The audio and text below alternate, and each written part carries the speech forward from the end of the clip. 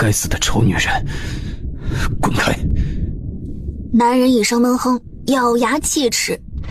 紧接着，一道闪电骤然亮起，叶南希睁开了双眼，借着闪电的亮光，微眯着双眼看向身下，一双漆黑的手正放在男人银白的胸前，还不确定地抓了一下。这黑爪子确实是自己的手。不对啊，我不是应该死了吗？难道说这地府还有特殊服务？还没等他想明白，疼痛感就把他拉回现实。我去，这是我能看的吗？拉眼睛，流氓啊！叶南希双膝向上提起，努力不让自己坐下去，却发现自己浑身燥热，需要更多的清凉。身为23世纪国家特战队首席军医的他，当然知道自己这是怎么了。你现在滚开，还能留你个全尸，否则定会将你碎尸万段。男人强忍着暴怒，一字一句的道。叶南希心里 MMP， 嘴上笑嘻嘻。合着我怎么着你都不会放过我了，那老娘还犹豫什么呀？这不上不下的卡在这儿也着实难受的紧，随即一狠心坐了下去。怎么着都是死，何不坐实了呢？真他妈疼！男人闷哼了一声，手被青筋抱起。我不会放过你的，你这个不要脸的女人！叶南希伸手抓了一下他的胸口。你才不要脸，你全家都不要脸！你看，你的身体比你诚实多了，吃亏的是我好不好？既然都已经这样了，你就老实点。男人目眦欲裂，叶南希捂上他的嘴。行了，别巴巴了，赶紧的。萧晨则无语，看着眼前这个在自己身上为所欲为的女人，一阵屈辱感涌上心头，却又不得不承受这一切，身体里又该死的隐隐有一丝欢愉。若不是不能动，他定要将这女人挫骨扬灰。良久，随着两人浓重的喘息声，压抑得以释放，而叶南希的脑袋也逐渐清明，恢复气力。看着眼前的男人，可能是刚才的动作羞愤，也可能是体力不好。叶南希更倾向于后者，反正他是不会承认是他把人气吐血晕过去的。他一边挪动仿佛不是自己的腿，一边吸着凉气。果然，出来混，迟早都要还的。夜间的风还是有些凉的，叶南希赶紧拽过一旁男人绛紫色的衣袍披在身上。没办法，他的外衫已经成了一堆破布，没法穿了。大兄弟啊，姐姐借你件衣服穿穿，日后有机会定会还你件更好的。一边穿还不忘给人家画大饼。男人外袍被彻底扯下，被半遮半掩的身体也彻底暴露在叶南希眼前。这也太不科学了，有这么的吗？叶南希伸出手掌在空中比划了一下，又猛地收回。想着他自己的亲身体会，他又信了。有，这不摆在眼前了吗？赶紧拽过一旁的李盖住，他怕再看要长针眼了。不过这身材还是很有看头嘛，这腹肌不多不少，刚好6块。刚才他也没少摸，手感不错。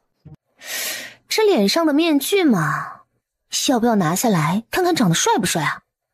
哎，算了，还是不看了，还是做陌生人的好，以免日后麻烦。他已经接受了已经穿越的事实，也明白这不是地府，更不是梦境，因为他刚才已经接收了原主的部分记忆，他已经是死过一次的人了。别管怎样，老天又给了他一次重开的机会，他定会珍惜。环顾四周，旁边是一个天然温泉，看来这个男人是来享受来了。还真是不巧碰到了原主。哎，这倒霉孩子。赶紧脱了外袍进了汤池。啊，舒服。匆忙洗刷一下自己，赶紧起身，打算趁男人还没醒抓紧走人。路过男人身旁时，还是没忍心一走了之。看男人的样子，应该是中毒了。他俯身按上男人的脉搏，果然是个短命鬼。虽然毒很棘手，不过对他来说也不是不能解。只不过时间太长，不适合线下的情况。叶南希拔下头上的银簪，朝着男人身上的几处大穴扎去，又撕下男人里衣处的白布，写下一个暂时压制缓解毒发的药方。姐就只能帮你到这儿了，就算你给姐当解药的报酬了，这药方能保你3年之内死不了，剩下的就看你的造化了。说罢，他把药方塞进了男人手里，转身就向另一边的山下走去。另一边的清风由于迟迟未等到主子发信号叫他上去接应，不免担心，便上来看看。主子，这是怎么回事？好好的，主子的衣服怎么破烂不堪，衣不蔽体，肩膀上还有一处新鲜的牙印，这是被人非礼了吗？不行，不能让主子醒来看到自己这个样子。他赶紧拿过身后包袱里备用的衣衫给主子套上，将穿好里衣，主子就悠悠转醒过来。主子，你醒了，你有没有哪里难受？无事。真的没事吗？因为中毒的原因，主子时常会忘记一些无关紧要的事。没事就好，主子，我们下山吧。萧晨则活动了一下身体，发现这次毒发后身体并没有虚弱无力。正当他要起身，发现手里攥着个东西，借着月光他打开了布条，看了眼上面的字，应该是个药方，不过这字真丑。山的另一边，正在往家走的叶南希突然打了一个大喷嚏，大概是着凉了，于是加快了回家的步伐，循着记忆中的方向，很快找到了山下的村庄。整个村子傍地而建，三面环山，依山傍水，环境优美，适合居住。姐姐，你终于回来了！还没等他想好怎么应对，就看见一个小丫头向他扑来。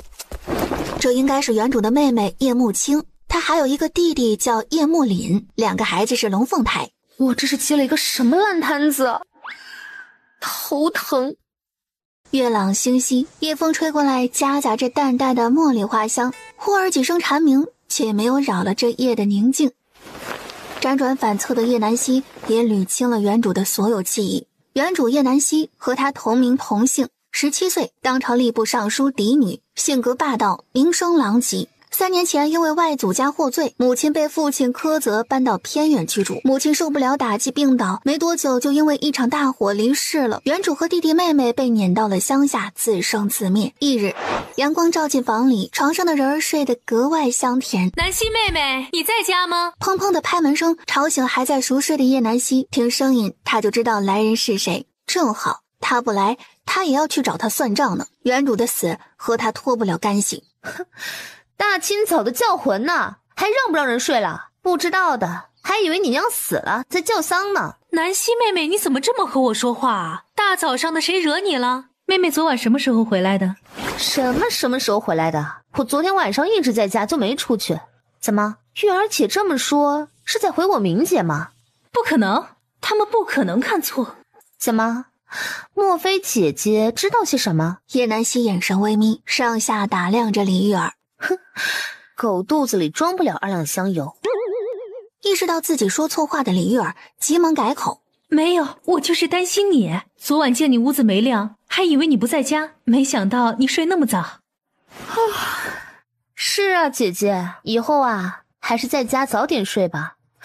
夜路走多了，碰见鬼可就不好了，你说是吧？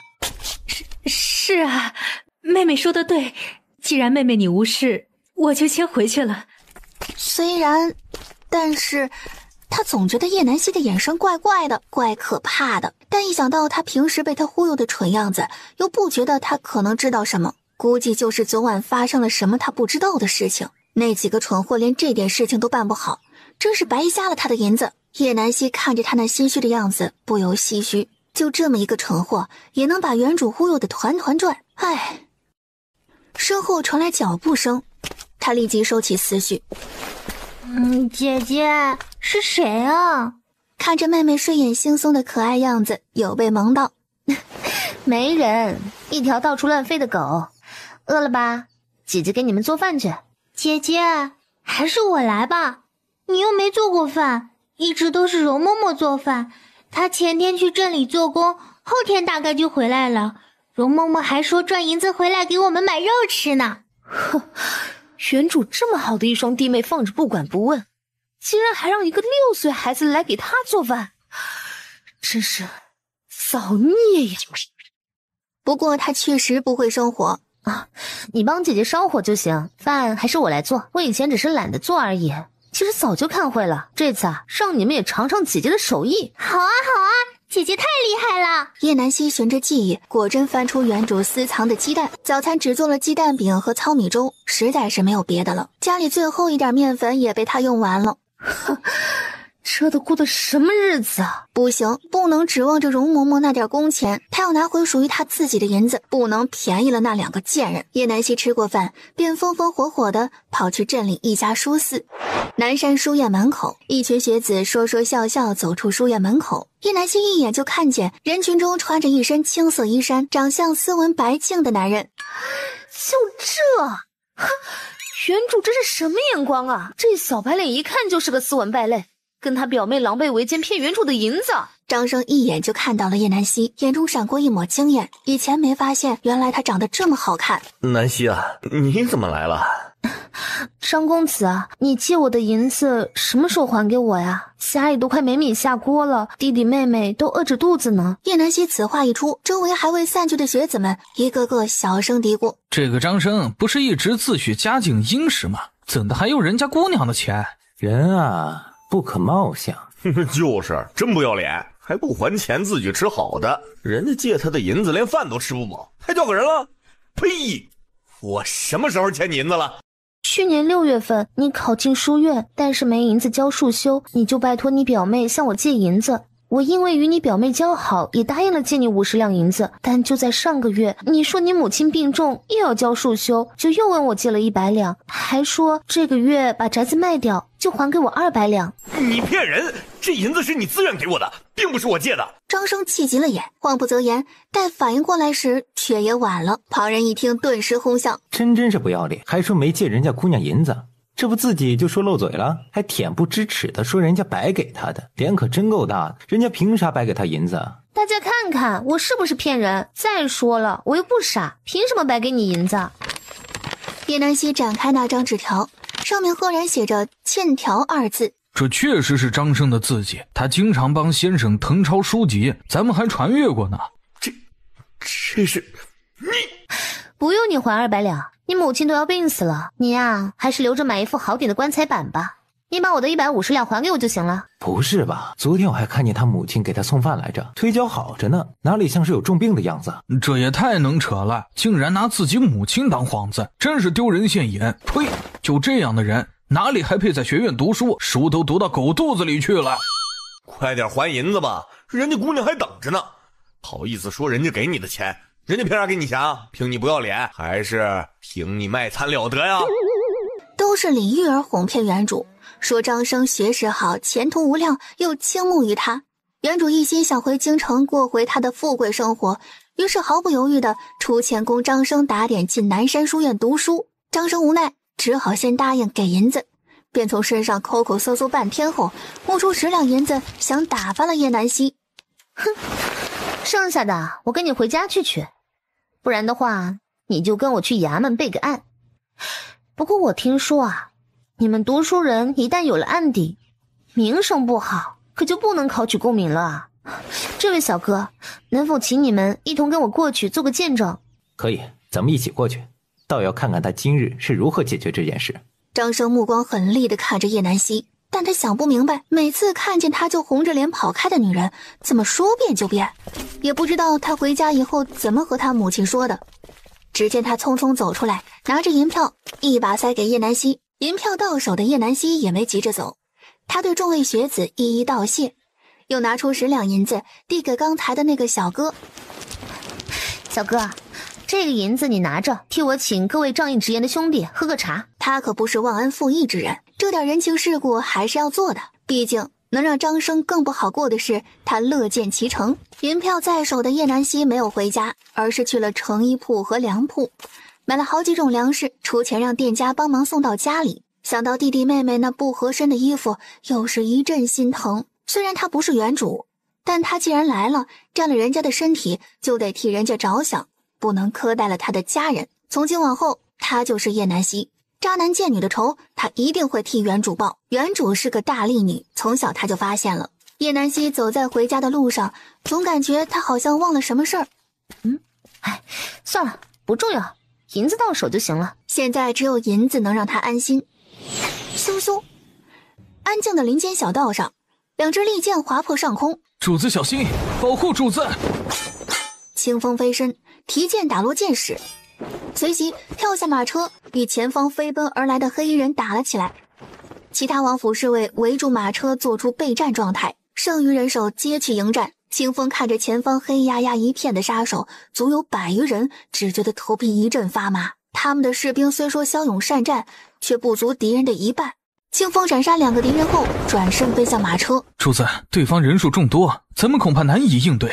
主子，我们留下拖住敌人，您驾车先行离开。萧晨泽正在转动佛珠的手一顿，眼神骤变，霎时窗帘飞起，手串线断，佛珠直冲黑衣人的眉心。3个还未靠近马车的黑衣人瞪着不可置信的眼睛，直直向后倒去。可惜了，主子不可，荀老交代过，毒未解之前不可动用内力，以免经脉逆行，毒素扩散。萧晨则恍若未听见一般，他一身月白锦袍立于车架之上，银质面具下一双狭长的眼睛里泛着森冷杀意，看着同伴惨死的黑衣人，硬着头皮蜂拥而至。躲在树丛后面的叶南希看着眼前的景象，不由啧舌。这面具他太熟悉不过了，这面具男不就是他的那个解药吗？一群黑人只见身着一袭白衣的男子背手而立，看不清他的表情，手起刀落间，衣袂翻飞，一朵朵红梅绽放在衣摆，平添一分妖冶。看着黑衣人一个接一个的倒地，叶南希拍了拍胸脯，还好那天跑得快，要不然又得再死一次。要不要帮帮他？看着解药男有点体力不支的感觉，随时可能倒下，这要是倒下，不就被扎成刺猬了？最终心软战胜了理智，他忙看向周围，有了。就算是礼尚往来了，而萧晨泽这边确实有些力不从心，强行压制体内乱窜的内力。看着面前如罗刹般的男人，剩下为数不多的黑衣人心生惧意。正在黑衣人进退两难之间，一个个绿色夹杂着白黄色带着汁水的杂草团向黑衣人身上砸去。汁水掉落的一瞬间，一股浓烈的异香弥漫开来。黑衣人一脸懵，什么味道？不好，捂住口鼻！还没等其他人反应过来怎么回事，只听到一阵异响传来。叶南希赶紧从树后面跑出来，对扶着萧晨泽的清风喊道：带着你家主子上马车，快跑！处于震惊中的清风缓过神来，意外的听信了眼前蒙面女子说的话，直觉告诉他此人没坏心。他忙对剩下的侍卫喊道：快撤！说完便扶着萧晨泽上了马车。远处已经传来阵阵嗡鸣声，清风意识到那是什么，大喊道：姑娘快上马车！叶南希也没墨迹，直接坐在了清风身旁。他可不敢进马车里，万一被认出来就糟了。在他们刚离开的一瞬，一群马蜂乌泱乌泱的飞了过来，黑衣人躲避不开，疯狂逃窜，惨叫声不绝于耳。清风回头望去，哈哈，活该，真解气！姑娘，你是怎么做到的？你是养蜂的吗？当他回过头来，身边却没了人影。人呢？刚才还在他身边的人怎么就突然不见了？此时的叶南希已经在回家的路上。清风停下马车，看着后面跟上来的侍卫问道：你们可曾看见那个蒙着脸的姑娘？没看到，她不是和您在一起的吗？清风无语，不管那么多了，他赶紧进去马车看萧晨泽的情况。主子，你胳膊受伤了？无事。萧晨泽靠着车壁，脸色惨白。清风忙拿出马车暗格的药箱，撕开萧晨泽的衣袖，胳膊上的伤口血肉翻飞，幸好没伤到骨头，只是这伤口处却隐隐发黑。不好，这刀上抹了毒药。下一刻，萧晨泽胸口一闷，嘴角吐出一口鲜血，晕了过去。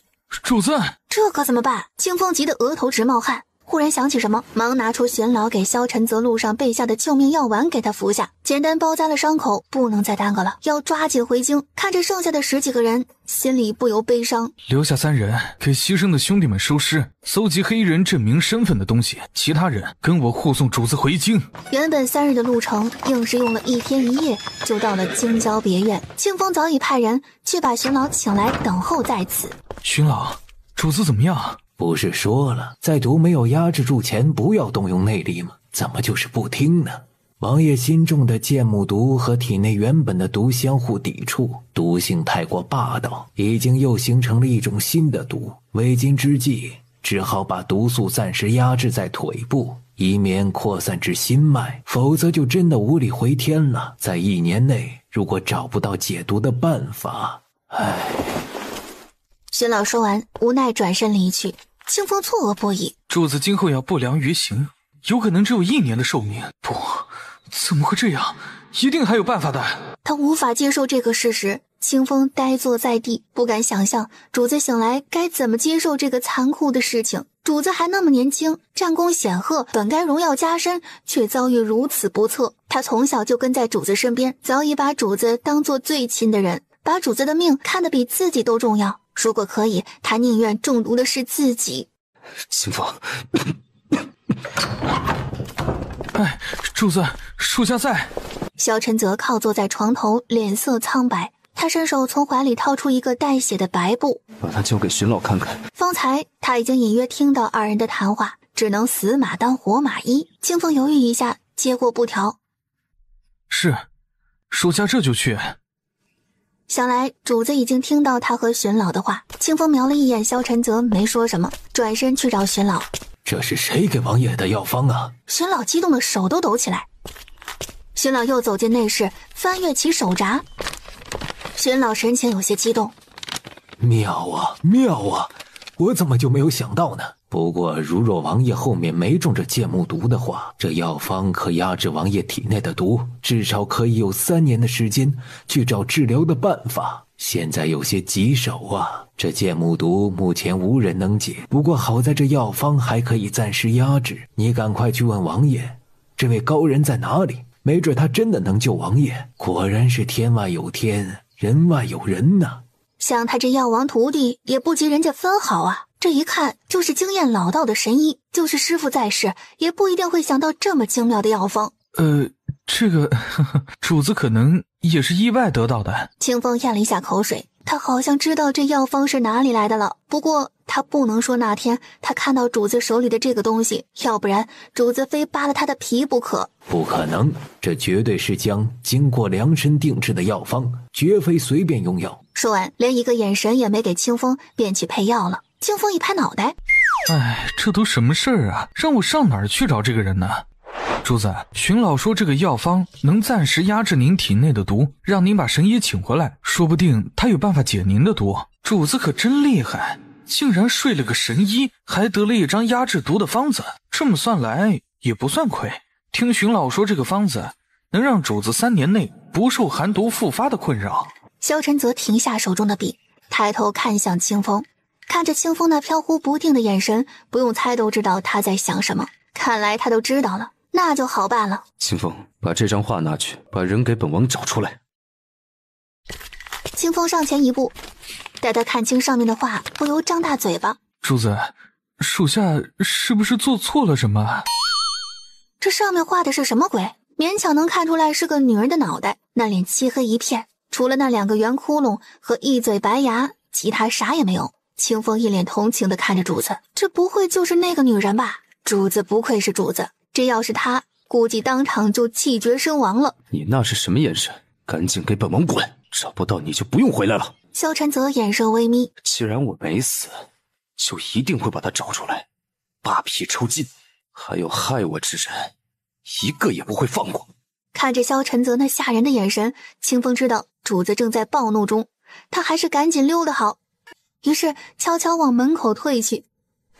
忽的疾风呼过，一本书精准无误地砸在清风的腚上。清风连滚带爬地跑出门外，看了看手里的那张画，于是清风踏上了这千里寻鬼路。与此同时，千里之外的那个鬼叶南希正在上演速度与激情，他逃他追，他插翅难飞。你以为是如此？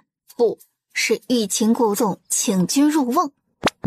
叶南希看着眼前的3个壮汉，确定就是害女主跌落山坡的3个人，果然够丑。忽然瞥见不远处大树后露出的衣角，他轻蔑一笑，这一下凑齐了，可以一锅端了。今天他准备再次上山采点草药以备不时之需，就看见一个鬼鬼祟祟的身影一直跟着他，看他在这里一直没走，就回去通风报信。李玉儿这个蠢货都没看出来他是故意在这里等他们呢。他就知道张生和李玉儿不会善罢甘休，毕竟吃了一个哑巴亏。但他叶南希可不是原主那么好欺负的。叶南希装作气喘吁吁道：三位大哥，别追了，我跑不动了，你们到底想怎么样啊？你说呢，大妹子？拿人钱财替人消灾，你就别挣扎。你把我们伺候好了，说不定哥几个一高兴就放你一马。哈，他们是谁啊？给了你多少银子，我给你双倍。哎呦，这可不能说。自己想想，你得罪什么人了吗？不过嘛，这银子我们要，这人嘛，我们也得要。大哥们，我告诉你们一个我藏钱的地方，求你们放过我好不好？好啊，那你说吧。那你靠近点，我先告诉你。那大汉考虑了一下，于是便自信地走了过去。像他这样的小娘们儿，他能一个打10个。如果他敢耍花样，他就地给他办了。在那大汉上前的一瞬间，叶南希手臂向上一扬，大汉来不及躲避，就被糊了一脸的药粉，也吸入了不少。大汉伸手抹了一把脸，嘿嘿，你以为一把面粉就能？还没等他说完，就突然不动了。其他2人也上前附和，就是，真是好笑。可还没等笑2声就笑不出来了。呵呵，是吗？那就看谁能笑到最后。长得不美，想的倒是挺美。只见那3个大汉看着对方傻笑，上下其手，3人扑倒在地，嘴里喊着：美人儿，美人儿，来香一个。叶南希刚做出来的令人致幻的药，一小点儿就足以令人疯狂，便宜他们了。在那边看热闹的2个人见这几个大汉突然自己人欺负自己人，坐不住了，今天必须要把叶南希弄死，把他的钱拿到手。反正他们人这么多，对付他一个弱女子简直不要太轻松。突然冲了出来，对那3人道：你们在干嘛？还不快去把那个小贱人给办了，要不然我不会给你们银子的。那3人仿佛没听见一般。此时张生意识到不对劲，李玉儿还在那里叫唤，他一直就看叶南希不顺眼，嫉妒他长得比他好看，还笑想表哥。那天让他逃过一劫，今天说什么也不能让他逃了。哟，舍得出来了呀，那就一起吧。叶南希一把扯过李玉儿的衣领，从李玉儿的怀里掏出那天给他下过的合欢伞，一股脑儿的都倒进他的嘴里。李玉儿没想过他力气会这么大呀，根本挣脱不开。他知道那是什么东西，顿时惊慌不已。你放开我！行啊，放开你。说完就把他推进那3人的怀里，好好享受一下你自己的好东西吧。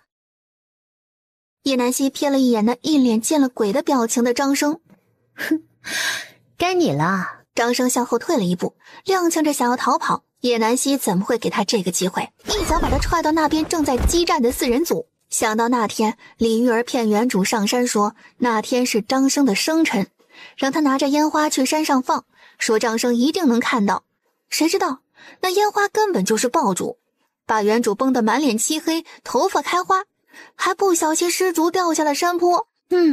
还是轻了，应该让李玉儿也掉一次山崖，不过她活着会更痛苦。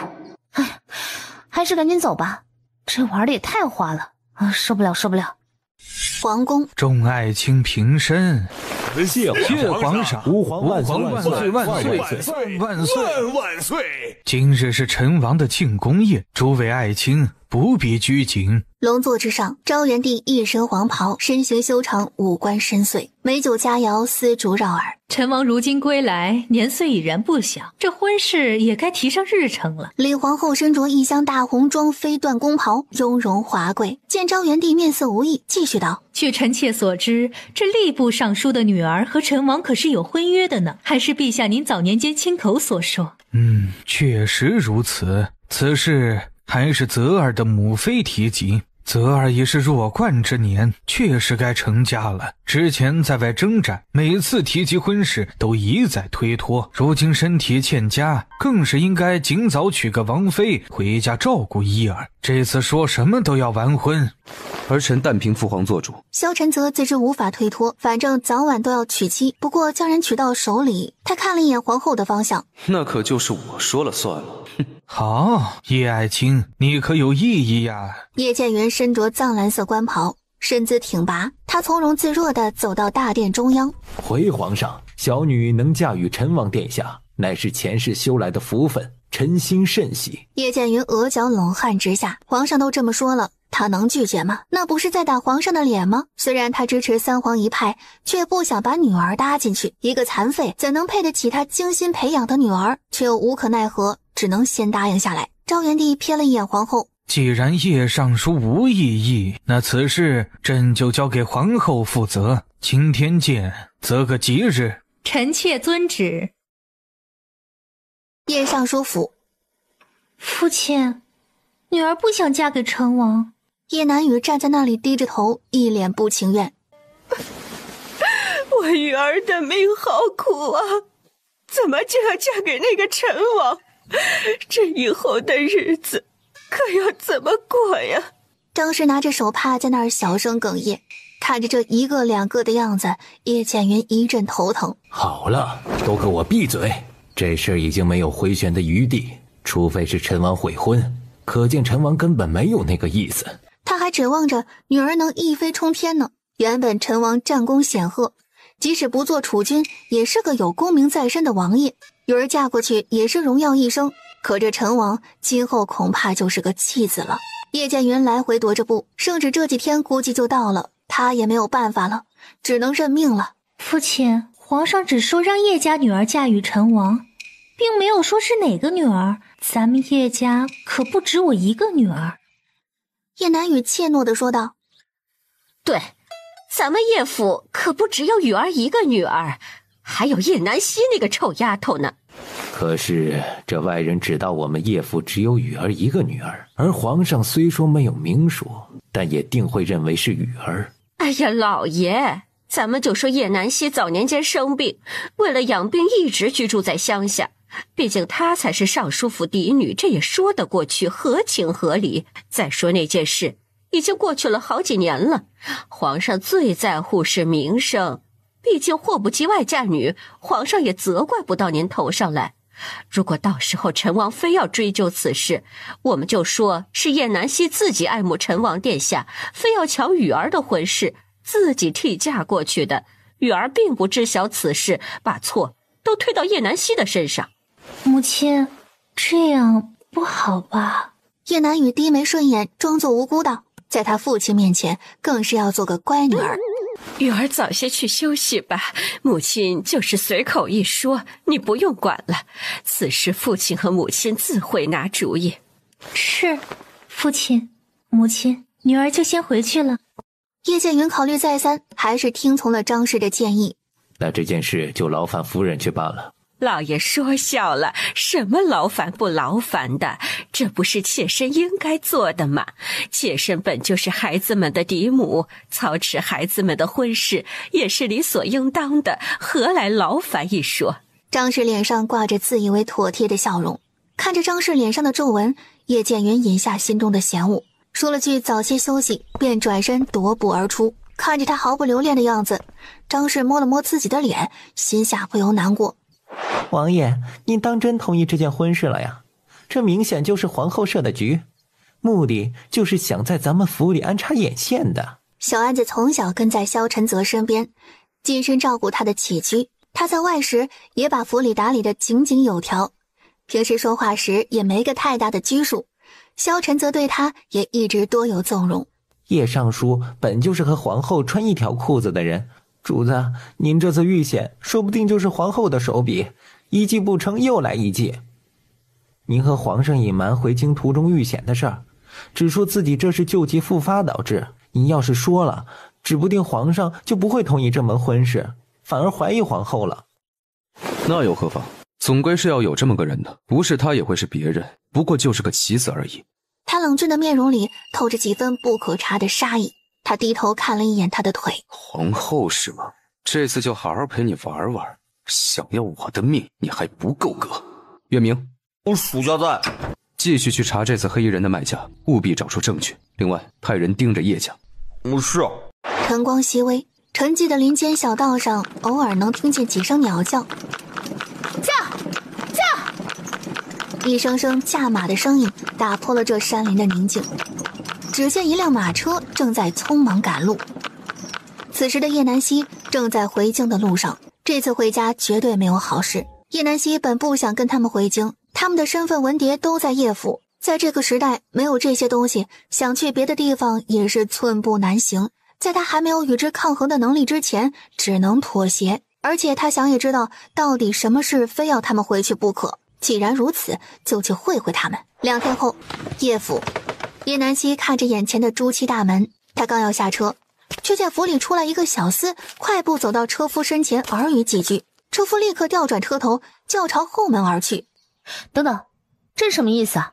为何不在这里下车？夫人说了，大小姐的院子离后门近，夫人体恤您赶路辛苦，特地让您从后门进去。哼，这么说我还要感谢他了。不过今天我还非要走这个正门不可，你去告诉他，不用他体谅。我正好欣赏一下这几年府里有什么变化。哼，刚回来就给我一个下马威，这是看我好欺负吗？还不快去！怎么，难道让我和大伙说说，这府里大小姐回家连正门都不能进了吗？门口小厮看他不好对付，赶忙进去汇报。岂有此理，他真这么说？看来这2年不见，这个臭丫头翅膀硬了。走，去会会这个野丫头。张氏怒不可遏地向大门口走去，他倒要看看叶南希能翻出什么花来。张氏扭着微胖的身子，身边跟着个褐色衣衫的老嬷嬷，满脸堆笑地走了过来。南希回来了呀，快进来。之前还想着让你从后门走能近一些，谁知你这孩子还不领情，倒显得母亲不知礼数了。姨娘说笑了，母亲怎么会不知礼数呢？我母亲那可是大户人家出身，怎能和那小门小户相比？再说母亲已经不在人世了，姨娘又何必提起呢？门口看热闹的人议论起来，听说这尚书府夫人之前就是个姨娘，主母去世，姨娘上位，好手段。可不就是，现在还为难起人家嫡出小姐了。果这姨娘就是姨娘，上不得台面。虽是小声交谈，可还是隐约传进张氏的耳朵。他此生最恨别人提起他当过姨娘，是姨娘上位。他忍住怒火，给房门小厮使了个眼色，小厮立马心领神会。去，都散了吧！这尚书府的事可不是你们谁都能议论的，小心你们的舌头。这时，一直站在张氏身后的吴嬷嬷抬头对叶南希不屑地说道：“大小姐多年不在家，可能有所不知，夫人2年前就被老爷抬为尚书府的夫人了。”啊！一声脆响，叶南希揉了揉手腕，哈，果然够厚。吴嬷嬷老脸一红，也不知道是被打红的还是羞红的。她指着叶南希：“你竟敢打我！”她一直是张氏身边说得上话的人，从张氏做夫人起，就没人给过她脸色，更别说打她了。怎么还打不得你啊？你以为你也是夫人呢？这有你说话的位置吗？我让你说话了吗？叶南希晃了晃手腕，哼，果然还是打得轻了，一会儿非得找个由头再来一下。吴嬷嬷被气得哑口无言，看向张氏，希望他能替他出头。还是说姨娘你就是这么管教下人的？哦不，现在不应该叫姨娘了。不过一直叫习惯了，一时间改不过来，姨娘不会介意吧？以前姨娘对我可好了呢，这点小要求想必姨娘一定会答应的，你说是吧，姨娘？张氏恨不得撕烂他这张可恶的嘴脸，想到还有求于他，不得不打碎牙往肚子里咽，一笑肉不笑地说：“当然不会，南希想怎么叫便怎么叫。”那可真是谢谢姨娘了呢。对了，我帮姨娘管教了下人，姨娘也不用谢我，就当是礼尚往来了。想来姨娘以前做小妾习惯了，身边尽是这些上不得台面的下人，不懂规矩。叶南希才不管张氏什么脸色呢，他这么挑衅他，他都没有发难，看来是有大事求他，所图不小啊。张氏一听这话，差点没气晕过去。你半天都没捯饬上这口气来。吴嬷嬷赶紧上前帮张氏顺气，好不容易顺过一口气，啪，又是一个大逼斗。看你给姨娘气的都喘不上气来了。姨娘放心，我替你出气了。真是的，长这么厚的脸皮干什么？打得他手疼。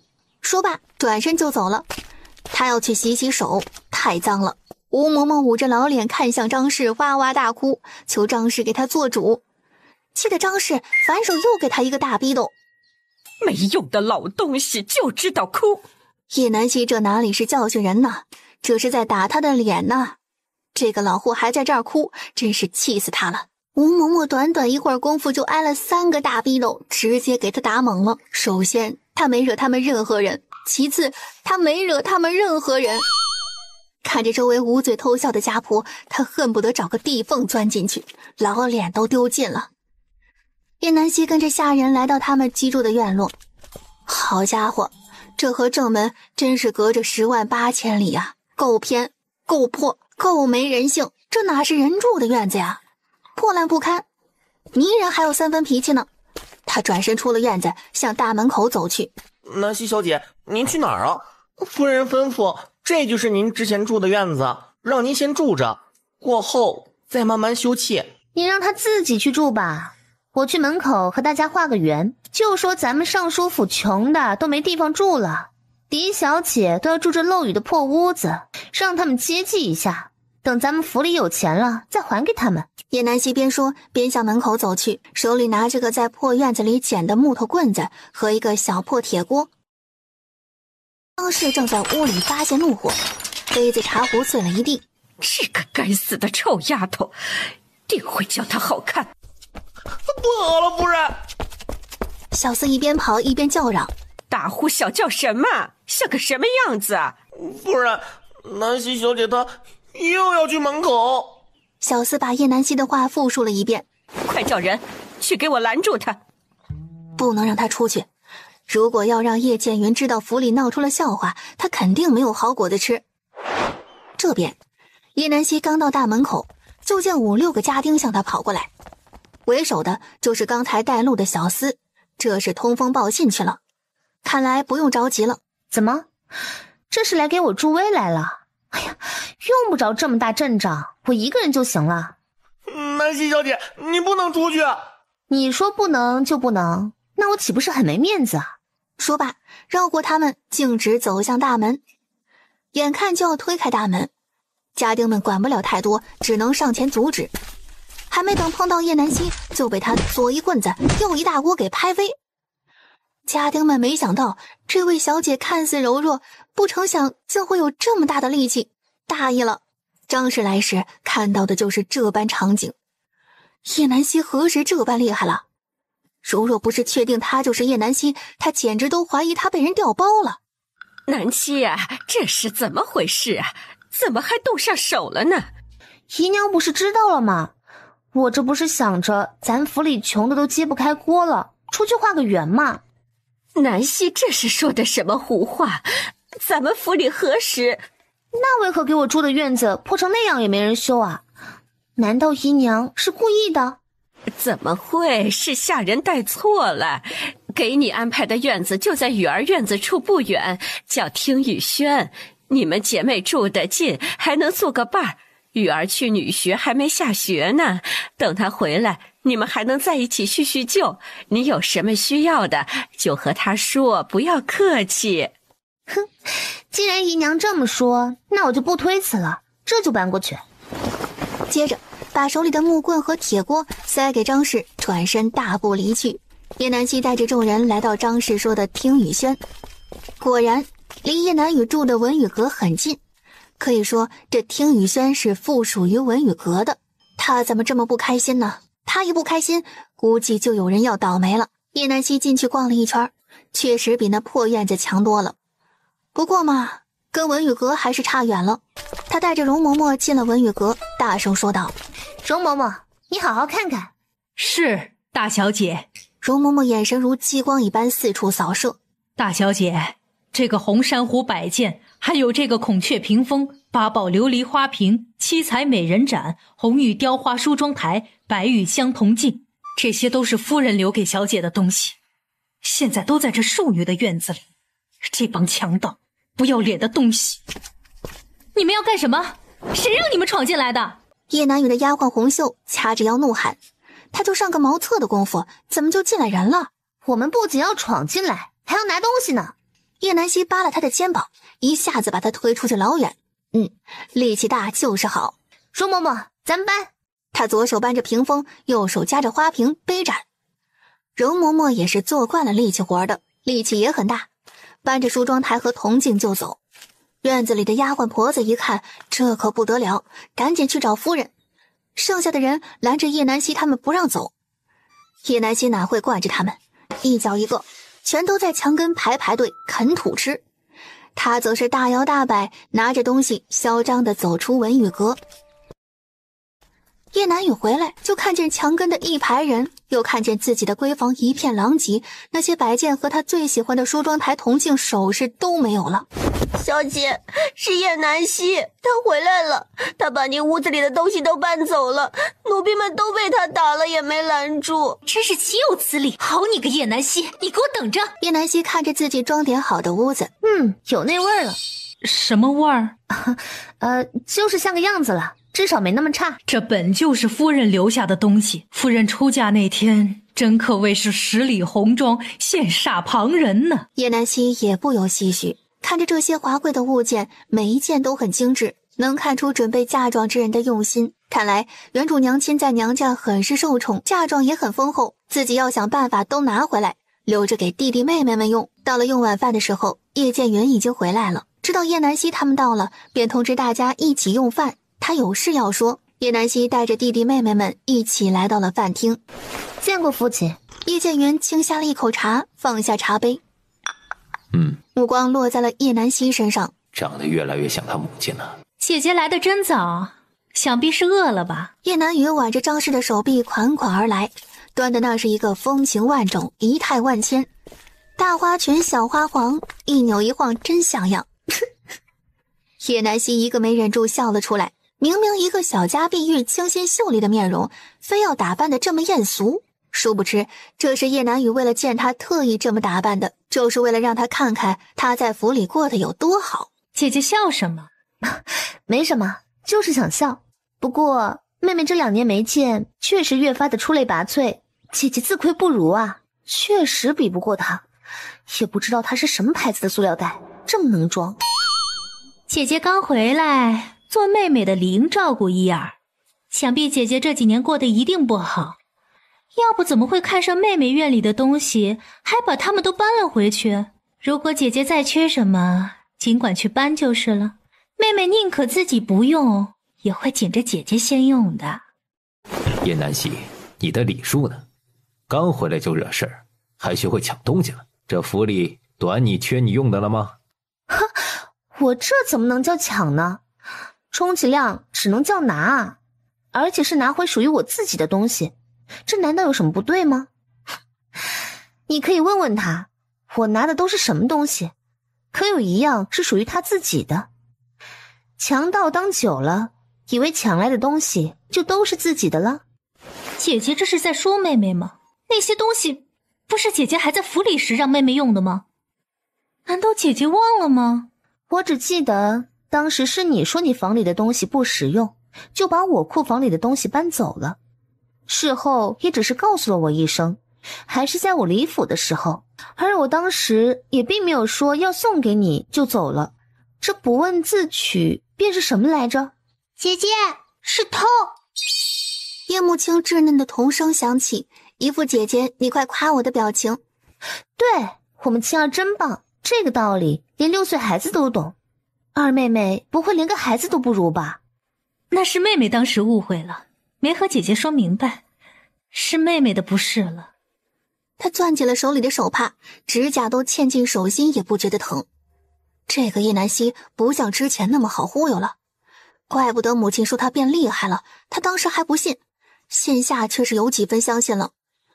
不过那又怎么样，还不是要乖乖受他们摆布。你一句不是就完事儿了，那我的东西你用了这么久，怎么着都得有折旧费吧？哎呦，都是自家姐妹，什么你的我的，都是一家人，不说见外的话，您说是不是啊，老爷？哼，有什么可吵的？既然人到齐了，就用饭吧。饭后都先别走。说完，不悦地瞥了一眼叶南雨。叶南雨感受到了叶剑云对他的不满，心虚地低下了头。叶南希翻了个白眼，哼，这心眼子都偏到太平洋了，到了叶南雨这就一句话带过，我就是不知礼数了。饭后，叶剑云执起桌案上的一盏茶，轻轻撇去浮沫，对一旁的管家吩咐道：“去把圣旨请出来。”叶南希都无语了，这谱摆的还没完没了了呢，赶紧说正事。说完，他还要回去补眠呢。这几天一路颠簸都没睡好。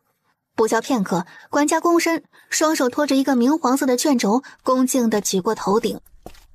叶剑云净手后，双手拿过圣旨打开。南希，你过来一下。叶南希不明所以，这是什么意思啊？感情这圣旨和自己有关系？这是赐婚圣旨。等等，你不会想说这赐婚对象是我吧？你也不用一脸的不情愿，这可是天大的好事儿，能嫁给陈王殿下，那是你的福气。陈王？那不是妹妹的未婚夫吗？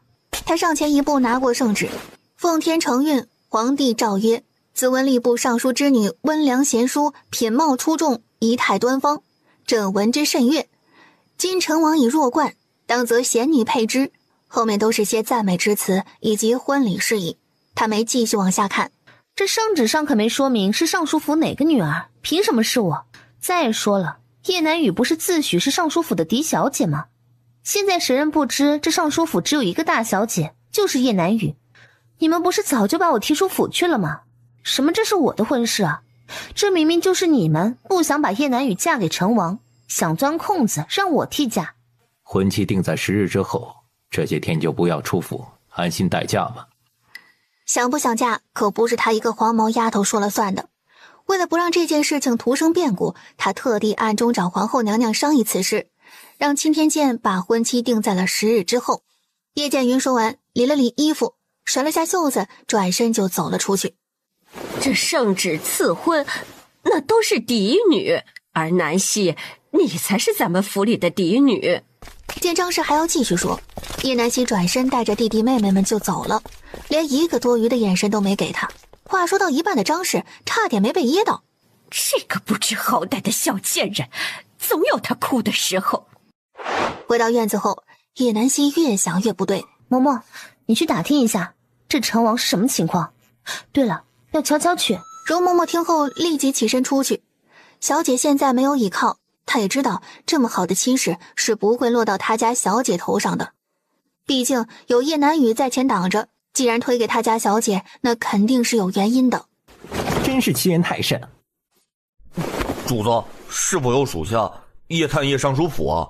最近他查探到上次袭击主子的黑衣人就是江湖第一杀手组织雪影楼的人，发现和他们有过接触的就是吏部尚书叶剑云，但是没有实质性的证据。不用，你继续盯着雪影楼，找出他们楼主的踪迹，是时候清理一下蛀虫。是，属下领命。说完急匆匆踱步而去。小安子，把那个药给本王拿过来。萧晨则望向窗外，夜黑风高，很适合。哪个？王爷不是刚用过药，我记错了？萧晨则一个眼刀飞过来，吓得小安子一哆嗦。难道是那个？就是那个。王爷不可，那个药不到万不得已不能使用。用药服用过后，可短时间让双腿恢复，可1个时辰过后就会失效，并消耗大量体力，耗损心神，需卧床数日，对王爷的身体极为不利。去拿。听到萧晨则铁了心要用，小安子只好去身后架子的暗格里将药拿出来，犹犹豫豫地递给萧晨则。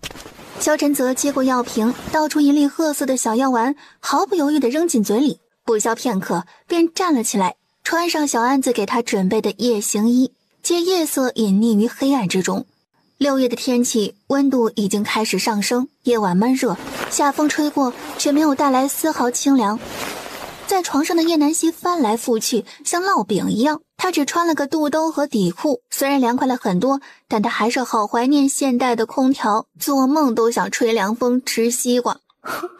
我才26岁，还没有谈过恋爱呢，我也想要甜甜的恋爱啊，扎心啊！虽然刚传过来就发生了不可描述的事情，现在又要嫁给一个陌生人，渐渐的困意席卷而来。叶南希看见了家里的冰箱，太好了！他急忙奔向前去，想先拿一瓶冰镇饮料解解渴。由于跑得太快，不小心撞到了冰箱上，眼看冰箱砸到他的身上，砰的一声，这也太沉了，谁来救救他？叶南希被压得喘不过气了，猛然睁开了双眼。这月亮挺圆的，星星也挺亮的，这窟窿也挺大的。我靠，什么情况？这屋顶怎么漏了？这个张姨娘果然没安好心。不对，她感受了一下身上的重量，看了过去，一个黑不隆咚的不明物种正趴在她身上，温热的气息喷洒在她的耳边。得，还是个喘气的。借着月光，她扭头看向身侧，男人纤长浓密的睫毛留下一片阴影，在昏暗之中若隐若现，光着眼睛就秒杀众人。鉴定完毕，是他的菜。这大半夜的，天上掉下个蒙面美男，难道老天爷听见他的心声，要给他来一场甜甜的恋爱？不过这方式嘛，够直接，他喜欢。下一步该怎么办呢？他是不是会掐我的脖子，让我不要出声？是不是也像我上次一样，中了药，需要人来当解药？这是有因必有果，报应来找我啊！不过他可以躺平，你不用怕，我不出声，来吧。萧晨则刚从这短暂的发懵中清醒过来，就听到这样一句话，瞬间被雷得外焦里嫩。该怕的不应该是他吗？萧晨则怕个锤子！你不难受吗？需不需要我帮你解决一下？叶南希决定还是帮他一把，他也只是过过嘴瘾，真让他自己上他就怂了。他可不想耽误了人家美男，解个春毒对他来说不难。随后便开始在自己身上翻找他之前别在衣服上的绣花针。看着叶南希要宽衣解带的模样，萧晨则嘴角一阵疯狂抽搐，再拖就没了。他拧过头去不看，他怕再看下去要流鼻血。住手！这个女人把他当成什么人了？他应该没来错地方啊！意识到自己只穿着内衣的叶南希赶忙去拿放在一旁的衣服，却没太听清男人说了什么，只听见一个手字。手？他惊得瞬间张大了嘴巴。不是吧，这大兄弟人还是有点底线在的，竟没有直接来硬的。叶南希从男人的腹肌处一路向下看去，又看了看自己的手，摇摇头。我不用手也可以帮你解决，不过前提是你别压着我的衣服，好歹让我把衣服穿上啊。叶南希伸手把他扒拉到一边，拽过他的衣服赶忙穿上。看得大兄弟不敢看他的眼神就能看出来他多少有点变态。他也不知道这大半夜会来人呢。萧晨则差点被他气吐血，亏他想得出来，这个不知羞耻的女人，她这是掉进了盘丝洞吗？他从未见过如此厚颜无耻的女人，不对，是除了那个乌漆抹黑的女人之外。他吸着气，忍着左腿的剧痛爬了起来，盘坐在床上，打算调理好气息赶紧走人。就见叶南希拿着绣花针向他扎来。你在干什么？当然是帮你啊。不，我没事儿，只是腿受伤了，不需要扎针。原来是误会啊，不好意思啊，我还以为你……叶南希收起了他那满脑子的黄色废料，尴尬的都要用脚趾抠出3室一厅了。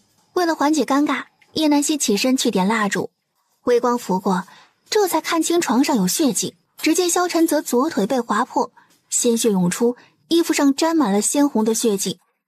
不过刚才屋里太黑，他又穿的黑色衣服，一时没有发现。那个大兄弟啊，这就是你的不对了，你要是早点说，我也不至于想多了。萧晨则也深知不是这个女人的错，是自己唐突了人家，脸色一阵红一阵白，一时不知道说什么。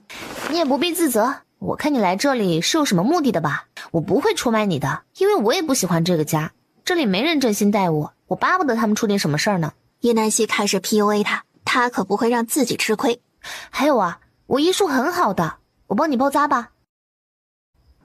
说完，找出他自己特制的金疮药，就要给萧晨泽包扎。由于没有纱布在手，他想了想，只好去柜子里拿出他的白色棉布肚兜。你放心，这个我没穿过，而且是洗过的，很干净，现在没有别的了，你将就用吧。萧晨泽无语了，他他没见过哪个女儿家是像他这样的，这么的不拘小节。他拿过金疮药撒在伤口上，正想扯下自己的一块衣服用来包扎，就见叶南希过来，直接把他手里的那块布敷在他的伤口上。你身上的衣服已经脏了，用来包扎伤口会感染的。看着叶南希动作飞快地替他包扎着伤口，他猫着腰对着自己身下的腿，表情认真。随着他绕腿包扎的动作，衣领处若隐若现一片莹白。萧晨泽飞快移开目光，生怕被他看见。哼，大功告成，还挺好看的。萧晨泽目光移向他的左腿，只见上面一个绣着兰花图案的肚兜绑在伤口处，还用绑带打了个蝴蝶结，就挺意外的。是不是很符合你的气质啊？不用谢。萧晨泽无语，他踉跄起身，一瘸一拐地走到窗口，打算出去。多谢。正要开窗时，一只嫩白的小手伸到他面前，萧晨泽一脸不解地看向手的主人。看着男人那疑惑的目光，叶南希翻了翻白眼。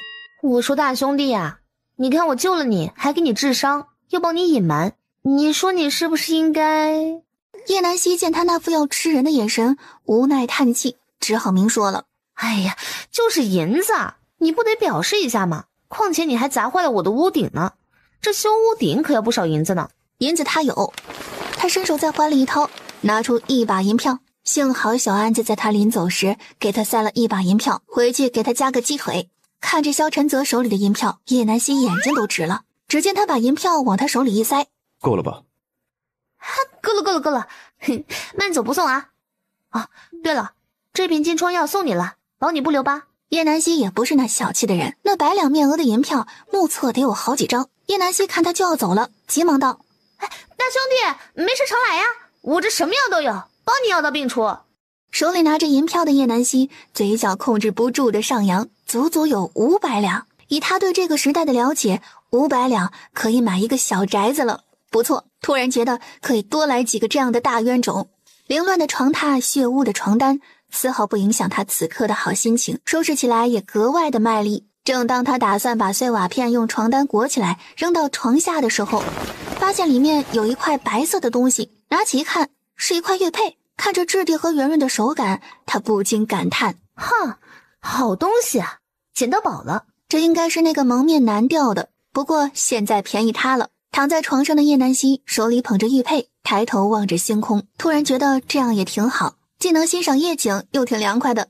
萧晨泽一路狂奔，回到王府，今天也不算白跑一趟，至少知道了叶剑云的书房果真有猫腻。他本来已经进去准备去找机关，却不想叶剑云突然回到书房，他不得已从后窗跳出，为了不惊动巡逻的家丁，只好先到别的院子躲避，却因为腿偶尔施力不受控制，不小心踩空瓦片掉了下去，还被瓦片划伤了腿。王爷，您可算回来了，奴才都担心死了。王爷，您这是受伤了？他有些不确定，因为这东西也不像是包扎伤口用的呀，更有点像，他不敢说，他怕挨揍。难道王爷去了那种地方？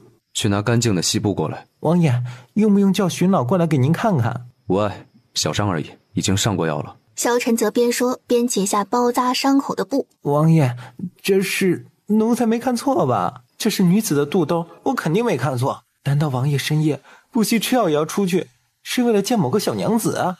王爷这是开窍了，太好了，我是不是就要有小主子了？瞧着小安子那神游天外的表情，他也懒得解释，把这个拿去扔了。小安子刚要接过，只见萧晨泽又收回了手。算了，你去打盆清水进来。小安子松了口气，赶忙打好水端到屋子里，转身悄声出去，还不忘把门带上，然后捂嘴偷笑。原来我们王爷还有这样一面呢。屋内的萧晨泽一脸难为情地站在水盆旁边，闭着眼睛清洗好肚兜，挂在了屏风上，不再看他。第二天，叶南希神清气爽地在院子里做着拉伸动作，听着容嬷嬷讲他打听到的事。什么？是个瘸子，还是2条腿都不行的那种，也不知道第3条腿还行不行。叶南希摇摇头，我在想什么呢？哎呀，行不行的跟我有什么关系啊？老奴还打听到陈王他好像哪儿也不行，而且传言好像要命不久矣，也不知道是不是真的。听说陈王自从受伤以后就脾气暴虐，性格极差。哦，这样啊。瘸子不能人道，命不久矣，还是个王爷，家大业大，这是好事啊！嫁过去就守寡，不仅能继承家业，还能混个头衔，更能摆脱叶家。她可以嫁。哼，太好了，我嫁，我这就找张氏算账去。哦，不是商讨嫁妆去。叶南希风风火火的就出了院门，留下容嬷嬷呆愣在原地，一度怀疑她可能听错了。小姐，等等我，你听我说。容嬷嬷一路小跑去追叶南希。姨娘，你在吗？叶南希趴在张氏院门口大声叫道。张氏正在喝汤，突然被叶南希这一声吼给呛到了。这个死丫头，大早上的就给我添堵！叶南希可不管那些，也不等张氏叫他进来，他就自顾自地进了屋子，坐在张氏的对面，拿起一盅还没用的瑶柱鸡丝粥就喝了起来。味道一般啊，有点腥。南希大清早的过来有何事啊？也没什么事儿，就是来找姨娘商议一下嫁妆的事儿。看来他这是同意这门婚事了呀，只要不闹就成，这不是也挺好拿捏的吗？嫁妆都已经准备好了，南希只管安心待嫁便是，咱们尚书府是不会亏待你的。哦，咱们府里又给我准备了一份嫁妆啊，那感情好，把嫁妆单子拿来我看看，姨娘应该没意见吧？没有，怎么会呢？吴嬷嬷，你去取过来给南希过目。张氏心中大闷儿，什么叫又？难道他还有别的嫁妆？张氏还没从刚才的事情中回过神来，嫁妆单子就被取了回来。这都是姨娘精心给你准备的，都是按照嫡女的嫁妆台数，只多不少。叶南希打开一看，都气笑了。什么衣服、被褥、鞋袜、屏风、床榻，没一件值钱的东西，估计都是库房里积压的旧物，冲台面倒是够了，真拿它当250呢。我俏丽吗？南希当然是个美人了，要不然怎会入得了皇家的眼？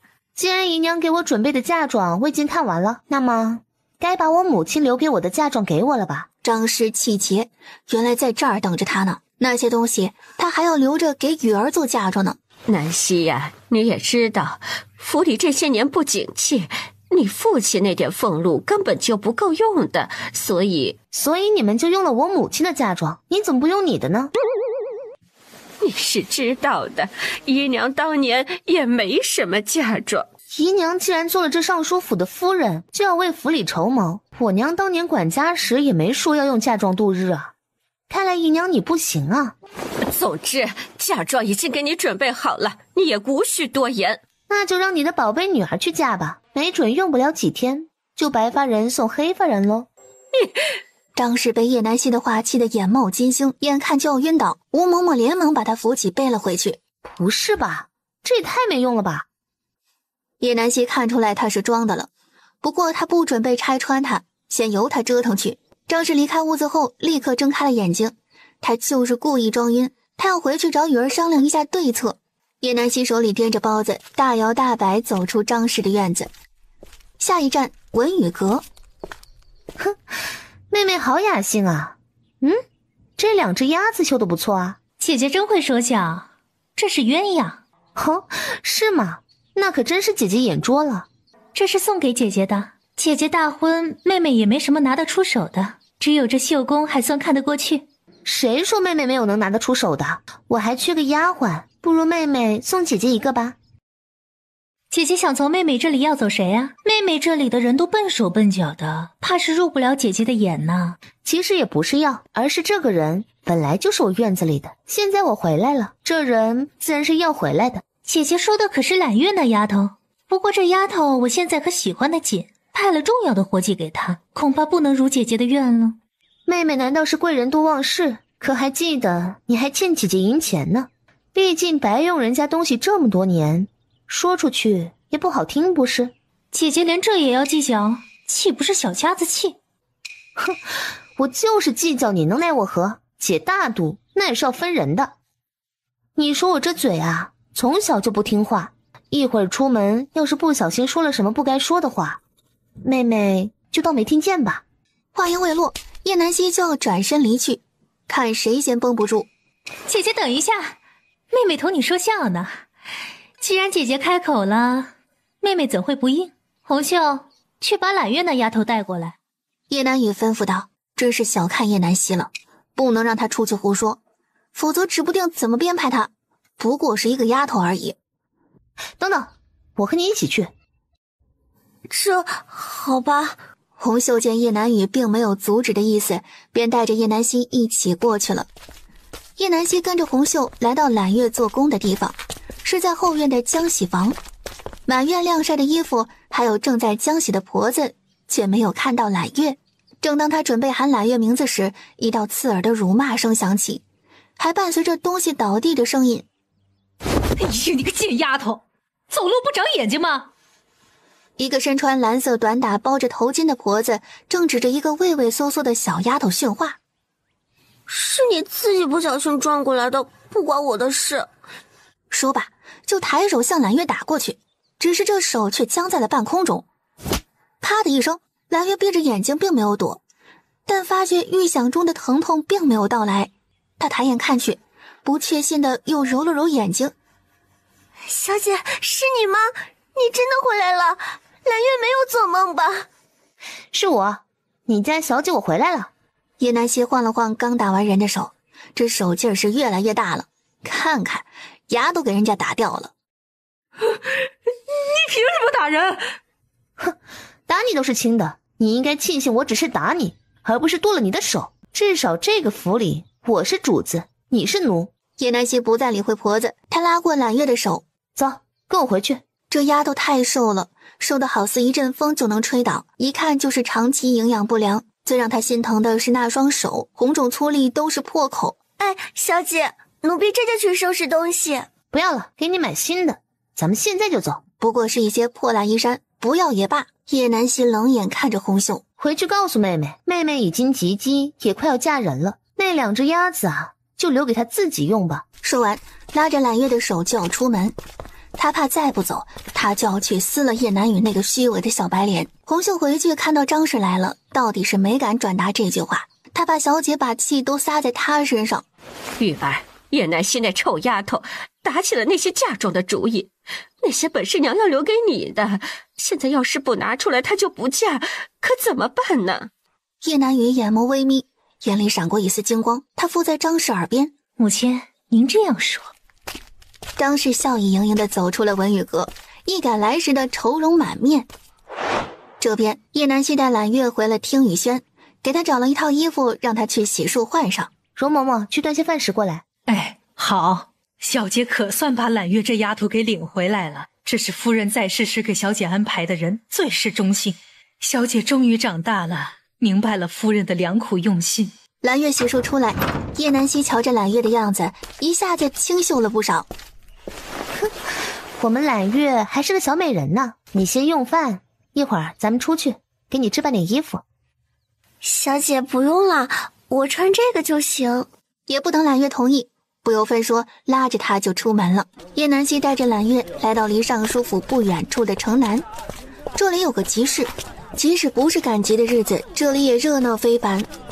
街上商贩吆喝，百姓生活富足，一片热闹景象。叶南希先去带揽月买了几身衣裳，又给弟弟妹妹和容嬷嬷买了几件换洗的衣服。回去的路上，碰到一群人围在路边指指点点。叶南希见状，领着揽月也想挤进去看看。哎，这要的也太多了，谁能买啊？再说这长相也一般。姑娘，要不你就少要点儿，兴许就会有哪个富贵人家买你回去了。只见一个穿着灰色麻布短打，梳着一个麻花辫，圆圆的脸盘，身材有些壮硕的姑娘跪在地上，身前有张白布，写着卖身葬母，要价20两银子。众人都认为要的太多了，劝她要少点，那姑娘却并没有改变主意，依旧跪在那里，低着头一动不动。真是个倔强的丫头。叶南希摸了摸自己刚鼓起的荷包，还没捂热乎呢。唉，又要损失20两了。也不是她圣母，而是这个姑娘有种韧劲儿，她身边也确实缺人手。啊，20两给你，你先去给你母亲买个好点的棺材，赶紧下葬吧。如梦猛地抬起头，不敢相信这是真的。她才刚来，就有人把她买下了，而且是个年轻的姑娘。她拿过银子，认真说道：“谢谢姑娘，请问姑娘尊姓大名，家住在哪里？”我叫叶南希，住在叶尚书府。这钱你先拿去用，我不用你非卖身为奴给我。叶南希并没有趁人之危，且看这个姑娘会怎么办。如果来找她，这姑娘必是一个懂得感恩的人，不会背叛她。拿20两银子换来忠心的人很值得，如若不来也没关系，是她自己眼拙，怪不得别人。谢谢姑娘。如梦再次拜谢了叶南希，随后推着身后的板车走了。看着消失在街尾的如梦，揽月不解道：小姐，您为什么要帮他呀？也没有欠下卖身契，万一他不会来呢？这银子岂不是白花了？不会，我相信他。走吧，我们还得去趟药铺呢。看着叶南希在药铺熟练地报着要买的药材名，蓝月大吃一惊。小姐，您什么时候还会医术了？哦，在乡下去山里时碰到一个老神医，他看我天赋异禀，就收我为徒了。你家小姐我厉害吧？迟早身边的人都会知道他会医术这件事，所以他提前想好了理由，信不信就随他们去吧。还得想个办法弄一副银针，只是这药铺都没有卖的。叶南希还在想去哪里找银针，刚迈进府里大门，便看见张氏火急火燎地向他走过来，人还没到地方就先喊了起来：南希呀，你可算回来了，府里出大事了。这张氏又要搞什么幺蛾子？从他回来才几天的时间，他就没消停过。姨娘，怎么了？是你家双亲辞世了？要不你怎么这么着急呢？你这个……张氏指着叶南希，气得半天都没有说出话来，还是吴嬷嬷给他使眼色，他才稳下来，先不和这个死丫头计较，还有正事没办呢。你这孩子，这话可不能乱说，是咱们府里的事儿。你不是说要你娘的嫁妆吗？姨娘思来想去，还是打算拿给你。虽然用了一部分，但大多数还是在的。本来打算去库房整理一下，结果你猜怎么着？哎呀，这库房不知何时竟然被盗了。哎呦，哼，演。接着演，花花肠子可真多。没关系，姨娘，我有办法。今天太晚了，你先回去休息，把心放在肚子里。啊，你能有什么办法？叶南希嫣然一笑，并没回答。对了，姨娘，我的屋顶漏了，记得叫人来修啊。说完，带着揽月直接越过张氏扬长而去。张氏一愣，屋顶？夜晚，张氏的右眼皮子一直在跳。他心里更是不安，夜里噩梦连连，索性起了个大早。正当他准备睡个回笼觉的时候，管家突然急匆匆地跑过来：夫人，不好了，大理寺来人，说是来办案的。办案？办什么案呢？叶建元还没回来，容不得他多想，他不得不赶紧过去。叶夫人，在下大理寺丞李燕，大理寺接到贵府的报案，特来此询问。报案？我们尚书府并没有报案呢，李大人是不是搞错了？是我，姨娘不是说家里库房被盗，我娘的嫁妆都没了吗？想着姨娘太过操心，操劳过度，我就想着替姨娘分担一些，今早就去大理寺报了案。本想着去衙门的，可转念一想，父亲可是朝廷重臣，就先行去了大理寺。没想到大理寺少卿王大人一听是尚书府的案子，二话不说就派人来了。姨娘一说是不是应该感谢一下王大人呢？叶南希不急不缓地说着，听得张氏额头冷汗直冒，手都止不住地打着哆嗦。东西哪里是被盗了，就在他院子的库房里呢。这要是一搜查，不就露馅了吗？这事都闹到大理寺了，真要是被搜查出来，明天满京城都得嚼他们尚书府的舌根子，大臣们都得看他家老爷子的笑话，叶剑云还不得扒了他的皮。哎呦，你瞧瞧这事儿闹的，怎么还报官了呢？本来没多大的事儿。南希呀，姨娘正想找你说这事儿呢，嫁妆找到了。上月初库房漏雨，许是怕弄坏了嫁妆，我又不在府里，管家呢就擅自做主，把东西挪到别的院子去了。姨娘把这事儿给忘了，又正巧管家这几天回老家不在府里，所以一时没想起来，还以为是被盗了呢。说来这事儿也怪姨娘太糊涂了，你说说你这孩子这么着急干什么？闹了笑话不是？姨娘没有嫁妆，当然体会不到这嫁妆丢了的心情。还好姨娘想起来了，要不然我还以为是姨娘私吞了我娘的嫁妆，不想给我呢，差点让人看了笑话。你说是吧，姨娘？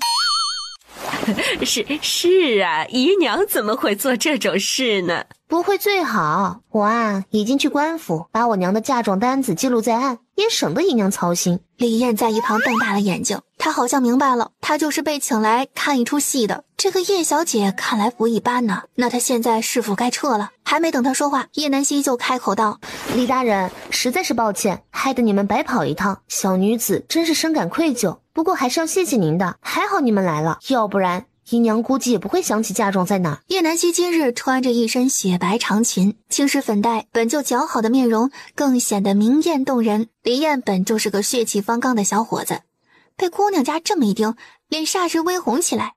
叶小姐客气了，说是在下的职责所在，没什么麻烦的。既然无事，在下就先告辞了。如果叶小姐再有任何困难，都可以来找在下。哎，李大人，下次有机会请你喝茶呀。看到人走后的张氏，立刻吩咐把大门关上。南希真是好手段呐！姨娘过奖了，南希哪能比得过你分毫，是吧，叶夫人？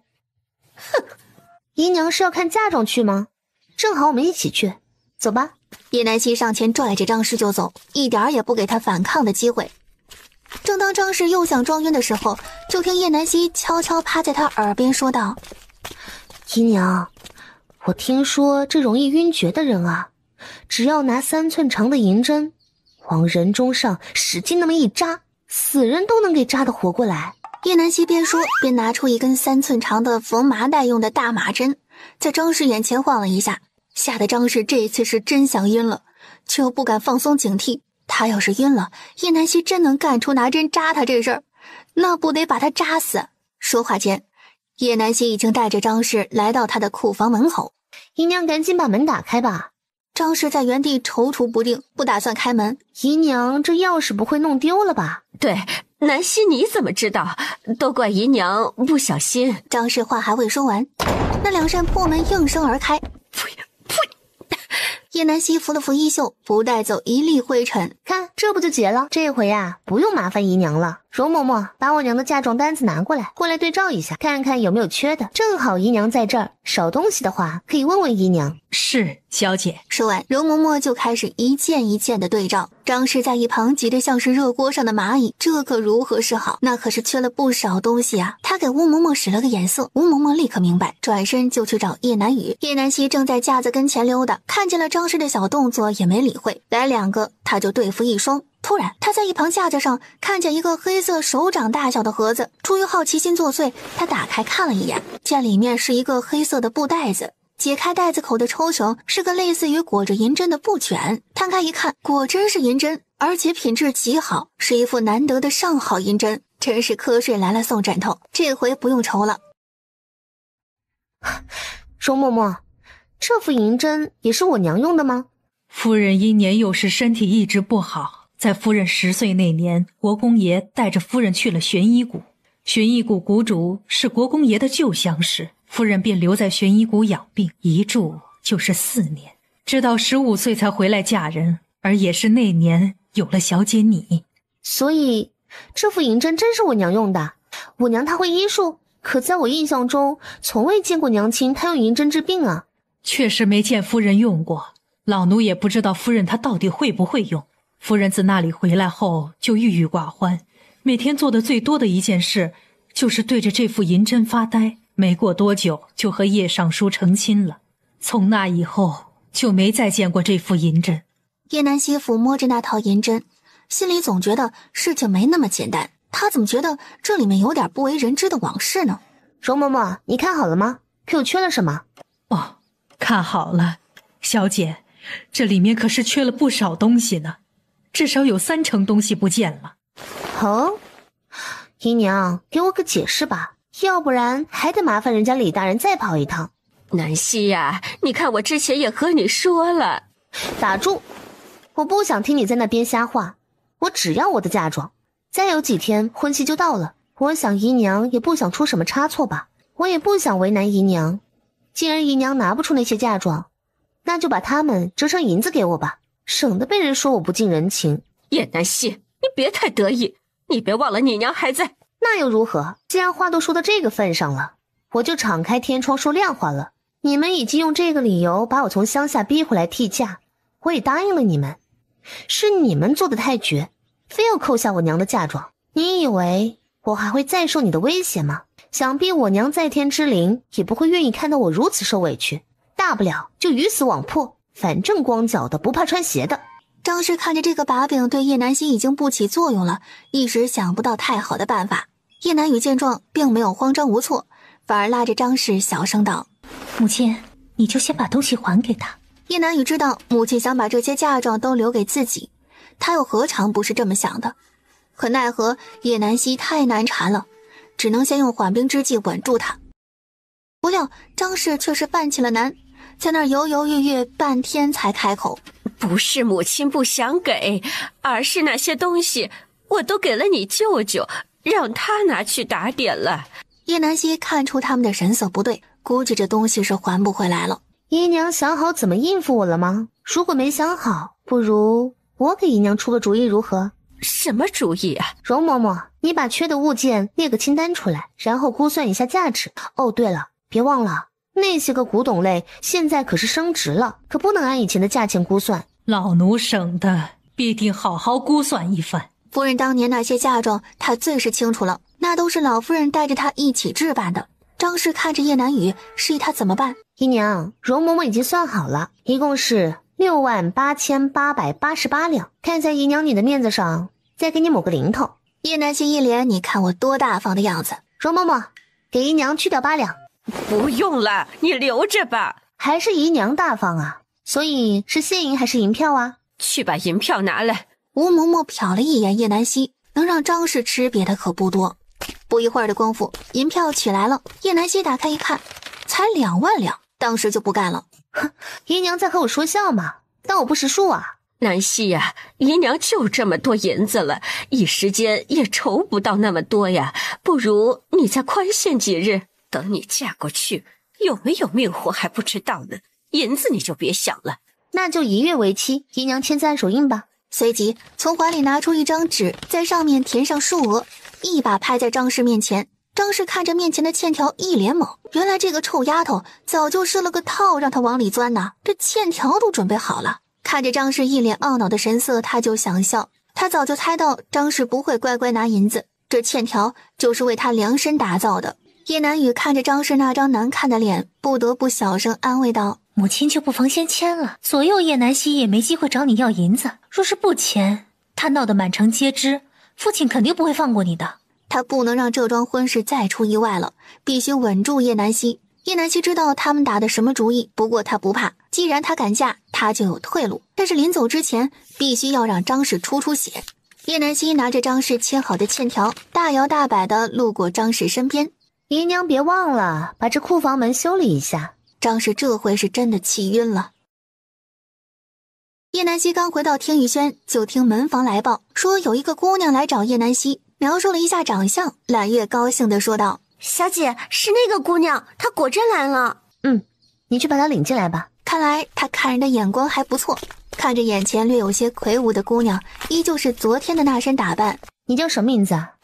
奴婢叫如梦，如今无父无母，家里有祖母和大伯一家，不过和奴婢无关。现在奴婢是小姐的人，以后任由小姐差遣。不用多礼，为何会过来？你可知，即使你不过来，也没有人强迫你。奴婢既然已经卖身于小姐，又怎能言而无信？是小姐信任奴婢，奴婢别的不懂，但知恩图报是我娘从小就教我的。奴婢也不想再回去那个家了，还请小姐收留，奴婢做什么活都可以。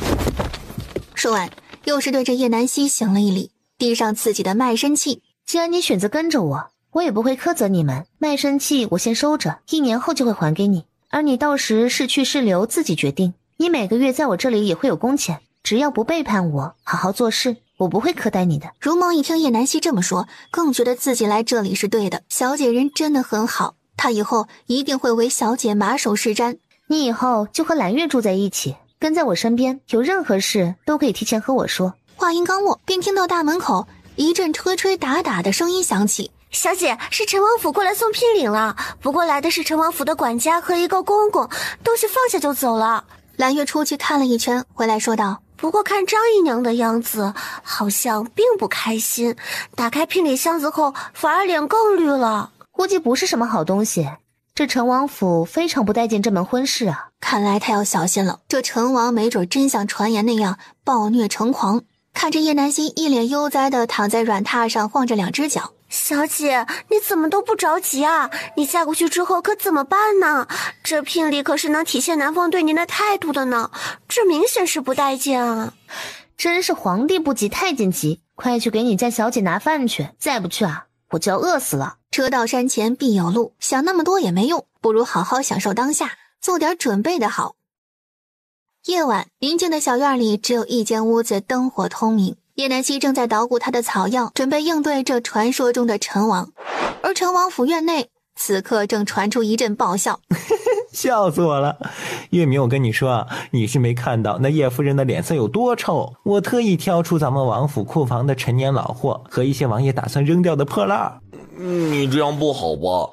主子他知道吗？王爷说了，聘礼的事让我看着办，可见王爷也不那么在意这件婚事。可你说了你也不懂。还是清风好，只有清风最懂他了。也不知道他现在怎么样了，什么时候能回来。远在千里之外的清风忽然打了一个大喷嚏。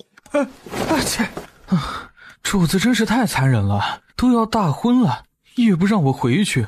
他在这外面每天风餐露宿，食不饱腹的，简直不要太惨。就凭这么一张脸鬼看见都吓过去的画像，让他上哪里去找啊？清风嘴里啃着个硬馒头，抬头仰天长叹。萧晨泽此刻早已忘记清风还在找那个女鬼的事了，他此时正盯着不远处的屏风发呆，一脸纠结之色。正当他想着该怎么处理的时候，听见外面传来脚步声，随之而来的就是徐允成那欠揍的声音。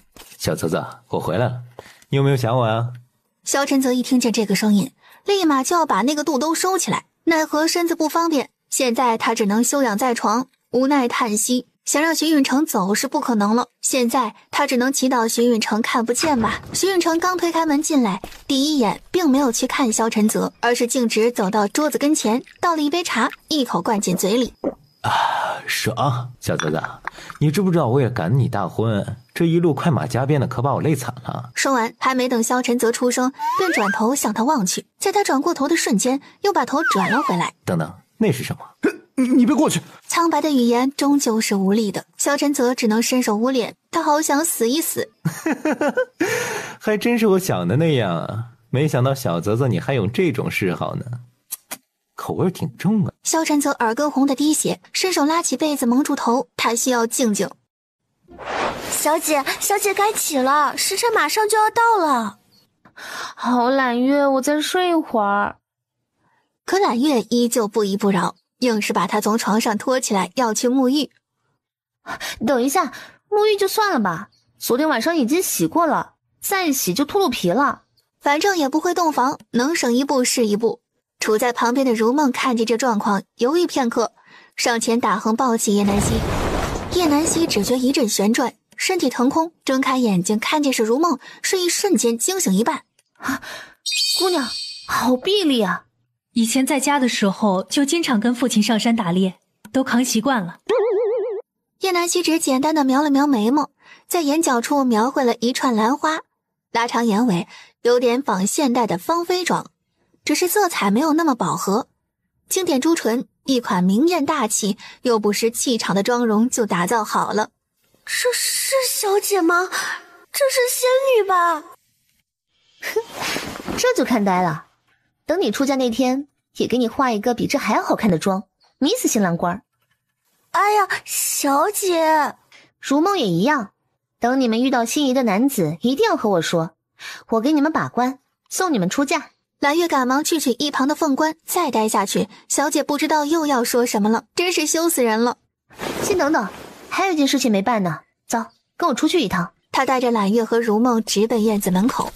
院子门口已经摆了一长溜的嫁妆箱子，叶南希二话不说就要上去打开箱子，一旁的家丁见状就要上前去阻拦，可是哪里是叶南希的对手？叶南希一脚就把家丁踹开，打开箱子，一看里面的东西，果真被张氏换掉了。去把你们夫人叫来。张氏来了之后，看见叶南希坐在嫁妆箱子上，心里暗道：不好，他怎么知道了？哪个多嘴的透露了信息呀？哼，姨娘，这就是我的嫁妆吗？还是说我的嫁妆又被调包了？姨娘，解释一下吧，要不然今天出门的可就不是我了。南希，你先安心嫁过去，这嫁妆姨娘回头给你补上，现在已经来不及了。这下人们太粗心，把嫁妆装错了，姨娘也没有想到会是这样。行了，那就别怪我不客气。叶南希说完，快步跑向前院。叶剑云此时正在正院招待宾客。父亲，女儿前来叩谢您，今日以后女儿就出嫁了，父亲为女儿准备了66台嫁妆，女儿感激不尽。哎呀，叶尚书真是疼爱女儿啊，这么多台嫁妆，我可是出不起呀。是啊是啊，叶尚书还真是大手笔啊，叶小姐也是个妙人，叶尚书有此女，真是令我等羡慕呀。诸位过奖，小女不懂事儿，让各位见笑了。还不赶紧去换喜服，出嫁之日不宜见外人，即使戴着面纱也不可以，这点礼数还是要遵守的。哼，父亲，等一下，如梦，还不快把箱子搬过来，我还没看到父亲给我准备的嫁妆呢，快把它打开，让诸位一起见证一下父亲对我的疼爱。还未等叶剑云斥责，如梦听令，在众人面前飞速地打开了箱子。箱子打开，只听见一阵唏嘘声和小声议论的声音。哎，这怎么回事啊？这箱子里面怎么都是一些发了霉的粗布啊？父亲，这会不会是搞错了呀？这难道就是您给女儿的嫁妆吗？如梦，快，你去把其他箱子都打开看看。父亲，快跟女儿去看看吧，说不定这嫁妆被某些奸人给贪没了呢，那该如何是好啊？到了前院，宾客们一眼就看到一排嫁妆箱子都已经被打开，里面清一色的都是破布和一些不值钱的摆件。叶剑云的脸色像是吃了屎一样难看，他看向站在一旁的张氏，女儿的嫁妆是怎么回事？你是怎么打理的？嫁妆一事不都由你负责吗？为什么会出现这样的状况？可能是下人不小心拿错了。你是怎么当家的？你要是把这些东西带去王府，岂不是让陈王看咱们尚书府的笑话？既然都已经这样了，不如先把嫁妆带过去，过后妾身再给补上。这尚书夫人果真是上不了台面，这嫁妆哪儿还有补上的道理？还不把真正的嫁妆给我拿出来，趁迎亲队伍还没有赶到，赶紧换上，别耽误了吉时。张氏还在犹犹豫豫，不想去换，还要再上前说什么，还不等他张口，叶剑云伸手就给了他一个大逼斗。张氏被打得当场懵了，呆愣地看着叶剑云，一脸难以置信的表情。还不快去！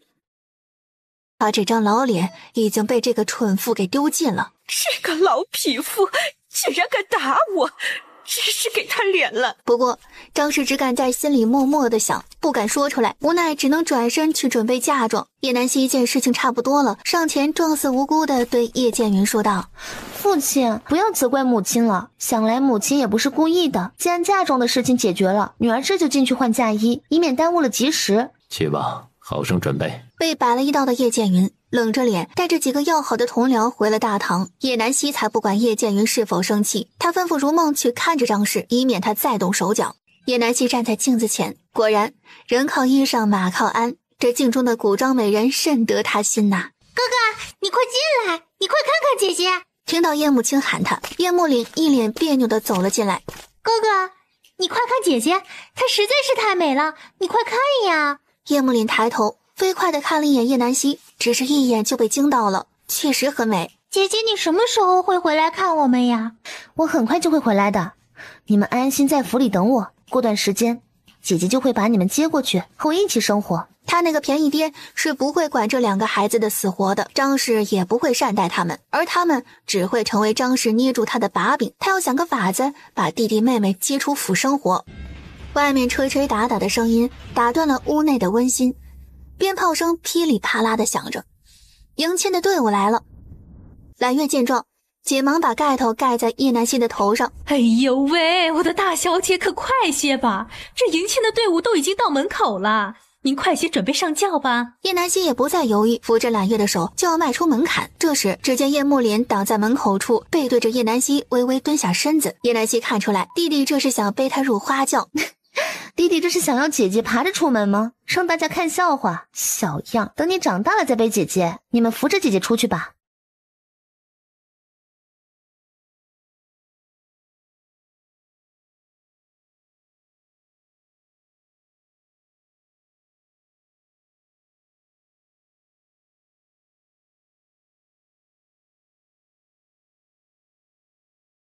今日是陈王大婚之日，百姓们都在街道两旁等候一睹陈王的风采。只见一头枣红色的高头大马，上面坐着一身红色衣袍的少年，在少年的怀里还捧着一只带着大红花的大公鸡。众人皆知陈王不良于行，还在纳闷他怎么来迎亲。结果陈王迎亲的是他的至交好友荀允成。荀允成今日依旧一身红衣，坐着高头大马，左手执玉扇，右手抱着一只大公鸡，边走边向街道两旁的姑娘们抛着媚眼。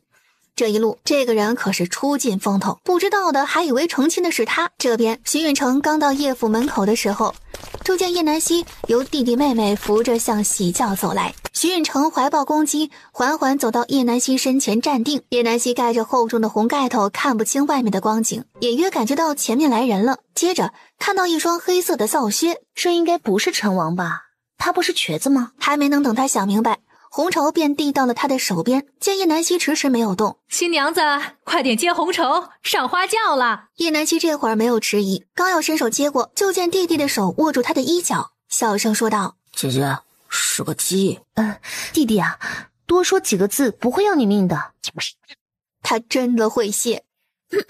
要不我抱着王爷上花轿？荀允成没想到会听到这么一句话，差点憋不住笑出来。嫂夫人不用着急，等回府，王爷让你报个够。有意思，这回王府有的热闹喽。那就快走吧，别让王爷等着着急，再跳了墙，那就是我的不是了。话落，便钻进了花轿。只要他不尴尬，尴尬的就是别人。荀允成噎住，这话要怎么接？接了岂不是承认王爷是狗？不接，默认王爷是狗。算了，死道友不死贫道。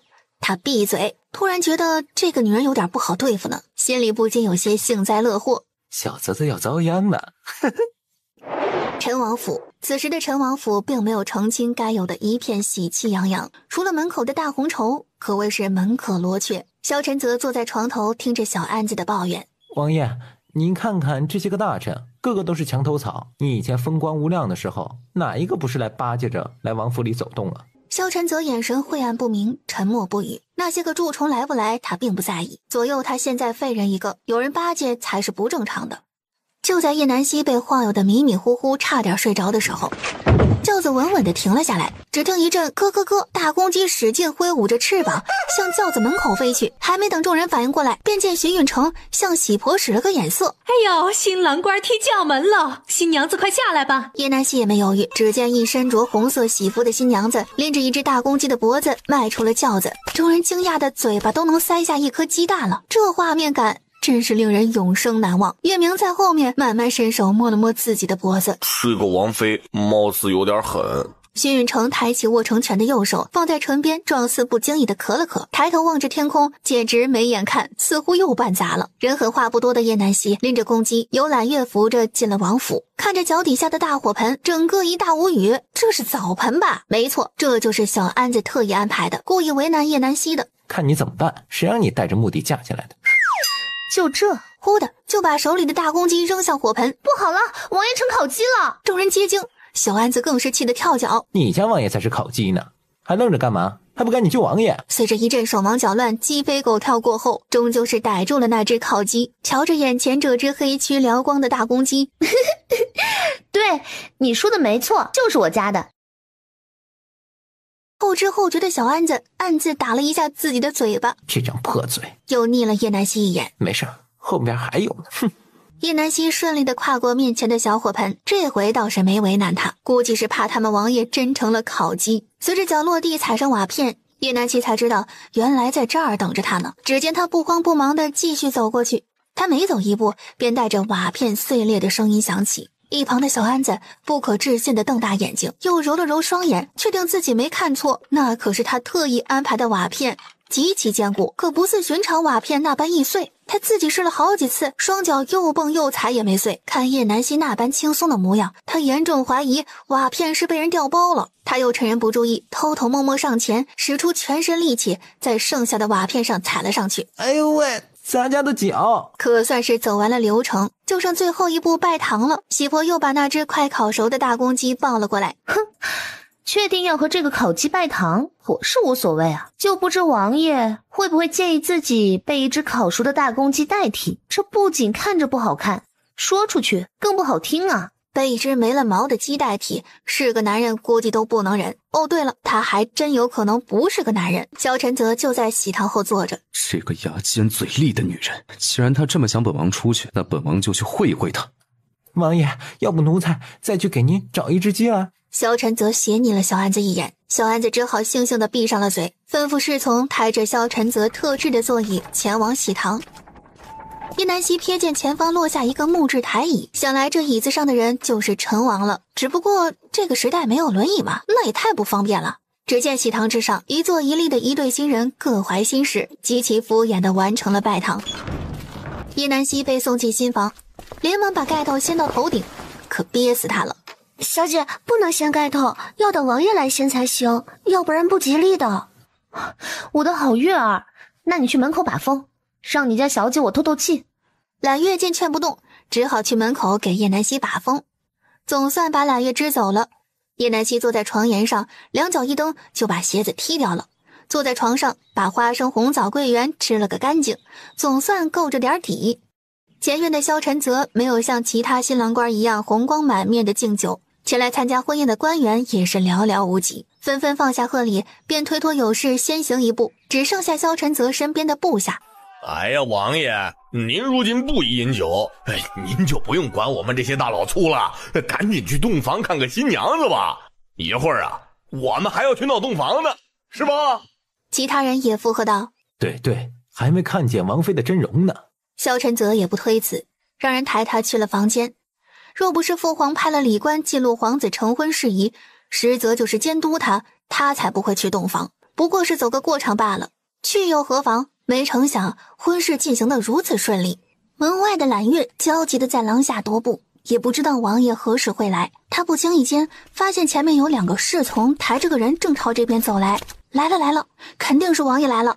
他刚要叫小姐，就见萧晨泽看向月明，月明立刻会意，咻的一声，一个小石子打在揽月的身上，揽月立时不动了，还保持着张大嘴巴向前伸手的动作。月明悄无声息地快步走至揽月身前，看都没看他一眼，二话不说，扛起揽月向旁边挪了挪，把门口的位置让出来。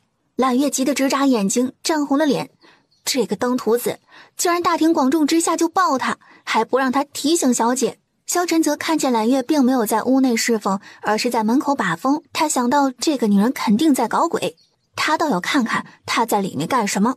屋内的叶南希正在悠哉地嗑着瓜子，不行，太干巴了，他得弄点水喝，要不然没法接着嗑了。目光巡视一圈，最终锁定在了桌子上的酒壶，不管了，先喝一口再说。他穿着一只鞋子跳着脚走到桌边，另一只鞋子已经不知道被他踢到哪边去了。这酒也太辣了，他本以为是果酒，没想到还挺辣。不行，还是要找点水喝。桌子上除了一个酒壶就是喜竹和喜饼，只能让揽月去给他弄点水了。他继续蹦到门边，刚拉开门，来啊！好巧不巧，萧晨泽刚被抬到门口，由于是新娘子在里面，侍卫不好上前，只得萧晨泽自己伸手推门，还没等手够到门口，只见门从里面打开了，随之而来的还有一抹大红色庞然大物向他扑。叶南希开门的瞬间，裙角被门挂住，本来就单腿站立的叶南希一个重心不稳就向前扑去，又好死不死地趴在了人家身上。叶南希只感到唇间一片柔软，突然意识到那是什么后，苍天啊，快给我个地缝吧，好想死一死。萧晨泽被这突如其来的撞击拍在门上，温热的触感令他呼吸一滞，反应过来这个女人竟然在轻薄他，怒从心生。摸够了吗？摸够了就给本王起来。这就起。叶南希抬头发现自己的手还在人家胸前，起来时还不小心抓了一下。跟我无关啊，是手自己的想法。萧晨泽简直要被眼前的色女气到七窍生烟，正要发作，却见本该从他身上起来的女人因为裙角还挂在门上，起来时又再次被刮倒，跪坐在他面前，脑袋正好埋在了他敏感又柔软的部位。萧晨泽的脸色迅速由红转为爆红，咬牙切齿，一字一顿地说道：王妃因失足落水溺毙。叶南希唰地抬起头来，等等，我觉得我还能再抢救一下。妈呀，这也太没有人性了，上来就要他死，不知道他现在装柔弱能蒙混过关不？就在他冥思苦想怎么解决眼前的困境的时候，一把匕首不偏不倚地扔进他怀里，更不巧的是打在了他的胸上。我操，这个流氓他是瞎的吗？这么大他看不见啊！严重怀疑他是故意报复。奈何他理亏，只能哑巴吃黄连。王爷这又是何意呀？既然你不想跳河，那就自我了断吧。王爷，见叶南希还要再继续说什么，萧晨则懒得听，逆向一旁的月明和小安子。怎么，要本王亲自动手？站在一旁的月明和小安子嘴巴已经张得可以塞进一个鸡蛋，显然刚刚发生的一切对他们纯洁的心灵造成了不小的冲击。一切都发生在电光火石间，蓝月顾不得震惊，疯狂地冲自家小姐眨着眼睛。可叶南希并没有注意到他，他现在满脑子都在想该怎么脱身，并未注意到揽月不见了。先反应过来的小安子接着胳膊肘对了下还在发呆的月明。属下这就去把王妃扔河里。叶南希无语，哼，大可不必说后面几个字。行，小子，老娘记住你了。月明是吧？月明立即上前就拎起叶南希的后脖梗，叶南希也不甘示弱，手往后一伸就掐住了月明胳膊上的穴位，稍一用力，月明顿时手臂酸麻无力地松开了叶南希。月明惊诧地瞪着叶南希，他不理解。叶南希借机赶紧为自己争取活命的机会。那啥大兄弟，不对，王爷夫君，您看啊，我吃的不多，我还会按摩，您留下我肯定不会吃亏，不会上当，说不定这腿还能好了呢。你大胆，竟敢当众轻薄王爷，还不知悔改！蛊惑王爷，简直是……萧晨则被这一声大兄弟给叫得怔住了，这熟悉的语调似乎有点似曾相识。他又定定地瞧了叶南希一阵，把他的脸洗干净。被人忽视的小安子并未动身，他眼睛瞟向月明，他才不要给这个轻薄王爷的疯女人洗脸。月明忽而向廊下走去，在揽月身前站定，抬手解开了揽月的穴道。你去。终于松了一口气的揽月白了月明一眼，晃了晃举酸了的手臂。他已经看了半天的戏了，自然明白月明说的话是何意。瞄了眼自家小姐，连忙小跑去端水。揽月为叶南希端来了清水洗脸。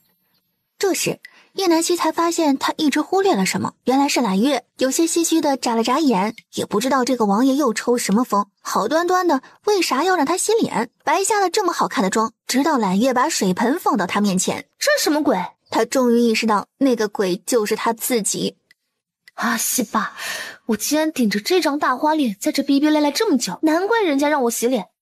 揽月轻柔地给他家小姐擦干净了脸，一张出水芙蓉般的面庞展露出来。萧晨则身形一滞，眼中划过一抹了然。果真是他，那个肚兜的主人。不过他好像并没有认出我，你不是叶剑云的女儿。叶南希当然看见了刚刚萧晨泽眼中划过的愕然，以为他是见过叶南雨，并未起疑。我当然是叶剑云的女儿，只不过是他不想要的女儿。你叫什么名字？我叫叶南希，叶剑云原配夫人所出，叶府的嫡长女。不过前几年被叶剑云赶到了乡下，刚被接回来没几日，剩下的你都已经知道了。你方才说你还会按摩，可会按腿？不只是按腿，如果王爷有需要，别的地方也行。说完娇羞地低下了头。萧晨则突然想到刚才叶南希的头撞到的位置，耳根微红，怒道：滚！好嘞。叶南希起身拽着发呆的揽月火速离开。这人真是不知羞，什么话都能说出来，我们王爷才不是那样的人呢。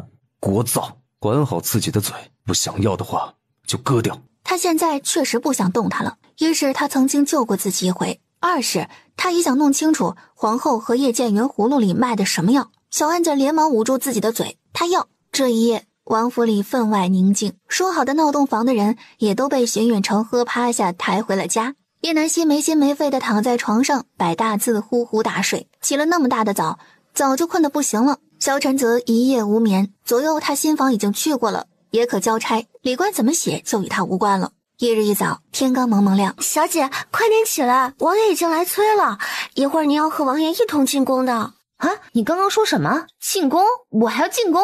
是了，这不就是普通百姓成亲第2天给公婆敬茶一个道理吗？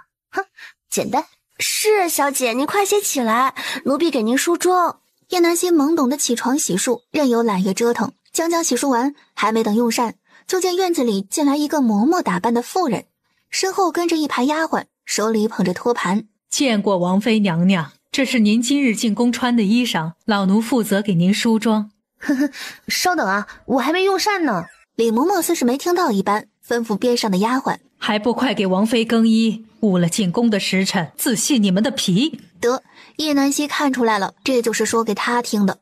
王妃宫装比那喜服还厚重，见李嬷嬷给她挽了发髻，还要给她上妆。哎，等一下，这妆就本王妃自己来上吧，不劳烦嬷嬷了。王妃确定要自己上妆吗？这妆容俗气登不上台面，可是要给王爷丢脸的。李嬷嬷语气难掩轻蔑之色。叶南希也不言语，拿起梳妆台上的青带给自己描眉，又用细毛笔蘸水将胭脂融开一点，对着铜镜在眉间画了盛开的花瓣，又给自己涂了红色的口脂，真好看。小姐这是怎么想到在眉心画花瓣的？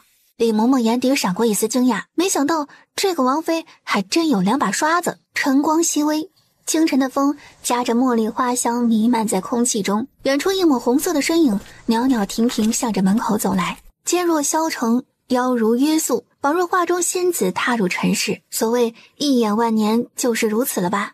王爷，你在等我吗？叶南希看萧晨泽坐在门口的特制木椅上，一副望着门口出神的样子，不禁疑惑，又往门内瞧了瞧。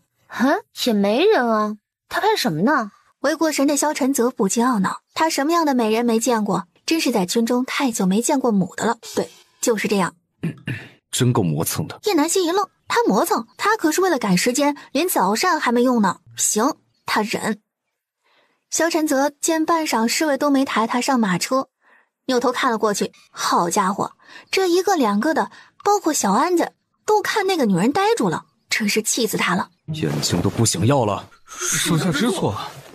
叶南希捂嘴偷笑，这帮侍卫还是蛮可爱的嘛。蓝月这时候趁机上前来，往叶南希袖子里塞了一个东西。小姐，你先带着，万一用得上，你就提前准备一下。蓝月刚刚临走时才想起来，小姐没有落红帕，随手在床边就抓了个白帕子，要是有人问起，也好有个交代。只是这一路都有人跟随，他没机会弄点血上去，只能小姐自己来了。叶南希并没能领会揽月的意思，只得点了点头。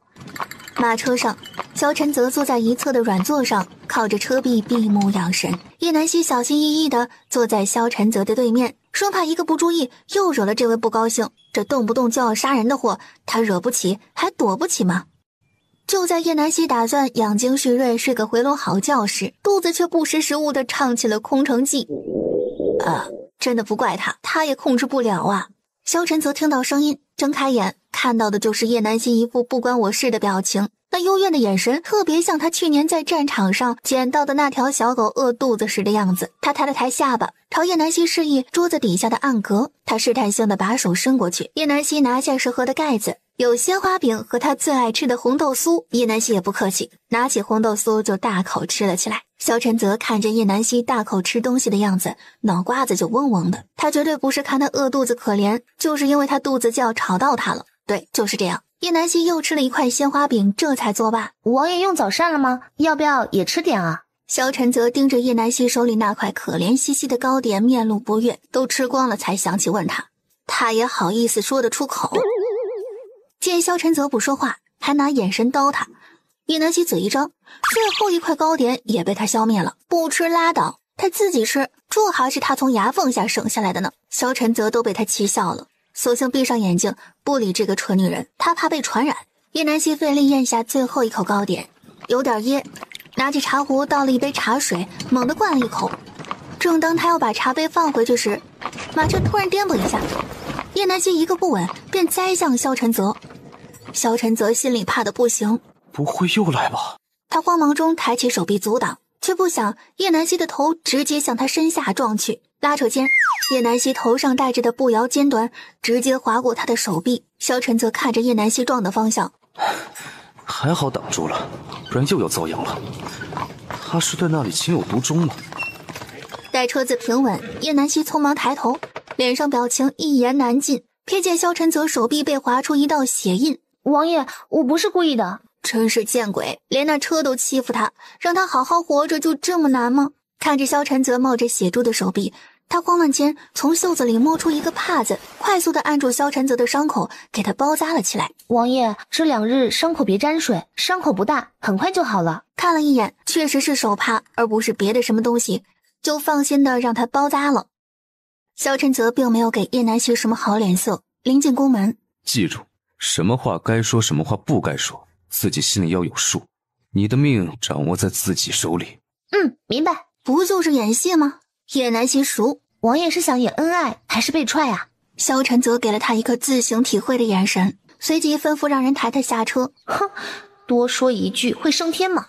却也不敢多言，只能随机应变了。他跟在萧晨泽身后正要下马车，突然看见面前伸过来一只骨节分明、白皙且修长的手。哈，这个冰块脸发什么疯啊？这是要扶我下车吗？这是要恩爱两不疑呀！好说好说，保准让他满意。谢王爷体贴。萧晨泽被叶南希那矫揉做作的声音着实惊了一把，忍住把他手甩出去的冲动，勉强微笑地说道：王妃不用客气。由于宫内马车不得进入，故而冗长的甬道上，萧晨泽坐在他特制的木椅上，由侍卫抬着，而在他的左侧，叶南希依旧拉着萧晨泽的手不松开，周围都是宫女太监。萧晨泽不好甩开他的手，用着只有2个人能听见的声音小声说道：你够了。叶南希好不容易看他吃瘪，岂能轻易放过？够？臣妾怎么会够呢？臣妾喜欢王爷还来不及呢，王爷怎么会这样说啊？难道是臣妾哪里做的不好？萧晨泽按住跳得突突的太阳穴。这个不知羞的女人，什么话都说得出口。陈王殿下和陈王妃真是般配。是啊，而且陈王殿下很是宠爱陈王妃呢，你看这一路都不愿意松开陈王妃的手呢。萧晨泽听到这些议论声，不打算说话了，他怕自己一冲动就掐死了他。各怀心思的2人一路无话，叶南希已经被这宫里恢宏的建筑吸引了眼球。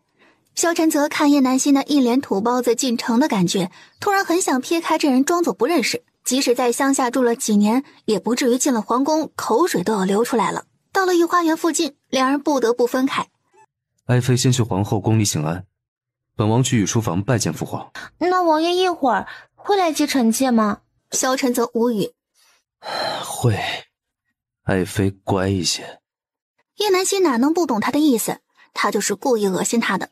在宫里他不敢拿他怎么样的，出去了就不一定了，所以他要做个够。那臣妾等着王爷。说完又不得已般1步3回头的跟着宫女穿过御花园。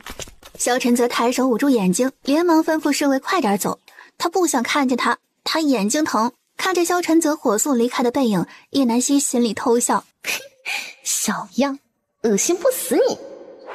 把叶南希带进皇后的凤仪宫殿前。王妃娘娘在此等候片刻，奴婢进去禀报。早晨的阳光虽然没有那么刺眼，但在这夏日也是晒得很。一会儿的功夫，叶南希的脸颊就被晒得泛起了红晕。他刚来就想给他个下马威，他这是什么命啊？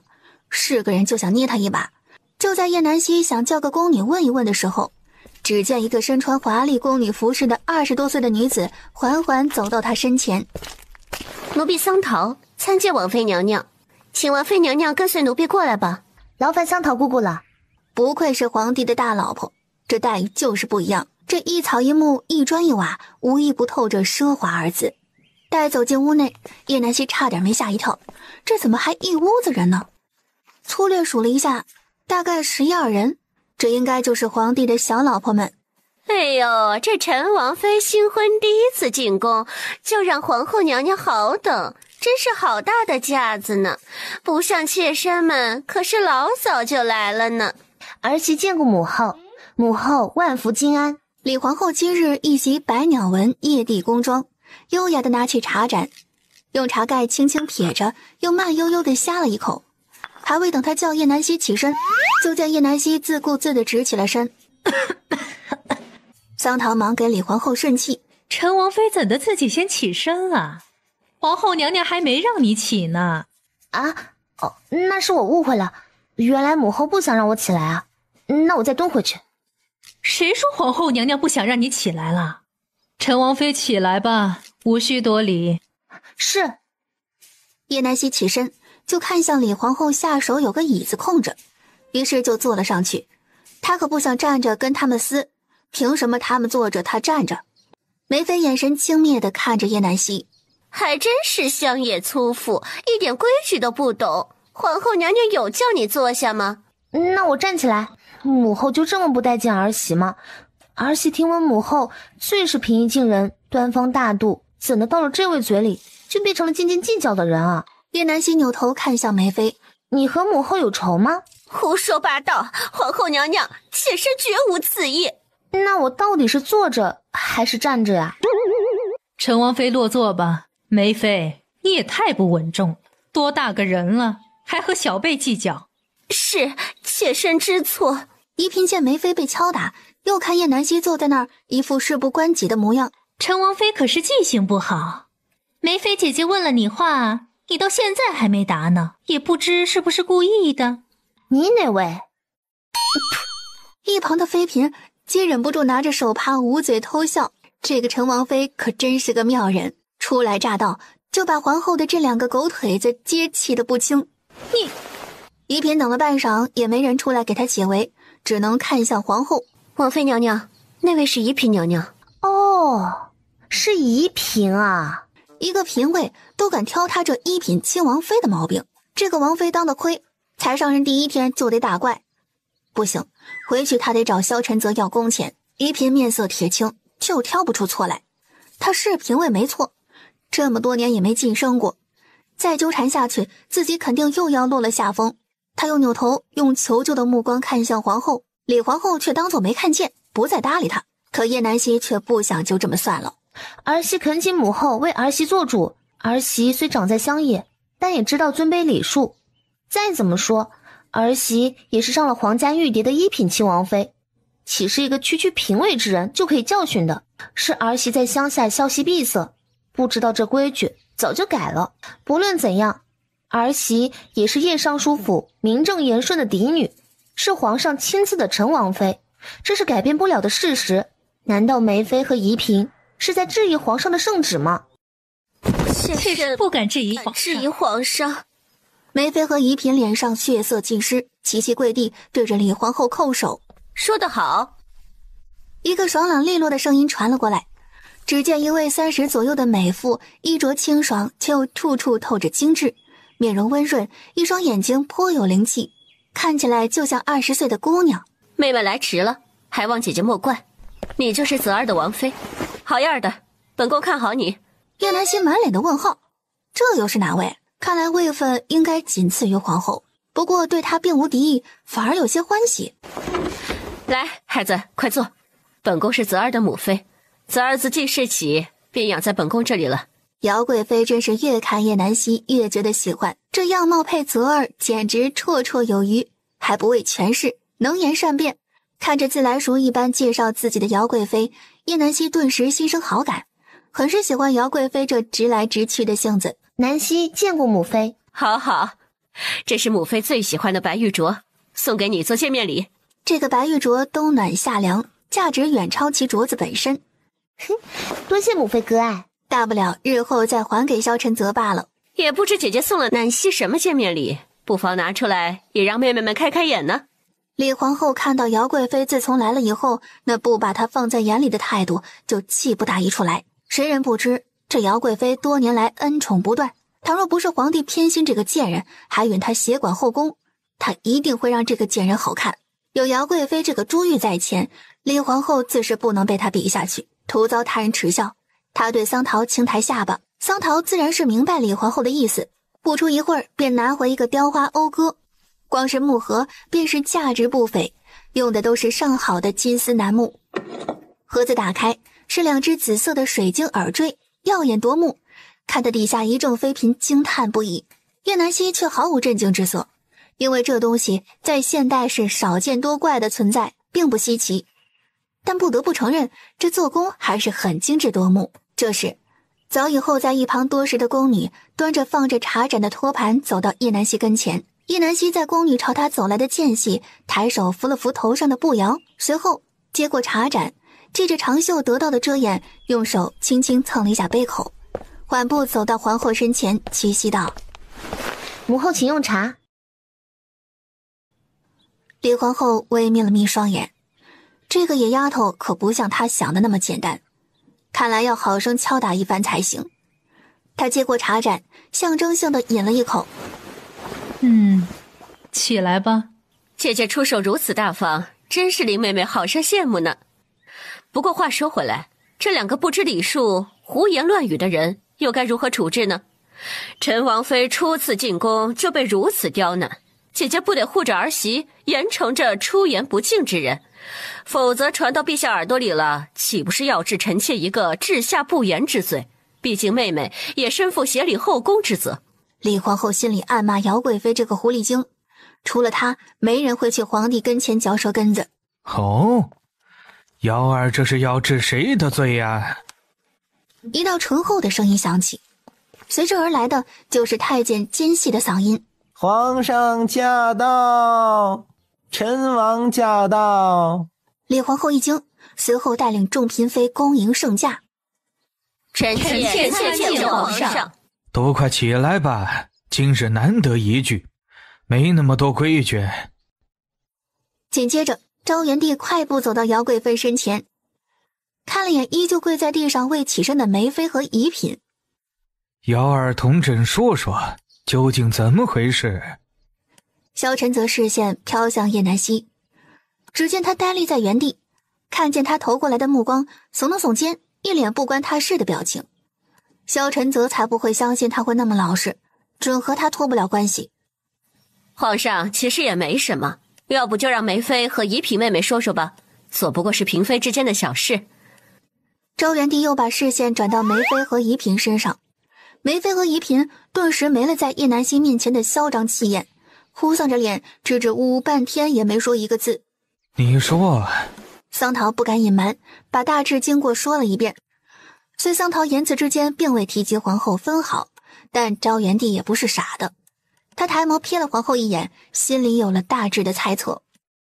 昭元帝如鹰隼般锐利的目光扫视众人。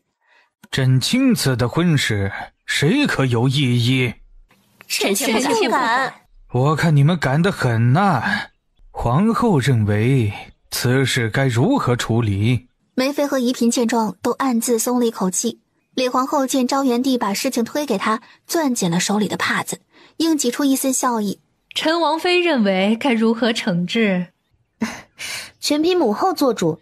当她脑残吗？毕竟不管怎么说都是皇帝的女人，不是她可以随意智慧的。不仅会被认为无脑，还会得罪一大波人。她当然要把皮球再踢回给李皇后。萧晨则勾了勾唇角，可见这个女人还不算傻。李皇后没想到叶南希这么不上道，只能又看向姚贵妃。贵妃如何看？姐姐岂不是折煞了妹妹？姐姐这后宫之主坐在这里，岂有妹妹处置的道理？今日这锅你休想甩出去，自己接着吧。今日梅妃与仪嫔出言不逊，冲撞皇上，罚二人禁于宫内1月，非传诏不得踏出房内1步。梅妃和仪嫔暗自窃喜，皇后娘娘果真是向着他们的。皇上，你看这惩罚可真是太重了呢，臣妾都有点于心不忍。等下回再有人出言不逊了，可不能禁足这么久，您说是吧，皇上？言外之意就禁个足而已，能威慑得住谁呀？哪里都有这个狐狸精，他就不能消停一会？皇后若生病了，不能管理后宫，就让姚贵妃暂代，以免分不清是非，糊里糊涂。李皇后微微一怔，向后退了一步，跌坐在椅子上，脸上一阵青一阵白。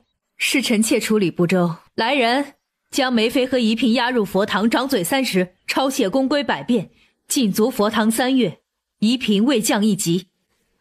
随着李皇后话音落下，就见2个身材粗壮的婆子上前拉着2人便要拖出去。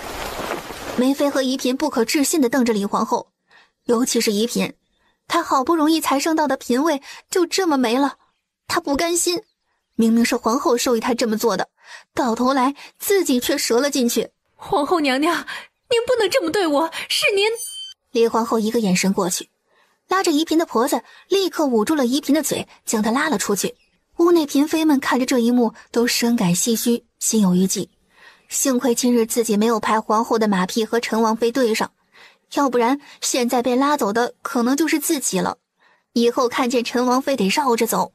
昭元帝此时打量着叶南希，叶南希见皇上一直盯着他看，连忙恭敬地上前行礼：“儿媳见过父皇。”起身吧。昭元帝板着一张脸，看不出他此时的喜怒，又吩咐来喜公公给叶南希赏赐，便以政务繁忙先行离开。叶南希听见皇帝给的赏赐，上扬的嘴角都快压不下来了。这个皇帝的赏赐是送到他心坎里去了，黄金1000两，外加一个麒麟玉雕。那个玉雕叶南希不明白是什么意思，但看那白玉的成色就价值不菲。李皇后已经缓过心神，她折了这么大的面子，总得有人陪她。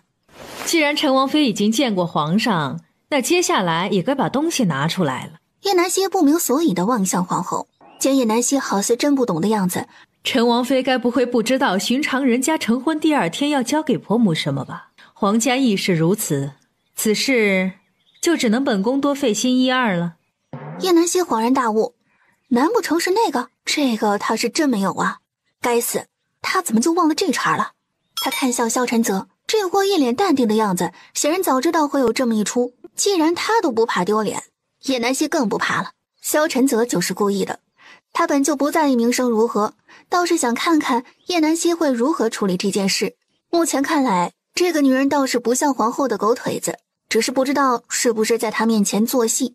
这个东西我确实没。说话间，眼神不经意落到萧晨泽的胳膊上，眼神一闪，又继续说道：“这个东西我确实没好意思带出来。”萧晨泽心里不禁啧舌，他可真能瞎说啊！不知道的还以为他真有那个东西。是没带还是压根儿没有啊？这两者区别可大着呢。我没带，不代表我家王爷没带啊。哎呀，那个东西就在王爷身上呢。是王爷说了，他要珍藏起来留作纪念。既然母后想看，王爷你就拿出来吧，别不好意思了。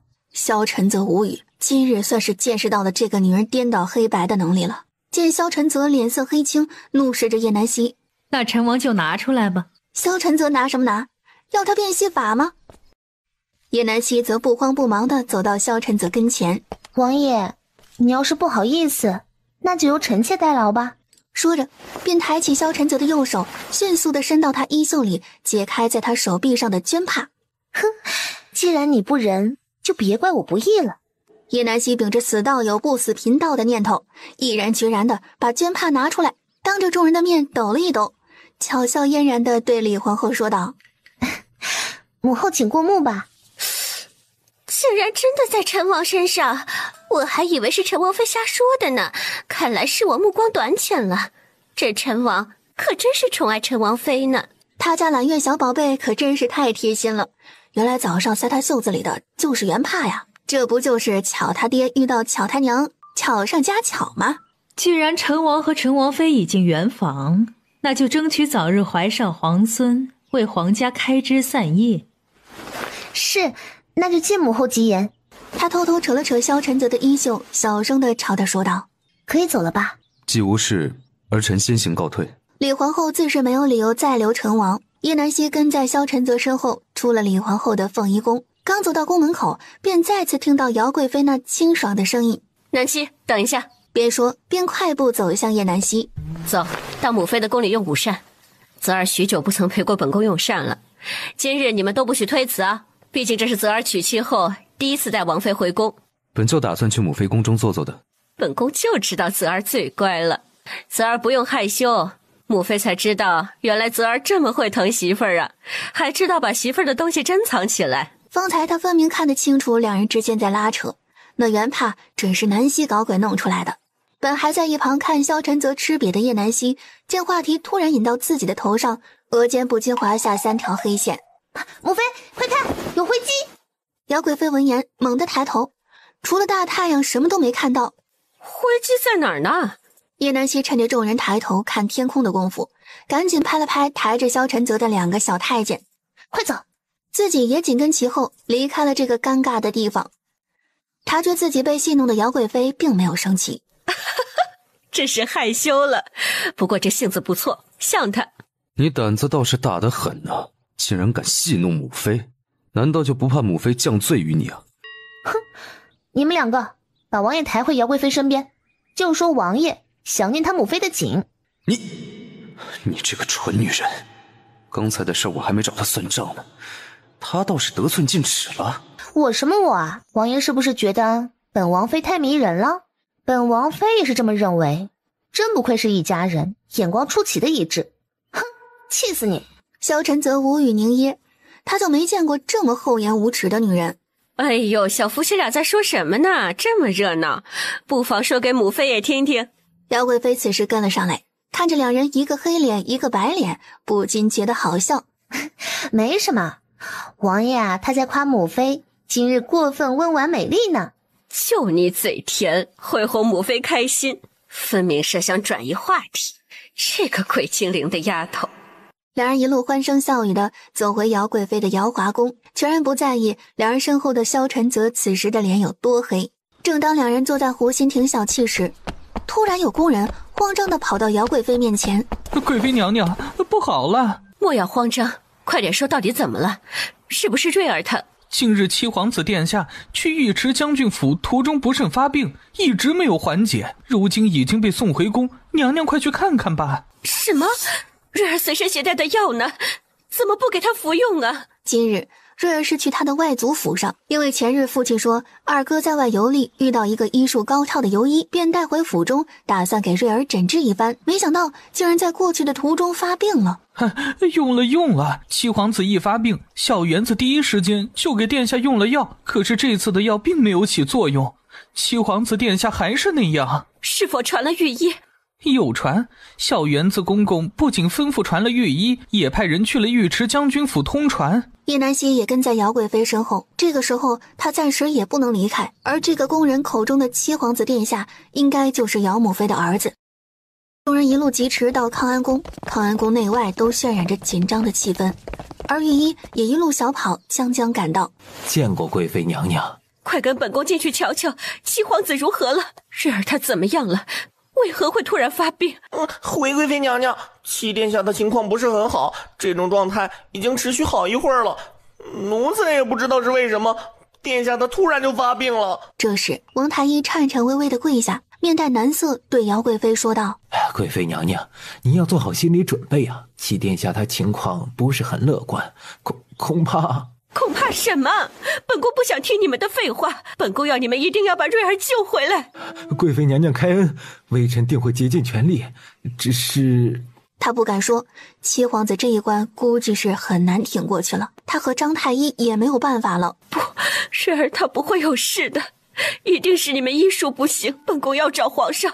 对，快去通知皇上。王太医和张太医已经是太医院医术最好的御医了，平时瑞儿的病也一直是他们在经受调理，如果他们都没有办法，那他不敢接着想下去。叶南希刚进来就被屋内浓重的药味呛了一下，环顾四周，所有窗子都关着，生怕进一点风的样子。叶南希微微蹙一下眉，这样密不透风的屋子，就是健康的人住着都得生病，更何况是一个病人。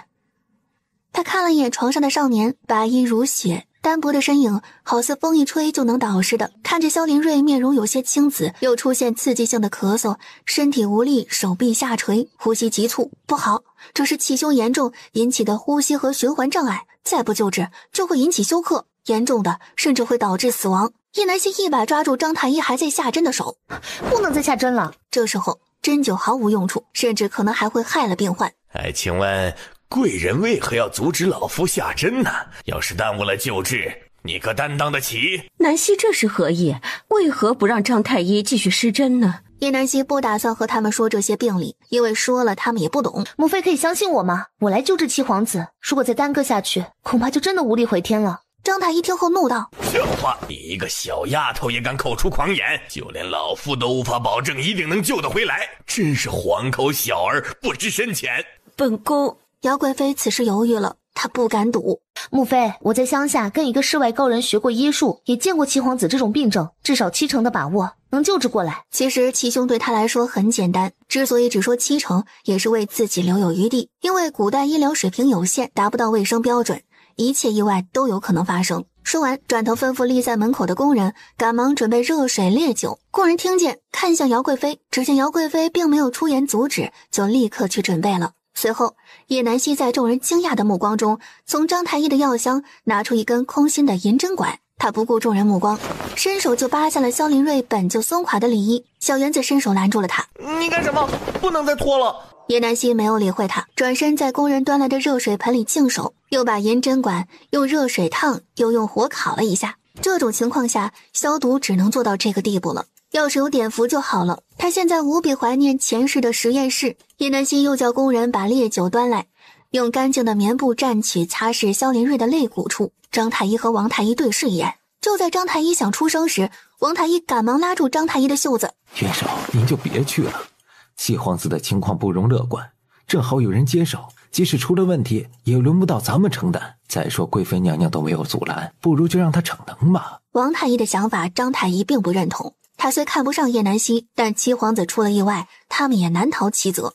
就在两人拉扯之际，叶南希已经用力把萧林睿用枕头垫抬高上身，又趴在萧林睿的胸前认真听了一下，确定位置，猛地一扎。姚贵妃见状吓了一跳，扶着桌子才没有倒下去。张太医和王太医更是吃惊的张大嘴巴，王太医更是伸手指着叶南希怒斥道：“简直胡闹，不知所谓！”只见那根银针管处流出透明的液体，叶南希仿佛没听到一般，继续观察萧林睿的状态。见他起先因疼痛而皱紧的眉头逐渐舒展开来，紧接着呼的一下喘过了一口气，成了，人救过来了。萧林睿突然感觉松了一口气，就好像在鬼门关走了一遭。他缓慢地睁开双眼，首先映入眼帘的是一片红色，紧接着视线清晰，他看见面前是一张女子的脸，准确的说来，是一张极其美丽的面庞。你醒了，瑞儿，你醒了，你真的是要吓死母妃了。叶南希看见姚贵妃松了一口气的表情，也很欣慰，也很庆幸自己没有退缩。他想，今日若不是因为姚贵妃的话，他不会主动出手的。毕竟这是个吃人不吐骨头的皇宫，他不是圣人，没有那普度众生的心。张太医和王太医两人皆是难以置信，更是羞愧的红了脸。刚才还在指责人家瞎胡闹要多大声，现在自己脸打的就有多响。萧林睿本以为今日很难挺过这一关，当他睁开眼睛的那一瞬间，那张明媚的笑颜仿佛就是他灰暗世界里的一道光。萧林睿看向姚贵妃：“母妃，让你担心了。”瑞儿没事就好。南希，多谢你啊，说来母妃很是惭愧，起初还不信任你。对了，瑞儿，这是你皇嫂陈王妃，刚刚就是你皇嫂救了你，要不是她，母妃真的不知道要怎么办了。萧林睿目光一睁，竟是三哥的王妃，真好啊，他竟有些羡慕三哥，随即点头表示见礼，却不想这一低头却看见自己只着着一条里裤，上半身都是光着的，顿时脸色涨红。他竟光着身子在皇嫂面前，简直太失礼了。见他红着脸四下搜寻自己的衣物，叶南希不由得笑出声。这个弟弟貌似有点可爱，这温润腼腆的脸庞，妥妥的小奶狗一枚啊！你是在找这个吗？不用害羞，大夫面前不分男女，这个管子现在还不能拿下来，你且再忍耐一下。被叶南希这么一说，萧林睿更是想找个地缝钻进去，索性装起虚弱，闭上眼睛小气。姚贵妃知道他这是害羞了，也不再说话。南七，多谢你啊，说来母妃很是惭愧，起初还不信任你。母妃说的哪里话，南希只是碰巧见过这种病症的救治方法而已。说着又走到窗户处，把窗子都打了开来。不能打开，王妃娘娘，殿下他不能吹风的，打开窗子有风进来，七皇子会受风寒的。这屋子里味道这么大，不利于他的恢复。再一个，本是夏季，这里常年不透风，见不到阳光，屋内阴暗潮湿，正常人都受不了，更何况一个病人。要是想让他恢复啊，晒太阳通风是必不可少的。快按陈王妃说的做，把窗子都打开。本宫早就说过瑞儿不能住在这样的环境中了。姚贵妃现在对叶南希的话深信不疑。还有什么需要改进的？南希，你一并说了，母妃这就安排他们整改。一会儿啊，我给七皇帝写一份食谱，你按照上面的做。最近最好吃一些流食，但营养一定要全面，少食多餐，还要时常出门晒一下太阳。等一段时间身体恢复一些后，就要适当做一些运动，增强身体的免疫力，这个病啊也就不容易复发了。好，母妃一定会让瑞儿照做的。那南希可有根治的法子？这个病在现代已经有特效药可以控制，而他的实验室里也有这种特效药。如果母妃信得过南希，等回府后，南希会调制一些药丸，每7日进贡一次，为其殿下针灸，起码先稳住病情。好，那就麻烦南希了。王妃娘娘，七皇子殿下的病当真能治好？都是胡闹的，不值一提。哼，他这个人最记仇。方才是老朽不懂事，还望王妃莫怪。张太医平时虽是有些高傲，但是对于医术比他高的人还是很敬重并悉心求教的。不知王妃刚才那一针为何要下在那个位置啊？是否适用于所有人呢？哎呀，有点累啊，口也有点渴呢。张太医闻言立刻跑到桌边倒了一杯茶。王妃请用茶。叶南希也不客气，他确实口渴了，端起茶杯一饮而尽。不等他再次开口，便听见门口再次响起熟悉的声音：“皇上驾到！”瑞儿如何了？昭元帝急切的声音从门口传来，萧晨泽也跟随其后。皇上，瑞儿她现下已无大碍。哦，不是说情况很是危急吗？萧连瑞起初因为尴尬闭眼假装休息，后来是真的睡着了。皇上，这次瑞儿从鬼门关走了一趟，多亏陈王妃出手相救，要不然指不定会怎样呢。昭元帝深深地看了一眼叶南希，又瞧了眼立在门边装鹌鹑的张太医和王太医。你当真会医术，并且医术在朕的御医之上？回父皇，确有此事，但南希只是恰巧见过此病如何缓解罢了，医术也只学了个皮毛，自然也无法和御医相提并论。可见是在朕的面前谦虚了。不过还是要赏的，说说看，你想要什么？我想要的可太多了，银子就行，可他不能说。既然皇帝都开口了，就没有走空的道理。叶南希眼睛一转，有了。父皇已经赏赐南希很多，南希暂时还没有想好要什么，但父皇金口玉言已经开了，南希断没有拒绝的道理，不如就先保留着，等南希想好了就找父皇提。父皇您看可好？叶南希这一招想得甚妙，既没有贪心要赏赐，也没有驳了皇帝的面子，还把皇上架了起来，让他不能说不赏赐。不如留着这个机会，也许以后自己到关键时刻兴许还能保命，多给自己留后路总是没错的。昭元帝一愣，没想到叶南希会这么说，但想想也并无不可。好，还从来没有人和朕提过把赏赐留着下次用。既然陈王妃开了这个先例，朕允了。谢父皇。唉，到手的银子飞了，日后啊，定要用这个赏赐换个物超所值的调剂才行。萧晨泽也未料到叶南希会把赏赐留着下次用，还真是花样百出。这个鬼精灵的丫头还会留后手了。不过母妃这赏赐，你今日是必须带走了。哼，是，那南希多谢母妃了。姚贵妃见叶南希没有推辞，更是对她的喜欢又多了一分。她就喜欢和爽快的人打交道。南希啊，今日天色已晚，不如就和泽儿留宿宫中。说来她也是有私心的，想着瑞儿的身体若夜里有个万一。叶南希本打算教张太医怎样拔针和如何护理萧林瑞的身体，但看出姚贵妃的担心，又不想姚贵妃失望。正当他有些为难地看向萧晨泽时，既然这样，就在皇宫留宿一晚，等明日七皇帝的身体彻底无恙了，再出宫。都听王爷的。既然萧晨泽都发过话了，他也没意见，毕竟他说的不算。这就很郁闷，寄人篱下的感觉确实不是很爽。看着小两口你来我往的小眼神，姚贵妃心下一喜，看来今晚她要好好安排一下才行。那就这么定了，母妃这就给你们安排去。姚贵妃带着皇帝一起出去了，屋内就剩下她和萧晨泽，外加2个太医以及小园子公公。叶南希咳了咳，果然少了姚贵妃，这个场子就得冷下来。不对，应该说是多了萧晨泽才会这么尴尬。王妃可是还要用茶？不了，不可。张太医这个小老头虽是有些孤傲，但也并没有坏心，他也能理解，像张太医这样放下身段来请教他一个年轻女子已是不易，况且他也并未真的生气。张太医啊，有点事可能还要麻烦您。本王妃出宫以后，七皇子的身体还是要由您照看。如果张太医不嫌弃本王妃的医术，不如不嫌弃不嫌弃，多谢王妃赐教。张太医哪里不明白叶南希这是要教他怎样处理七皇子这类的病患，他高兴还来不及呢。好。这小老头真是什么都写脸上了。正当他准备讲时，王丽姨也凑上前来。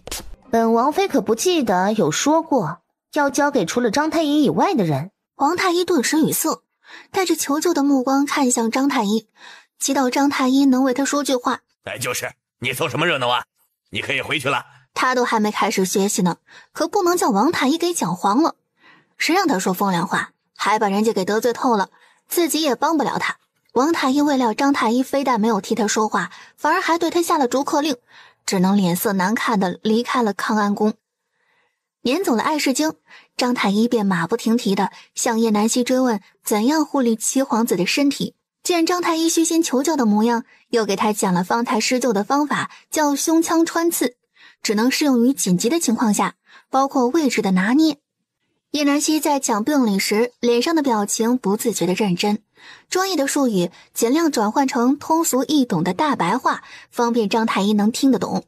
萧晨则没有因为两人把他当作空气晾在那里生气，反而被叶南希侃侃而谈的神情所吸引。一个胡子花白的小老头猫着腰在叶南希身边点头哈腰的虚心求教，怎么看怎么滑稽，忍不住轻笑出声。张太医就像打开了新世界的大门，原来还可以这么做。他不禁好奇起来，叶南希师从何人？为何他以前从未听说过如此新奇的手法？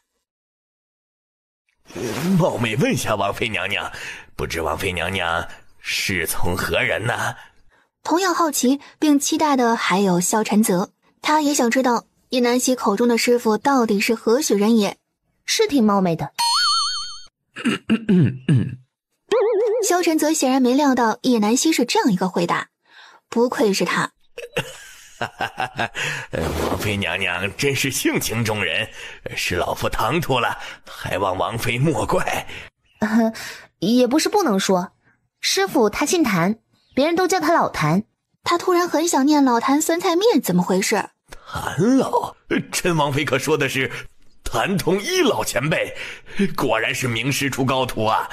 谭老前辈一直神出鬼没，就连皇上都找不到他的踪迹，没想到陈王妃竟是谭老的徒弟。萧晨泽把玩扳指的手一顿，他是谭老的徒弟，他曾派过人寻找过谭老，可是却一点踪迹也没有。叶南希无语，竟然还真的有这么个人。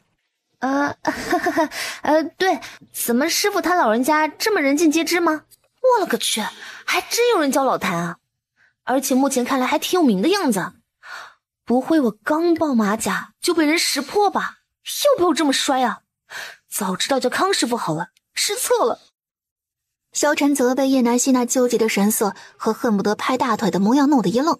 难不成这是他编的瞎话，却不想碰上钉子，后悔没编得再离谱些？他就知道这个女人嘴里没有一句真话。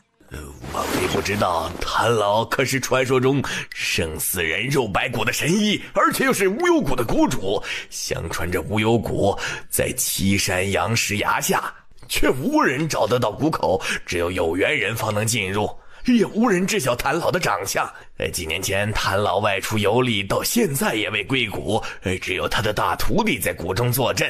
难不成王妃也没进去过无忧谷？这回轮到叶南希惊讶了，原来还是个隐士高人，听起来很牛掰的样子，没人见过就好办了。几年前师傅他游历到我居住的庄子，机缘巧合下见本王妃天赋异禀，便收我为徒，教了本王妃一些医术后，便继续游历去了。连本王妃也不知道师傅他人现在在哪儿，只能说有缘自会相见。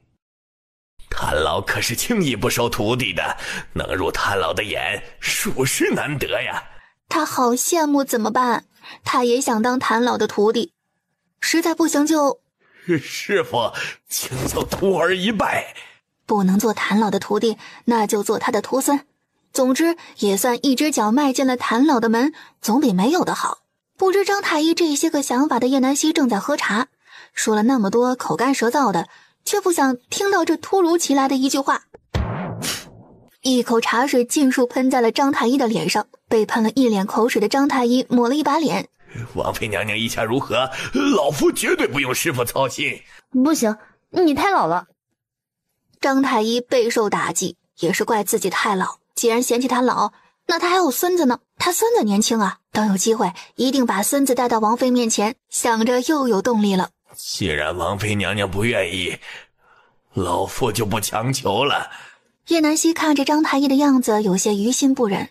其实啊，不一定非要做师徒，以后可以经常切磋医术。再说了，本王妃的医术未必就比你强啊，只是会一些恰巧见过的病症而已。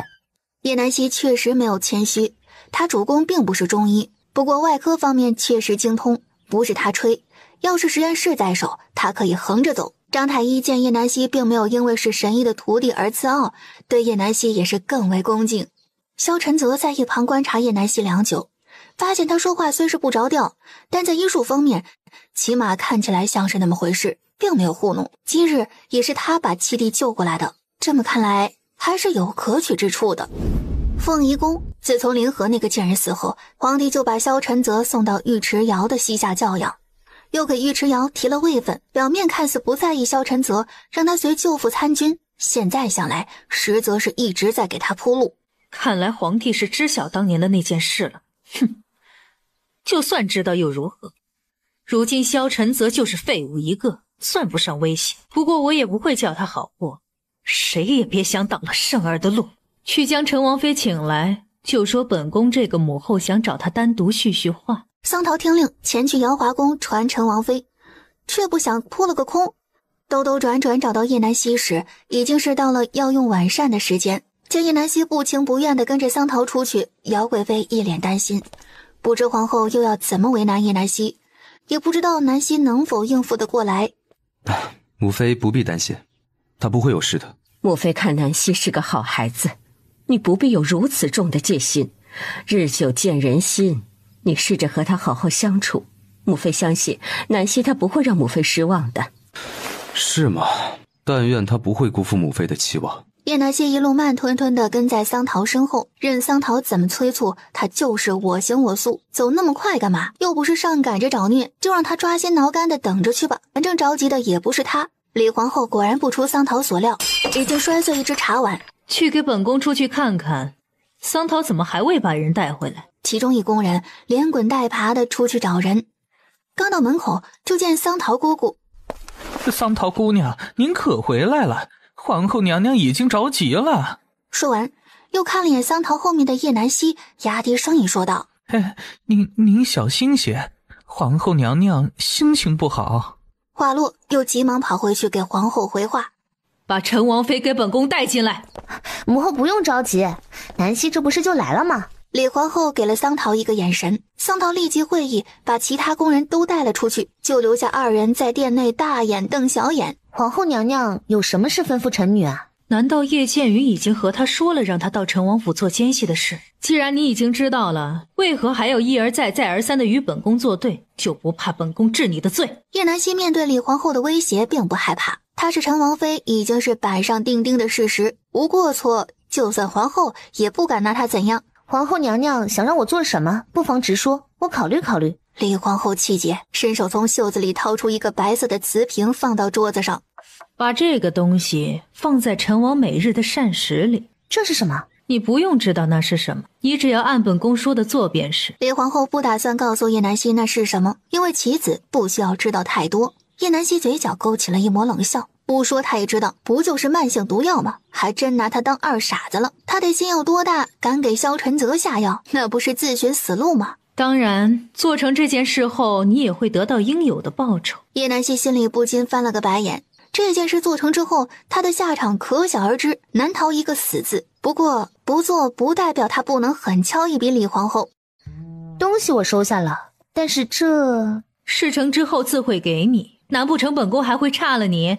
没见到好处，我是不会做的。皇后娘娘还是另请高人吧。都是千年的狐狸，跟他玩什么聊斋？想从他这儿白嫖，做梦去吧。看着叶南希就要起身离开，一点没把他放在眼里的样子，李皇后瞬间暴怒，三步并作两步走到叶南希身后，拉住了他的袖子，抬手一巴掌打在叶南希的脸上。叶南希在李皇后拽住他的刹那间，忽然感到一阵眩晕，踉跄了一下，没有躲过李皇后的巴掌，慌乱中双手撑住桌子，防止自己倒下去。母后这是何意？见叶南希因为身体不稳向后倒去，他急忙让人抬他上前，伸出双臂把叶南希稳稳地接在怀里。叶南希迷蒙间看见是萧晨泽接住了他，心下顿时安定了许多，不知为何头晕的厉害，也实在撑不住了，两眼一闭，放心地晕了过去。萧晨泽微微一怔，一个巴掌应该不至于晕倒吧，可是看样子又不像是装的。不知南希她犯了何错，惹得母后不悦，竟亲自动手。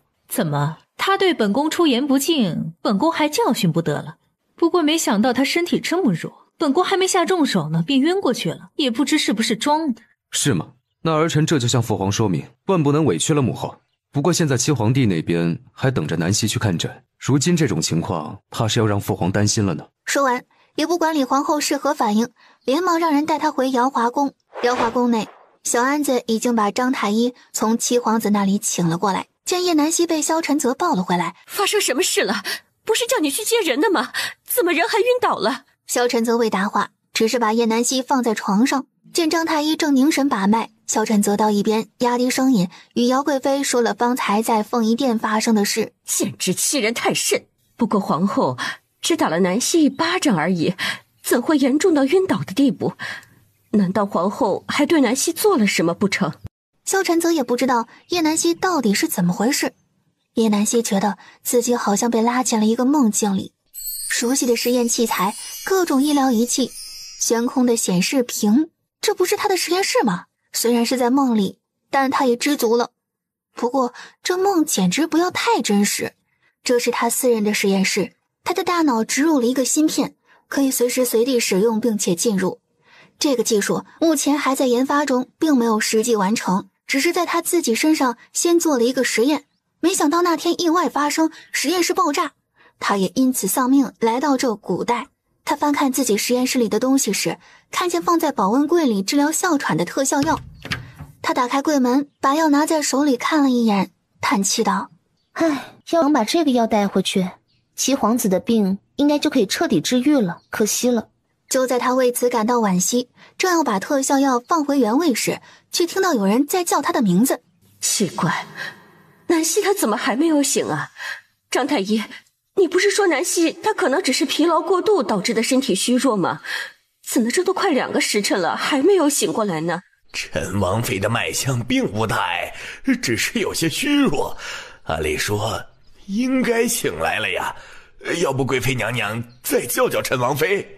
张太医准备再给叶南希把一次脉看看，就见叶南希倏地睁开了双眼。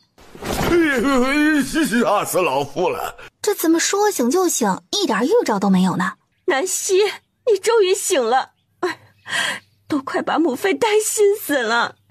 你有没有哪里不舒服呀？见叶南希光盯着自己却不说话，这孩子该不会被打傻了吧？姚贵妃转头与萧晨泽对视了一眼。张太医，你给陈王妃看看，是不是傻了？叶南希听到萧晨泽的声音，猛然惊醒。这个狗男人无时无刻不在埋汰他，他只是在愣神，还没从梦境中反应过来而已。唉，梦还是醒了，又回来了。醒了就好，醒了就好，什么傻不傻的？泽儿，你这孩子不会说话就别说。叶南希刚要起身，打算和姚贵妃说话，忽然发现手里有个东西，摸着感觉怎么那么像一个药盒子呢？叶南希小心地掀开被子，抬起放在里侧的左手。我靠，真的是他在梦里实验室里拿着的那个还未来得及放回去治疗哮喘的特效药。姚贵妃一怔，这怎么回事？终于高兴过头的叶南希回过神来，控制好自己的情绪，等会儿没人时再偷着乐也不迟。母妃不必担忧，南希已经没事了，可能只是有些乏累，多睡了会儿。是母妃考虑不周了，不该让你独自前往。母妃，我饿了。好好，你看母妃光顾着和你说话了，都忘了你还没用膳。正好泽儿为了等你也没用呢，你们2个一起用，母妃这就去安排。说完也不等叶南希回话，叫上还在一旁发呆的张太医和工人一起出去，独留下2人在屋内。本王并非特意等你，只是不……哎呀，我知道你不饿，不是在等我。叶南希见萧晨泽不再说话，索性又研究起他袖子里的药了。有了这个药，七皇子的哮喘肯定是有救了，不过药量不够啊，也不知道还能不能再回到梦里的实验室了。还有，他现在迫切的想知道，是不是自己现在凭意念也可以进入实验室？奈何他不敢尝试啊！有萧晨泽这么个碍事精在，万一真的进去了，在萧晨泽面前来了个凭空消失，然后再大变活人，萧晨泽还不得把他当作妖怪抓起来烧了？他赶忙拨弄了一下头，绝对不行，他还是先忍忍，等没人的时候再试吧。随着一道道菜肴摆上来，叶南希也合上了他的下巴。这也太多了吧，就他们2个人，养母妃是要给他们上个满汉全席吗？清蒸甲鱼、炙烤鹿肉、杜仲腰花、海参粥，还有一个，如果他没猜错的话，应该是羊肾汤吧。这味道他想忽略都难。萧晨泽黑着脸盯着桌子上的菜，恨不得立刻消失。这都是些什么呀？尤其看到对面那个傻子在那儿憋笑，心里更是郁闷。想笑就笑，不用憋得那么辛苦。若是给自己憋傻了，那可就真的得不偿失了。叶南希这会儿更是笑得不能自已了。养母妃还真是别出心裁，她真想当面给养母妃点个赞。叶南希舀了一碗羊肾汤放到萧晨泽面前，王爷快喝，别辜负了养母妃一番心意。要是凉了，味道可就更重了呢。萧晨泽看着面前的羊肾汤，鼻子都要气歪了。是你自己的，本王不用你管，你最好管住自己的嘴和手，不想要的话，本王替你割掉。瞧瞧，又开始威胁他了，说不过他就来这招。不过现在他不怕他。叶南希不理他，给自己盛了一碗海参粥。还是这个味道好闻。放下粥碗，他打算先啃个猪蹄填填肚子。正当叶南希啃得正香的时候，只见面前伸过来一只修长的手，快速的将他面前的海参粥端走了。看着这货慢条斯理的喝着他的粥，哎，那是我的，王爷那不是有羊肾汤了吗？干嘛要抢人家的？谁喝了就是谁的。可是他不想喝那个什么羊肾汤。行，那王爷多吃点。吃吧，最好噎死你。叶南希继续和手里的猪蹄作战。叶南希并没有因为萧晨泽在场而顾及形象，他完全当他不存在，自顾自的在那儿大快朵颐。这傻女人是逃难的吗？有哪家闺秀是这样的？是饿狼还差不多。满桌子的菜就只剩下一些青菜了。起身打算出去消消食，现在已经是戌时，天都已经黑了下来。他叫住一个宫女让他带路，他去一趟七皇子的康安宫，看看七皇子情况如何了。姚贵妃和张太医也一直守在这里。王妃娘娘，老夫正想去请教您呢。七皇子何时可以拔了管子呀？感觉怎么样？见过皇嫂，没什么其他的感觉。哦，叶南希又替他把了把脉，翻看他的眼皮，确定他已经无大碍，可以把管子拔下来了。要是有消毒的药水就好了。叶南希突然感觉到袖子里的手上有东西，他避开人打开一看，果然是消毒药水，竟然和前世一样可以凭意念取。于是又想了一下，棉签和纱布都出现在手里，只不过这样从袖子里拿东西怎么看怎么怪异。他猛然想起实验室里有一个微型金属材质的医药箱，他连忙把医药箱调出来，又把东西装进医药箱里，做好这些准备给萧林睿拔管。张太医像看见了新大陆一样，他也好想拥有一个，怎么办？叶南希从药箱里拿出一次性手套戴上，又拿出消毒水和棉签，把一切都准备好。他看向萧林睿，等下可能会有些疼，你忍着点，如果实在疼得受不了的话，一定要和我说。见萧林睿点头，他也不再犹豫，伸手开始一点点的往外拔。叶南希一边拔一边观察着萧林睿的脸色，生怕弄疼他。很快叶南希便拔下了管子，叶南希在伤口处放了纱布，贴上胶带，直了直腰。这就可以了，你感受一下，还有哪里不舒服就及时说。这几天啊，先不要淋浴沾水，饮食清淡。萧林睿恍神片刻，立即拉上自己的衣裳，忙道：很舒服，我知道了，劳烦皇嫂了。姚贵妃一直悬着的心也终于放下来了。见叶南希这边弄好了，她赶紧上前问叶南希护理萧林睿的注意事项。叶南希仔细的把所有需要注意的地方都告诉了姚贵妃。就在这时，她发现张太医正拿着他之前用过的棉签在那里研究，还要往自己的手上涂抹。哎，等一下，这个不能用了。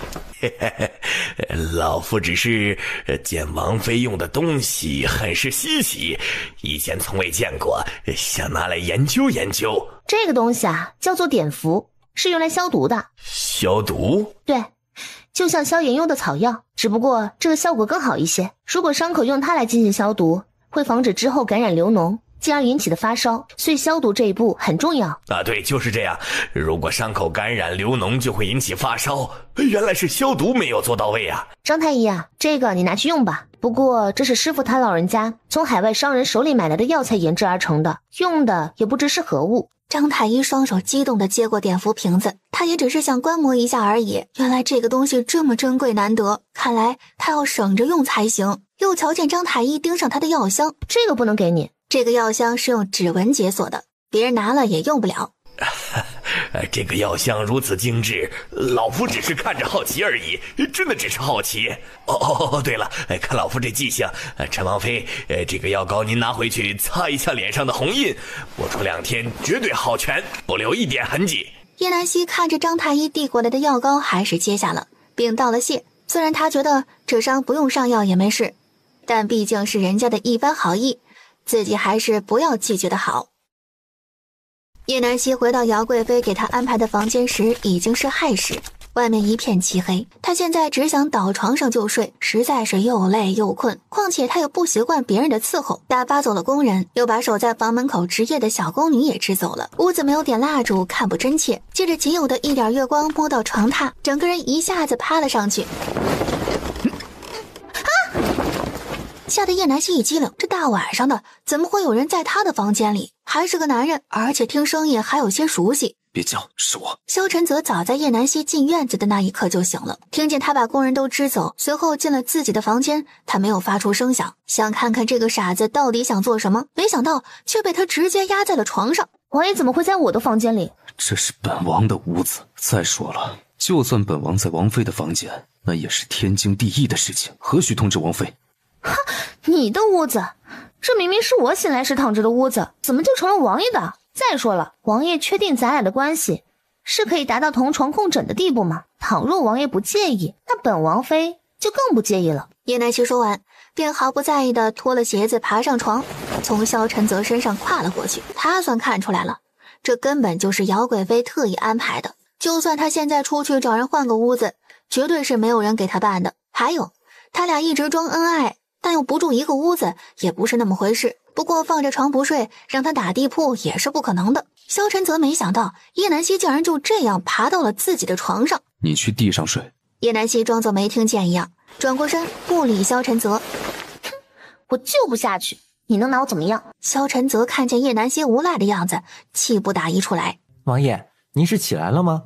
奴才进去伺候您。小安子正挠着头四处张望，奇怪，他都上个茅房的功夫回来，怎么门口连守夜的工人都不见了？无事，你也不用守夜了，下去吧。此时的萧晨泽只能认命不再折腾，他怕再折腾下去，大家都会知道他这点破事。这个女人看来是不打算走了，要是以前他不走，自己直接走人就是了。可现在他只能叫人来抬着他，如果他这么做了，明日一早整个皇宫都会知道。萧晨泽暗暗握紧了拳头。当他回头看叶南希时，却发现这个蠢女人竟然睡着了，还打起了呼噜，还真是头猪。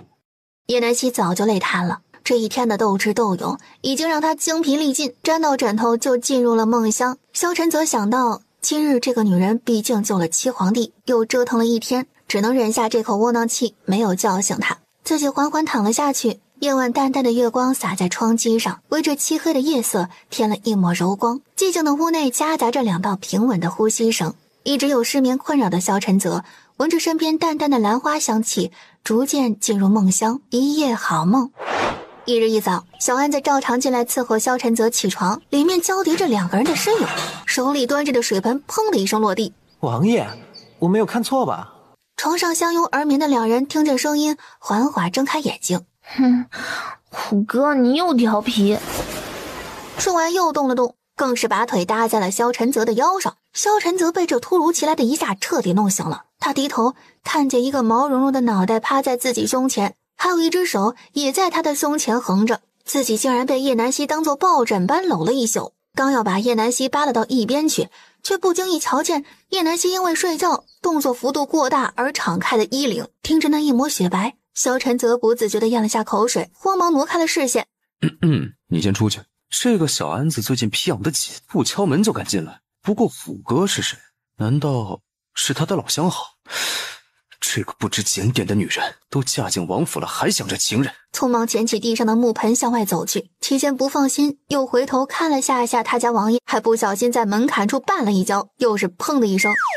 小安子手忙脚乱的赶紧起身，还不忘把门关上。而趴在萧晨泽身上的叶南希，早在萧晨泽出声要小安子出去时就醒了，只不过刚醒就看见自己大刑社死的现场，他不敢动，他把萧晨泽嘎了他的心都有。现在怎么办？在线等，挺急的。萧晨泽已经看到叶南希那微微抖动的眼睫毛，知道他已经醒了。醒了就给本王拿开你的爪子。醒了还不起来，难不成把他当成虎哥抱上瘾了？叶南希知道自己装不下去了，佯装刚睡醒一样。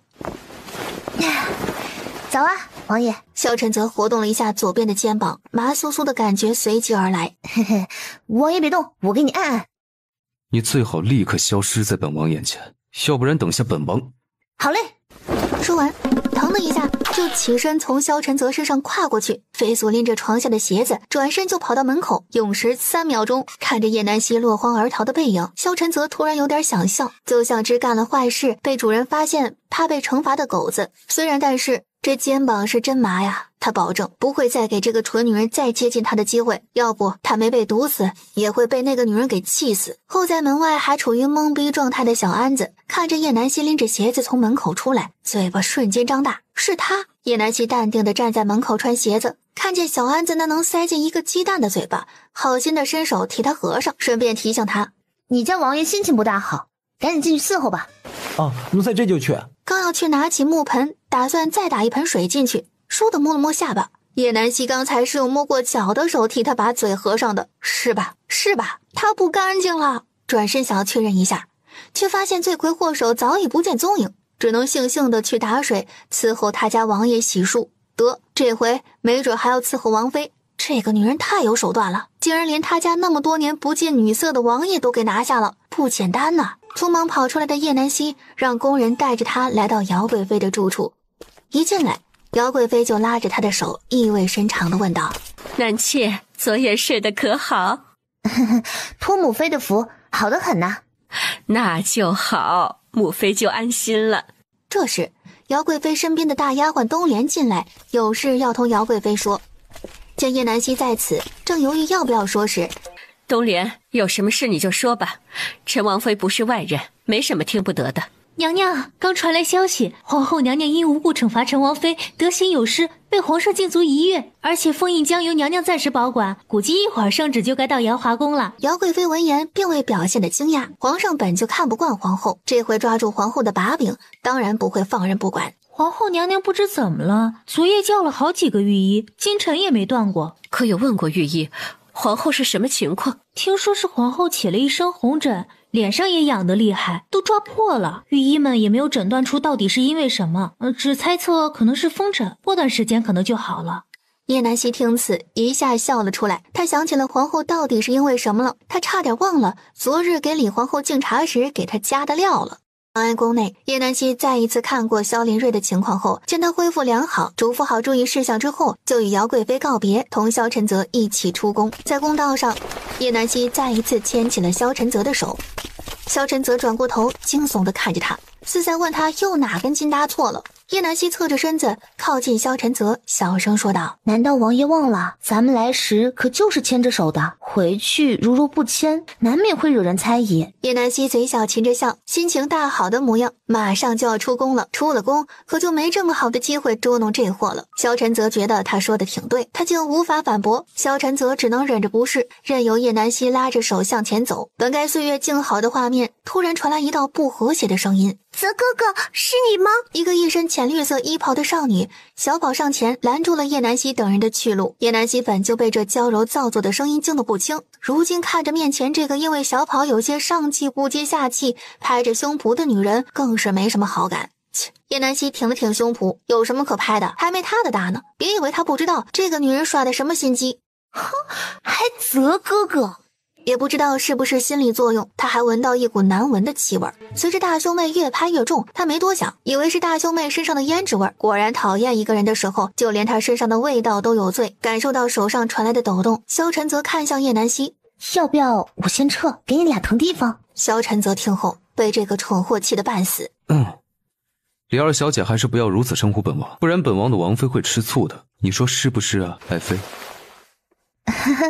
是吧？李慧秀不可置信地看着这一幕，陈王不是应该不喜欢这个陈王妃吗？是，陈王殿下，是慧秀唐突了。叶南希看着大胸妹梨花带雨的表情，回头瞪了一眼萧晨泽，然而萧晨泽看向他的眼神却逐渐猩红，两只手死死地抓住椅子的扶手，青筋暴起，像是忍受着极大的痛苦。快走！叶南希也看出萧晨泽的不对劲来，伸手摸上他脉搏，果不其然，脉象紊乱，似有经脉逆转之象。他也知道不能再等下去了，要赶紧恢复，否则不一定会出什么问题。大妹子，你快让开，我们要回去了，就不奉陪了。可李慧秀并没有让开，而是继续问萧晨泽：陈王殿下是不记得你我当初的事了吗？说着又靠近了萧晨泽一步。叶南希瞧出一丝不对劲的气息，这个大兄妹一靠近，萧晨泽气息明显紊乱。还未等叶南希上前阻止，只见萧晨泽猛地出手，掐住李慧秀的脖子。李慧秀的脸瞬间憋红，慌乱之下挣脱，撞倒了抬着萧晨泽的椅子。萧晨泽应声倒地。虽然松开了李慧秀的脖子，但看出他还有再上前的架势。叶南希情急之下，只能从实验室中调出一支镇定剂。他快速蹲下身，按住萧晨泽，找到位置，在衣袖的遮掩下，把针猛地扎在萧晨泽的身上。在镇定剂进入萧晨泽体内的一瞬间，整个人就突然僵住不动。他视线慢慢转移到叶南希身上，眼神迷茫，随后一头栽进叶南希的怀里。这一幕把小安子吓坏了。王爷，他怎么了？你对王爷做了什么？叶南希没空搭理他，他看着匍匐在地的李慧秀，对着边上抬人的那两个侍卫说道：你们两个把这位小姐抬出去。李慧秀身边的丫鬟听到，急忙扶起自家小姐，坐上了萧晨泽的椅子。椅子给他用了，王爷怎么办？这个女人怎么不知道心疼他家王爷呢？小安子铁青着脸，正要去叫人抬一个软轿过来，这时只见叶南希从地上站了起来，怀里抱着他家王爷。小安子不敢相信地揉了揉眼睛，对，他没看错，就是抱着他家王爷啊！你半天没拟出个下文。你什么你啊，还不快跟上！长长的公道上，一红衣女子神色焦急地抱着个身材高大的男子一路狂奔，这画风还是有些魔幻的，以至于门口的守卫还以为大白天出现幻觉了。就见小安子在后面紧追，向门口禁军出示了腰牌，他们这才知道刚刚出去的是陈王和陈王妃。不对呀，这位置是不是弄反了？少打听。叶明驾着马车守在宫门口，当看到叶南希抱着个男人从宫门口出来的一刹，立即飞身上前，就要把那臭男人踹出去。什么人竟然敢给他家王爷戴绿帽，简直罪不可赦。到了跟前，待看清叶南希抱着的人，他猛然收脚，却已经来不及了，只能硬生生的把脚往旁边移，向后踹去。本以为会踹空，只听嗷的一声，小安子凄厉的声音响彻云霄。我好不容易追上来，难道就是为了被踹飞了吗？叶明也向前踉跄了一步，见自己踹到了小安子，悬着的心终于放下了。还好，被踹飞的是小安子。见叶明非但没有丝毫愧疚之色，还面带庆幸，小安子顿时就生气了，刚要谴责叶明，就见他被叶明猛地提起，扔在了车架上。赶紧驾车回王府。接着对小安子说道：小安子是吧？你去跟着那个李小姐回府，记住务必保证她安全回府。把人送回府里，也就没他们什么事了，毕竟人只是受点惊吓。叶明已经看出事情的严重性了，还没等小安子回话，他二话不说，又是一脚把小安子踹下马车，随后挥舞马鞭扬长而去。趴在地上吃了一嘴土灰的小安子双手垂着地，欲哭无泪。月明，我操你二大爷！马车虽在急速行驶，但马车内却没有多大的颠簸。萧晨泽此时靠在叶南希的怀里，眉头紧皱，就连睡梦中也不是很安稳。叶南希把他的头轻轻放下，观察他的面色眼底，还好及时打了镇定剂，他体内的躁动也逐渐平息下来。叶南希却不由深思，萧晨泽绝对不会无缘无故就失去理智的，一定有什么东西刺激到了他。他决定给萧晨泽做个检查，看看能不能查出原因。他调出了针管，在萧晨泽胳膊上抽了血，放到实验室的仪器里，开启自动化验模式。算算时间，他也快醒过来了。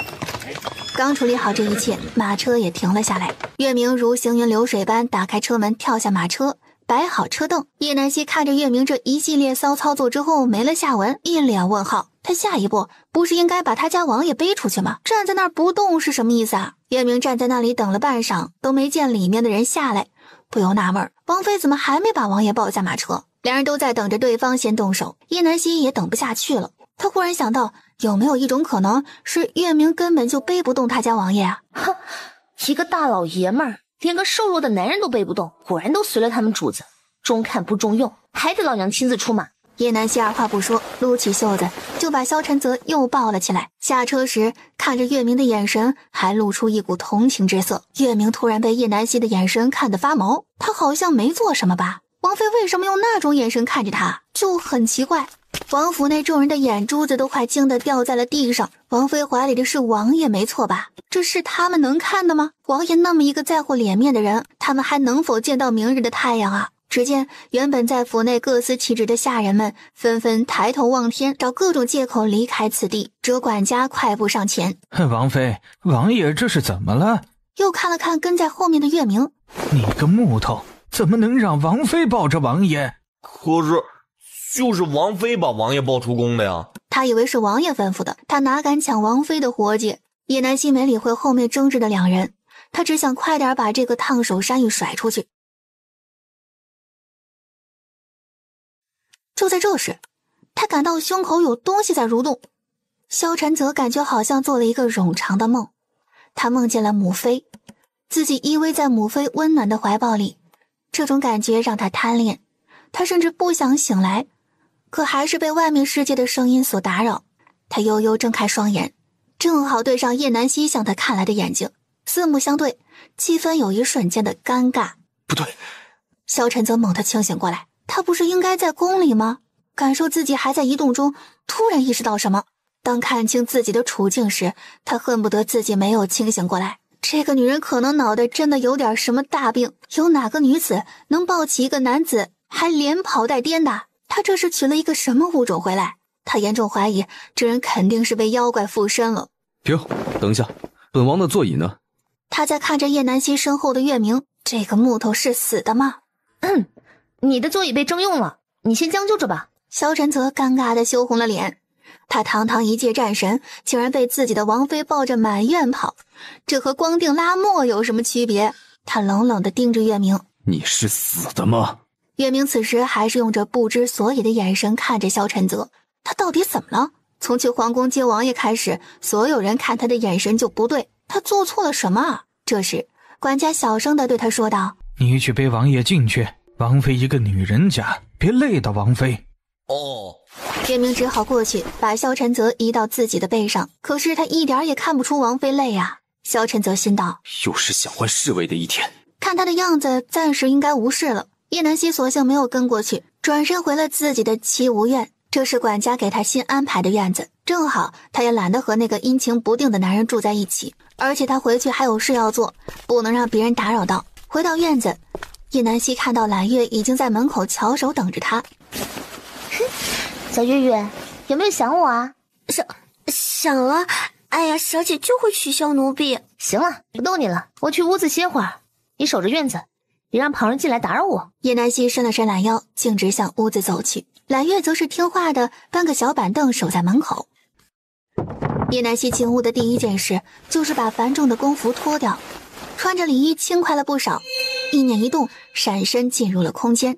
萧晨泽血液检测结果已经出来了，看着手中的报告，越看眉头皱得越深。萧晨泽的血液里竟然检测出曼陀罗花毒和一种不知名的毒素，难怪当时他情况不对，想来是受了曼陀罗花的影响出现幻觉。去把那个蠢王妃给本王叫来。这个蠢女人，明明自己有事会问她，还不过来，真是有够愚蠢。是主子，不过那要是王妃不来怎么办啊？萧晨泽一个眼刀扫向月明，月明接收到主子给你个眼神自行体会的那一刻，麻溜地飞奔出去。此时某人口中的蠢人正在空间实验室的浴室里悠闲地泡着澡，喝着快乐水，哼着小曲。叶南希撩着水中的泡沫，好几天都没有这么痛快的洗澡了，这次一定要把自己洗得香喷喷的。看着时间差不多了，叶南希打算赶紧出去看看，要不然一会儿揽月那丫头看他一直不出来，该着急了，而自己不在房间里肯定会吓到他。还没等他出空间，就听见外面传来争执的声音。我家小姐说了，任何人都不能继续打扰。王爷请王妃前去，你去通报一下。我都说了，你等一下，小姐忙完就会出来了。吱呀一声，什么事儿啊？揽月见叶南希换了衣服出来，头发也半干不湿的随意挽起，不禁心生疑惑，小姐这是沐浴了？可小姐也没让她打水啊，她在外面也没听见水声。叶明愣了一下，随后脱口而出：王爷请王妃去用膳。本王妃不。咕咕，像是应景一般，叶南希的肚子此时唱起了空城计，最怕空气突然安静。本王妃不饿都不行了，正好去用膳，走吧。来到洛居阁，叶南希一屁股坐在萧晨泽面前的椅子上，盯着面前空荡荡的桌子，一脸问号。饭呢？说好了叫我来用饭呢，玩呢？叶南希没好气地盯着萧晨泽，看得萧晨泽心里直发毛，这个蠢女人又发什么疯？这么看着他做甚？说吧。叶南希一愣，让他说什么？说他不给他饭吃吗？他还没这么大脸，非吃他这顿饭不可。见两人气氛有些不对，屋内的下人们都自觉地退了出去，揽月也不动声色地退了下去，给二人留下独处的空间。王妃说说吧，在公道上你对本王做了什么？为什么本王突然就没有意识了？回来之后，他只想起在那里遇到了李慧秀，之后就是昏迷前胳膊猛地一痛，当时只有叶南希在自己身边。你当时就像一头发疯的野兽，抓着那个大兄妹的脖子就不放，一副不把他掐死誓不罢休的架势。我当时就给你扎了一针，让你昏迷过去，要不然后果如何你应该知道。就是这样。对啊，就这样。不过我觉得那个大兄妹应该有问题。大兄妹这又是谁？该不会是他想的那样吧？这个女人真是语不惊人死不休。哼，就是你想的那样。少女弯弯的柳眉下，一双清澈明净灿若繁星的眼里闪过一丝捉弄。看着眼前眉眼飞扬的叶南希，萧晨泽竟然觉得这个女人有一点好看，不由得一时看呆。注意到萧晨泽有些呆滞的表情，便赶紧转移话题。这个李小姐该不会就是你的白月光吧？白月光？为什么叶南希总能说出一些他不懂的词汇？难道是乡下的叫法？你个老古董。这么说吧，就是你喜欢他，他也喜欢你，但是你们没有在一起，多年以后见到对方仍情难自已。对，大概就是这个意思。看来本王应该给你请个御医回来看看眼睛，要是不能用就弯了吧。本王妃眼睛好着呢，不劳王爷费心。既然眼睛没问题，你是怎么看出来本王喜欢那个李慧秀的？泽哥哥，要是没点事儿，人家能那么叫他吗？骗鬼呢。本王说没有就没有，你好好说话，别学他。本王只是3年前回京之时，在城郊救过他一回，见他可怜，便顺路将他送了回去，仅此而已。后来也……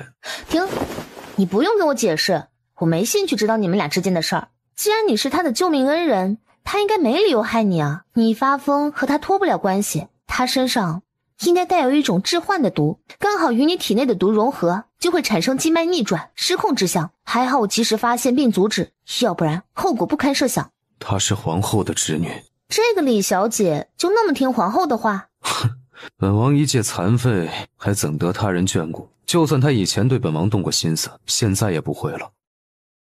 他也不需要这种女人的爱慕，既然他自己作死，那就成全他。而且据萧晨泽所知，那个李慧秀应该是想做皇后的儿媳妇。他瞪了叶南希一眼，差点被带跑偏了。挨了一记白眼的叶南希一愣，他奶奶个腿的，人家不喜欢你了，关我什么事儿啊？有本事你瞪那个大兄妹去啊，在这里跟我横眉立目的干什么？就在两人大眼瞪小眼的尴尬气氛中，一阵叫声打破了这僵持的局面。叶南希捂着这不争气的肚子，没好气地说道：瞪什么瞪啊，看把他吓得咕咕叫。萧晨则不自觉地被气笑了，饿了就饿了，整那么多词。你没用膳吗？想到自己也没用膳，正想叫人传膳，就见月明一阵风似的跑过来。王爷可以用膳了。希望他来得及时，没耽误主子。叶南希眼睛瞪得更大了。好家伙，合着真逗我玩呢？不是你叫我来用膳的吗？还问个毛啊？用了还来你这干嘛？萧晨泽也瞪着月明，他怎么不记得他叫人传膳了？月明以为自家主子这眼神是让他赶紧上菜呢，于是下人们鱼贯而入，一盘盘精致的菜肴摆满桌面。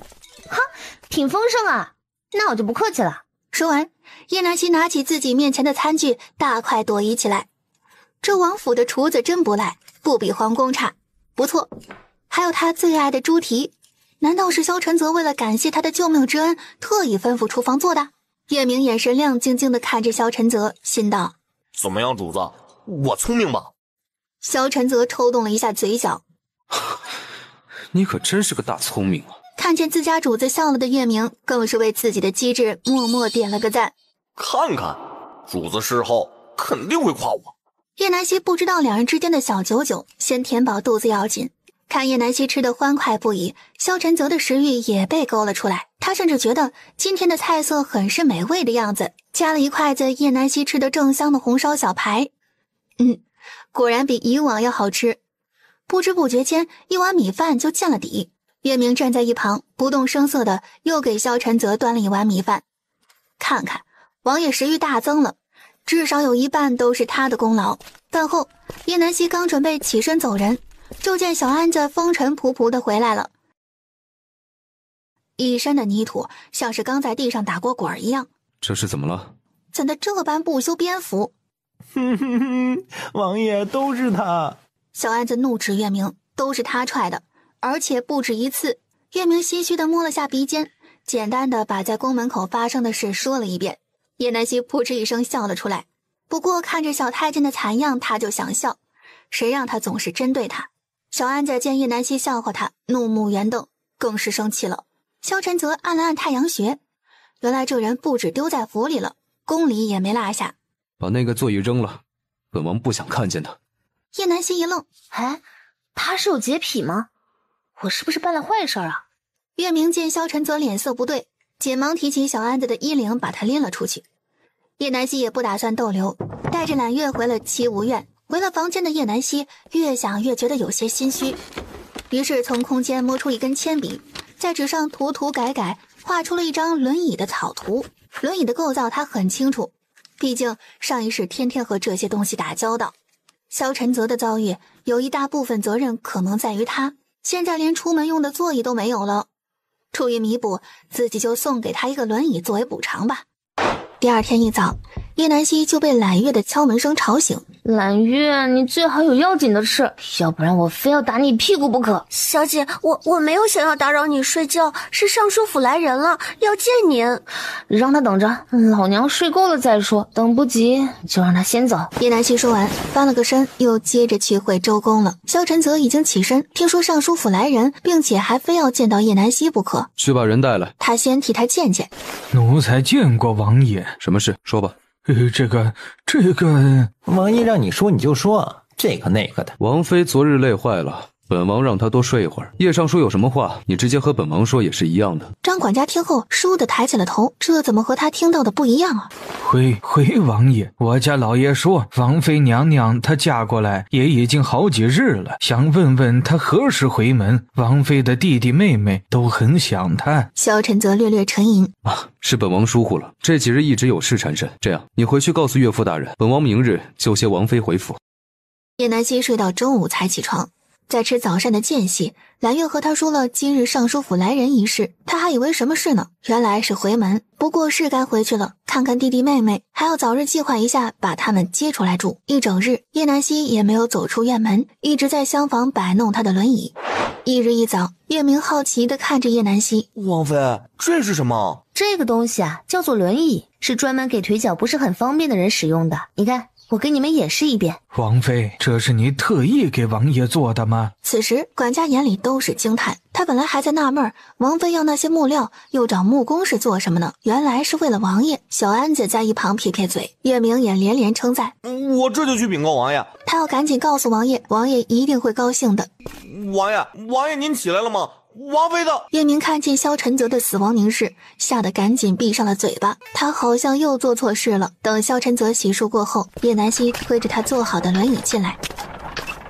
王爷，你看，这是我特意给你私人定制的轮椅，怎么样，有没有感动的？特意为本王做的。太阳打西边出来了，他这是想打个巴掌，再给他个甜枣吗？对啊，你的那个座椅不是被别人坐过了吗？怎么样，我是不是很好啊？王爷，快坐上来试试。本王自己来。看着萧晨泽毫不费力的用手支撑着身体的样子，叶南希心想，如果他能站起来的话，应该也是个身手矫健、意气风发的少年郎。他盯着萧晨泽的腿，不知道他腿的情况如何，能不能治好，自己要不要试一试。正在他发呆的片刻，萧晨泽已经自己用手转着轮椅到了门口的位置。黑色的轮椅低调又不失大气，很符合他的审美，又很舒适，就连椅背和扶手都有软垫来包裹，不仅光滑又很美观，可见坐这个椅子的人花了很多心思在上面。他抬手遮挡照在眼睛上的阳光，头一次觉得这刺眼的阳光就是那般温暖。这几个月来的各种不便仿佛在这一刻得到释怀，而这种奇特的感觉是眼前这个看似不靠谱又有些狡猾的女人给予的。他看着眼前还在和小安子掐嘴架的女人，嘴角不经意的上扬。如果他是真心的对待自己，他不介意在他这所剩不多的生命中护他一程，只要他不作死，便可一生无虞。叶南希不知道此刻萧晨泽脑袋里的这些想法，他上前推着轮椅的把手，把萧晨泽转了过去。怎么样，是不是很满意啊？上课。萧晨泽给了他一个中肯的评价，他怕要是直接夸他的话，这个女人的尾巴估计会翘到天上去。就这还叫上课啊？他这眼光未免也太挑剔了吧。哼，王爷若是觉得勉强的话，那我设计的机关你用着可能也不满意，要不你还给我吧，我拿去卖钱。王妃都说了是送本王的，送出去的东西哪儿还有往回要的道理？萧晨泽语气淡漠，内心却忍不住想笑，真是个小野猫，一言不合就炸毛，竟然还有机关，等没人的时候他再好好研究一下。今日还要回门，王妃木不是忘了？对啊，我还没准备东西呢。都忘了还没给张氏准备点大礼。王妃不用担心，您回门带的礼物，王爷早就吩咐奴才给您准备好了，还请王妃过目。他匆匆看了眼礼单，不由睁大眼睛。不行，把这些都换了。那王妃稍后，老奴这就去重新准备一些更为贵重的。王妃也太挑剔了，这些礼品已经够好了，王妃怎么还不知足？哼，上天把爱洒满人间，却唯独给你打了伞。他不想再和傻子说话。傅伯，我跟你一起去。看着一起出去的二人，小安子撇撇嘴。王爷，您怎么不管管王妃呀？那叶剑云这么对您，您能去都是对她最大的恩赐了。老子是个好东西。小安子无语，他怎么感觉他被人内涵了？王爷果然和王妃不是一家人不进一家门，瞧瞧这用词如出一辙。我得拿个小本本记下来。萧晨泽唇角微扬，以他对叶南希的了解，这个蠢女人肯定不会换更为贵重的礼品。叶南希伸手指着库房里的物件，这个，还有那边那一片。福伯看得一阵心惊肉跳，这也太多了吧，而且好多都是极为珍贵的东西。王妃且，刚才我说过的这些全都不要，剩下的福伯你去安排装车吧。叶南希指着堆在角落的那堆破箱子，王妃这恐怕不行，老奴做不了主啊，还得去请。福伯酝酿了半晌的说辞突然卡在喉咙里。王妃，您说什么？老奴没听错吧？别怀疑，就是你听到的那样。叶南希说完，只留下一个潇洒的背影。虽说那些东西看上去很多，但都是些中看不中用的玩意儿。福伯无奈，只好吩咐下人赶紧给那些东西换上还算华丽的箱子装车。尚书府叶府门口，小安子看着叶府门口除了2个守门的家丁之外，一个人也没有，顿时火冒三丈。这都什么人？明明告诉了王爷会来，竟然不提前出来迎接。他走到门前，去把你们叶大人叫出来，陈王殿下到了，为何他还不出门迎接？谁给他的胆子？这是要反了天了。家丁一听陈王来了，立刻跑去禀报了叶剑云。张氏这边丫鬟也来回禀，这个张氏真是胡闹，一点都没有当家主母的样子。叶南希这边已经等得不耐烦，张氏终于到了。他走到马车跟前，南希来了怎么不下车啊？真是叫母亲好等。岳明挡在车前，大声呵斥道：大胆，竟敢直呼王妃名讳！王爷还在车内，怎不见叶尚书前来接见？真是没有尊卑！张氏见一个小小的侍卫都敢对他大呼小叫，你个小……陈王殿下不是到了吗？怎么还没下车呀？都怪下人没有及时上报。叶剑云站在门口，及时打断张氏的话。这个蠢货就知道给他惹事。岳父大人真是让本王好等。爱妃，咱们下去。叶南希看向萧晨泽，忍不住打了个冷战。你够了，还爱妃？我还咖啡呢，真有你的。萧晨泽挑起好看的唇角。够。本王怎么会够呢？本王喜欢爱妃还来不及呢。爱妃这么说，难道是本王哪里做的不好？哼，这回也让你体会一下本王当时的尴尬境地。哼，这话怎么听起来那么耳熟呢？这个大油田怪会演戏的。站在马车外面的众人眼珠子都快要掉到地上了。这就是传说中杀伐果断、不近女色、心狠手辣的成王殿下，怎么听着有点不像呢？张氏更是惊得嘴巴都快合不拢了。这个贱丫头这么受宠吗？陈王是那么好说话的人？他尴尬地笑道：陈王殿下和陈王妃可真是恩爱又般配呢。哼，傻子配瘸子，可不绝配吗？我去，听了张氏这阴阳怪气的话，他总算想起来萧晨泽的话为啥听着耳熟了。合着这不是进宫那日他在宫里对萧晨泽说的那番话吗？这个家伙可真是记仇，这简直一字不差，完美复刻。王爷，咱们下车吧，没听见父亲都等急了吗？萧晨泽率先下车，随后又像在宫里那样在马车下伸手扶着叶南希下车。叶南希驾轻就熟般把手放在萧晨泽的手上，哼，不就是接着演戏吗？他懂。下官见过陈王殿下。岳父大人就不用见外了，都是自家人。是啊，父亲，本王妃也不用你们行如此大礼，就像王爷说的，都是自家人，你说是吧？父亲、姨娘。这时忽然一道轻柔的声音在门口响起：是姐姐回来了吗？一听这矫揉造作的声音，叶南希不用猜都知道是谁。真是个无时无刻不刷存在感就浑身难受的小白莲，他今天可没心思和他玩。叶南希不急不缓地向萧晨泽介绍道：王爷你看，这是臣妾的庶妹，也就是这位姨娘的女儿。张氏本就难看的脸色，这回更是如调色盘一般，一阵青一阵白。姐姐还是在生妹妹的气吗？哼，得，开始了，她开始演戏了，飙演技的时刻到了。妹妹说的哪里话呀？做姐姐的怎么会生还不懂事的妹妹的气呢？姐姐不怪妹妹就好，妹妹还以为姐姐不愿意嫁去陈王府，还在责怪妹妹没有为你跟父亲求情呢。姐姐，妹妹是不是说错话了？妹妹，你这么说就不对了。姐姐怎么嫁过去的？你心里没数吗？是你不愿意嫁，父亲才把姐姐从乡下接回来替你出嫁的。这么说，还要感谢妹妹把这个机会让给姐姐，要不然姐姐现在可能还在乡下呢。路过看热闹的百姓一个个都露出原来如此的表情，今日又吃到了大瓜。姐姐在说什么？什么妹妹不愿意嫁？这本就是你的赐婚圣旨，与妹妹本就没有干系。啊，对，你说的都对。叶南雨气急，这个叶南希竟然敢当着众人的面这样诋毁他。叶明眨巴着眼睛看着这一幕，他好像又学到了王妃的段位真高，不费吹灰之力就把那叶二小姐说得毫无还手之力。王爷，你说是不是要感谢妹妹大度？要不然您就娶不到我这样一位貌美如花、善解人意、人见人爱的王妃了。叶南希拉着萧晨泽疯狂眨眼。是啊，爱妃说的极对，感谢叶二小姐的不嫁之恩。萧晨泽极为配合地附和叶南希的话。叶南雨不可置信地向后退了一步，是哪里出了问题？成王竟然如此宠爱这个乡巴佬。叶剑云及时上前打圆场：王爷，这外面燥热得很，还是进府里再续吧。也好，爱妃，推本王进去吧。叶南希扯了扯被萧晨泽握着的手：你倒是松开我呀！哎呀，王爷，你握的人家手好痛痛。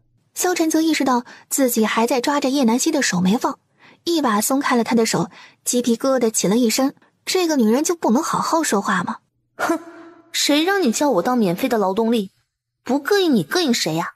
这是怎么了？南雨小姐怎么还哭了？堂堂尚书府的千金，也有人敢欺负啊？只见男人身骑白马，一身宝蓝色的华服，头上戴着金色的发冠，面容清俊，举手投足之间的桀骜都在向别人宣告他身份的不凡。见过五皇子殿下。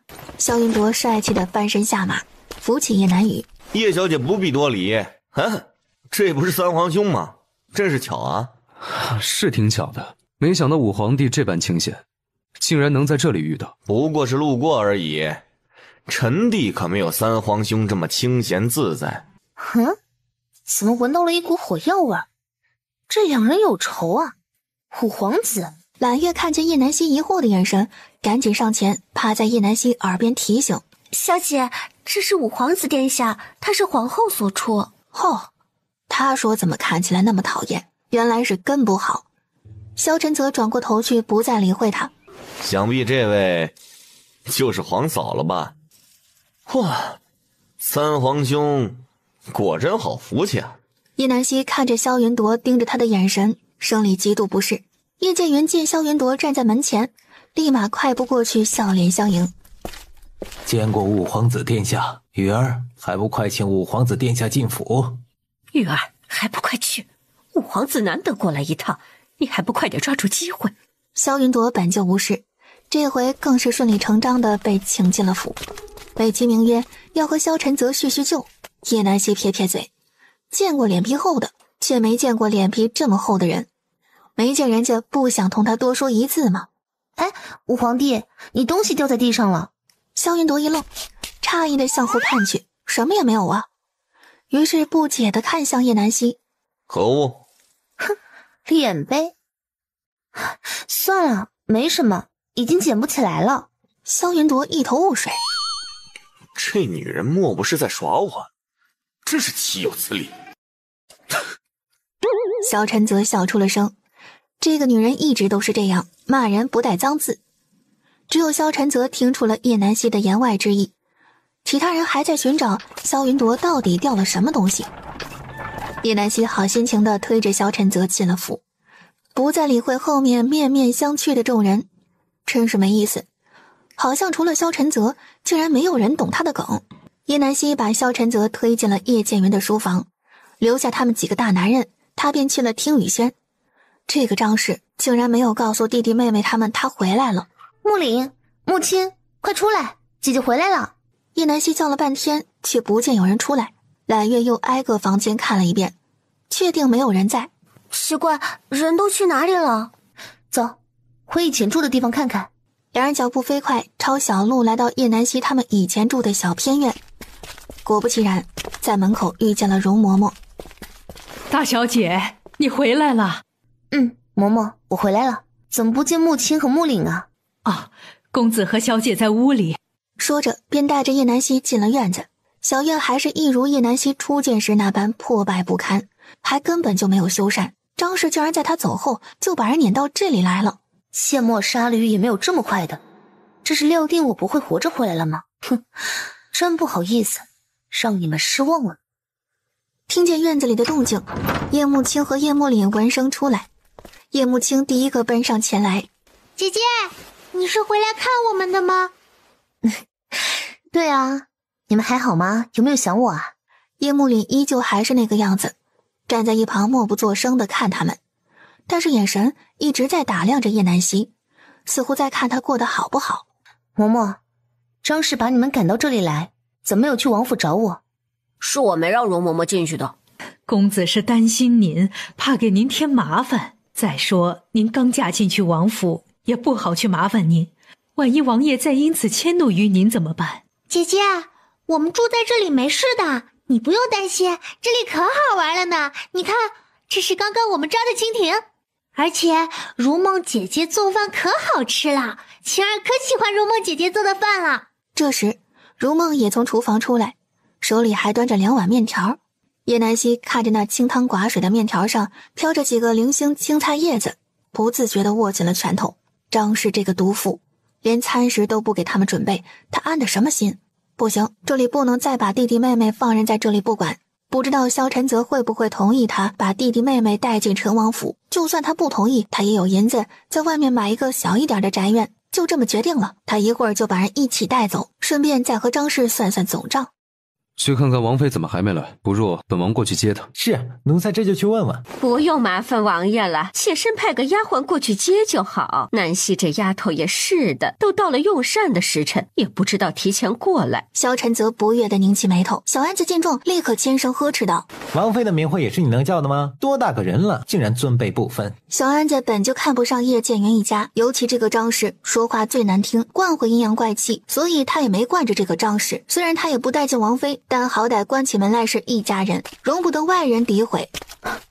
姨娘这是说的哪里话呀？您都没有叫人通知本王妃用膳，竟还怪本王妃来得迟，莫不是看本王妃好欺负，就能背后说闲话了？叶南希这一次一改常态，没有再给张氏留脸面，尤其是他现在的身份，他们也得罪不起，他们有气也只能打碎牙往肚子里吞。姐姐，你怎能这样对母亲说话？再怎么说，母亲她也是父亲的正妻。哦，但她是你的母亲，又不是本王妃的。姨娘不就是小妾上位吗？这事全京城的人都知道，不用妹妹好心提醒。难道妹妹的本意是想让本王妃夸赞一下姨娘？姨娘真是好手段呢。这京城达官贵人家的小妾，可没一个像你这般厉害，你可是头一份呢，真棒。张氏气得当即就红了脸，他此生最在意的就是小妾上位这件事。如今当众被这个贱丫头提起，叫他的脸往哪儿搁？五皇子会怎么看待雨儿？叶剑云此时脸色也沉了下来，他看着叶南希陷入沉思。他这个大女儿几年不见，竟如此牙尖嘴利，和以前判若两人，他甚至都怀疑是否被调了包。南希，休要胡言乱语，这里不是你可以撒泼打野的地方。父亲，本王妃到底有没有胡言乱语，大家都心知肚明，你何必揣着明白装糊涂？还有，本王妃可有哪一句是说错了？怎么就撒泼打野了？父亲堂堂一品大员，竟连措辞都不准确，也不知道是怎么当上的。你这个叶尚书这是作何？本王认为王妃她没有说错，你又何故这般生气呢？还是说是对本王的不满？本王人在这里，你都敢对王妃这般大呼小叫，要是本王不在，你是否要动手打人呢？本王的爱妃，本王自己都舍不得动一根手指，更何况是你。叶剑云见萧晨泽如此维护叶南希，竟有些难以置信。王爷言重了，下官怎么说都是王妃的父亲，又怎会真的同他动怒？不过是玩笑话罢了。那就最好不过了，本王也不愿见到你们父女二人因为一个外人生出嫌隙。叶剑云一脸假笑，打着圆场称是。你都这么说了，我还能怎样？就没见过像他这么憋屈的岳丈。萧云铎这时有些看不下去，皇兄有些不太近人情了吧？第一天回门就闹得如此尴尬，臣弟也是头一回见呢。叶南雨见萧云铎为自己出头，心下欢喜，便回以萧云铎一个微笑。五皇帝这不是见到了，只听说过女人头发长见识短，原来有的男人也不例外呀。这个不知天高地厚的女人竟然说她见识浅薄，真是不知所谓。你什么你呀？叫皇嫂，这么大个人了，一点规矩都没有，一点也不像你三皇兄。没事啊，多向你三皇兄学学，别没事就到处找茬。你这个不知。五皇帝最好想好了再说。面对萧晨泽言语间的威胁，萧云铎确实无法反驳，自己对皇嫂出言不逊，如果传到父皇耳朵里，一定会惹父皇不快。眼见说不过的萧云铎，哼的一声，直接甩袖走人了。这都什么事儿啊？本来好好的回门，却闹得鸡犬不宁。张氏则是一脸愤恨地盯着叶南希，好好的一顿饭，就这么被他给搅黄了，就见不得我们雨儿好事吗？那他也别想好过。姨娘看什么呢？本王妃知道自己貌美如花，可以不用一直盯着看吧，弄得本王妃还怪不好意思的。呸！什么眼神，还貌美如花呢？给雨儿提鞋都不配，真会给自己脸上贴金。姨娘似乎还忘了一件事呢。什么事啊？本王妃母亲的牌位在哪供奉？姨娘应该可以说了吧？此时叶剑云也从前院返回，王爷怎么还在这坐着？又朝张氏使了个眼色，还不赶紧安排传膳？哦，好，妾身这就去安排。见张氏走了，叶南希也不恼，父亲不用着急，既然姨娘有事，那么问父亲也一样的。想必父亲肯定知道母亲的牌位在哪里供奉吧。本王妃既然已经成亲了，总得去告诉母亲一声，您说是吧？这个……叶剑云知道张氏正是以此事威胁叶南希回京替嫁，本来告诉他也无妨，只不过这个臭丫头的做法又让他改变了主意。叶南希见叶剑云支支吾吾的，不用想都知道他不想告诉他。他看向萧晨泽，用眼神示意他替他说句话，给叶剑云施加压力。只见萧晨泽冲他无辜的挑了挑眉，装作不懂一般。叶南希见萧晨泽那故意装作不知情的眼神，很是无语，看着萧晨泽的腿，再次示意他：“哎，回去给你按摩，你快点。”王爷，你说咱们这都成亲了，是不是应该见见臣妾的母亲啊？不然母亲她等着着急了，半夜再来亲自见您，可怎么办啊？这与理不合呀！母亲她毕竟是长辈，哪有晚辈不先去的道理呀？哼，再不帮他说话，就让母亲半夜把你带走。这个女人可真是好要的呀，一言不合反倒威胁起本王了。她以为本王会怕吗？是啊，本王原本就打算和王妃一起去拜见岳母呢。萧晨泽看着叶南希一字一顿，磨着牙说道：“看他回去怎么收拾这个蠢女人。”这什么这？难道岳父大人不同意本王见岳母？怎么会？就在城西，一会儿就派人带二位过去。既然如此，那一会儿就有劳父亲了。还有一事忘了同父亲说。叶剑云暗自咬牙，还有什么事情就不能一次说完吗？没完了是吧？就你事儿多。父亲，这次回去，本王妃要把领儿和亲儿带回王府暂住。分开这几日，本王妃很是想念他们。父亲可同意？叶剑云看了眼萧晨泽，见他看着他似笑非笑，顿时觉得毛骨悚然。可以。那好，既然父亲同意，本王妃这就回去了，就不留在府里用膳了，还能给父亲省省粮食，节约一下开支，省得偌大的上王府连2个孩子的饭都供不起。王爷，你说是吧？咱们回府吃，本王妃亲自下厨，您看如何？本王很是期待王妃的手艺。哼，这货不会以为我不会做饭吧？切，老古董，老娘做的饭保证你见都没见过，看来必须露一手了。叶南希在现代唯一的爱好就是美食，唯有美食与美男不可辜负，她就想做个俗女，贪财好色挺好。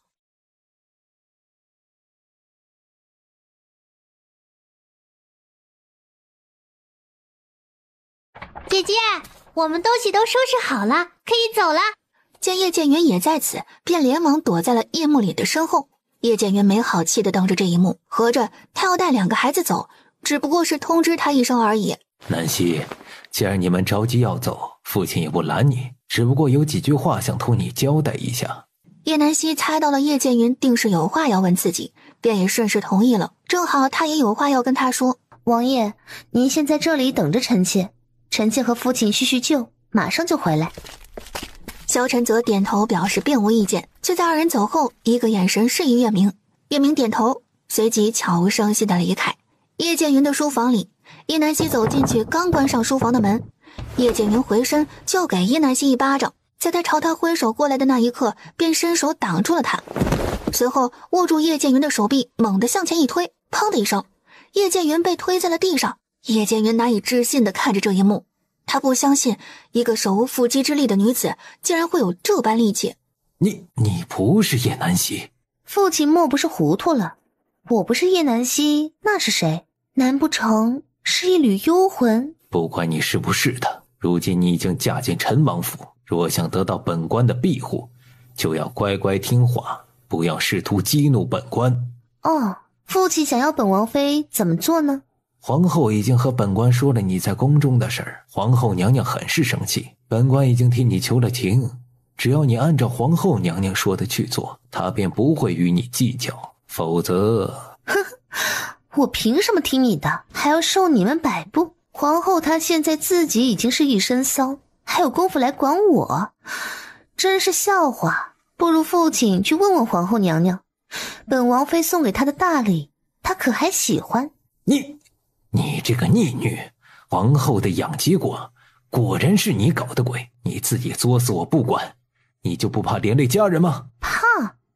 你看我像吗？早在你把我们姐弟3人撵到乡下自生自灭的那一刻，我除了领儿和亲儿，便再无亲人，就凭你也配做我的家人？你就是个人面兽心的畜生，在母亲病重的时候不闻不问，任由小妾当家欺负母亲。母亲的死和你们脱不了干系，甚至连亲生骨肉都弃之不弃，你也配做一个父亲？你也不想想你是如何当上这尚书之位？就凭你自己还不知道是在哪个穷乡僻壤苟活呢，真拿自己当根葱了。他早就在容嬷嬷口中得知，母亲嫁给他时，他还只是个小小的举人，是原主的外祖父帮他一步步走入官场。叶剑云此时面带愠色，愤怒中夹杂着难堪。这段过往他已经多少年没听人提及过了，哼，这是他这辈子的耻辱。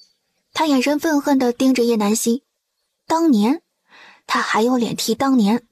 他真的以为他的母亲就是无辜的吗？都是相互利用而已，哪来的甘愿付出？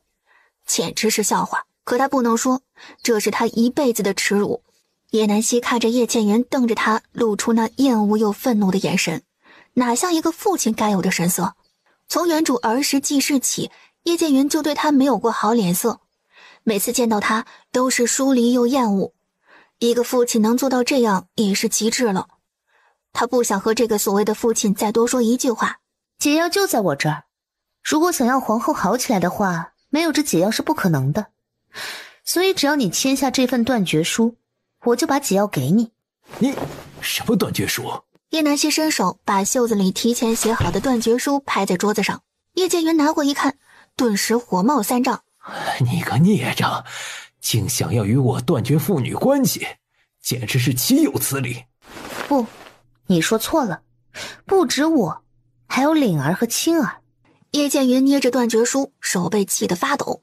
他作势要撕掉手里的断绝书。想好了再撕，你要是不同意，我会如实告诉皇后娘娘，是你不愿意交换条件，所以解药她也别想得到。你，叶剑云手里拿着那张纸，撕也不是，不撕也不是。又不是只有一个女儿和儿子，我们姐弟三人走了，你不是应该乐见其成吗？有什么想不开的？叶剑云已经被叶南希气得一句话都不想说了，只想快点把他打发走。于是他毫不犹豫地拿笔签下名字，把我叶剑云此生绝不反悔这几个字加上，再按个手印和名章。叶剑云气结，可他又不得不按叶南希说的做，不然皇后知道了可没他好果子吃。毕竟女儿还是要嫁给五皇子的，还不如他送个顺水人情，让皇后念他个好。叶南希满意的带着他的断绝书出了书房的门。啊，这空气都清新了不少了，这第一步还算成功，希望下一步也这么顺利。一路好心情的回去找萧晨泽。王爷，咱们走吧。叶南希让如梦和容嬷嬷带着弟弟妹妹上了后面的马车，他坐在萧晨泽坐的马车里。萧晨泽望着叶南希不由出了神。月明已经先一步回来告诉他叶剑云书房中发生的一幕，到现在他还记得月明最后说的那句话。王爷，看来王妃真是爱惨了你，要不然怎么会和叶尚书断绝关系呢？难道这个女人真的喜欢上本王了？要不然怎么又是送轮椅，又是要给她下厨，又为了本王不惜与叶剑云断绝关系？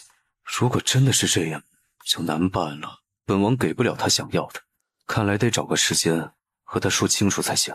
心情大好的叶南希并没有注意到萧晨泽脑补了这么多，他看向萧晨泽呆滞的眼神，有些心虚地问道：王爷不会怪我自作主张把领儿和青儿接到王府去住吧？王爷放心，我马上就在外面找个宅院把他们接过去住，不会在王府住太久的。萧晨泽脸色更差了，这个蠢女人的脑袋被门夹了吗？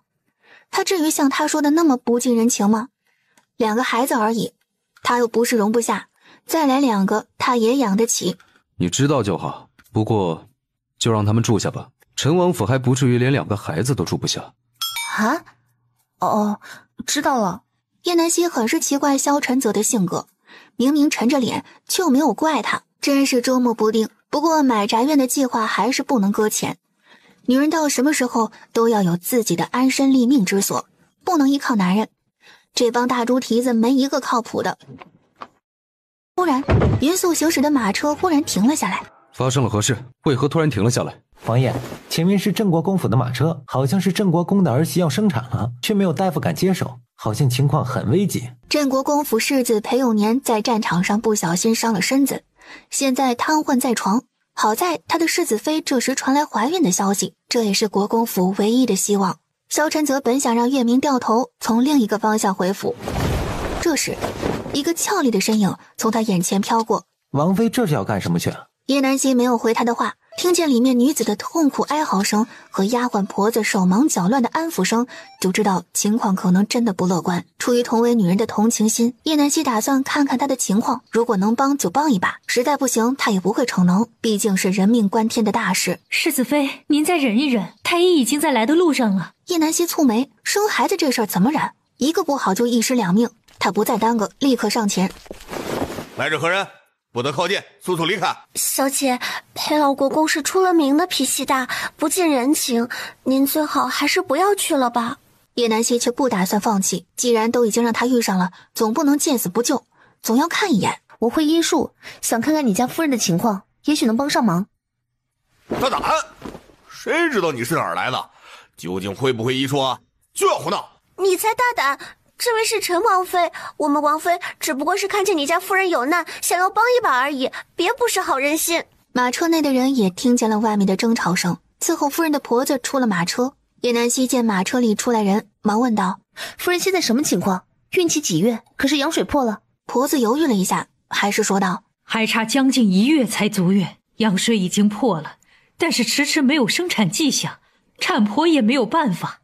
让我进去看看，我会医术，也许可以救他。这种情况其实很危险，孩子有缺氧的可能，如果长时间得不到解决，就连大人也会受不了。婆子面露难色，她不敢让这个来路不明的什么王妃进来，如果出了什么问题，她承担不起。嬷嬷，是谁啊？陈嬷嬷赶紧回身钻进马车内，同陈清然简单说了下情况。陈清然的脸像是被水浸泡了一般，一阵阵的疼痛让她喘不过气来。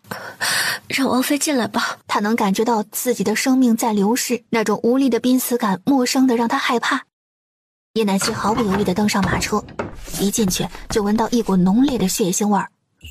不好，产妇有流血的状况发生，再不紧急处理，很可能引起感染，甚至羊水栓塞。他赶忙上前检查陈清然的状况。此时的陈清然再一次的被阵痛折磨得死去活来，眼前意识逐渐模糊。叶南希见状，大声的对他喊道：你要保持清醒，不要睡过去，你和孩子一定会没事的，我会救你，但是你不能放弃自己。现在这种情况只能做剖腹产的准备了。孩子胎位不正，胎心薄弱，应该还有脐带绕颈，胎儿迟迟不入产道，就算他正了胎位也不行，羊水已经没有多少了，孩子坚持不了多久，而产妇早已力竭，不可能再有力气自己生产了。当下的任务就是找一个环境好一点的房间，把产妇抬进去。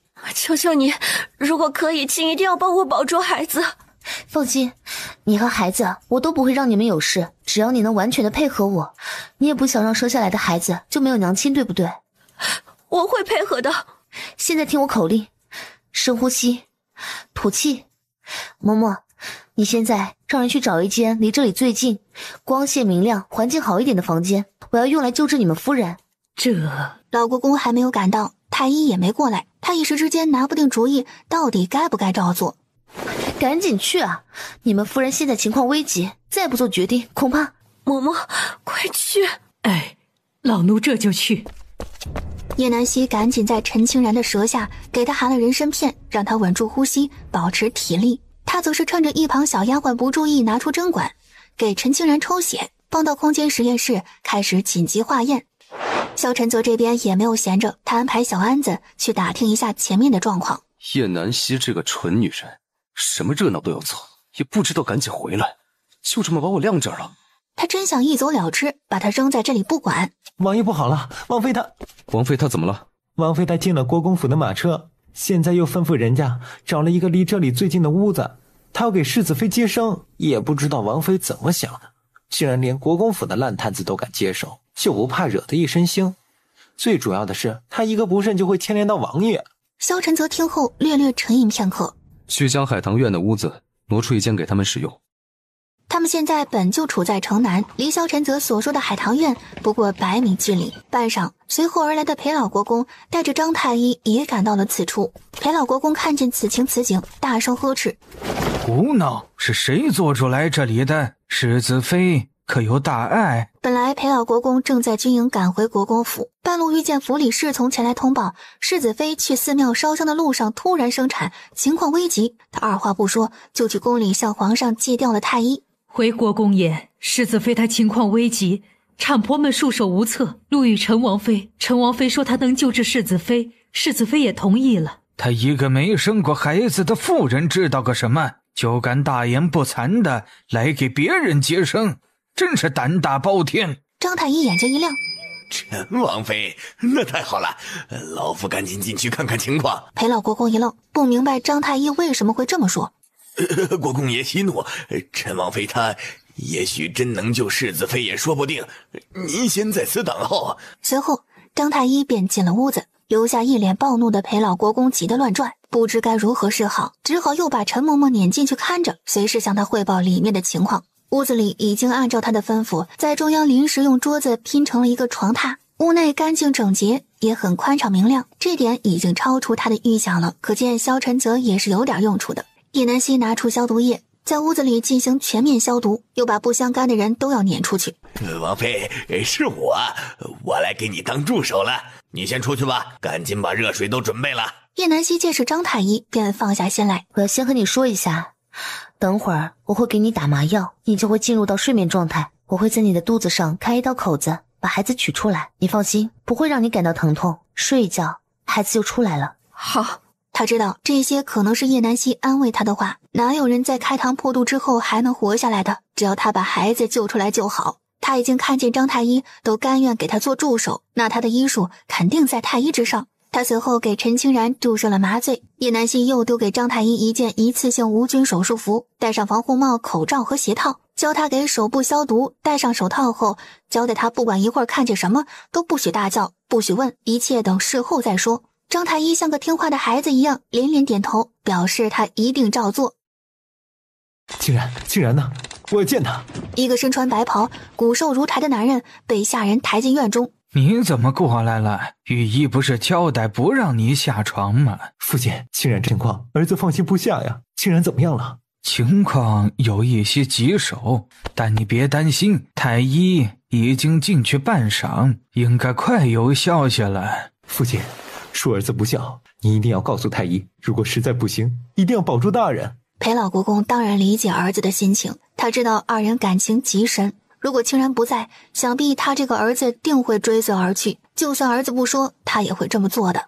他刚要吩咐产婆进去转告，就见哇哇的哭声，裴老国公顿时泪流满面，忍不住对一旁的裴永年说道：永年，你做父亲了。裴永年却没有初为人父的喜悦，他现在满脑子想的都是陈清然。为什么他从进来就没有听到清然的叫喊声？别人生孩子哪有这么安静的？他心里顿时有了不好的预感，他不敢想，着急的想要进去一看究竟。如果真的是那样，他不会让他一个人孤单上路。叶南希见张太医那边已经处理好，也把孩子清理了一番，他看了眼皱皱巴巴像个小老头的婴儿，真丑。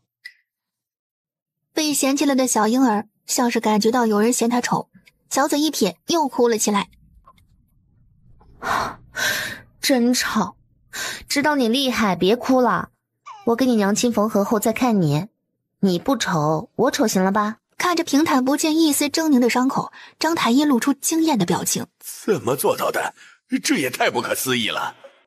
叶南希突然向后退了一步，长时间的精神高度集中，在放松下来的那一刻，忽然就有些撑不住了。他才想起来自己可能是没吃饭的原因，可能有点低血糖。不行，一会儿一定要大吃一顿，才能弥补他这空虚的胃。张太医，麻烦你把孩子抱出去吧。张太医抱着裹着红色襁褓的婴儿出来。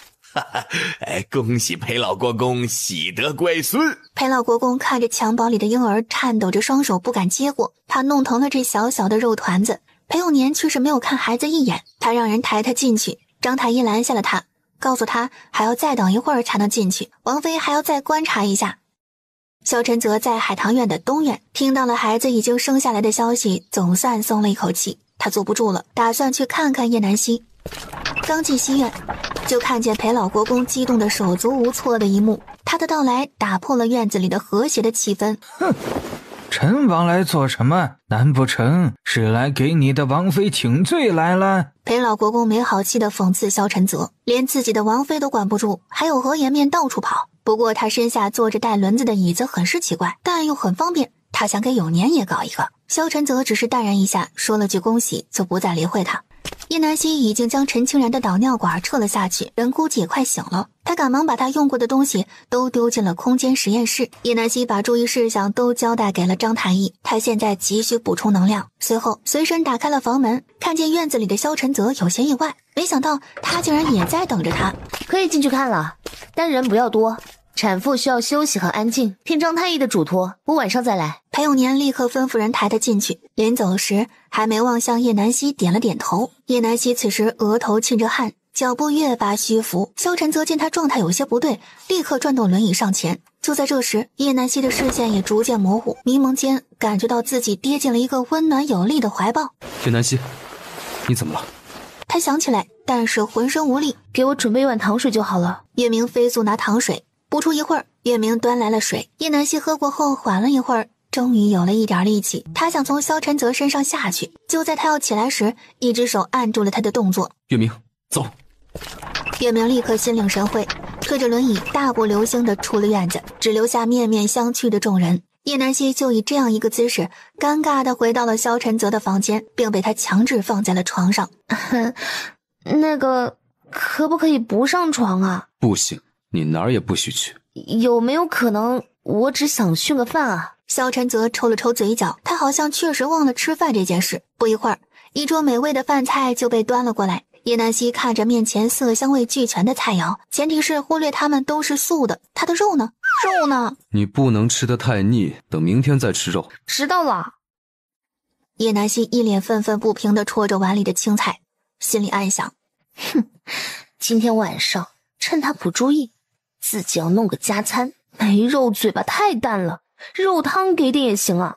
饭后，叶南希又在床上躺了一个时辰，终于想起来自己忘了点什么。他没看见揽月，本王让他跟着你弟弟妹妹回王府了。叶南希愧疚地撇了撇嘴，他竟然忘了这茬。还好萧晨泽还算有心，自己没白给他坐这个轮椅。闲来无事的叶南希还是决定回西院看一眼陈清然。叶南希进来时，陈清然已经醒了，看见叶南希激动地落泪。不要激动，也别乱动，我来看一下你的情况。叶南希给陈清然压了肚子，见他情况良好，告诉陈嬷嬷怎么护理后，就把空间留给了一家三口。他现在已经满血复活了，需要更多的能量。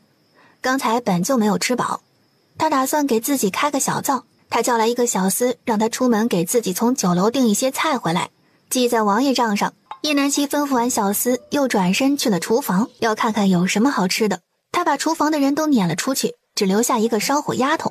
不一会儿，香气就已经传出门外。叶南希捧着一大碗水煮肉片回了房，还不忘留了一碗给烧火的小丫头。他都看见那丫头流口水了。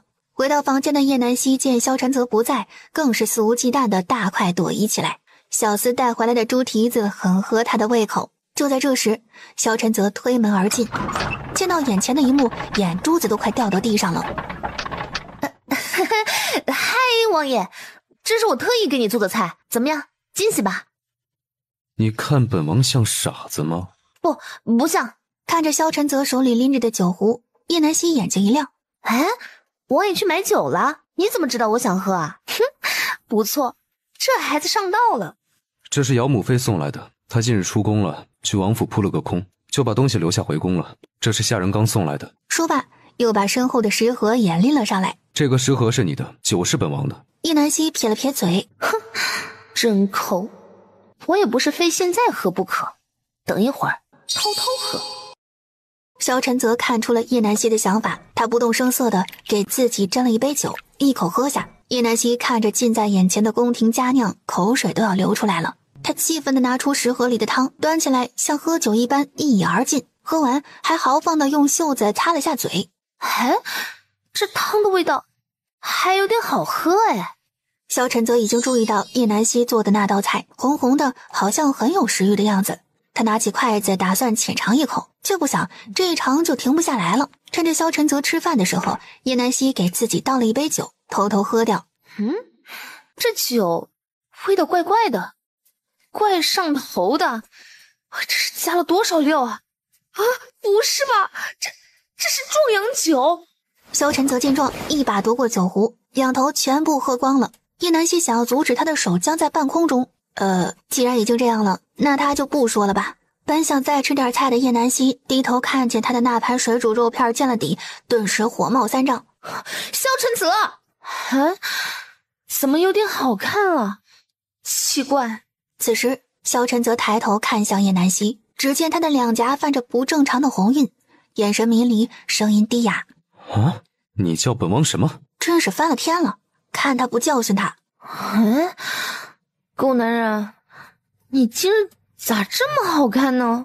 萧晨泽当时就怒了，这个女人太过分了，叫自己的名讳不说，还骂他，这能忍？不打一顿是真不行了。他当即拉过一旁的叶南希，让他趴在自己的腿上，啪啪两声脆响。还真别说，这手感真不赖，还想再拍几下，于是又是啪啪几下。叶南希顶着一张大红脸，羞愧难当的挣扎着从萧晨泽腿上爬了起来。这个狗男人，他要和他拼命！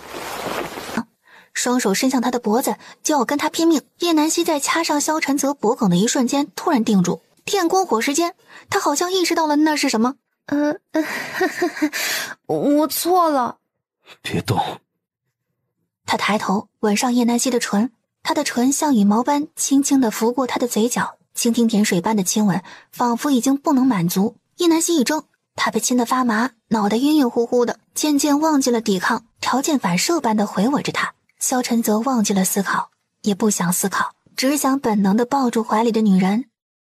叶南希此时在酒精的作用下浑然忘我，他忘记了抵抗，满脑子想的都是不能放过面前这个可口的冰块。屋内烛火仿佛配合二人般渐渐熄灭，黑暗中他细白的手指缠上男人的脖颈，笔直纤细的长腿肆无忌惮地勾住男人的腰。萧晨则只觉得一向沉稳自制的自己仿佛随时可能失控，恍惚间意识到自己在做什么。这个小妖精，她知道自己在做什么吗？你知道我是谁吗？他不想让叶南希认为是自己哄骗他才发生此事，同时心底还有个声音在告诉他，他想从叶南希口中听到那个肯定的答案。你不就是狗男人吗？还是最狗的那个。不对，什么叫做最狗？难道还有别的男人？你还有别的男人？叶南希却趴在萧晨泽的身上不动了，也不打算开口，只顾着傻笑。就这酒量，他是怎么好意思说要喝酒的？萧晨泽坐不住了，再下去他就只能真的把人给办了。但理智告诉他不能这么做，如果叶南希第二天醒来发现自己被那样，一定会恨他的。他用手揉了揉发疼的太阳穴，尽量让自己冷静下来，而他怀里的小狐狸依旧不安分地来回扭动。萧晨则急忙拿起桌边的茶水，猛地灌进自己的嘴里，剩下的半壶直接浇在脸上。这番操作下来也令自己冷静不少。他拽起叶南希，打横放在自己腿上，转动轮椅把叶南希按到床上。见他身上只剩一件肚兜蔽体，他想把衣服给他穿好，可叶南希哪能给他这个机会。好热，不要穿。说罢还要把身上仅剩的一件也要拽下去。萧晨则见状立刻扭过头去，这个疯女人是故意的吗？故意折磨他。见半晌没有传来声音，他试探性的回过身看一眼，就见这个蠢女人正在和肚兜的系带扯得难舍难分。萧晨则按住她自己跟自己作对的手，把衣服强制性的胡乱套在了叶南希的身上。虽然勉强只穿上了个里衣，但也比没有强。一番操作下来，萧晨则累得满头是汗，也不知道是被叶南希折腾的还是太热了。总之他自己认为一定是太热了。就这样，叶南希成功被萧晨则哄睡着了。萧晨则看着叶南希那张红扑扑的小脸，嘟起的红唇，心里被熄灭的邪火又再一次有复苏的迹象。萧晨则只好回到桌边，又要浇自己一壶冷茶水。抬起茶壶的一瞬间，他又生气地把它扔在一边，真是什么都要和他作对。他水呢？正想叫小安子进来送水伺候他沐浴，话到嘴边又咽了回去。这和此地无银300两有什么区别？就这帮臭小子的碎嘴子，不出一天，说不上自己在他们心目中的形象又被跌成什么样。又是想换是非的一天。哑巴就不错，可以考虑。在门外站岗的小安子和月明不由得打了一阵冷战。月明，你冷吗？不冷啊，你也打冷战了？不是想嘘嘘吧？咱家又不是小孩子啊，你说王爷是睡了吗？刚才还一阵奇怪的动静，现在怎么就安静了？这么快吗？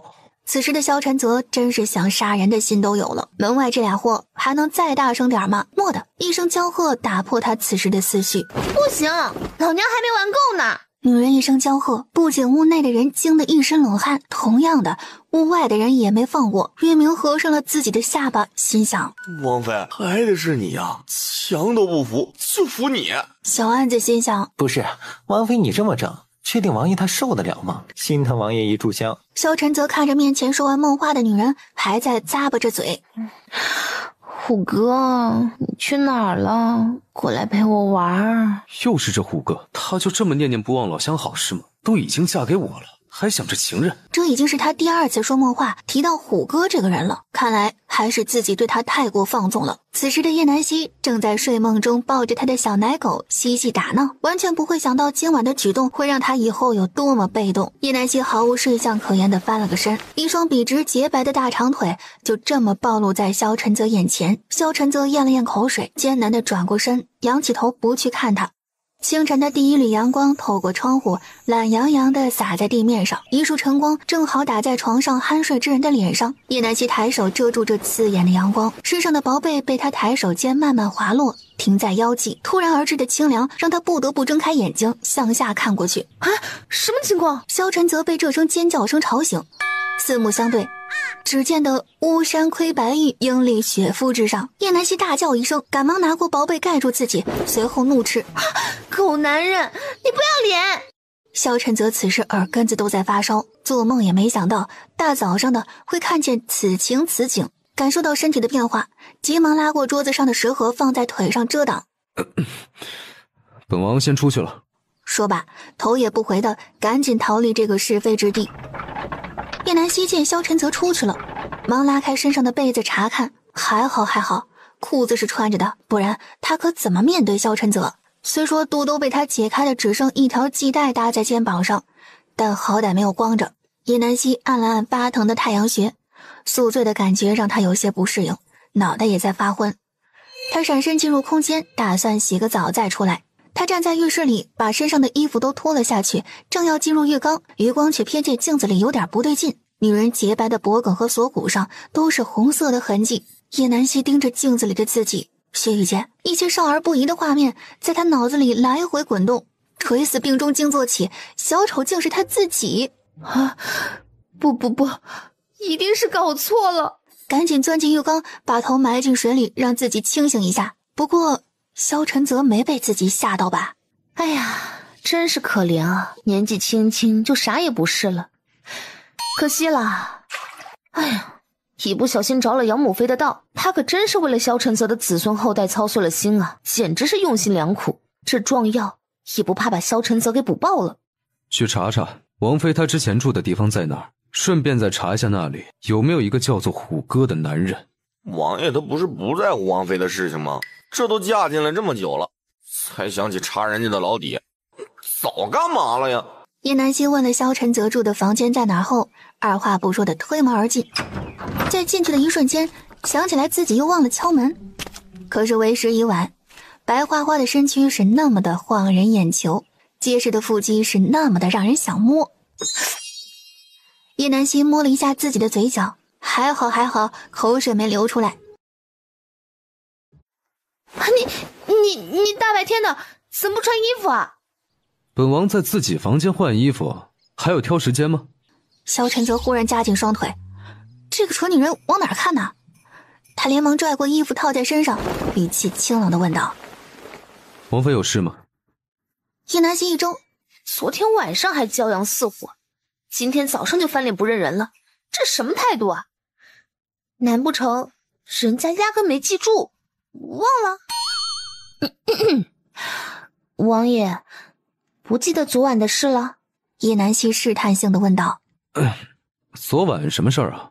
哦，不就是你喝多了，自己上下晃睡觉了，本王也是喝醉了，就在门边睡着了，仅此而已。男人，既然他打算装作不知道，那我就配合他。哦，对，您说的都对。本王没有说谎，你就是睡过去了。总之他就是不知道，他没脸说。叶南希一脸我懂的表情，配合的点点头，表示我相信你的鬼话。这篇算是暂时接过了。王爷，我一会儿再去看看世子妃，她暂时还不能移动，还需要暂住2日，你应该不会介意吧？这点你无需操心，裴老国公已经和本王打过招呼了，放心住便是。本王一会儿就回王府，王妃打算如何？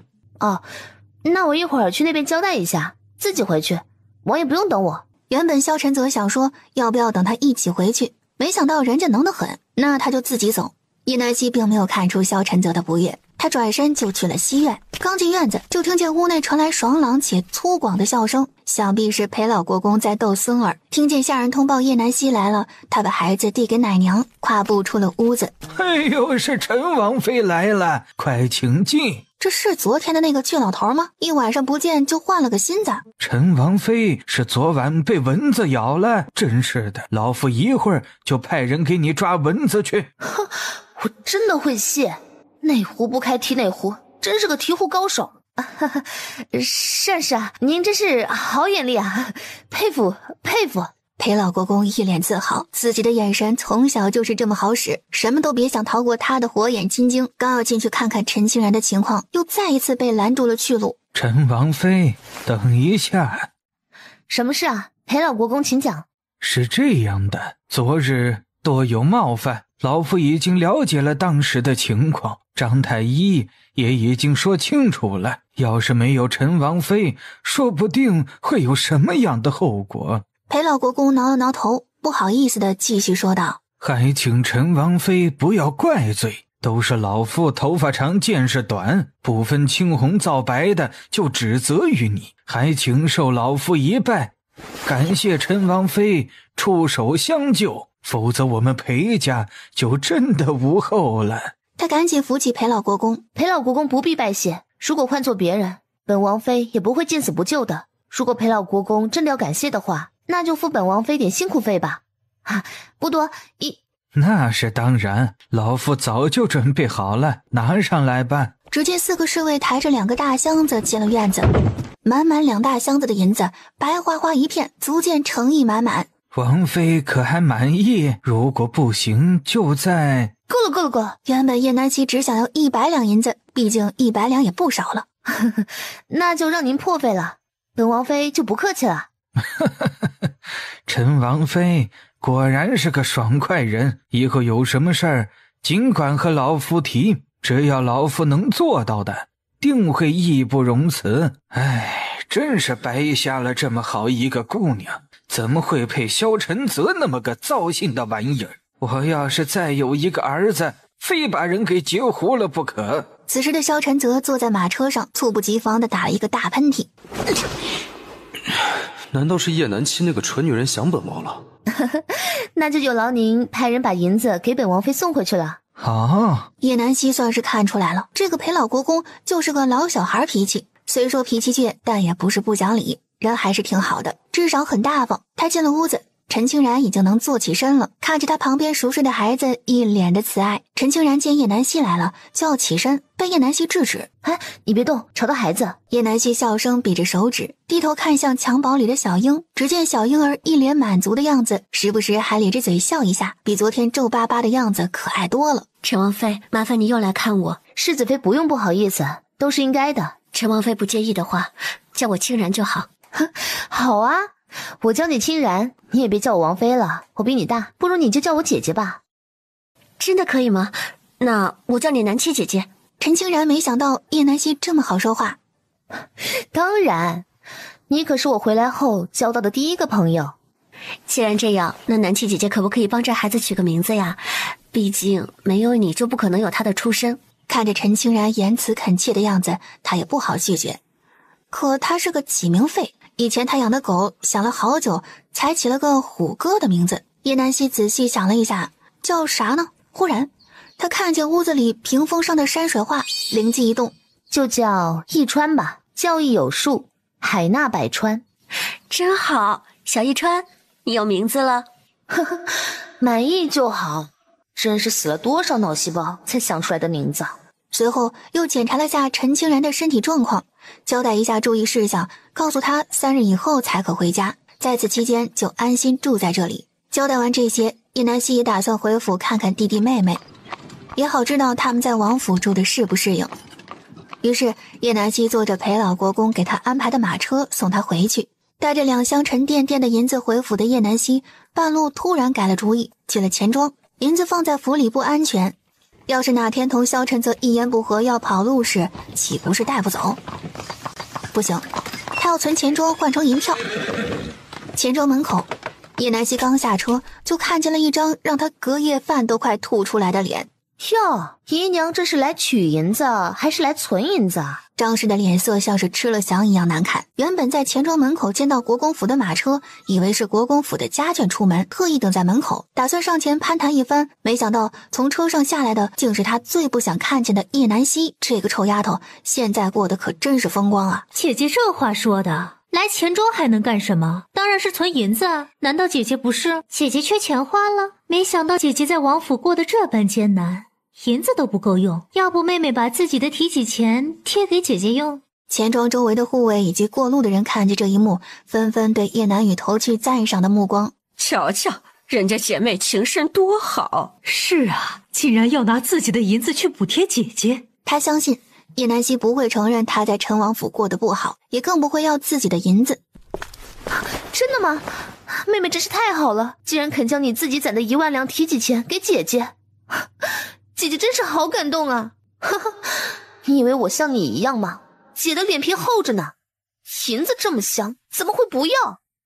再说了，这上赶着给我送银子，不要岂不是傻子？我什么时候有1万两银子了？妹妹这是怎么了？你不是跟姐姐说过，这些年你攒了1万两银子的吗？姐姐知道了，妹妹这是反悔了，不想给姐姐了。算了，姐姐不强求妹妹，就当做空欢喜一场了。姐姐不怪你。我还以为这叶小姐是真心要给陈王妃银子呢，原来就是说说而已呀。对，没想到人家陈王妃真的要了，她又不想给，这是想又当又立呀，心机真深呢。就是啊，怎么这样啊？听说陈王妃本是从乡下被接回来的，就是为了替这个叶小姐出嫁。叶府以前更是对外宣称叶家就一个大小姐，没想到人家陈王妃才是叶府原配所出正经八百的嫡小姐。这么多年陈王妃得受多大的委屈啊，现在连点银子都不愿意出，呸，真不要脸。像是配合这位大婶说的，叶南希更是委屈的硬是挤出一滴泪来，不能再多了，她实在没有了，这还是憋笑憋出来的。看着周围的人越来越多，议论声也越来越大，而且都是在谴责自己。叶南雨终于受不了众人的议论和鄙夷的目光。我没有说不给你银子。瞧瞧，妹妹还说没有呢，连姐姐都不叫了，还同姐姐大声叫嚷。姐姐啊，还是不为难妹妹了。说罢就要转身离去。姐姐等一下，刚刚是妹妹失态了，妹妹这就把银子拿给姐姐。叶南雨一脸肉疼的把刚揣进口袋还没捂热乎的银票拿出来递给叶南希。玉儿，你还是妹妹心疼姐姐，放心，只要姐姐还是陈王妃一天，就一定不会忘了关照妹妹的。叶南雨眼神怨怼，敷衍了叶南希几句，就要拽着张氏离开。等等，姨娘别着急走啊，咱俩的账还没算清呢。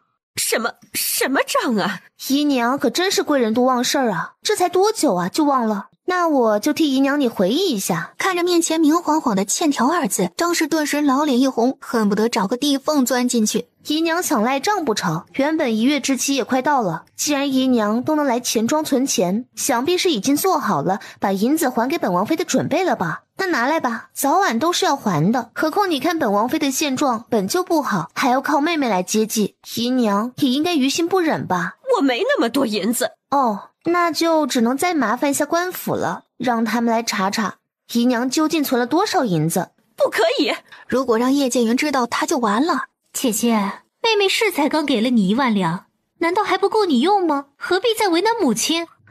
妹妹刚才不是主动给姐姐的吗？这和欠条是2码事，不能混为一谈。今天她必定要这2个吸血虫把吃进去的都给她吐出来。这些年他们握着母亲的铺子没少敛财，绝不能便宜他们。陈王妃，一道清亮的声音传来，叶南希扭头一看，原来是李少成。哼，还真是赶巧，每次有事都会遇到他。这该死的缘分。李少成，好巧，又遇到了。是啊，还真巧。我本来办完案子，正好要回大理寺，就遇到陈王妃了。遇到什么麻烦事了吗？需不需要下官帮忙啊？那可真是要麻烦李少成了。还真有一件事情，就是南希，等一下，姨娘给你便是。他不能让官兵查他的银票，这要是让叶介云知道他背着他存了那么多银子的话，非休了他不可。于是张氏拉着叶南希到一旁别人看不见的角落，把怀里银票拿出来。银票给你，希望你再不要张口闭口就是姨娘姨娘的叫我，对我最好尊敬一点。姨娘是在和本王妃说话吗？姨娘最好弄清楚你自己的身份，别怪本王妃没提醒你。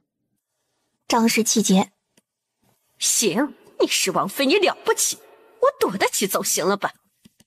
围观的众人见闹剧与张氏的落败妥协结束，就纷纷散了。张氏也拉着叶南雨打算回府。这时马车旁边国公府的侍卫走到叶南希跟前，躬身行礼道：陈王妃，是否把银子搬进钱庄啊？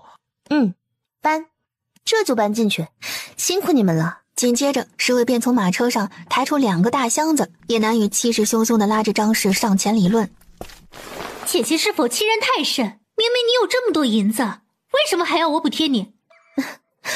本王妃从来没说过不是来存钱的，也没说过本王妃缺银子花，从头到尾都是你一个人在那自说自话。既然有人上赶着给本王妃送银子，岂有往外推的道理？那不是傻吗？你说对吧，妹妹？此时此刻，叶南雨就感觉自己像一个被人玩弄于股掌之间的傻子。他看向周围，想看看大家会不会谴责叶南希的做法，却没想到哪还有一个人有，早就散光了。这局他输得彻底，投机不成18米，算他倒霉。张氏见女儿吃了哑巴亏，也很是不甘心。叶南希漫不经心的又从袖子里掏出1把银票。哎呀，你说啊，裴老国公为了感谢本王妃，给了这么多银子，这银票加上这2箱银元宝，都有10万两了吧？再加上妹妹和姨娘给的，今儿一天，本王妃就赚了将近18万两白银啊！哎呀，这么多银子，可怎么花呀？姨娘有什么好建议没呀？张氏盯着叶南希那得意的嘴脸，好悬没呕出一口老血。他抓着一脸心不甘情不愿的叶南雨，头也不回地上了马车。他怕再看下去，自己直接吐血身亡。看着2个大白脸落荒而逃的背影，叶南希忍不住笑出了声，真是太爽了。这么多银子到手，有点求人乍富的感觉呢。李燕在一边看了半天的热闹了，见他无事，自己也准备回去了，刚要向叶南希辞行。本王妃今日高兴，就得了这么多银子，必须得挥霍一番。今日本王妃做东，带着兄弟们去好好喝一顿。李燕面露难色，这样会不会对陈王妃的生意有影响？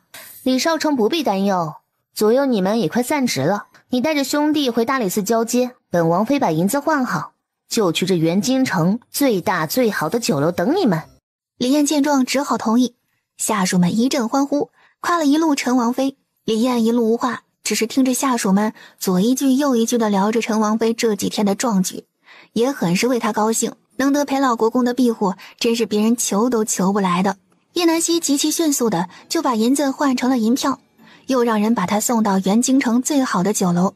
叶南希让他送过来的国公府侍卫和他们一起留下吃饭，侍卫们推脱不过，便留了下来。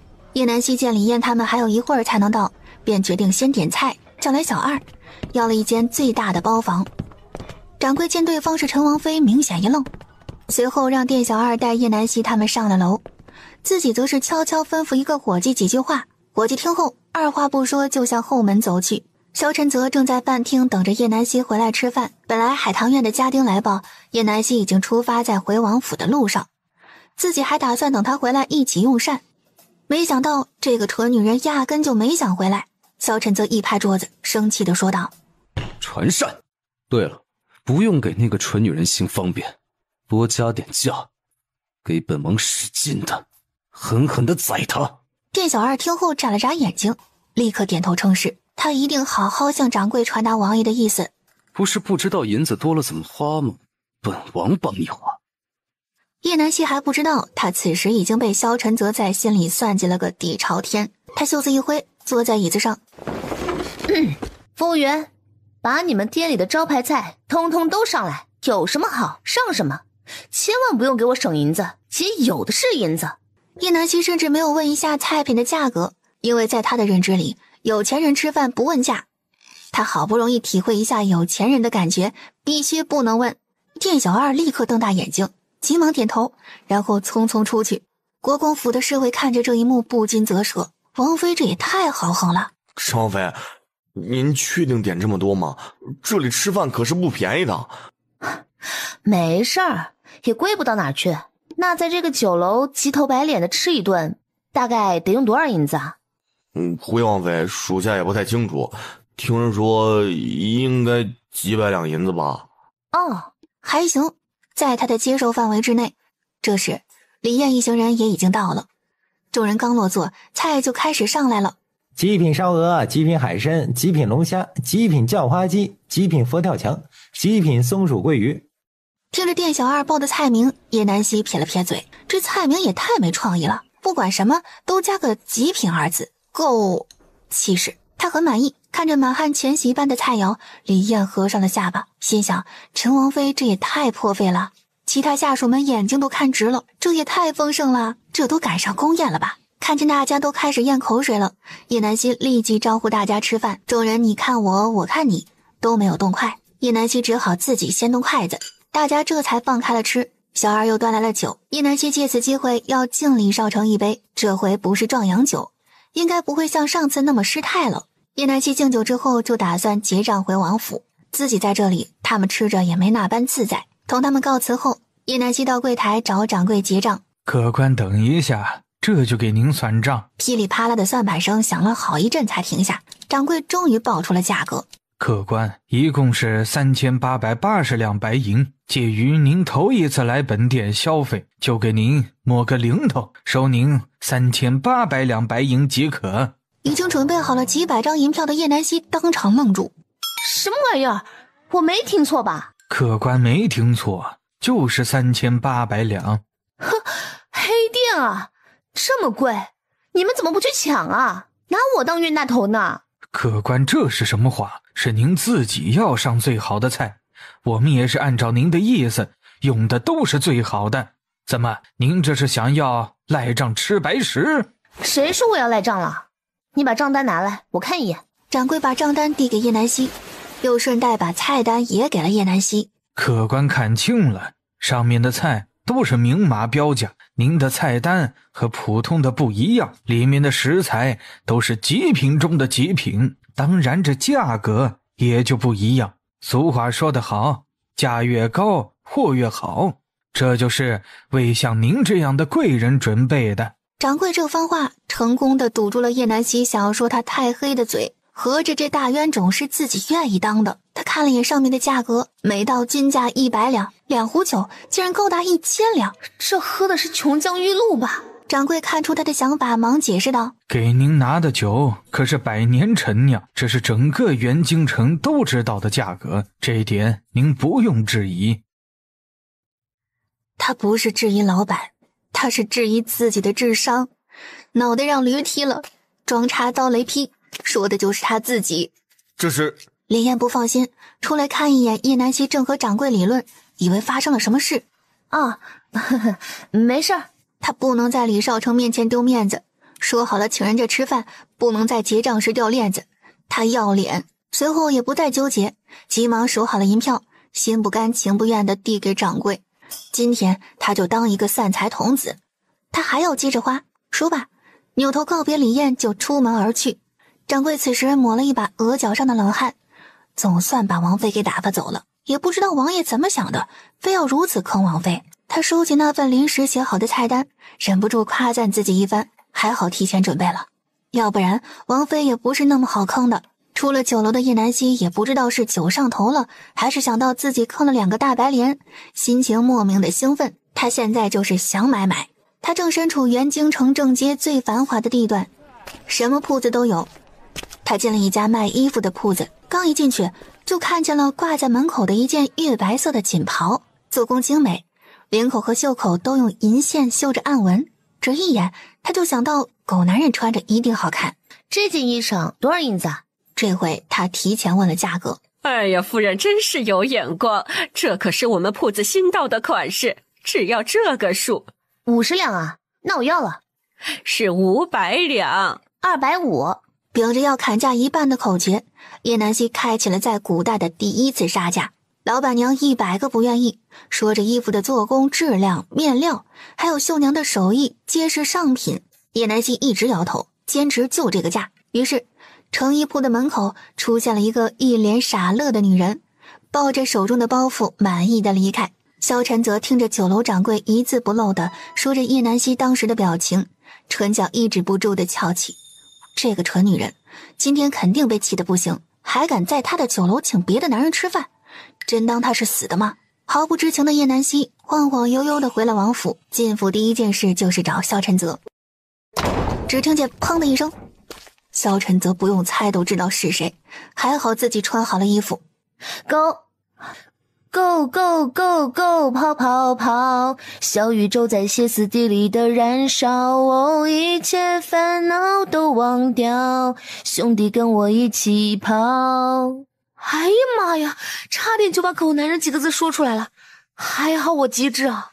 萧晨泽听着叶南希这不伦不类的歌声直扶额，这个蠢女人不会又喝多了吧？王爷觉得我唱的不好听吗？好难听，都什么和什么，还兄弟和我一起跑，难不成他想带着今天那帮兄弟跑？叶南希撇撇嘴，哼，狗男人不懂欣赏，这给你。给本王的什么东西？不会是打包的剩菜吧？萧晨泽一脸不情愿地打开了包裹，原来是一件衣裳。这是你特意买给本王的？对啊，姐今天赚了一大笔银子，这都是小钱，怎么样，喜欢吗？此时的叶南希酒劲儿上了头，双手在桌子上支撑着脑袋，笑嘻嘻地望着萧晨泽。我觉得你穿一定好看。叶南希看见萧晨泽盯着衣服一动不动，以为他是不喜欢。不行，他必须要看见狗男人穿上衣服的样子。他站起身，走到萧晨泽面前，二话不说就扯了他的腰带。萧晨泽大惊，完了，这个女人又要开始了。他急忙按住自己的腰带。你等等，本王还没有准备好。哎呀，换个衣裳有什么好准备的？难不成你没穿内裤？你竟然没穿内内？他捂着嘴巴，看向萧晨泽的腿间。咦，你才没穿，本王穿。原来是让自己换衣服，他还以为他也是糊涂，跟一个醉鬼解释这些干什么？那你为什么不换啊？你就是没穿，不然你让我看看。萧晨泽无语望天，请把这个女人带走吧，这是哪儿来的女流氓啊！以后绝对不能再让她喝酒了，否则她肯定要头顶青青草原。本王明日就换，天色也不早了，你早些回去休息吧。萧晨泽轻声诱哄道，他想赶紧把这女流氓支走，谁知叶南希一听这话，乖乖的点了点头，随即就向萧晨泽的床榻走去，一边走一边解开外衫扔在了地上。盈盈一握的腰肢，平坦的小腹，修长的玉腿，还有那嫩白的脚丫。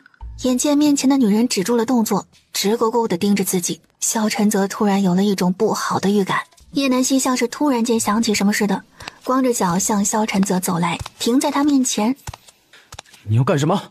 叶南希没有说话，他走到萧晨泽的身后，推着他的轮椅就向床榻走去。到了床的边沿上，叶南希掐着萧晨泽的腋下，就把他拎到了床上。还不等萧晨泽开口，就见女人两手撑着床沿，把他逼至床角。随后女人极其霸道的声音响起，是你自己脱还是我帮你脱啊？叶南希现在只是一门心思的记着眼前的男人是个大冰块，如果抱着睡觉应该会很舒服。就在萧晨泽愣神的时候，已经等不及的叶南希伸手扯下萧晨泽的外袍，一把扔在地上。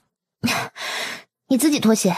萧晨泽也不知道自己怎么想的，认命般的低下头乖乖脱鞋。随后就见叶南希一把将他推至里侧，自己也躺在床上，伸手搂过萧晨泽，一声喟叹，啊，舒服啊。萧晨泽直挺挺地被叶南希抱着，愣是一动不敢动，他怕自己再失控。而叶南希已经进入了睡眠状态，不一会儿就打起了轻微的鼾声。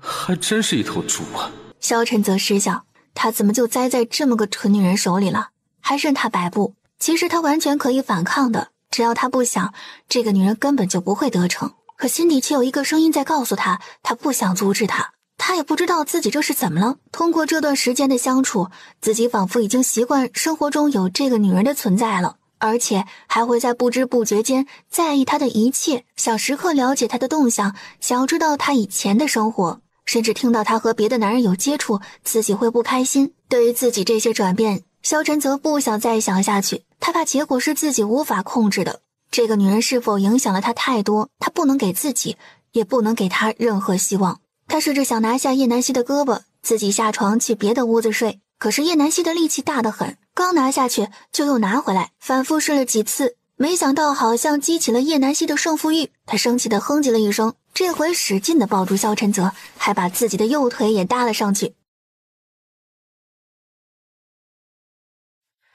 看见女人如同小奶猫一样奶唧唧的，还有些可爱，这下无论萧晨泽怎么挣扎也无济于事，反倒是愈发来劲，胳膊腿全上来了。算了，就这样吧。也不知道这蠢女人吃什么长大的，力气如此之大。萧晨泽扭过头，看着眼前的小奶猫，长长的鸭羽落下一片阴影，挺翘圆润的鼻尖煞是可爱，红扑扑的小脸泛着光泽，樱桃般的红唇，想咬一口。这么想的，便也这么做了。他本想浅尝辄止，没想到却是这般香甜，带着点酒味的清香，竟有些醉人，让人想要拥有更多。带着浓浓的不舍，他想要撤离这诱人的唇瓣，没想到他刚要离开，就见面前的女人突然动了一下。他心下一惊，以为她要醒来，正要快速逃离时，却不想被人勾住脖子，加深了这个吻。叶南希感觉到唇边的清凉就要撤走，他还没尝够，不能拿走。突如其来的吻让萧晨泽的心跳猝不及防的狂跳，再狂跳，时间一分一秒的在流逝，室内的温度也逐渐升高。良久，萧晨泽大口喘着气，结束了这个缠绵霸道的吻。萧晨泽此时恨透了自己的自制力，明明这次自己是清醒的，却不受控制的沦陷。萧晨泽看着眼前这个蠢女人，又生不起气来，告诉自己不要跟一个醉鬼置气，等他明日清醒了再收拾他。如果自己没有中毒，是不是一切就不会这么被动？他想要的就不会再犹豫不决。而面前的这个女人，是他迄今为止唯一一次有了想要治好自己、拥有她的念头。就这样，不知不觉间，萧晨泽也逐渐进入了梦乡。萧晨泽梦到了那个强了他的可恶女人，可梦中那个女人的脸竟然和叶南希的重合。他不可置信地看着眼前的一幕，又一次陷入了战斗模式，如同上次那般，只不过这次的女人是叶南希。他突然翻过身，反客为主，他轻声叫着叶南希的名字。不知过了多久，一切归于平静。倏地，萧晨泽猛然从梦中惊醒，一抬眼却见天光大亮，刚刚的一切不过是一场梦而已。自己做了一个难以启齿的梦，甚至把当初那个不要脸的女人换成了叶南希。梦中发生的一切不可描述的事情是那么真实，甚至让他有一瞬间的错觉，当初那个对他霸王硬上弓的女人就是叶南希。萧晨泽来不及装睡，就见叶南希睁开了眼睛，气氛有那么一瞬间的尴尬。王爷早啊。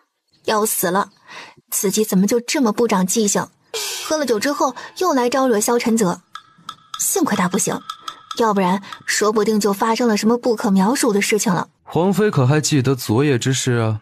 叶南希只记得他来找萧晨泽给他送衣服，后来自己不是去睡觉了吗？怎么会出现在萧晨泽这里？喝酒误事，以后打死他都不喝了，除非自己一个人的时候。他起身坐了起来。那个王爷，我有事想同你说。你确定就这样跟本王说？如果你不介意，本王也无所谓。叶南希闻言急忙低头一看，我去，他就是穿着这身趴在萧晨泽身上睡了一宿吗？他捡起外袍迅速地套在身上，整理了一下发髻。说吧。他不知道叶南希到底想跟他说什么，竟然这么着急，不会发现了他坑他的事情吧？王爷，是这样的，你我二人相处这些天，想必你也大概了解了我这个人是什么情况。我本就不是皇后和叶静云那边派来的卧底，我只是想安稳的活着而已，不想搅进你们之间的斗争。所以我想要一封和离书，反正咱们之间也没有什么，都是假的，你也不喜欢我对吧？咱们就好聚好散，然后我带着弟弟妹妹离开这里。萧晨泽脸色骤变，他看着叶南希那一张一合的小嘴，真想给他堵上。他管这叫没什么，那怎样算有什么？果然是个没有心的女人，用完就丢。难道她之前对我表现的喜欢都是假的吗？不过我不会着急走的，看你意下如何？1年为期，1年过后是走是留，随你意。左右他就剩下1年多的时间，那就再留他1年，就当他为自己自私一回就一回。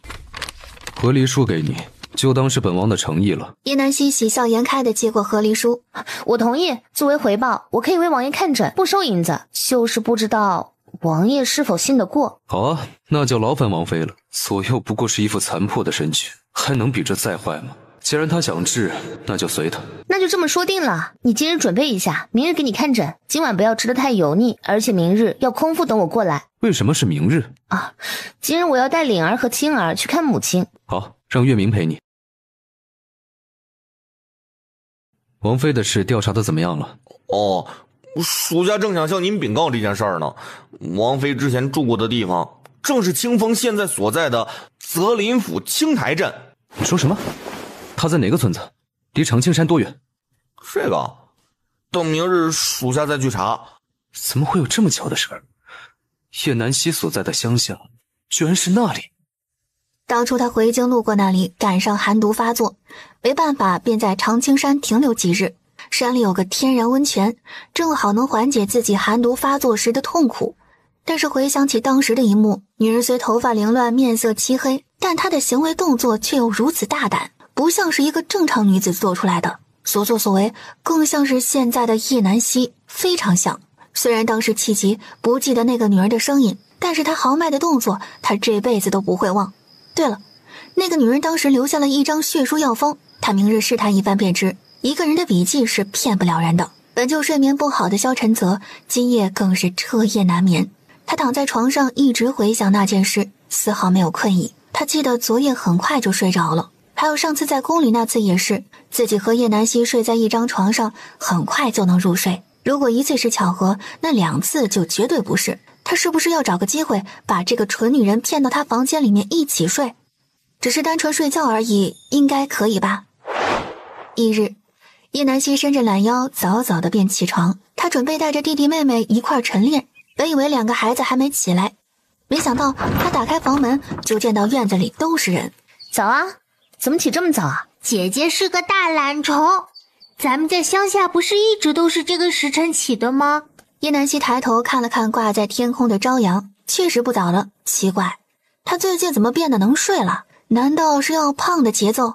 能吃能睡的，该减肥了。晨练就这么被搁置了，不出意外的，早膳又没少吃。他也不想的，可他就是饿。吃完他就准备去找萧晨泽，说好了今日早晨去看诊，就不能耽误。萧晨泽已经坐在房间里等候叶南希多时。叶南希进来的时候，萧晨泽正松松垮垮地靠在床头，手里拿着一本书。清晨的阳光下，少年低着头认真专注的模样让人不忍打扰。挺拔的身姿，流畅的下颚线，高挺英气的鼻子，性感的喉结，饱满的嘴唇。叶南希不经意间咽了下口水，亲起来一定很不错。可惜前2次，萧晨泽早在叶南希进来的那一瞬间就知道他在看他，故意不动声色地装作没听见他进来，想看看他是个什么反应。果然，自己的美男计还是很奏效的。瞧瞧，蠢女人的口水都要流出来了。看来自己还要再卖力一些才行，早日把他骗过来和他一起住。他装作不经意间的抬头，像是才看到叶南希一般，惊讶地开口说道：王妃何时来的？怎么不出声音啊？叶南希听见声音猛地回神，自己都在想什么。刚来，瞧你看得认真，就没忍心打扰你。叶南希目光下移，看向萧晨泽手里的书。呸，他现在严重怀疑他就是故意的，哪有人是把书倒着看的，还跟他在这儿装深沉，真想给他个大逼斗。看着叶南希盯着他手里的书，一副似笑非笑的眼神，他低下头一看，原来是把书拿倒了。大意了。这本书本王倒着看都知道他写的是什么。对，全身上下就嘴最硬，都被抓包了还能狡辩。从现在开始，请王爷先不要说话，我要开始看诊了。萧晨泽听话的闭上了嘴，伸出手。完了，美男计似乎起到反效果了。他决定还是说点叶南希爱听的，缓和一下这尴尬的气氛。等一下，有个消息要告诉你。叶南希睨了萧晨泽一眼，眼神示意他有话快说，最好是真的有什么好消息，否则看他一会儿不扎晕他。皇宫那传来消息，上次李慧秀的事情有了进展，这几天就会宣布审判结果。什么结果？皇后那个老巫婆下台了？皇妃言之有理，倒也不是不能，只是还要再等等。皇后身边的大宫女桑桃已经认罪了，承认是她怂恿的李慧秀来激怒本王，并且承诺事成之后皇后不会亏待她，而此行为皆是她一人所为，皇后并不知情。皇后因此被禁足宫中1年，而凤印也由姚母妃代管。叶南希明白皇权争斗中必有牺牲，放心，只要本王在一日，就会护你一日周全。叶南希抬头看了眼萧晨泽，见他说的认真，不像是在开玩笑。王爷喜欢我？你在想什么？没事，本王怎么会喜欢你？别做梦了。不喜欢就好，吓死我了。他可不想在一棵树上拴死，1年以后他还要出去来个几场甜甜的恋爱呢，主打的就是一个万花丛中过，片叶不沾身。萧晨泽脸色顿时沉了下来，这个蠢女人听见自己说不喜欢她，反而如释重负般，还很开心。她怎么就这么不开心呢？难不成叶南希还没忘记那个叫虎哥的旧情人？不是要把脉吗？开始吧。这个狗男人的脸变得可真快，都快赶上天气预报了，阴晴不定。他拿出一次性针管，拉过萧晨泽的胳膊，消了毒之后就要下针。这是什么？不用把脉吗？既然王爷已经同意我为你看诊，那就不要问了，总之不会害你的。我还想让你活得久一些，最好能护我一辈子，高枕无忧。好，护你一世，无关其他。就在萧晨泽愣神间，针头扎进了血管，血液流进一个透明的管子里。不一会儿，2管血已经抽取完毕。叶南希收了东西，又给萧晨泽把了脉。叶南希皱紧眉头，这脉象有些似曾相识的感觉，却又有些不同。这个毒很棘手，他要等化验结果出来再说。你之前应该有大夫照顾你的身体吧？他在哪儿啊？我能否见见他？是的，不过荀老在你进王府之前就出门游历，为本王寻找解毒之法。你体内的毒虽然暂时得到了压制，但只能是治标不治本，还是需要解药。我先回去研究一下。等等，你没有药方吗？他还没看见过他的字迹呢。没有。叶南希说完就准备回去了。刚回到齐无院的叶南希就迫不及待地进到房间里，让揽月给他守着门。他闪身进入空间，看见萧晨泽的报告单已经出来，便迫不及待地查阅。果然和他料想的差别不大。报告上显示不出萧晨泽所中的毒，但是从他的血象分析上看，各项指标都不在范围内，并且他应该是不止中过一种毒，他应该中过见血封喉的剧毒箭毒目。萧晨泽现在的治疗方法只能是化解毒素，让体内的毒排出体外，而他唯一能做的就是为他排毒，找到箭木毒的解药，尽量缓解毒素的发作和蔓延。首先要做的就是增强体质，因为接下来的拔毒过程很是痛苦。他决定再去找一趟萧晨泽，跟他说一下他定的治疗方案。萧晨泽听后并没有异议。萧晨泽看到叶南希对他的身体如此上心，嘴角抑制不住的上扬。不如王妃搬过来与本王同吃同住，看着本王。叶南希没说话，只是给了他一个眼神，让他自行体会。他在想屁吃啊，还想让老娘伺候他，想得美。看见叶南希头也不回的走了，萧晨泽不由低声失笑，看来想要把他骗过来还要徐徐吐汁。叶南希出来后没有回房间，而是去了海棠院，因为今日陈清然应该可以回府休养了。叶南希刚踏进海棠院，就察觉院内的气氛有些不对，裴老国公不在这里，而侍从的脸上也明显带了慌张。叶南希赶紧快步走进屋内，就见陈清然坐在床头，看着床上的孩子暗自抹泪。怎么了？发生什么事了吗？夫君他昨日突然吐血昏迷，醒来后就说他不想再这样苟延残喘下去，希望我们成全他。而大夫也诊断夫君他活不过这个月，让我们准备后事。公公他今日病倒了，我正打算回府去呢。叶南希眉头紧皱，没想到裴永年的身体这么糟糕。我陪你一起回去，顺便看看世子的情况。既然都已经帮了，就帮人帮到底。他看向床上的孩子，小家伙刚刚出生就要失去父亲，确实很残忍。真的吗？夫君他还有救？我只能说我去看一眼，究竟情况如何，能不能救，我也不敢保证。我知道姐姐能去就已经很好了。一行人尽最快的速度赶往国公府。叶南希让丫鬟把陈清然整个人包裹严实，把他抬回屋子，自己则是由侍从带路来到裴永年的房间。此时大夫们正束手无策，就连太医院的御医也是直摇头。此时一个年轻的少年上前搭话：您是陈王妃吗？张之张院守是草民的祖父。没想到张太医那个老家伙竟然有这么俊俏的孙子。你祖父不在这儿吗？回陈王妃，祖父他在宫内有事走不开，所以派草民过来等候陈王妃。张太医这个老狐狸，连他会过来都猜到了啊！你不用拘谨，本王妃不吃人。你叫什么名字啊？草民张思源。好，思源，现在你能帮我把屋子里的这些人都请出去吗？是。不一会儿，屋内就剩下叶南希和床上的裴永年，还有站在门旁守着的张思源。叶南希看着床上再次昏迷不醒的裴永年，伸出了手指扒开他的眼皮看过之后，又从药箱里拿出听诊器仔细的检查，最后确定应该是胸部的肋骨骨折扎到了肺部。而从张思年的口中得知，前2日裴永年确实从床上摔下来过。叶南希了然，应该是没接好骨，导致骨头移位发生也不是不可能。他需要再拍一个片子来确定一下。他突然想到实验室里有一台小型便携 X 光机，正好可以拿出来使用。他看了一眼张思源，思源，等一会儿不管听到什么声音都不要回头，有需要时本王妃自会叫你。是。果然机器吱吱的声响传进了张思源的耳朵。虽然他也很好奇声音的来源，但他谨记叶南希的话，没有回过头去看。骨头虽然扎进肺部，但好在只有一小块，对肺部的伤害不大，操作起来也没有那么有难度，这算是不幸中的万幸了。他要赶紧通知陈清然和裴老国公，让他们做好准备。是陈王妃吗？我儿是有救了吗？叶南希急忙阻止陈清然的举动。你还有伤口在身，不要如此激动。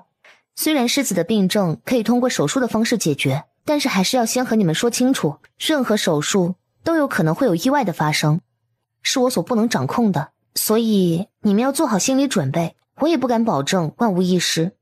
陈王妃，你就放心大胆的干，老夫信你，就算真的，老夫也不会怪你，是这孩子福报。裴老国公本就花白的头发，如今更是雪上加霜，因着裴永年被太医判了死刑，更是一度晕厥。醒了之后，听见叶南希能治儿子的病，立刻激动地从床上蹦起，飞奔而来。南希姐姐，如果没有你，就没有我和孩子的重生。现在夫君的身体也只能麻烦你，我愿意承担任何风险，只要有一丝一毫的机会，我也不想放弃，还请姐姐成全。好，既然你们无异议，也能接受最坏的结果，那我定会全力以赴，不负你们所托。叶南希很理解他们现在的心情，他们已经把全部的希望都寄托在自己的身上，有感动，同样也有压力。叶南希让裴老国公准备了一间宽敞明亮的屋子，一切准备就绪。这次手术比上次的剖宫产手术要有难度得多，对于消杀方面也更加严格。叶南希尽自己所能的做到万无一失，所以刚开始就进入高度集中的模式，划线、拿刀、开胸，找到肺部肋骨，给肺部清创修补，再把肋骨接上。张思源看着这一幕，脸上没有太多的惊慌，他早就从祖父那里听说过陈王妃的事，如今亲眼看到陈王妃执刀开胸，只有震撼和敬佩，特意安排他过来同陈王妃学习，并长长见识，顺便在陈王妃面前露露脸，让他收自己为徒。张思源按部就班地给叶南希递手术用具，而叶南希每一次想要什么，他也是精准地猜到并递过去，时不时地给叶南希擦汗，而叶南希也很惊叹于张思源的反应能力和记忆了。这些东西他只说了一遍，他就能记住，真是天生就是做医生的料子，比张太医强太多。而此时的张太医正在给皇帝做针灸，缓解头疾带来的痛楚。哦，你没骗朕，陈王妃竟真的把人开膛破肚，还能救回来。他还以为上次缓解瑞儿的喘疾真像他自己所说那般，只是碰巧遇到过此症的治疗之法，原来还跟他藏拙。好啊，老三娶了个好媳妇儿。回皇上，陈素颜句句属实，岂敢欺骗您呢？要是那天陈王妃不在场，即使臣去了也无济于事。幸亏遇上了陈王妃，也算是陪老国公有福气。是啊，裴爱卿着实不易，改天朕可是要再好好奖赏一下陈王妃，顺便让她给朕也瞧瞧。这边还不知被人惦记上了的叶南希，此时也遇到了问题，别人胸腔出血，要是再不及时止血缝合，马上就会失血过多，引起休克。而他还没结束肺部的清创，情急之下，他只能用止血钳夹住出血的血管，让张思源拿着，自己则是紧急处理剩下的工作。这台手术本就不是一个人能完成的，需要好几个人的配合，奈何情况不允许，所以胸腔打开的时间越长，感染的几率就会越大，所以需要再快一点。在外等候的裴老国公焦急地转来转去，而在房间等候的陈清然则是看着两人的孩子，默默祈祷奇迹的发生。他相信叶南希能把他从鬼门关带回来，同样也能把裴永年带回来。萧晨则听侍从回来禀报，叶南希去了海棠院，随后又送世子妃回国公府，然后人就没再出来，连丫鬟也没带，真是让人操心。看来以后出门必须派人跟着他才行，看看这都什么时辰了，都不知道回来。王爷，国公府的世子昨日突发状况，今日更是被太医断定活不过月底，也就是3日。叶明刚从外面打探消息回来，就立马向萧晨泽汇报。看来王妃应该是受国公府里人的请求，去给裴世子看诊了。他是主动去的。萧晨泽肯定地说出，而非疑问。他可是确定叶南希同情心泛滥，看不下去世子妃孤儿寡母，才愿意一试。王爷怎么知道王妃是主动去的？因为国公府的人肯定以为叶南希只会给妇人接生，如若不然，早都会求到叶南希这里，不会等到这时。其实连他自己都不知道叶南希的医术到底有多高，但从他能缓解七皇帝的喘疾，到给陈清然接生，又说能给他排毒这一系列的举动来看，他的医术应该很高。萧晨则斜睨了一眼月明，查得怎么样了？王妃她住的村子就在您说的那座山的另一边，离得很近。这是属下在叶府找到王妃以前写的字，就只找到这一页，实在太少了。听人说王妃以前啥都不学，能留下这一点字也实属不易。萧晨则伸手接过，深吸一口气，打开纸条认真地看了一眼，随后用力攥紧手里的纸条。萧晨则闭上了眼睛，眼下眼底的神色。难道是我想错了？这一切只不过就是巧合而已。良久，备车去国公府。国公爷，陈王殿下到了。裴老国公听后眉头紧皱，他又来干什么？怎么哪儿都有他？就不得不让萧晨泽进来，毕竟人家的王妃还在他的府里呢。萧晨泽刚被推进院子，就看到裴老国公脸色阴沉的在那里转来转去。陈王殿下怎么来了？本王来接王妃回府，裴老国公没意见吧？哼，既然知道你媳妇儿在这儿，你咋才来？萧晨泽摇头，不理会这个倔老头。裴老国公再一次望向萧晨泽身下坐着的轮椅，不免好奇，却又有点不好意思开口询问。他尴尬地看了半晌，还是没法开口。萧晨泽看出他的意思，也知道他这是看上自己的轮椅了。裴国公，你是在看本王的轮椅吗？萧晨泽一边说话，一边伸手扶上轮椅的扶手。裴老国公撇撇嘴，有什么好显摆的？不就是买的吗？叫轮椅是吧？我出去打听打听，一样能买到。像是知道裴老国公在想什么一般，萧晨则一脸自豪地说道：这个轮椅是王妃亲手为本王量身打造的，是绝无仅有的存在。竟然是陈王妃做的，那就好办了，我可以找陈王妃再定做一个。切，有什么好牛气的？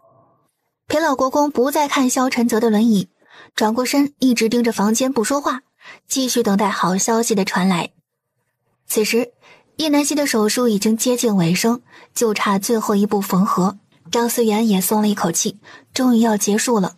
一会儿我下针的时候，你仔细看着，针法上有什么不同，以及下针的深浅和手法。张思源眼睛一亮，他郑重地点了点头。是。随后叶南希开始进行缝合，随着最后的一针完成，叶南希在刀口上打了一个结，这台手术就算是有惊无险的完成了。做好收尾工作，叶南希把事后护理裴永年的任务交给了张思源。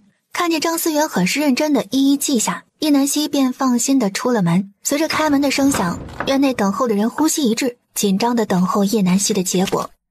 手术很成功，再有1个时辰，世子可能会清醒一阵，但要彻底脱离危险期，还要过了今晚。裴老国公听了前一句，他突然喜极而泣，老泪纵横的脸上堆满了失而复得的喜悦，以及对叶南希的感激。他蓦地向叶南希深深地鞠了一躬，如果没有他，就没有国公府的未来。他救了他儿子、儿媳和孙子的命，等于救了他们全家的命。叶南希上前扶起裴老国公。裴国公客气了，南希信不如使命，只要挺过今晚，世子的性命就不会有大碍。本王妃已经交代思源在里面照看世子，国公爷等1个时辰后就可以进去看了。好好好，快去告诉世子妃一声。裴老国公连说几声好字，他已经不知道如何表达。侍从听后立即飞奔向陈清然的院子。萧晨则在一旁听着，也很是为叶南希骄傲，现在又多了一位能护他周全的人，看来没有他，他一样可以把自己保护得很好。不过思源是谁？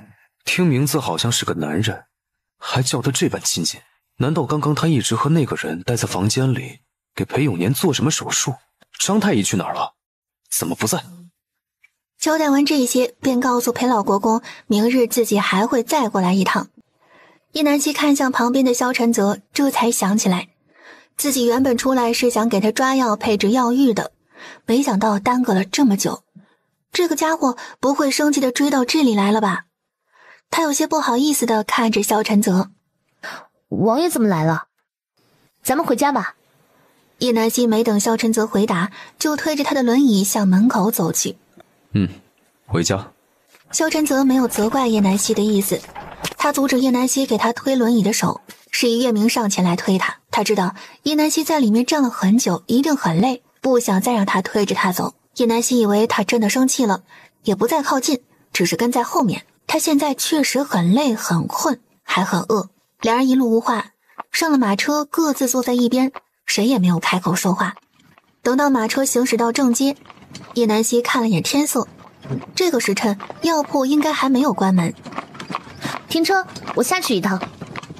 叶明刚要停车，却听见萧晨泽清冷的声音传来：继续赶车。都累成什么样子了，还要下去干什么？不赶紧回府。叶南希也没有强行下车，不去就不去，他不着急，他就更不着急了。随后在马车摇摇晃晃的行驶中，叶南希昏昏欲睡，左摇右晃，慢慢的合上了已经打了半天架的眼皮。眼看着面前的女人就要撞到头，萧晨则急忙伸出手去接住叶南希的脑袋，看着手里毛茸茸的脑袋和手心里女人娇嫩的脸蛋，还有她那睡着时安静的模样，他觉得此刻的叶南希是如此的乖巧可爱。这个磨人的小妖精到底知不知道他睡着的时候对人没有防备的样子有多么让人难以自持？以后也不知道便宜了哪个狗男人，也不知道那个虎哥是何方神圣。我倒要看看他究竟长得有多好看，才能让这个蠢女人念念不忘。不一会儿，马车稳稳地停住，见叶南希没有要醒的迹象，反而睡得更实了。于是萧晨则直接借着右侧肩膀的手臂，顺势将人搂入怀中，左手抄着叶南希的腿弯，轻松地把人放在了他的腿上。随后又在马车的暗格里拿出自己的备用外袍，披在叶南希的头上和身上，防止他吹风受凉。月明见状，刚想要伸手接过，但想想他家王爷那吃人的眼神，他又把刚伸出去的手缩了回来。他还是找人把王爷抬下来比较稳妥。就这样，萧晨则一路抱着叶南希回了屋子。府里的下人见到王爷竟然抱着一个女人回来，还把脸给挡住了，都瞪着一双好奇的眼睛巴巴看着。王妃也太可怜了，这么快就失宠了。叶明一路缓慢推着萧晨泽，生怕颠簸到轮椅上的两人。他都没问萧晨泽回哪个房间，就直接把人推回了萧晨泽居住的院落。在他看来，王爷就应该和王妃住在一起，要不然小主子得什么时候能出生？萧晨泽显然更没有意见，他巴不得把人骗过来呢，这下省事了，直接就抱回来了，都不用征得本人同意了。月明轻手轻脚地走了出去，还贴心地为二人关上了门。小安子见月明这狗腿的模样，耸了耸肩，这货啥时候开窍了？萧晨则轻轻地将人放在了床的里侧，为他脱了鞋子。想了想，还是给叶南希褪去了外衫，让她能睡得更舒服一些。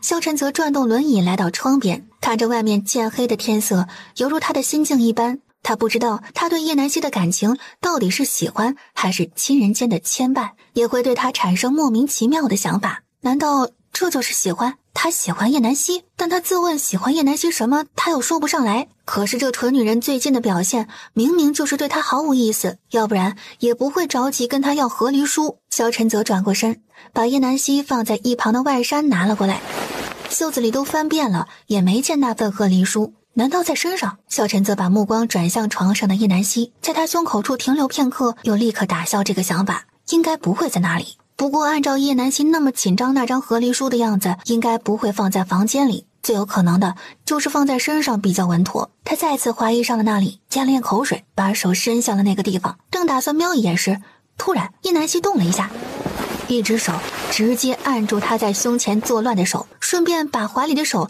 向自己的方向一扯。萧晨则半个身子都被扯得趴在了床上，他试图抽回自己的手，却不想被叶南希抓得太紧，根本抽不回来。无奈他只能用一只手撑着身体，却没控制住放在叶南希胸口的那只手的力道，不小心按了一下。虎哥，你别闹，再陪我睡会儿。刚刚费尽力气爬上床的萧晨则差点没掉下去，他听见了什么？又是虎哥，他竟然和那个叫虎哥的睡在一张床上，而且那个虎哥还摸他的胸。萧晨则攥起了拳头，真想暴捶那个叫虎哥的狗头。拳头砰的一声落在了床板上，突然惊醒了身边的女人，闭着眼睛生气的大吼道：干什么呀？再乱动，把你爪子剁下来炖汤喝。萧晨则气结，到他这儿就生气的要把他手剁下来，还要炖汤喝，区别对待要不要这么明显？见怀里的爪子终于消停了，叶南希又直挺挺的躺了回去。哼，真听话，明日姐姐再宠幸你。萧晨则黑着脸，不想理会这个疯女人。明日他定要全程悬赏这个叫虎哥的男人，他要把这个虎哥的爪子剁下来炖汤喝。一夜好眠，萧晨则是被压醒的。他动了一下已经僵硬的手臂，酥麻感顿时遍布全身，这温软绵密又有弹性的触感，一个机灵，睡意全无，人也清醒了不少。怎么手还在那个蠢女人的怀里？他都不嫌硌得慌吗？他用力抽回自己的手，终于把手拿了回来。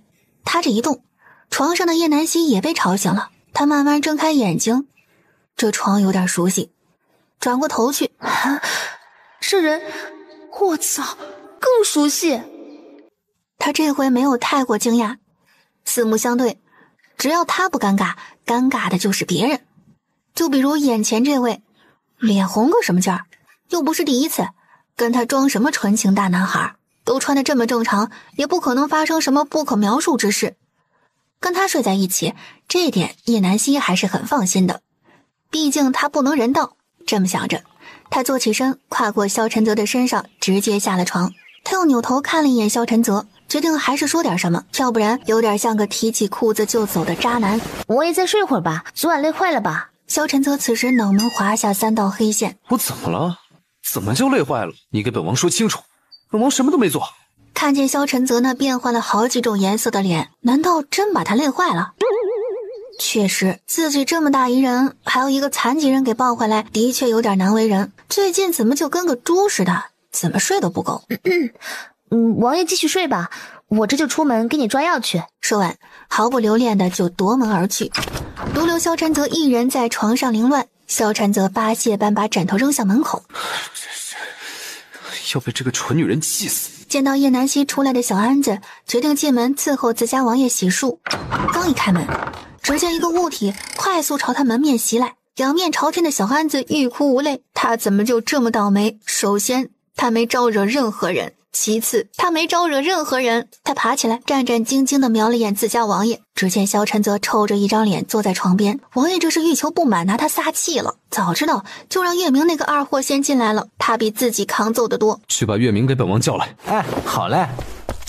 小安子扭头就跑，他屁颠屁颠地跑到月明的住处。月明，快去，王爷叫你有好事。正在练剑的月明收起手中的剑。好，我这就去。王爷，属下来了。你查的怎么样了？回王爷，是王妃的事儿吗？那个叫虎哥的男人查的怎么样了？那个，属下本想着清风就在那儿，对那儿的人比较了解，他查起来应该会更得心应手，于是属下就给他传信了。然后呢？属下没联系上清风，他失踪了。萧晨则伸手扶上自己发疼的太阳穴，真是没一个让他省心的。人丢了还不快去找？是王爷，属下这就去安排，一定找到清风。见月明说完还没有要走的意思，萧晨则纳闷，这会儿什么意思？月明待在原地，还在等着萧晨泽的奖赏呢。小安子不是说有好事吗？王爷咋还不说呢？他都等着急了。萧晨泽上下打量了一眼月明，难道是等着他的夸奖？不过确实，昨天他表现得很好，适当的鼓励也不是不行。他想了想，随后从怀里掏出一张纸。你去库房把龙云血玉找到，交给云赏阁的掌柜，让他按照这上面的样子打造一副头面出来。前2日在叶南希给他送衣服时，他就已经将图样画好，没想到这个蠢女人还会给他买衣裳。叶明接过，有些失望地转过身，终究是他错付了，还是乖乖去办事吧。等等，念你昨日表现良好，可以在库房顺便挑2件你喜欢的东西。谢王爷奖赏，属下以后会做得更好的。小安子果然撑不起我，回去请他吃鸡腿。以前都是长夜饮，或者让管家给他们挑，这回终于可以去库房自己选了。他还是头一个得到此殊荣的侍卫呢。看来以后要抱紧王妃的大腿，跟着王妃有肉吃。房门打开，月明如沐春风般的从里面走了出来，看见小安子立马笑开了花。小安子，晚上回来给你加餐。小安子一头雾水，这货被打傻了不成？安王爷的批评就这么开心？走，跟我去挑王爷给的赏赐去。叶南希今日忙到连午饭也没来得及吃，现在已经饿得前胸贴后背了，恨不得吃下一头牛。刚要叫揽月传膳，就见小安子来通知，萧晨泽在等他过去一起用膳。叶南希也没矫情，在哪儿吃都一样。刚进萧晨泽的院子，就闻到了一股极为浓郁的肉香味儿。他快步走到桌子前，大大咧咧地坐在萧晨泽对面，双眼直勾勾地盯着散发香味的汤中。哇，这么香啊！说罢就伸手去盛汤。萧晨泽先他一步拿过碗，舀了一碗放到叶南希面前。哼，谢了，那我就先干为敬。这什么汤啊，也太好喝了。萧晨泽笑笑没说话，又继续给他盛了一碗。等叶南希再次喝完，才慢悠悠地开了口。王妃不是说想喝狗爪子汤吗？这不，本王特地吩咐厨房炖了1小天，绝对够味儿。叶南希愣了几秒才反应过来，啊，我什么时候说要喝狗爪子汤了？他怎就不记得自己说过这话呢？你当然不记得。不对，狗肉汤。叶南希突然胃里一阵翻涌，他竟然喝了狗肉汤。萧晨泽本来还想看看叶南希的反应，没想到会是这样的反应。这不是狗爪子，是猪脚汤。说完，又在汤中里夹起一只猪蹄给叶南希看。叶南希看见他夹起的确实是猪蹄，这才放下心来，要不然心里真的难安。他本就没有吃过狗肉，要是以前也不是不能吃，但自从养过狗后，就不会有吃狗肉的想法。萧晨泽这个狗男人真的是太过分了，看他一会儿怎么收拾他。王爷还真是体贴呢，考虑的这么周到，想必一定是花费了不少心思吧。哼，一天天给你闲的没事儿，费尽心机的捉弄我。也没有，只是听见你昨晚说梦话要喝狗爪子汤，本王这才想到给你准备的，但是没有找到狗肉，才用猪肉代替。编，接着编，看他相不相信他的鬼话，他怎么可能会说这种话？以前都是虎哥不听话，在自己睡觉的时候一通乱拱，他才会出言吓唬虎哥，说要剁了他的狗爪子炖汤喝。昨天自己又没梦到虎哥，不会说这些的，难不成？不可能，这货绝对在骗他。那我要是说想吃王爷你，王爷是不是得洗干净给本王妃送到嘴边来呀？揽月在屋内也惊得下巴都快合不上了。小姐是真敢说，她急忙拽着月明的衣袖，把这个木头拉出了门外。你拽我干什么？你觉得你在那里不碍事吗？还是说你想接着听？接着听怎么了？我还没有听到王爷的回答呢，也不知道王爷会不会答应王妃这个提议。都怪这个臭丫头，关键时刻坏事。揽月真没想到，这个大块头不感激他不说，还嫌弃他多管闲事。要不是为了小姐着想，他才懒得管他在哪儿。叶南希也没胃口再接着吃了，他叫来侍从，把这些都端下去吧，王爷他今日没胃口。哼，小样，姐吃不成，你也别想吃了。谁说本王没胃口？王爷一会儿还要泡药浴，吃多了容易吐，我也是为你好。萧晨则知道这蠢女人是在故意气自己，不过没关系，他不差这一顿。他挥挥手，侍从很快的就把饭菜撤走，屋内就剩下2人。叶南希上下打量一眼萧晨泽，哼，王爷现在就可以脱光光在这等我回啊，回来咱们就进行下一步。说完，叶南希脚步轻快的出了屋子，独留萧晨泽一人风中凌乱。1刻钟后，屋内升起了水雾，冒着热气的浴桶里坐着一个光着上半身的男人。萧晨泽一言难尽地坐在浴桶里，回想刚刚叶南希的话。王爷可要忍住了，这必须要烫，效果才会好，而且要一丝不挂哦。记住，是一丝都不能挂。萧晨泽没有听叶南希的话，还是给自己留了最后的一丝体面。叶南希一边往水里放着药材，一边瞄着萧晨泽的裤子，怎么看怎么碍眼，一会儿还怎么失真。哼，真是的，装什么装啊，谁稀罕看他。不一会儿，水就变了颜色，漂浮的药材盖住了水面，也挡住了外面人的视线。要不要我帮你脱啊？萧晨泽愣住，双手急忙护住下身。电光火石之间，只见一条长裤里面还挂着亵裤被扔了出来。他还真的脱了，这么听话吗？他只是在逗他而已，谁让他今日捉弄他来着？本想着就是让他把长裤脱掉，方便一会儿失真，没想到他还真信了他的鬼话。萧晨泽看着叶南希那毫无顾忌的大笑，就知道自己被耍了。王爷做得对，我出去拿针，一会儿给你针灸。呵呵，刚刚出来太急了，忘记拿了。说完，风一般的冲出门外。其实他根本不用回去拿银针，他实在忍不住了，他要出来笑一会儿。萧晨泽此时无比后悔，他怎么就信了蠢女人的鬼话？真是该死！自己什么时候这么听话了？并且他这辈子的脸都在这一刻丢光了。叶南希终于笑够了，他双手捂脸，调整一下表情，慢悠悠地回了屋子。只见萧晨泽坐在浴桶里闭着眼睛假寐。他伸手试了一下水温，见水温还可以，算了算时间，也应该把第2批药材加进去了。在叶南希手指刚伸进水里的那一瞬间，萧晨泽身上的肌肉紧绷。这个蠢女人又要干什么？他都这样了，还不打算放过他？见他只是试探了一下水温，便把手撤出来了，提起的心顿时放了下来。就在他以为没事的时候，一把药材倏地被扔进了水里，水滴溅在萧晨泽的脸上，水面激荡起一圈波纹，也顺势把别的药材推散开来。萧晨泽暗叫不好，却来不及阻止，他夹紧双腿，只能寄希望于这个女人眼神不好。我什么也没看见，我发誓。你觉得本王会信你吗？你要不解释，本王也许会信，可是现在……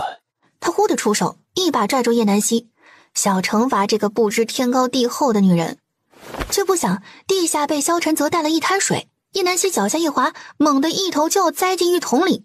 慌乱间，萧晨泽想拉住他，没想到却起了反作用，倒把他拉进了浴桶。只听扑通一声，水花四溅。就在这时，门砰的一声被推开。小泽子，我回来了。萧晨泽看着门口这张欠扁的脸，脑袋有一瞬间的空白。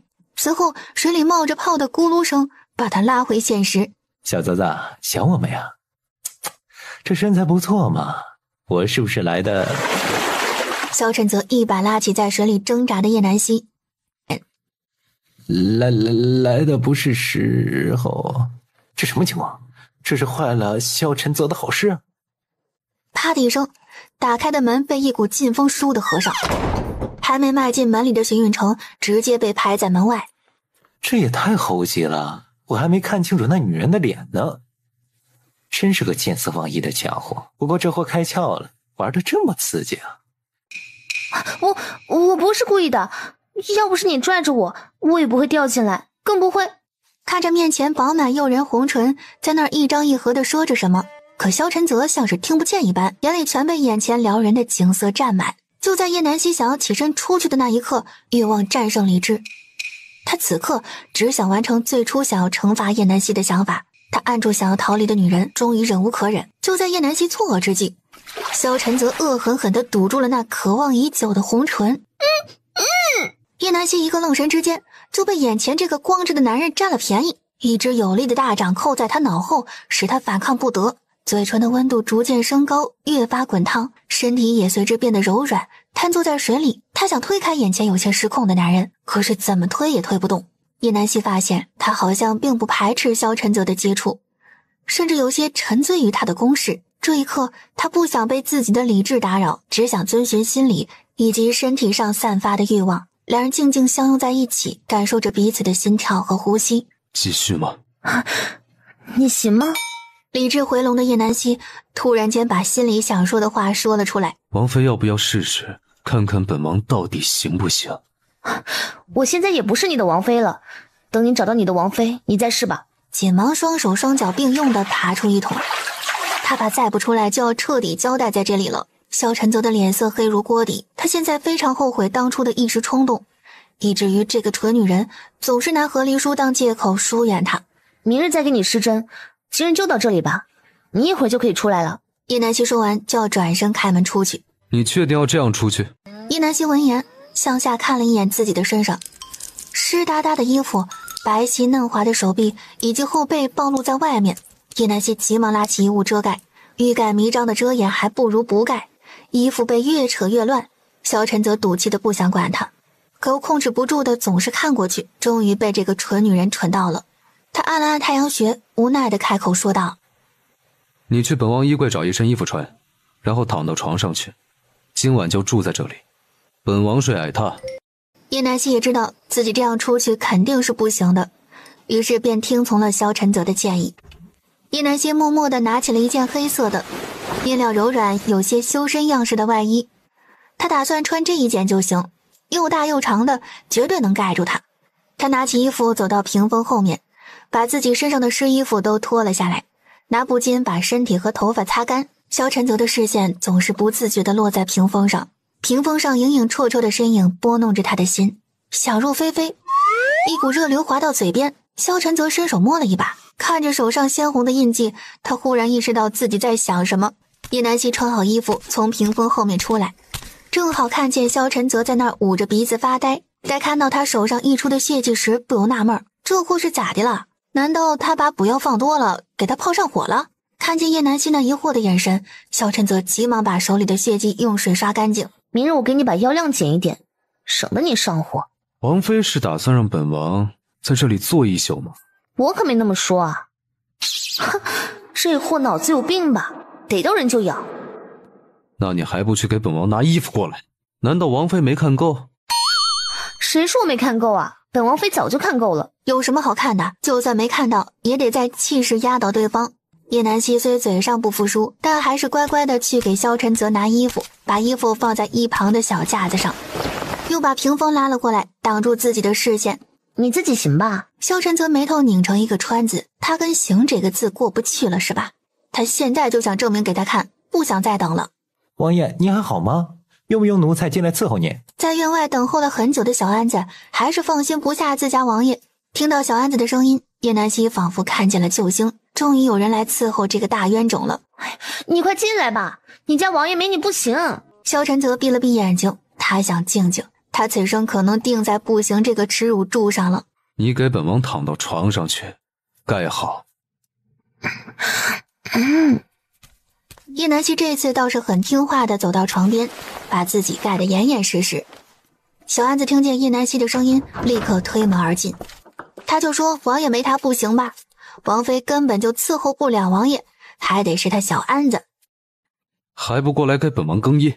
从进来眼睛就乱瞟，恨不得把吃瓜写在脸上。半晌，终于收拾好的萧晨泽坐在轮椅上，由着小安子给他擦拭头发。一会儿去告诉戚无怨医生，就说王妃在这歇下了。对了，叫王妃的丫鬟过来，把地上的衣物收了。是，奴才这就去。小安子知道自家王爷指的是王妃的衣物，让丫鬟过来收。他收拾好地上的水渍，把萧晨泽的衣物捡了起来，全程不敢出一声大气，他怕挨揍。蓝月姑娘，王妃在王爷的院子里睡下了，王爷叫你去一趟，把王妃的衣服收了，顺便带一套换洗的衣物过去。是。揽月疑惑的点点头，转身去了叶南希屋里拿上换洗衣物。萧晨泽见房间终于清静下来，把轮椅挪到叶南希床边，看着女人安静的睡颜，他倒是睡得香，对他可真是放心。不管你是出于何种目的来到本王身边，又不管你是否对本王心存爱意，本王都要试一试。叶南希，本王不准你逃，本王会配合你的任何治疗，争取在有生之年做你的依靠。有一天我不在了，你就自由了。但是只要本王没死，就绝对不会放手，绝对不会。他挪上床，抱紧怀里的女人，更亲密的事他们都做了，还在乎睡不睡在一起吗？叶南希还真信了他的鬼话，他才不会放着温香软玉不要去睡矮榻。萧晨则强压下生理上的不适，默念清心咒，不管女人的胸口还是大腿搭在他身上，他都冷静自持。他相信总有一天他会乖乖送上门来。静谧的夜晚在两人沉稳均匀的呼吸中渐渐远去。翌日晨光乍亮，萧晨泽便睁开了双眼，一夜的好眠使得他精神充沛。事实证明，和蠢女人睡在一起确实免受失眠的困扰。他小心翼翼地挪开叶南希搭在他身上的胳膊和大腿，稍微一动，春光乍泄。大早上可真磨人。萧晨则盯着叶南希熟睡的容颜，轻轻在她诱人的唇瓣上浅啄一下，替叶南希盖好被子，一脸满足地下了床。床上的人翻了个身，继续睡着。萧晨则转动轮椅来到矮榻跟前，他说过的话毕竟要做到，不是吗？他确实在矮榻上睡了，这点他没骗他。萧晨则安心地躺在矮榻上闭目养神。天色大亮，屋内被斑驳光影照得金黄一片，也终于把床上的人照醒。叶南希在床上伸了个懒腰，慢慢地睁开眼睛。熟悉的床顶，又在狗男人这里睡了一晚。不过在这里睡觉，感觉比在自己房间睡得更香，每次都能梦到自己抱着一个大抱枕睡觉，别提多舒服了。叶南希四下扫视了一圈，发现屋子很整洁，视线落在窗户旁边的矮榻上，只见萧晨泽规规矩矩地躺在上面，像是一夜都没有动过的样子。这睡相还真不是一般的好，看来他还是很遵守承诺的嘛，说在矮榻上睡就在矮榻上睡了。让一个王爷心甘情愿睡矮榻，他应该还是头一个。突然觉得萧晨泽也没有传言中那般冷血无情，独断专行，至少现在看来他对他还算不错。叶南希拢好自己大开四方的衣服，幸好萧晨泽没醒，要不然都被看光了。他蹑手蹑脚地走下床，来到萧晨泽的矮榻前蹲下，稀疏的阳光打在他的脸上，浓密有型的眉毛很配他的脸型，再看他的睫毛真的长得不像话，挺翘的鼻梁，微抿的薄唇，这咋长的？老天爷也太不公平了，什么好看的都往他一个人脸上安，白瞎了。这狗男人全都长在了他的审美点上，是他喜欢的类型，长得太帅也不好，这货以后可是3妻4妾的王爷，他只想要一生一世一双人。但在古代他知道这些都是难以实现的，所以他不强求，自己独自美丽挺好的。想着想着，叶南希的手不自觉地摸上萧晨泽的喉结，这喉结也太性感了吧，就挺好摸的。萧晨泽本就在闭眼假寐，在听到叶南希下床那一刻，便调整呼吸装作熟睡，想看看他要干什么。没想到他竟然蹲在自己跟前，哈喇子都要淌出来了。他头一次觉得自己的长相成为了优势，至少对这个女人是有吸引力的。肤浅，不过幸好他看脸，要不然自己更放不到他眼里去。谁知这个蠢女人不只是看看，还上手，竟然摸他的喉结。他实在是装不下去了，再装就要露馅了。他只好伸手控制住叶南希在他喉结上作乱的手，猛地睁开眼睛，空气有一瞬间的凝固。叶南希没想到自己刚伸手就被抓了个正着，现在怎么办？在线等，挺急的。王妃是在垂涎本王的美色吗？王爷哪只眼睛看见本王妃垂涎你美色了？大早上的梦还没醒吗？2只眼睛都看见了。哼，小样，看就看了，有什么不敢承认的？叶南希一愣，显然没想到萧晨泽会这样回答。他啪的一声拍在了萧晨泽的脑门上。哼，有蚊子，我好心来帮你赶蚊子，你却这么说人家，真是不识好人心呢。萧晨泽被这一巴掌拍得差点没晕过去。眼前忽悠一下，这个蠢女人还真下得去手。她不识好人心，究竟是谁不怀好意？还有脸说不对，她竟然骂她是狗。他生气的一把拽过眼前这个欠收拾的蠢女人。叶南希在毫无防备的情况下被萧晨泽突然拽起，由于蹲的时间有点久，双腿有些发麻，一个没站稳，直接倒在了萧晨泽的身上。好巧不巧的，正好对上了萧晨泽的嘴唇，时间在此刻静止。两人同时瞪大双眼，一时怔住。叶南希心里暗自叫苦，这老天爷也太灵了吧，自己刚垂涎人家的美色，就让他来个零距离接触，这个好处他不想要啊。小泽泽，我来了，你怎么还没起？徐运成这回没等人家把门拍上，他自己直接啪的一声把门合上，推了出去。到现在还没缓过来，他刚才没看错吧？小泽泽是被压的那一个，而且从昨天晚上一直战斗到了今日。他抬头望了望头顶的太阳，我去，战斗力惊人，不愧是昔日的战神，这名头绝对不是吹的。找个机会浅学一下。叶南希此时脸色爆红，你扎到我了！你说什么？哎呀，你的腰带用玉石做的嘛，也太硬了，还不赶紧松开我！本王穿的是锦衣，没系腰带。你个臭流氓！随后使劲挣脱开萧晨泽扶在他腰间的手，匆忙跑回床上，用被子将头盖住，太羞耻了。萧晨泽好笑地看着叶南希的一系列动作，原来他还会害羞啊！怎么就对这个女人控制不住呢？他缓了一会儿，兀自起身，到门口唤来小安子。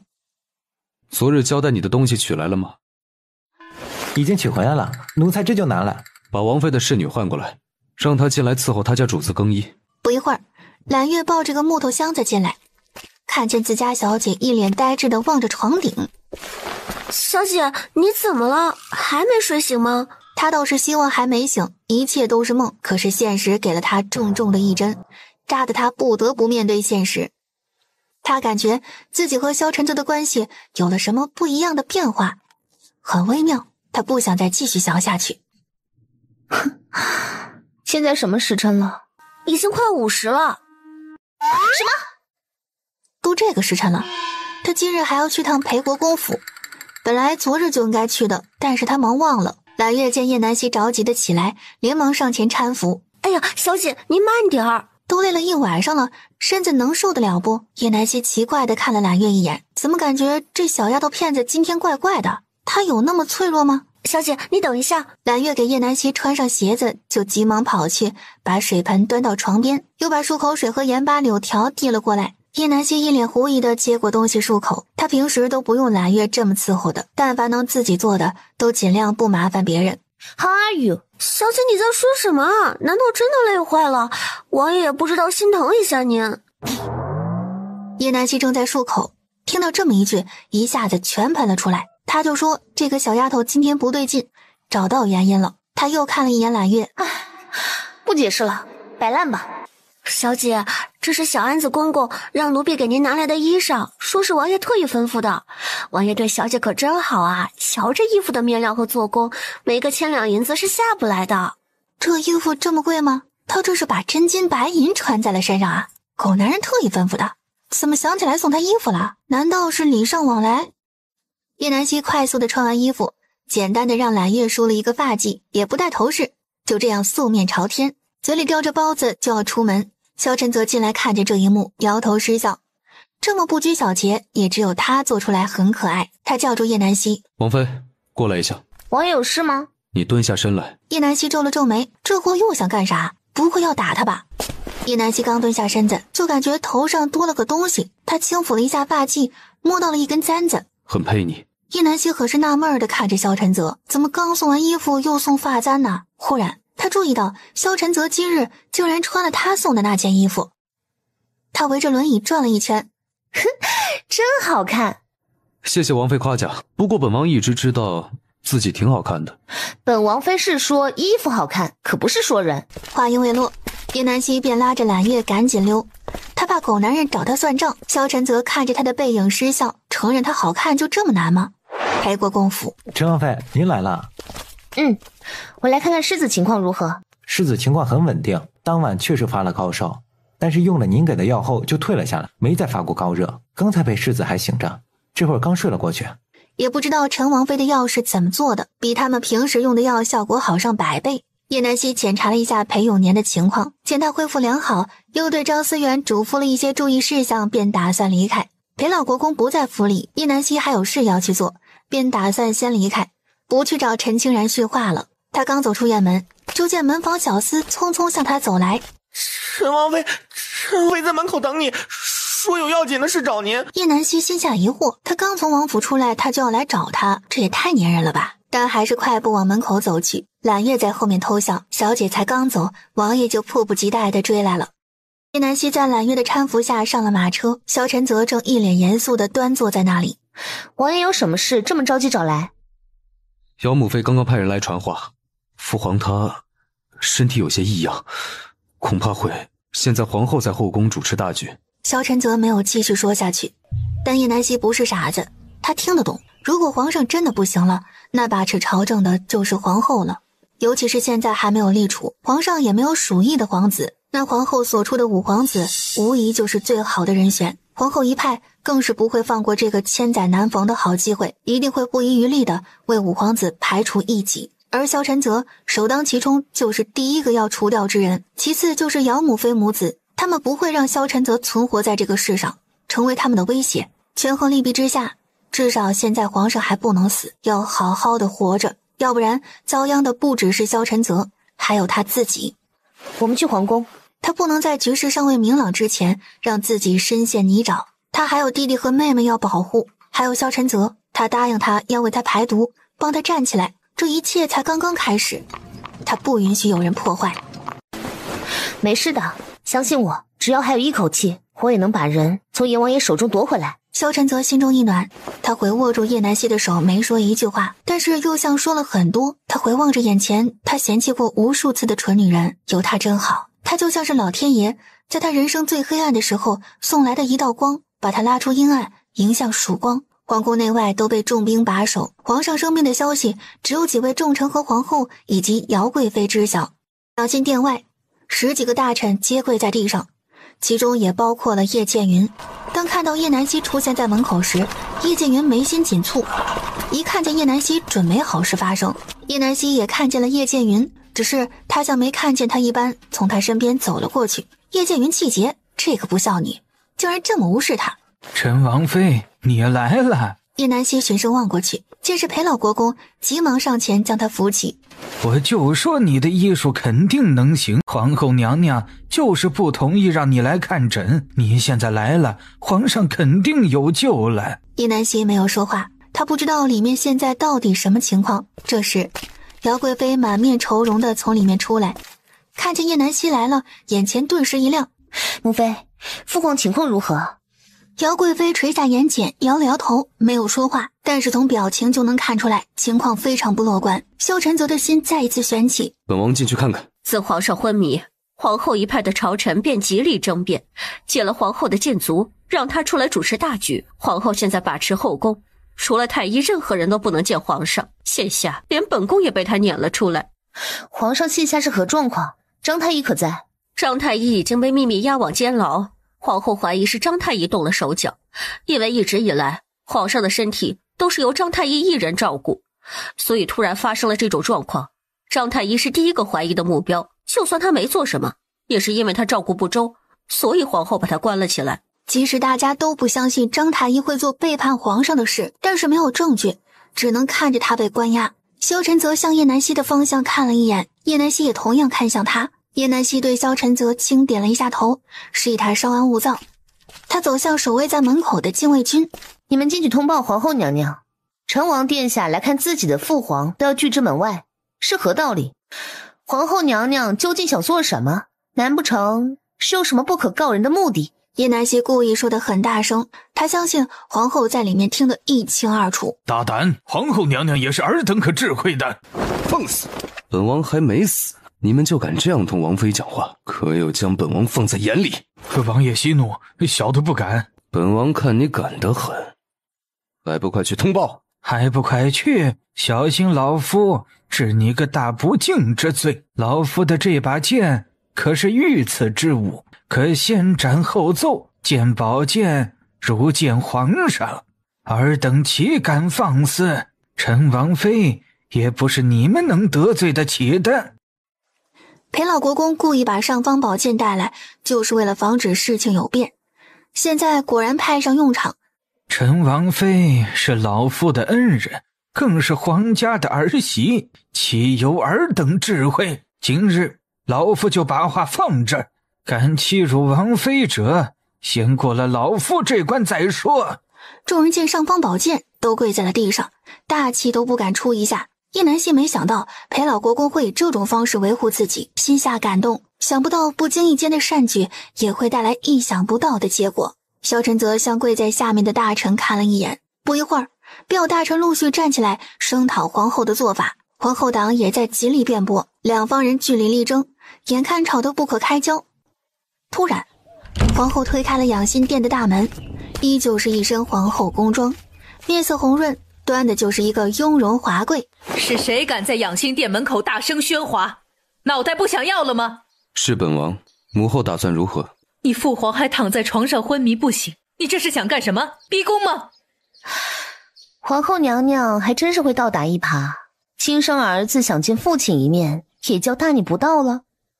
这是哪里的说法？本王妃怎么不知道？裴国公知道吗？叶南希把话头抛给裴老国公，因为现在在场能说上话的，有分量有兵权在握的，除了萧晨泽，就只剩下裴老国公了。你哪里有你？老夫从未听过如此荒谬的言论，难道这是皇后娘娘自己定的规矩吗？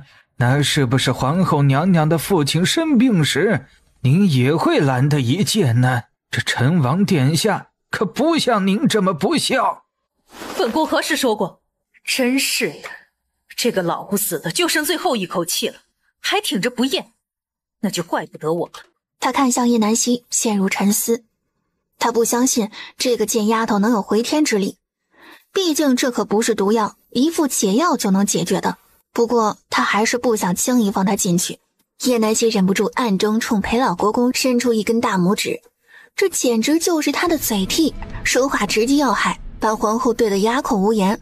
裴老国公看见叶南希的小动作，得意的眉毛一挑，继续对皇后说道：对对对，皇后娘娘没说过自己是不孝女。连皇后不想再和这个莽夫纠缠下去，只会丢了自己的身份。眼看着底下的大臣们也都坚持不住了，他只能先妥协。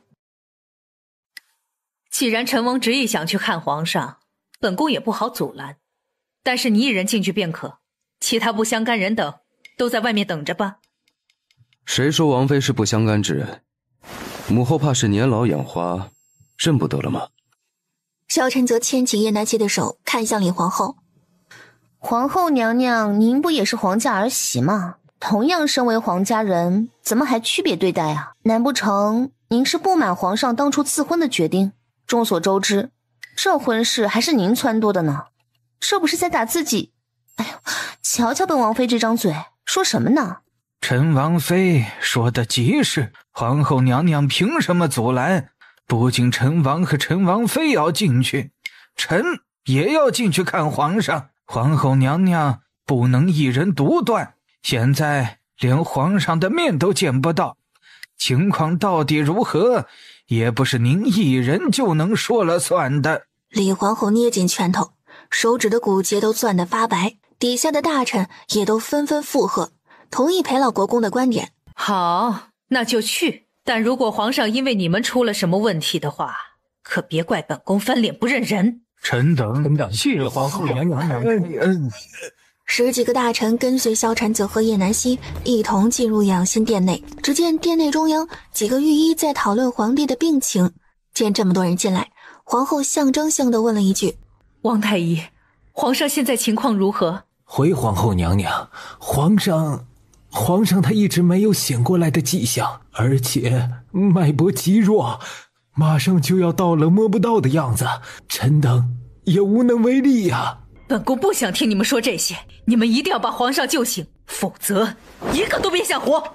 其他太医一听都吓得跪坐在地上，因为他们知道皇上的情况能醒过来，除非是神仙来了。皇后娘娘饶命啊！臣等一定会尽心竭力救治皇上。叶南希看着床上的昭元帝，脸色有些发青，呼吸也很薄弱，感觉就像是心脏病或者是呼吸系统疾病。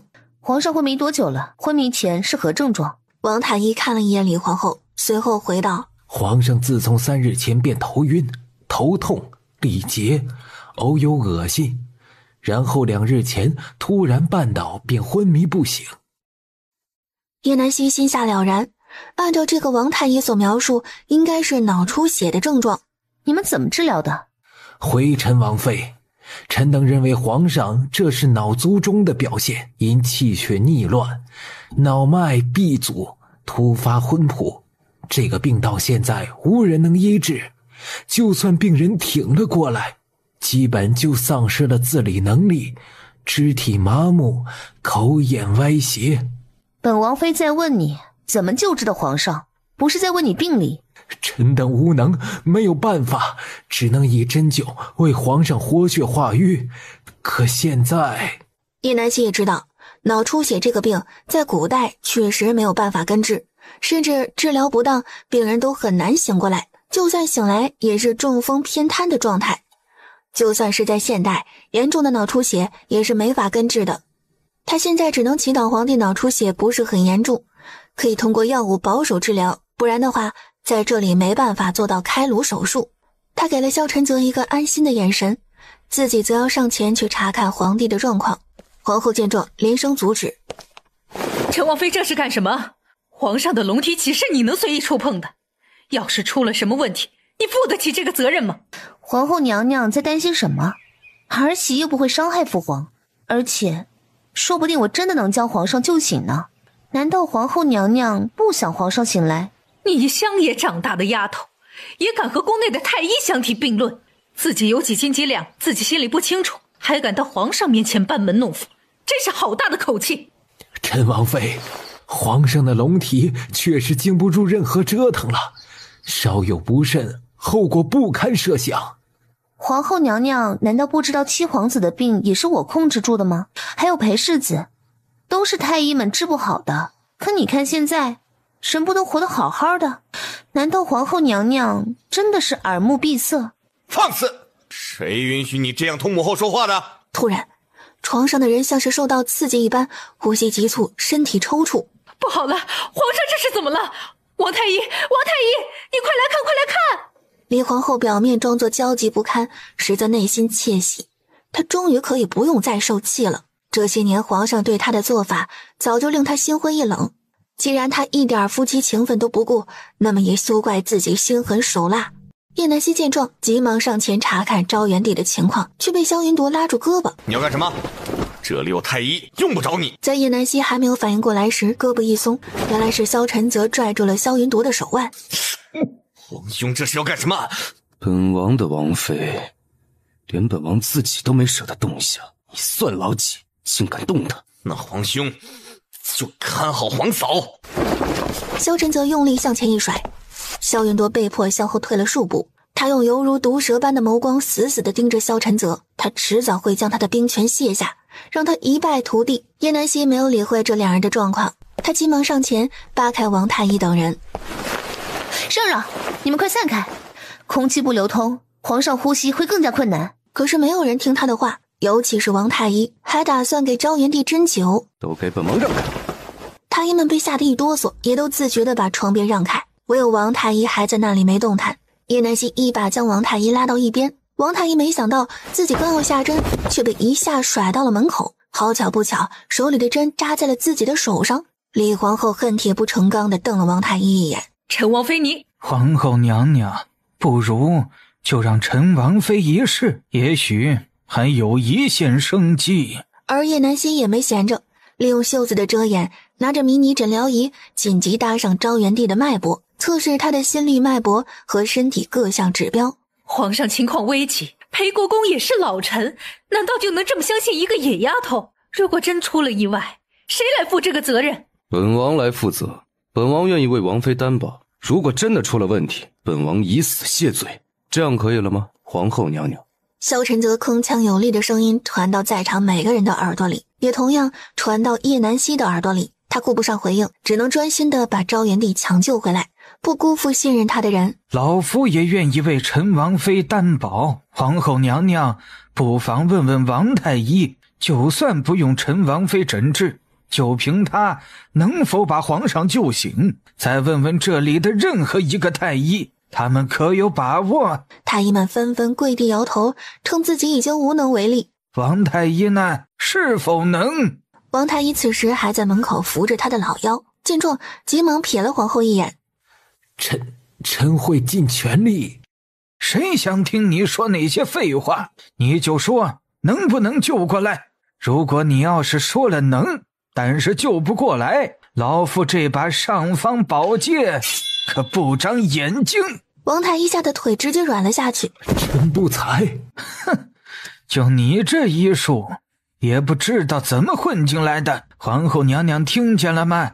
太医们都已经无能为力，唯有陈王妃还可一试，还有什么可犹豫的？难道这真的是你不想？这胡说！母后怎么会做那样的事？好，就让她治，如果出了问题，她就要为此付出代价。好，本宫允了。如果真的有事，记住你说的话。哼，皇后娘娘放心，本王说到做到。现在请不相干的人都出去吧，别打扰王妃的治疗。还不快走！底下的大臣们恨不得赶紧消失，生怕殃及池鱼。屋内就剩下4人。皇后娘娘，请吧。母后，我们走。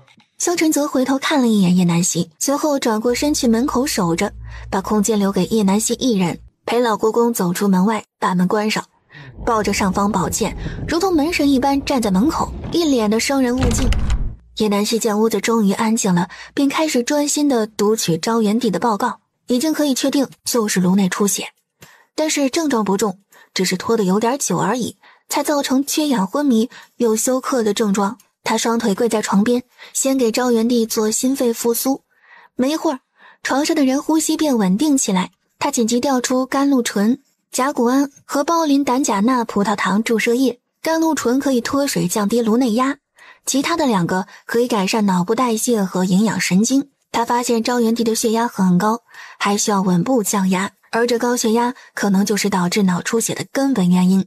一切处理完毕，叶南希终于松了一口气，总算没有辜负萧晨泽和裴老国公的信任。现在只要等皇上醒来就好了，不过可能没有那么快，估计要到明日才可能醒。这期间还要随时监测他的心率、呼吸和血压。醒来后还需要调养一阵，然后服以针灸，应该不会造成偏瘫不能自理，至少再好好活个10年8载是没问题的。处理完一切，他走向萧晨泽。不出意外的话，父皇应该无事了，明日就会醒来。萧晨泽猛地抬头看向叶南希，他就知道叶南希一定能做到，心里对他有一种莫名的信任。他拉住叶南希的手，看着他略有些苍白的脸色，有些心疼。有没有很累？要不要去休息？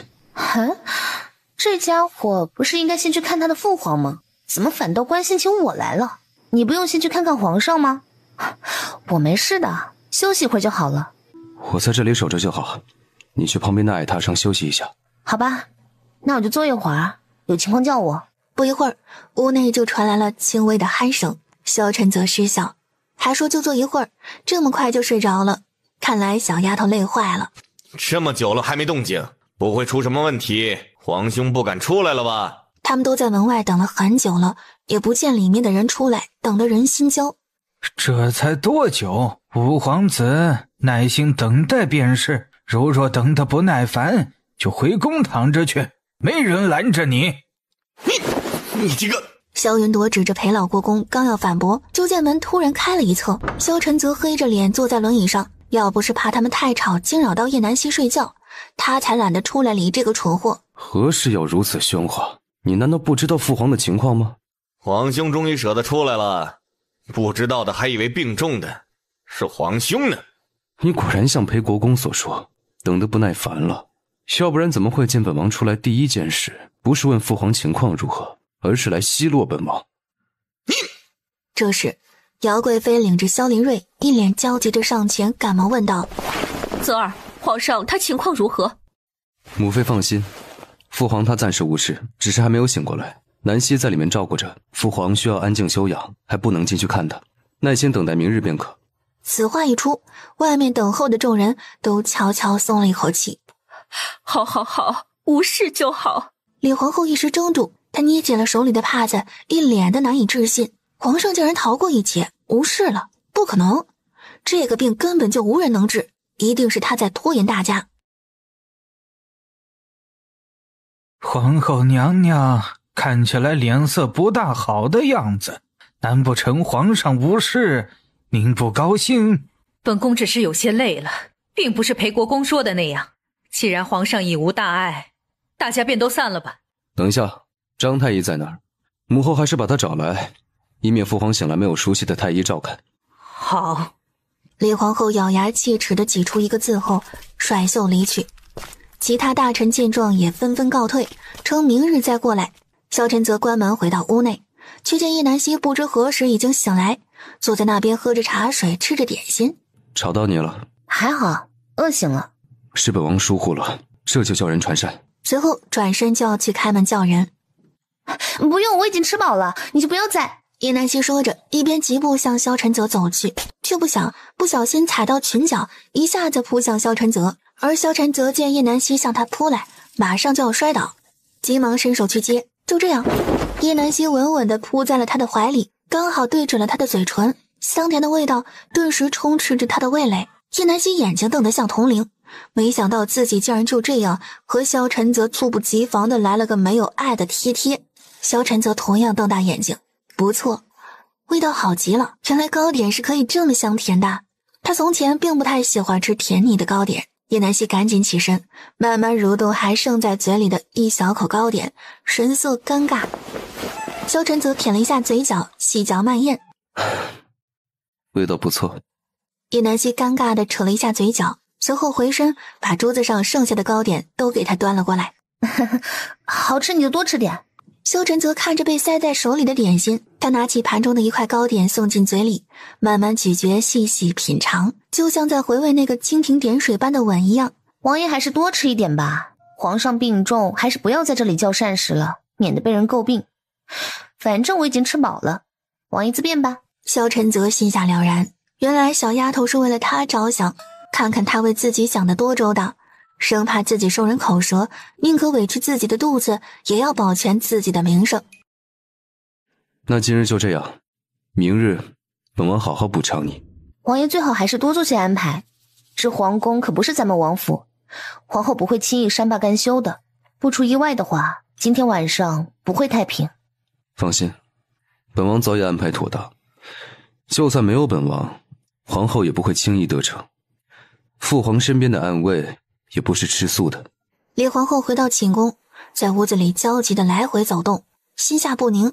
她总觉得有什么事情脱离了她的掌控，这一切本来很顺利，突然出现的叶南希却搅了局，让事情变得有些棘手。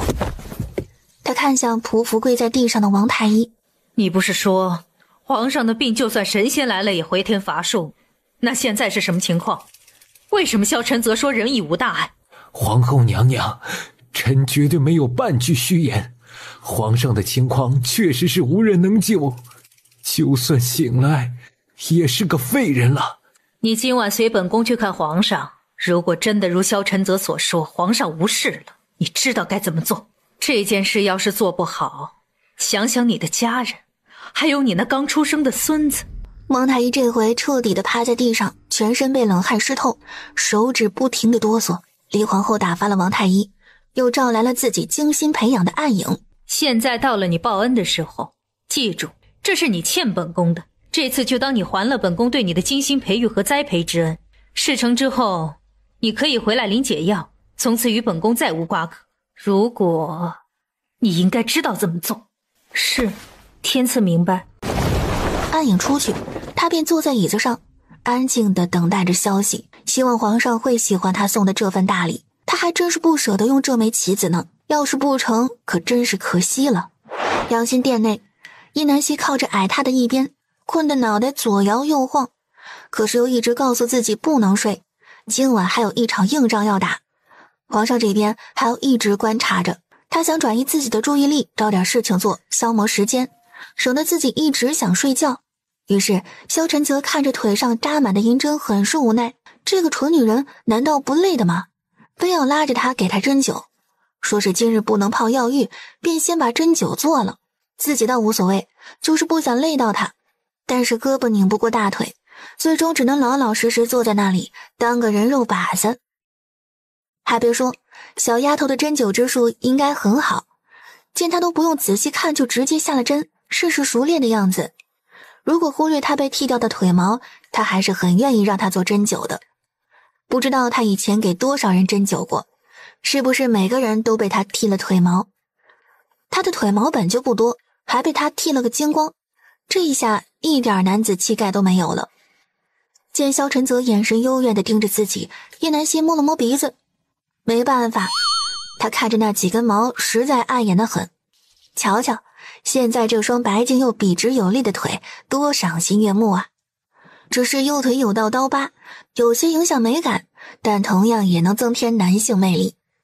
他摸上那道疤，伸手从药箱里拿出自己研制的祛疤药膏，给他均匀地涂抹上。原来他在意他身上的疤痕，看来他要祛疤呀，身上还有不少呢。趁现在还没有深入交流时，赶紧行动，以免被嫌弃。那个，本王大腿上也有疤，要不一起用了吧？叶南希闻言，抬头看了一眼萧晨泽，确定自己没听错后，啪的一声扣上药膏的盖子，扔进萧晨泽的怀里。你自己解决，还想让他给他擦那个部位？他在想屁吃。萧晨泽尴尬地接住怀里的瓶子，有些想笑。只不过在膝盖上面一点而已，不至于反应这么大吧？小丫头又想歪了。正当他想解释时，突然一道声响打破了这一刻的宁静。只听砰的一声，像是重物落地的声音，随即一道闷哼声响起。只见从房顶上滚落下来一个黑衣人，左肩中了袖箭，狼狈落地后被暗卫捉拿。随后暗卫把人绑住，带进屋内禀报：王爷，这个人鬼鬼祟祟躲在屋顶，被属下用袖箭射伤。叶南希歪着头看向萧晨泽，哈，原来这货还有暗影呢，深藏不露啊，太帅了。他还没见识过古代的暗卫呢，不过都戴着面具，看不见脸长什么样子。但是看着优秀的下颌线，这身材比例，这结实的身躯，应该不会差了。还有这一身标准的黑色紧身外衫，真带劲儿，妥妥的制服诱惑呀。萧晨泽见叶南希看影期看的眼睛都快直了。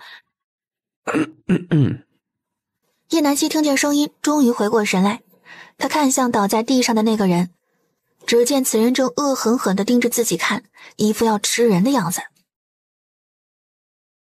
嘿，他这暴脾气，他招他惹他啦？这么仇视的眼神盯着他看。叶南希上前一把拽下黑衣人的面巾，一个清秀的面庞展现在几人面前。啊，是个女的，你是？就见黑衣女子一脸决绝，想要赴死的模样。不好，她要服毒自尽。叶南希急忙卸下了她的下巴，又上药箱里戴上手套，拿出镊子，把黑衣女子的嘴里藏着的毒药抠了出来。随后一个用力，又把人家下巴给合上了。这些动作一气呵成，看得萧晨泽直愣，他不满地瞪了影期一眼。不知道早点把毒药抠出来，还要王妃动手。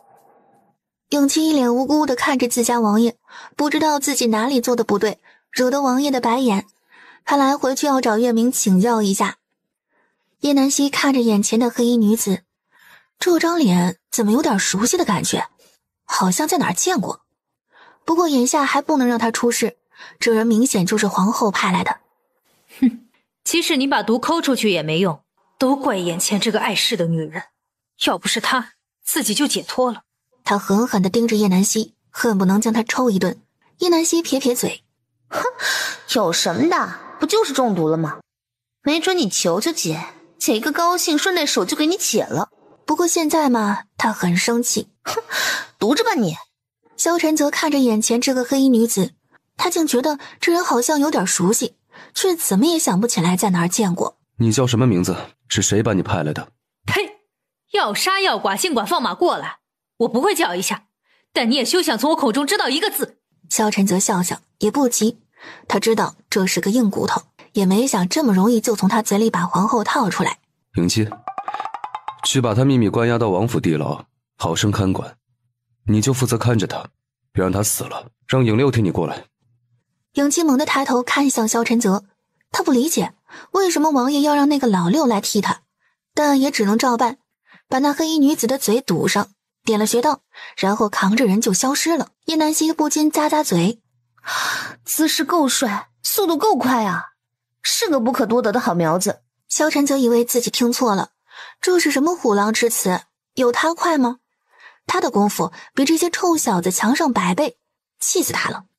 当着他的面夸他的下属，真是不拿他当回事。李皇后在宫内左等右等也没见天赐回来，真是个废物，什么都办不成，白养他这么多年。他知道这么久人都没有回来，肯定是被人发现了，但是没听到养心殿那边传来的动静呢，不能再等了，他要亲自去看看。哎呀，你别动，你再动下去，我就控制不住我自己了。本王也不想动，可是实在是忍不住了，你再快点。萧晨泽隐忍的声音响起，我已经在快了，你再忍忍，马上就出来了。刚到门口的李皇后和在门口守着的裴老国公老脸一红，这也太生猛了。李皇后表面暴怒，实则内心窃喜，这俩人真是不要脸，竟然在皇上的养心殿当着皇上的面做这档污秽之事，真是不知羞耻。看他不把两人的丑事公之于众，他趁着裴老国公愣神之际，让人一把推开房门。你们好！刚说3个字，就被眼前的景象生生把剩下的话憋了回去。本以为能看见2个人赤裸相拥，没想到这2人衣衫整齐。叶南希在一旁药箱边拿着手里的银针在擦拭，而萧晨泽则是好端端地坐在轮椅上，黑着脸看着闯进来的众人。叶南希则是歪着头看着李皇后。我们非常不好，皇后娘娘以为我们在干什么？难不成是来抓奸的？叶南希一见皇后这架势，就知道李皇后他们误会了。他刚才已经听到门口的动静了，所以加快了手中的动作。谁知道这个狗男人那么怕痒，自己不小心碰到他的腿，他就受不了了，害得他不小心把针扎得更重一些，好不容易才拔了出来。他差点没控制住想要扎死他的心，再也不想给这货针灸了。萧晨则表示很委屈，自己不怕痒的，但是今日被他刮掉腿毛的地方一碰就有点敏感，腿还不能动，就忍不住想用手去抓，反倒被这女人嫌弃的不行。李皇后半天没有反应过来要怎么说，这怎么跟她想的不一样啊？她词都想好了，可是没给她发挥的机会。本宫以为，半天也没想好怎么圆下去。自己是什么样的人，就会用什么样的眼光去看别人，你说是吧？但皇后娘娘您一看啊，就不是那样的人。本宫当然不是。李皇后说完这句话就后悔了，她这不是变相承认这个贱丫头的话了吗？一不小心又被她套进去了。李皇后深吸一口气，她是来办正事的，没工夫在这儿和她耍嘴皮子。本宫不放心皇上，特意来看看。父皇现在需要安静，母后还是明日再来吧。本宫看一眼就走，怎么会打扰？王太医，你去瞧一眼，本宫也好放心。哼，我看你是见皇上没事来送他一程的吧？说的那么冠冕堂皇，好像你真的爱皇上一样。王太医听命，只好颤颤巍巍地向昭元帝龙床边走去。叶南希见状，朝萧晨泽摇了摇头，示意他不要阻止。他则是不动声色地慢慢靠近王太医，观察着他的举动。只见王太医伸出哆哆嗦嗦的手给昭元帝把脉，良久，脸色一变。李皇后见王太医突然变了脸，就知道了事情不妙。她暗中朝王太医使了个眼色，让他赶紧做出决断。王太医看见了李皇后的眼色，犹豫不决。皇后手里有她的把柄，自己这些年没少帮皇后做坏事，怎么着都是死。他决定赌一把，他想趁着大家不注意，用袖子遮掩，把带毒的银针刺入昭元帝体内。就在他想要动手时，一只纤细的手抓住他的手腕，将他的胳膊举起来。他连反抗的力气都没有，只感到手腕剧痛，只能被迫松开手里的银针。只听叮的一声，在这安静的夜里格外清楚。叶南希将王太医往门口一扔，裴老国公瞬间将他制住。好你个杂碎，你鬼鬼祟祟的要对皇上做什么？早看你贼眉鼠眼，不像好人。说，是谁指使你这么做的？王太医则是看了皇后一眼，随后连忙辩解：我什么也没想做，只不过就是替皇上检查身体罢了，是陈王妃误会了。哼，检查身体，你拿针干什么？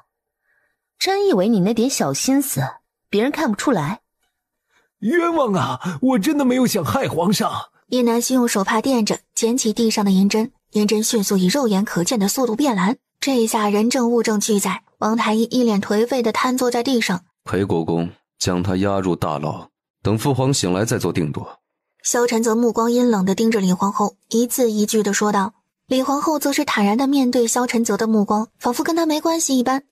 好你个阴险小人，皇上以前不过是斥责你几句，你就怀恨在心，竟然做出大逆不道之事，你让你家人如何看你？求皇后娘娘开恩，不要牵连小人的家人，他们是无辜的，小人认罪。面对王太医的苦苦哀求，李皇后没有说话，眼看着王太医被带走。既然皇上无事，本宫就先回去了，时辰不早了，你们也早些休息吧。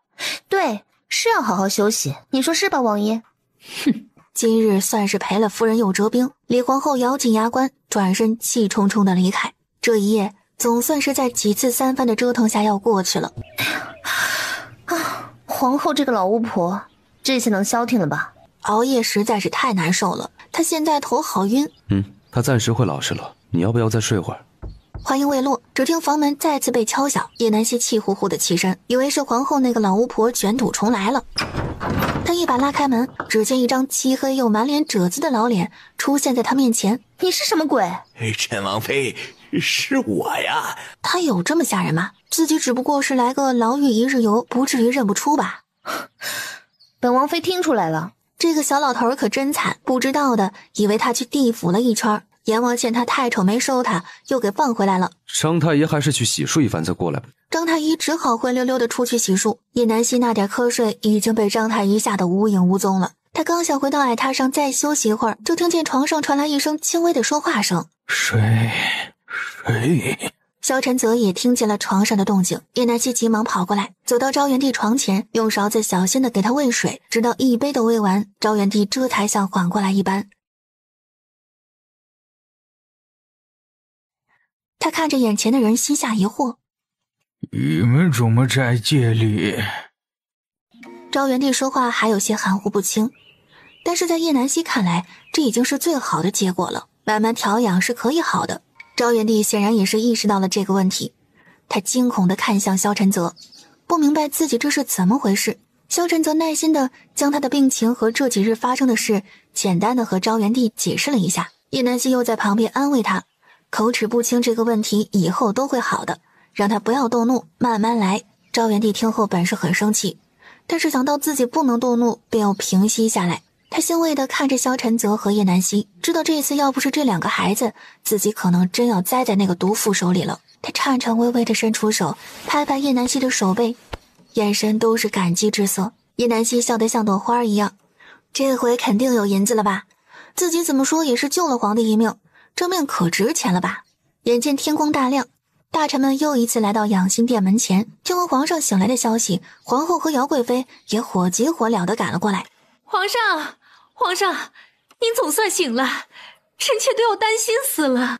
叶南希听见这虚伪的嚎叫，本来就发晕的脑袋被他叫得更疼了。昭元帝靠在床头，实在不想看到李皇后那张虚伪的嘴脸。就在李皇后满身满脸都是戏的向昭元帝跑去，途中经过叶南希的时候，他装作不小心的扒了他一下，没想到还没等他扑到床上，叶南希却比他先一步倒下了。萧林睿跟在姚贵妃身旁，突然见到叶南希要倒下的身影，他什么都没想，下意识的伸手就要去接，却不想有一个人已经稳稳地接住了他。萧晨泽就在叶南希身边，见他被皇后刮倒，急忙伸出手接住他。这个贱丫头绝对是装的，自己不过就轻轻推了一下他，怎么就能晕倒？纸糊的都比他结实。陈王妃，你这戏演得有些太过了吧？本宫只不过……张太医，张太医！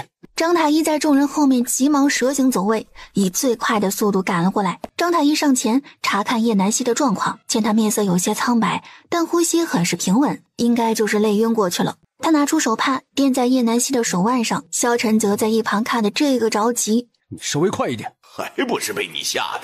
他也不敢当着他的面直接摸他的王妃啊，上次那一眼他可是记到现在都没忘。他认真地把手搭在叶南希的手腕上，仔细地摸脉。屋内余下众人大气都不敢出一声，因为大家都看出来陈王生气了，而且很紧张陈王妃。姚贵妃在一旁急得不行，都顾不上见昭元帝了。昭元帝也在床上着急地望着这边，只有李皇后和萧云朵在一旁嗤之以鼻。良久，张太医反复地摸了又摸，到底怎么样？张太医则是突然笑了起来。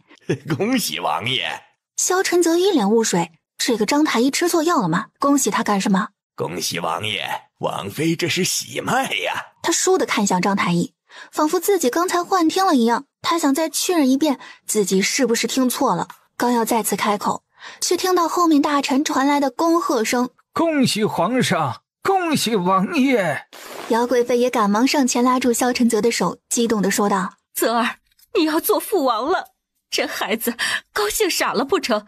怎么不说话呀？昭元帝也高兴地笑了起来，这是他醒来听到的最好的消息，他终于要有长孙了，不管是男是女，都是他的第一个孙子孙女。这老三媳妇儿还真是争气，刚醒就送了他这么一个大礼。昭元帝下令，今日在场的所有大臣宫人通通有赏。萧晨则看着叶南希，面无波澜。那他没事吧？没事儿，没事儿，王爷不用担心，王妃可能就是最近有些劳累过度，休息休息就好了。萧晨则没说话，只是低下头看着叶南希，随后将人一把抱了过来，面无表情地出了养心殿。身后的昭元帝和姚贵妃看见萧晨则的表情，互相对视一眼，没有继续说话。随后昭元帝盯着李皇后，半晌：皇后无德，险些酿成大祸，遂禁足于佛殿内，日日诵经跪拜，以赎其身之罪。这个毒妇坑害他还不够，现在差点害了他未出世的皇长孙。萧云朵看着自己母后就这么被拉出去，父皇就这么不分青红皂白的就将母后关进佛殿。他跪在昭元帝面前，这次他连一个字都还没有说出口，就见昭元帝摆摆手，一脸不耐烦的将人撵了出去。他只能不甘心的退了出去，回头时眼里阴厉的目光一闪而过。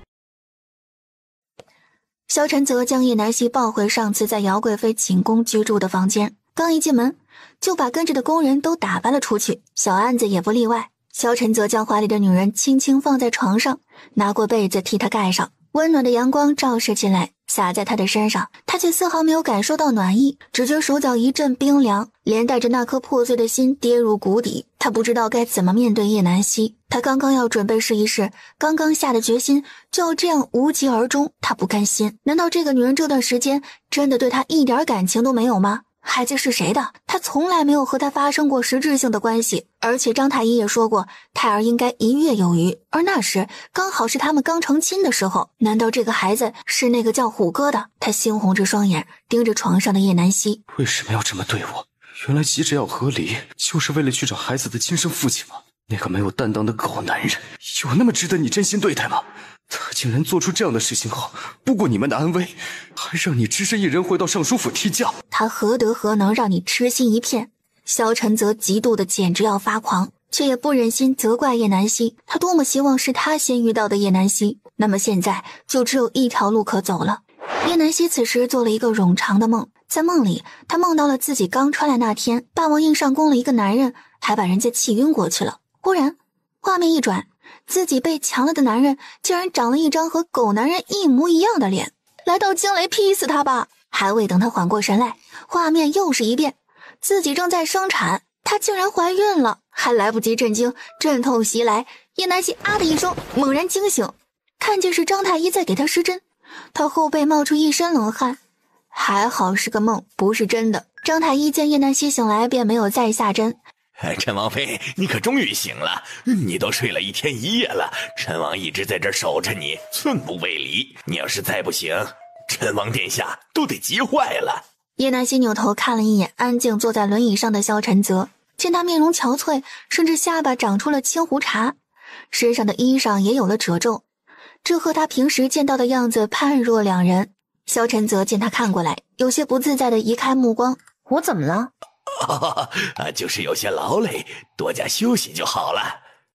他不打算由自己告诉他这件喜事，应该由陈王来说这个好消息会更好，便不动声色地推门出去，把空间留给这对甜蜜的小夫妻。叶南希蹙眉，就是累的吗？他身体何时这么差劲，到了动不动就晕倒的地步啊？正当他在想着的时候，面前伸过来一只拿着茶水的手，他顺势接过茶杯，正好有些口渴。狗男人还是挺会照顾人的。孩子是谁的？一道平静的声音就这么传入叶南希的耳朵里，口里的水一滴不剩的全部喷在萧晨泽的脸上。叶南希嘴角抽筋，我不是故意的，是你说话太吓。不管这个孩子是谁的，以后他的父王只能是本王一人，你和孩子都是本王的。叶南希掐了掐他自己的脸，真疼啊，这不是梦啊。他又摸了摸萧晨泽的额头，有点烫。得了，这货烧糊涂了，开始说胡话了。你有病，我不跟你计较。老娘又不是在梦里，哪来的娃呀？难道是你怀了吗？你有身孕了，已经1月有余。你说什么啊？你在开什么国际玩？见萧晨泽不像开玩笑的样子，他匆忙摸上自己的脉，是滑脉。他不敢相信自己的肚子里竟然孕育了一个小生命。此时此刻，他终于想起来了，他那天忘了什么。那件事过后，第二天去镇上，他本想着去找张生还钱，顺便再给自己配一副避子药，结果太过兴奋，压根就把这件事抛在了脑后，自己也没放在心上。这么算来，自己穿过来这么久，的确是没有来过大姨妈。他拍了一下自己的脑门，自己这个粗心大意的毛病是没治了，这回可咋整？闹出人命来了。萧晨则落寞地转身去了门外。房间此时就剩叶南希自己一人，他坐在床上一动不动。半晌，他终于做出了一个决定，他决定生下这个孩子，不管这孩子是一夜荒唐的结果，还是爱的结晶，都是他一个人的孩子。既然已经在他的肚子里，那他就不会不负责任。虽然他没想过自己有了孩子之后是什么样的，也没有想过为孩子规划未来的生活，不过一切都不算太晚。现在想，现在准备也不迟，至少未来的生活不会枯燥无味，有个小家伙陪他也挺好。就在他憧憬未来的时候，一道身影浮现在他的脑海里。对啊，他忘了还有他呢。现在自己可是顶着陈王妃的头衔，自己岂不是给他带了一片青青草原？怪不得他刚才的语气和脸色有些不对，换做自己，鼻子都得气歪了。估计现在大家都知道她怀孕了，肯定都以为是陈王的种。喜当爹这种事，换谁不憋屈。还好自己有先见之明，提前和萧晨泽说了和离之事，也把和离书弄到手了。要不然现在岂不是要被沉塘？看来他要和萧晨泽好好聊聊，要不自己就提前走人，省得他看见自己时刻想起他被绿的事实。就这么办了。回去他就赶紧安排，刚要准备下床去找萧晨泽，门就被推开，一阵饭菜的香味传来，这诱人的香味让他一步也挪不动了。他毫不客气地坐在桌子边，还不等菜上齐，他就拿起碗筷大快朵颐起来。2天都没吃什么，现在看见点流星，两眼都放光了。这时小安子推着萧晨泽进来，王爷吃过了吗？要不要一起吃点啊？他说完又殷勤地去拿碗给萧晨泽盛了一碗粥。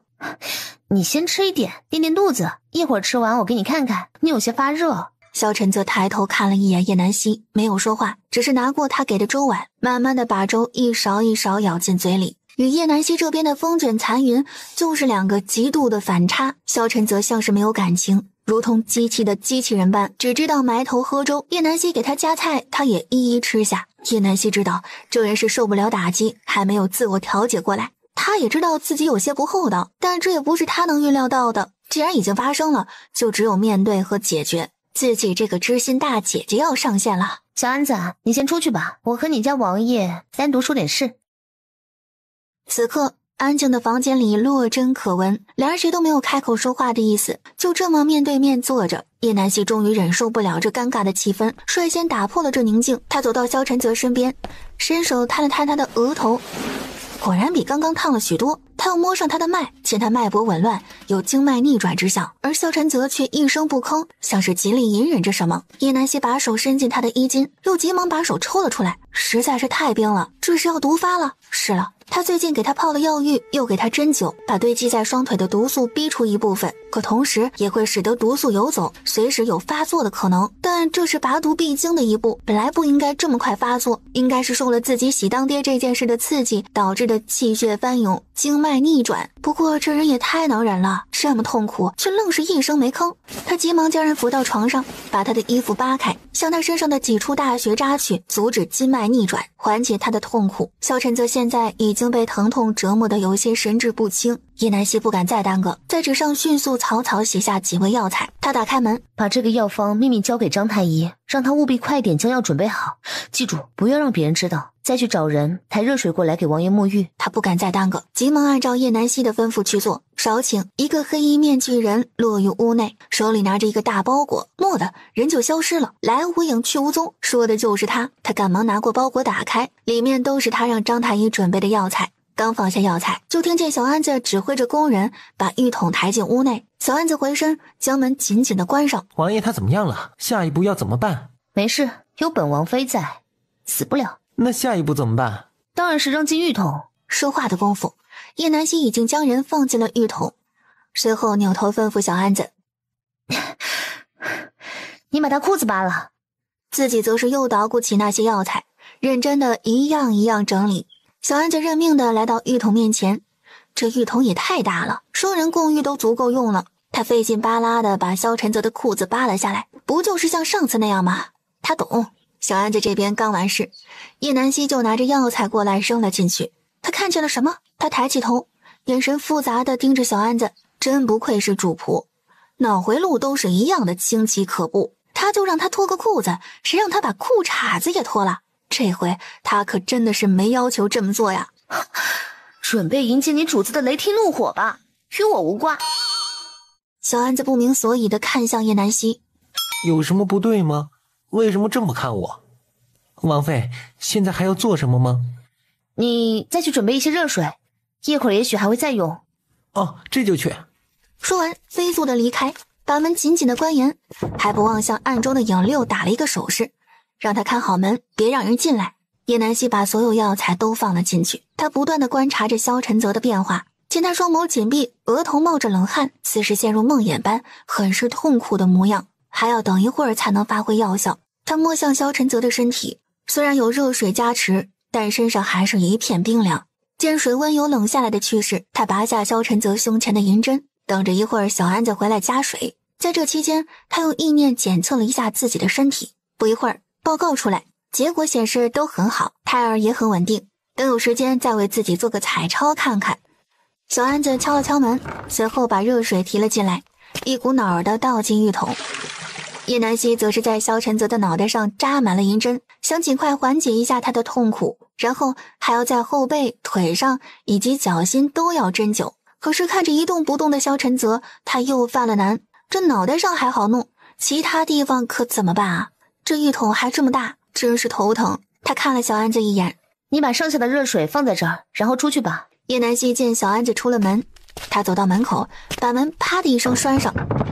小安子摸摸鼻子，叶南希走到浴桶边，脱下外衫，想了想，把里面的衣服索性都脱掉了。反正萧晨泽今天是不会想的，他也不怕被看光，要不然一会儿衣服都湿了，没法穿，会让人误会。于是他只穿着内衣裤就进了浴桶。萧晨泽盘腿坐在浴桶一侧，安静地靠在那里。这水也太热了，皮肤都红了。好在靠近萧晨泽的时候就会凉快很多。叶南希也不再犹豫，他拿起手中的银针，摸到萧晨泽的腿，摸索着下针，随后又转到他的后背，将他扶起，继续下针。一顿操作下来，再多的力气在这热水里都得消耗殆尽。见萧晨泽的面色也没有那么难看，他决定给他拔针，然后赶紧出去。好不容易全都拔完了，叶南希再一次感到脱力。这时靠在一边的萧晨泽突然变得不安，嘴里说着什么。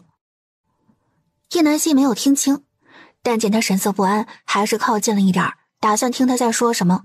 母妃别走，别离开泽儿好不好？原来是想娘了啊！行，我这知心姐姐还没上线呢，先当上娘了。娘的好大儿，娘不走，娘陪着你啊，赶紧的好好睡，别巴巴了啊。其实叶南希的话起了作用，在摸到他手的一瞬间，萧晨泽就停下了动作，也不再说话。好大儿，真乖，你乖乖的，娘去给你做饭。叶南希说完就要抽出手起身出去，可费了半天的力气也没抽出手来。臭小子，撒开老娘的手，再不松开打你大腚。还是没松，硬的不行，那来软的。乖儿子，你先松开，娘去给你做饭饭啊。母妃不会做饭，就不要勉强自己了。泽儿不饿，泽儿会很乖的，求母妃别走，泽儿真的好想你。哼，太可怜了。可是，软硬不吃是吧？瞧瞧，连他母妃不会做饭都记得，是真昏迷还是假昏迷呀？非逼我出大招，一顿操作猛如虎。哼哼，昏迷了也受不了他这挠痒痒大法，还不是痛快的松了手。哼，搞定。大儿子，好好泡啊，娘走了。他扶着浴桶边缘起身，刚要迈开腿下去，突然脚下一滑，一下子栽倒在浴桶里。让他原地去世吧，他没脸活在这个世上了。成亲第一天的尴尬场面再一次上演，叶南希挣扎着从萧晨泽身上起来，呸，吐了口并不存在的水。叶南希趴在浴桶边缘，大口呼吸着新鲜空气。他现在只想骂街，尤其是小安子，天生和他作对，他的一世英名全都毁在今日这一摔，硬是被他撞出来个生机勃勃。救命啊！他回头看了一眼差点被他拽进水里的萧晨泽，突然有点愧疚，差点给人家撞得断子绝孙，自己可赔不起。哦，对了，他不行，那没事了。他上前把快要没进水里的萧晨泽往上提了提，只见萧晨泽再一次梦魇，这一回更是显得局促难安。他眉头紧拧，南希，不要离开本王，不要，你想怎样本王都同意，只要你不走。南希。叶南希无语，这让他怎么接？这会不会真的喜欢我了吧？别啊，我都让你喜当爹了，你咋还往上扑呢？这孩子是不是虎啊？就在他不知如何回应是好的时候，萧晨则不经意的一抓，正好抓到叶南希的手臂，一把将人禁锢在怀里。叶南希瞬间转为清凉，这货果然去暑降温。感受到怀里的温度，萧晨则更用力的将人搂得更紧。好冷。没抱我之前也没见他寒冷啊，这怎么还矫情上了？不过眼下这情形有点不对，他怕自己控制不住，她是一个成年女人好不好，扛不住这么聊，尤其这货还这么帅，真是造孽。叶南希使劲挣脱，好不容易扒拉开人，倏的唇间一凉，萧晨则猝不及防的就吻了上来。南希，可以吗？萧晨则浓重的呼吸在叶南希耳边响起，轰！叶南希脑子里的防线瞬间轰塌，时间定格在这一刻，他一动不动。他现在分不清萧晨泽到底是有意识还是无意识，他现在无法思考太多。萧晨泽现在的表现其实是想吸取他身上的热量，而现在发生那件事确实会对他有所帮助。所谓阴阳调和是有一定道理的，可是就在他想退却时，嘴里发出一道难以启齿的声音，自己听了都忍不住捂脸害羞。许是这婉转的一声使得他更一发不可收拾。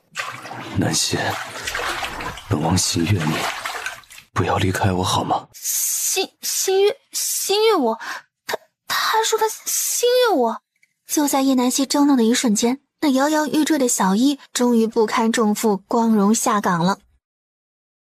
突然间的放松使得叶南希呼吸一滞，这一刻的感觉就像听到萧晨泽刚刚的表白那样令人惊悚。他现在满脑子想的都是该怎样回应萧晨泽的表白。从他最近的表现来看，他可能是真的对自己有意思，可是究竟是爱慕还是依赖，自己又对他是一种什么样的感觉，他好像并不讨厌他的触碰，也并不讨厌他每一次接近，甚至对他很放心，很依赖。这种感觉也不知道何时有的，他好像也对他有了不一样的感觉。究竟是从什么时候开始，他已无从得知，只知道这一刻的感受，他想随心而走。宁静的夜色下，草丛间的蝉鸣发出阵阵隐约的鸣叫，此起彼伏，悦耳动听。天光大亮，一切归于平静。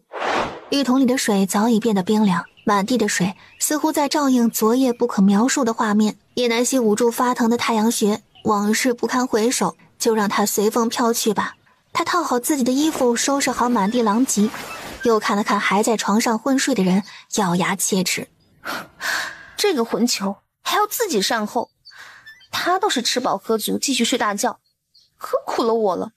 虽然最后及时止损，但伤敌1000自损800，压根就没有公平可言。难受的还是自己这个小可怜，他的老腰啊，他的小腿啊，这滋味太酸爽了。他真信了他的邪，之前还以为这货大骗子，妥妥的大骗子。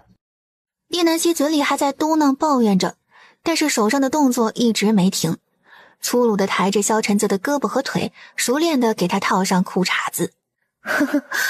我可真是一个称职的老妈子，娘的好大儿啊！这一声娘你真没白叫，把我带沟里去了。你说你要如何偿还我？大骗子，就应该一针给他扎得彻底不能人道。王妃想让本王如何补偿？萧晨泽适时发出声音，因为他实在听不下去了，就好像他把他怎么了一般，感觉他就是那个负心汉。叶南希猛地抬头，忽然对上萧晨泽那似笑非笑的眼眸，脚趾头能抠出来一座宫殿了。殊不知萧晨泽已经醒了有一会儿了，正是在他骂骂咧咧给他穿亵裤之时。他没有拆穿刚刚尴尬的一幕。小安子呢？怎么不让他来伺候本王更衣？哼，就他那小身板，你是真看得起他？本王为什么光着上半身啊？你不记得了？一点印象都没有？哼，没印象，那可真是太好了啊！这下不用纠结了，姐就当去小官楼找个鸭子，还不用付银子那种。最主要的是合胃口啊，这么极品的帅哥可不好找。哼，这么算来自己不亏啊，而且事后可以抬脚就走，挥一挥衣袖，我带走一片云彩。哎呀，怎么感觉自己有点渣了？本王只记得当时很难受，很冷。再然后，他梦到了母妃，母妃很是温柔地轻抚着他，还叫他好大儿。再然后，他做了一个难以启齿的梦，梦里的叶南希和他在做着不可描述的各种动作，那种感觉实在太真实了，真实到他都有些分不清现实和梦境，恨不得不要醒来，一直把梦做下去。可是不知道怎么回事，后面的梦发生什么，自己一点儿也不记得。他有些心虚的不敢直视叶南希，然后就没有然后了，不记得。自己在梦里把人家翻来覆去，反复折腾，实在有些不好意思。叶南希如释重负般的松了口气。哦，那就好，那可太好了。萧晨则抬头不解地看向他，他不记得昨晚发生什么这件事，也值得高兴吗？你昨日毒发了，我给你泡了药浴，做了针灸，就这样，没别的。哦，还有啊，你的衣服是小安子脱的，与我无关。冤有头债有主，他不想当那个250。萧晨则眉头轻皱，怎么又给他扒光了？为什么就不能正常一点？你现在已经没事了，你活动一下小腿，看看是不是有点感觉。你现在可以偶尔的锻炼站立，时间不要太久，大概在1月有余，就能恢复的差不多了，你就可以走路了。但是你体内的剑木毒还没有解，还需要一直喝药控制，直到找到解药。萧晨则看着自己的腿，没想到有生之年自己还能有机会站起来。如果找不到解药，本王还能活多久？有我在啊，至少5年内你是没问题的。只不过5年后再找不到解药，身体状况会日渐下降，昏迷不醒，直至……后面的话叶南希不说他也知道，不就是一死？本王知道了，但是你会留到5年吗？我叶南希没有给他肯定的回答。我会尽全力为你找到解药的，放心，你死不了。不用了，5年够久了，足够本王做完想做的事情。叶南希没有继续说下去，他感觉到了萧晨泽对生活的失望。他转过身，默默地捡起浴桶边散落的药材，看见地上躺着的阴阳货这味药，他突然知道了昨夜为何二人如此失控了。此药除了有祛风除湿、缓解身体冰凉的作用，它还是一味补肾壮阳的良药，尤其是和昨夜放在一起泡药浴的一味药材，两者混合，那就是加强版的合欢散。他光顾着给他驱寒，用了这些大补大阳的药材，忘了它们产生的副作用。关键是自己还进了浴桶，要不然也不会引起后面发生的事。他自己种下的因，如今尝到了果，自己咬咬牙咽了吧。他扶着后腰站了起来，把药材归拢好。萧晨则看见他扶着腰，脚步虚浮，走路别别扭扭，以为昨夜照顾自己累到了。叫小安子进来。叶南希听后打开门，小安子听见门开的声音，立马弹了起来，终于舍得出来了。王爷，您没事了吧？王妃昨夜把您抱进浴桶后就把门拴上了，还不让奴才进。你说什么？昨晚只有他和本王在房间里。对呀，奴才在院子里守了一整晚。叶南希竟然和自己独处一整晚，那他昨夜那真实的触感究竟是不是他？他扶着额头，以后不要再让王妃搬重物，她有身孕。他这是抱上瘾了，又把自己看光了，这是第几次了？他已经不记得了。父皇那边怎么样了？皇上已经派人来过了，说是让您醒后带着王妃去养心殿。好，你去通知王妃。不一会儿，叶南希带着碟子来找萧晨泽，见他坐在门口不动弹，他把碟子里的最后一个小包子塞到他的嘴里。不吃饭没有体力，你昨晚消耗太多的力气，要好好补一补。叶南希大大咧咧地说道，丝毫没有注意到旁边人的眼神有什么不对。小安子眨巴着眼睛，他听到了什么不该听的？他没想歪吧？没有吧？萧晨则没被叶南希塞的包子噎到，反而被他的话惊到。在梦里，他的确耗费了大量体力。还有他慌忙咽下嘴里的包子。王妃也多吃点，毕竟真正累的人是你。可不，那是真累。我吃饱了，不吃了，咱们走吧。什么累不累的？告诉你们，孩子月份还小，不能胡来，听见没有？尤其是泽儿，你克制一点，再等1个月也不迟。姚贵妃一脸嗔怪地从门口走了进来，也不知道听了多少。叶南希正在喝着茶水，忽然听见这么一句，差点没喷出来。母妃不要说笑了。好好好，母妃不说了可以吧？一会儿母妃同南希悄悄传授经验。他急忙推着萧晨泽的轮椅就向大门口走去。母妃，父皇找我们有事，我们先走一步。说完逃也似的快速离开。萧晨泽好笑地看着这一幕，爱妃听听也无妨啊。本王妃不需要被人传授经验，我知道的比姚母妃多多了。好啊，那本王拭目以待，看看王妃的经验到底如何多。叶南希停住脚步，自己怎么变得迟钝了？什么话都说，这种事逞什么能？让这狗男人看了笑话，还学会调侃他了。很好，那就让他刮目相看。赵元帝坐在御案前，看着手里的奏折，旁边还有一堆没有看的。参见父皇。赵元帝见到二人，立刻抬起头来，和蔼地看着叶南希。父皇，还是不要太过操劳的好，您大病初愈，一定要保养好身体。朕知晓了，倒是你一定要养好身体，朕还等着抱皇孙呢。叶南希尴尬地心虚一笑，这让他怎么说？看来要让皇帝空欢喜一场了。父皇放心，儿臣定会照顾好王妃。赵元帝欣慰地点了点头。最后，二人带着一堆奇珍异宝回了姚贵妃的宫里。赵元帝那里，叶南希已经交代了张太医针灸的手法，也留下了药方和食谱，让张太医跟进调养，不出1月就会有很大的改善。叶南希见姚贵妃还在院子里等着他，就知道他是为了七皇子的病。母妃，最近七皇帝的喘疾可有变好？托了南希的福，瑞儿她最近一直都没有再发作，也一直按照你留下的食谱在调养身体，确实颇有起色，还长了不少肉呢。泽儿真是好福气呢，娶了你这么个福星回去，姐姐也一定会很欣慰的。萧晨则看向叶南希，确实是他的福气。几人来到萧林睿的康安宫，院子中央，一白衣少年立于凉亭之下，安静地站在那里，颇有一种岁月静好的模样。母妃见过三皇兄、三皇嫂。不用多礼，今日来就是看看你恢复的如何。多谢皇嫂挂念，还请皇嫂稍后，林睿去就来。不一会儿，萧林睿出来了，手里拿着一个用红色丝带系着的卷轴。皇嫂，上次实在匆忙，没能给你和三皇兄准备新婚贺礼，这次正好补上。这是林睿亲手画的，希望皇嫂不要嫌弃。叶南希欣喜地接过萧林睿手里的画，他迫不及待地打开了卷轴。只见上面一个红衣美人跃然纸上，美人眉如远黛，肤如凝脂，巧笑嫣然，眉心的一点花钿更添一抹艳丽。这是给我的？这画中的人是我？萧林睿点点头，这相当于他来到古代的第一张照片，他很高兴，也很珍惜。姚贵妃也凑上前来看了一眼，确实很美，只不过还是不及南希本人貌美。母妃瞎说什么大实话呀？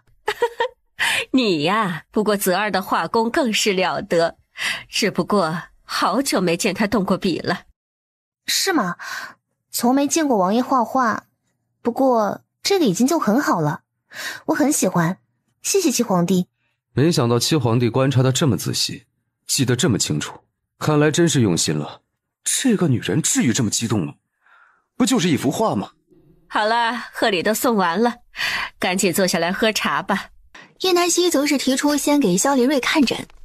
萧林睿乖巧地坐下，把手伸出来放到叶南希的面前，等着他把脉。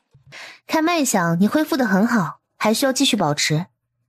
这次给你换一种药，你坚持吃下去，再有3月定能大好。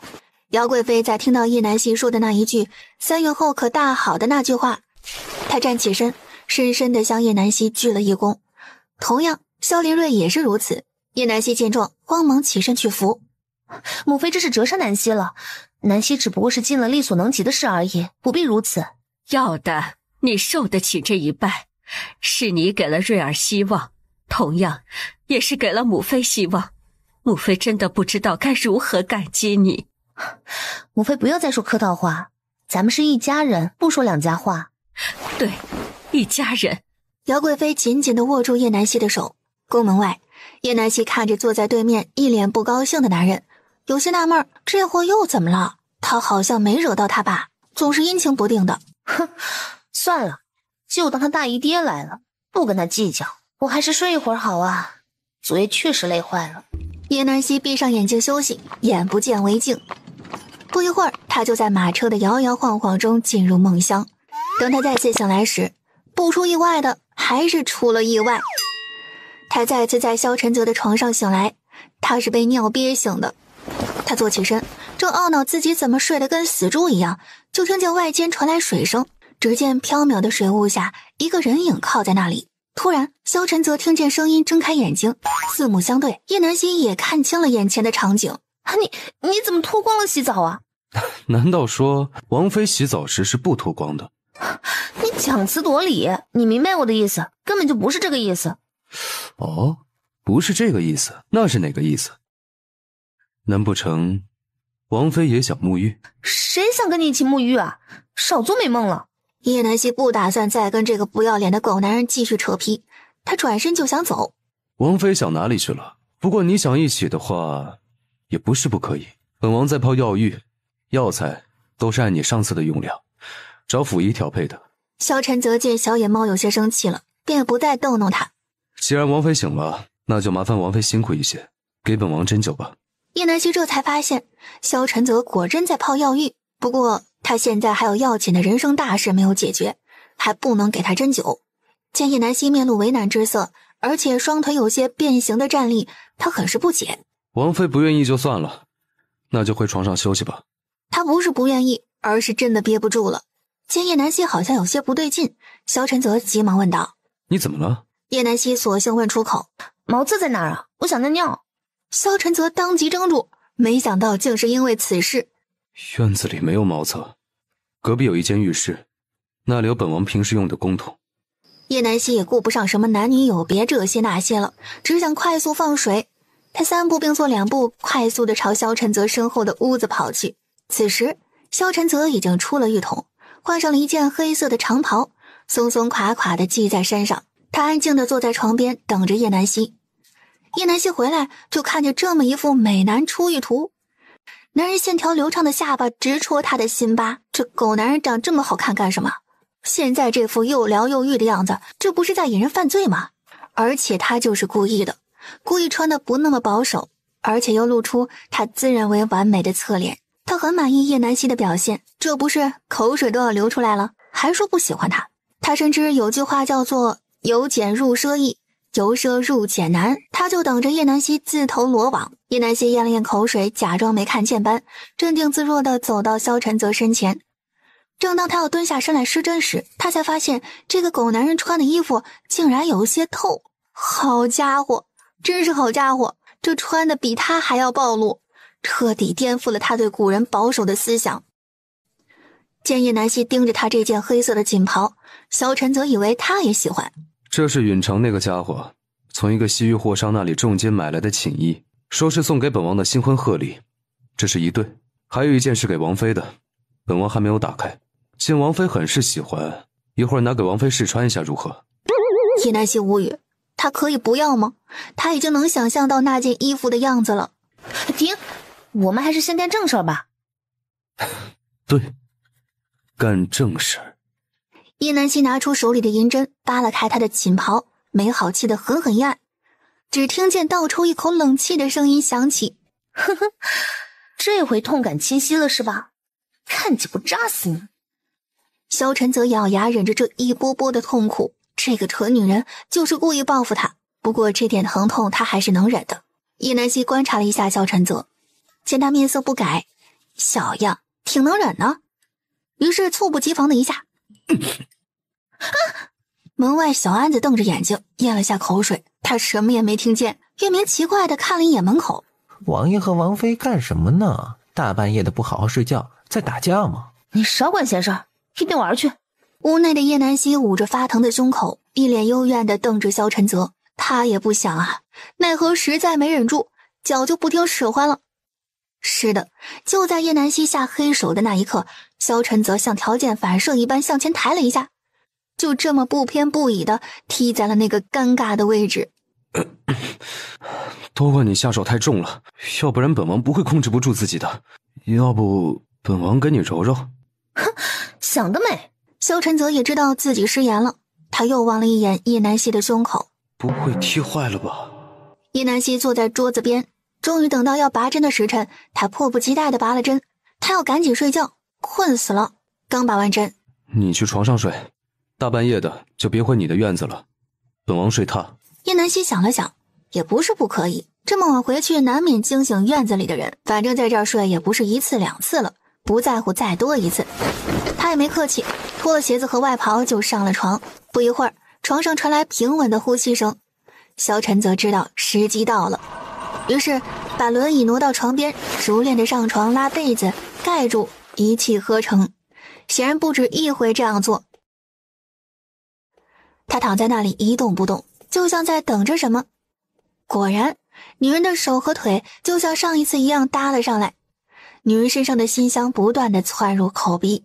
萧晨则顿时有些口干舌燥，但他还没有忘了自己的目的。他精准地把手放在了自己刚刚踢过的地方，轻轻地揉捏，企图缓解自己的罪恶感。可是越揉自己越难受，越揉自己越难受，呼吸也渐渐紊乱起来。逐渐，他的手开始挪了地方，却不想叶南希像是不舒服般嘤咛了一声，不安地扭动身体。难道是那里真的被自己踢得太疼了？自己的按揉应该是有用的，于是他更加卖力地按着，想要给他缓解。不知不觉间，萧晨则进入了梦乡。而除了给叶南希缓解疼痛，该收的利息他是一个也没放过，一刻也没手软。吃饱喝足，就是美人入怀，睡得极其安稳。第二天天刚大亮，叶南希便被揽月叫醒。小姐，小姐你快起来啊，河阳公主来了。叶南希翻了个身，继续睡着。天王老子来了也不关他的事，何况一个不知道哪儿冒出来的什么公主。不是小姐，这河阳公主已经来了有一会儿了，而且王爷一早就进宫了，现在府里没人接待，让他等着。哼，这人是扫兴，谁家正经人天刚亮就上门做客的？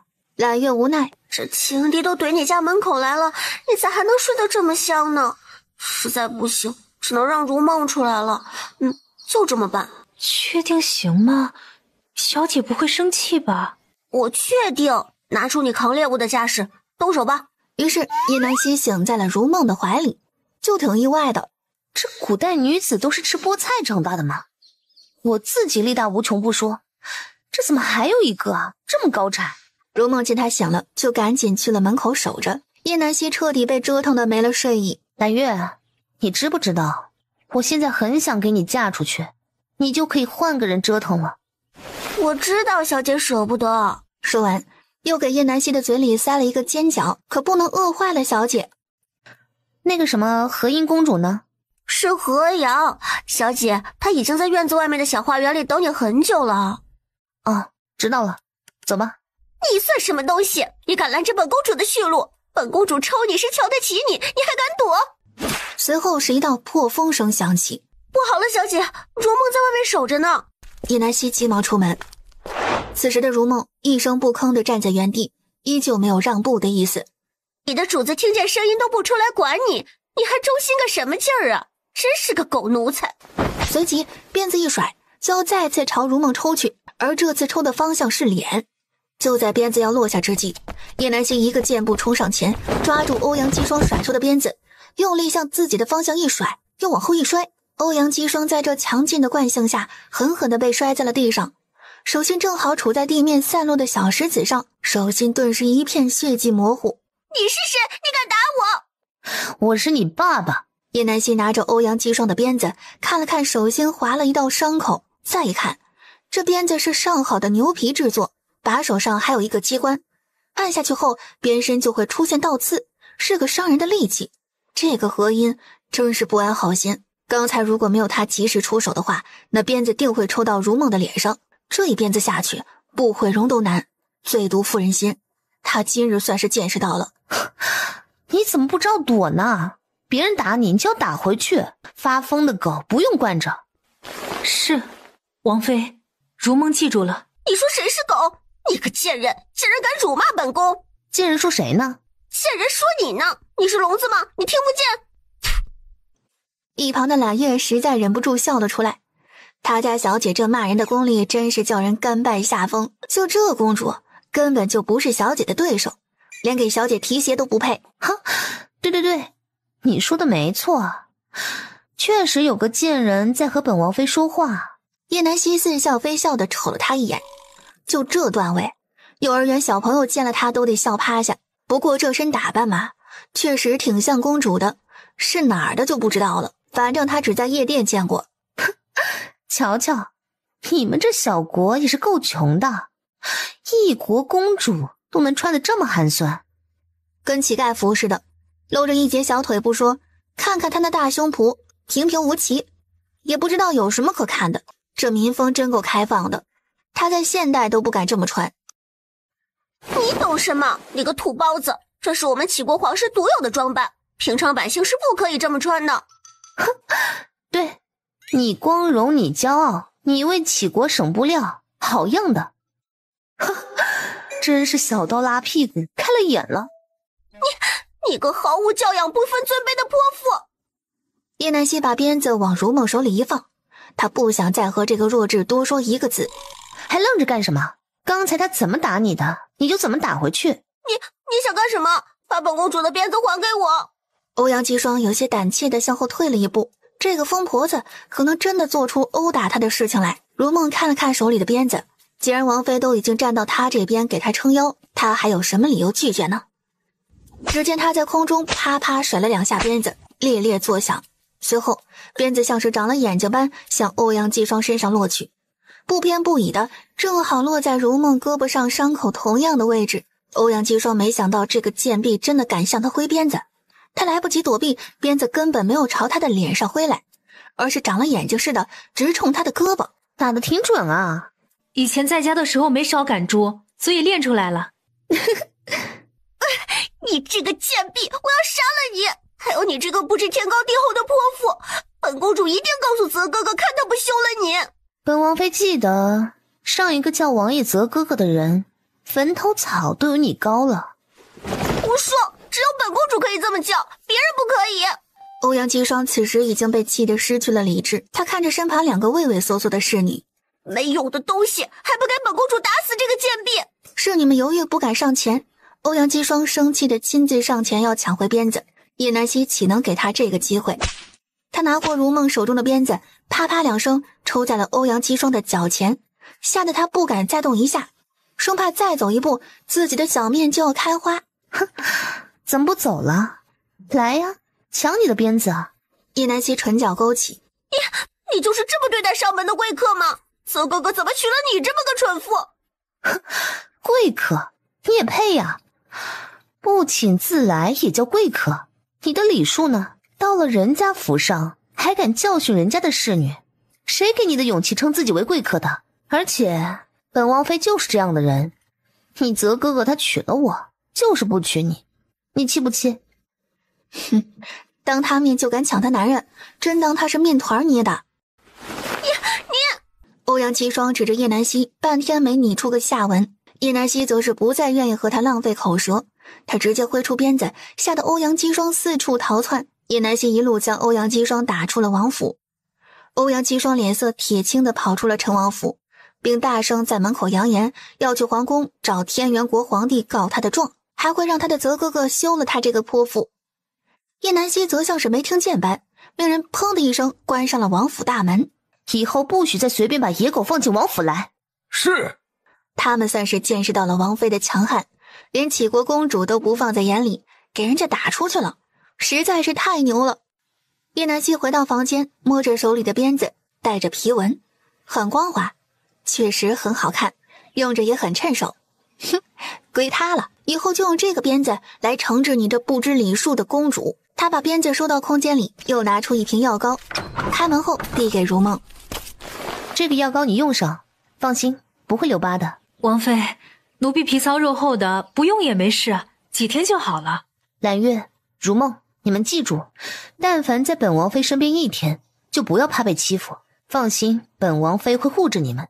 是，小姐，揽月记住了。小姐真的是太好了，是世上最好的小姐。如梦也重重的点了点头，她发誓一定不会辜负王妃的这番恩情。既然这2个小姑娘全心全意的待她，她也要护她们周全。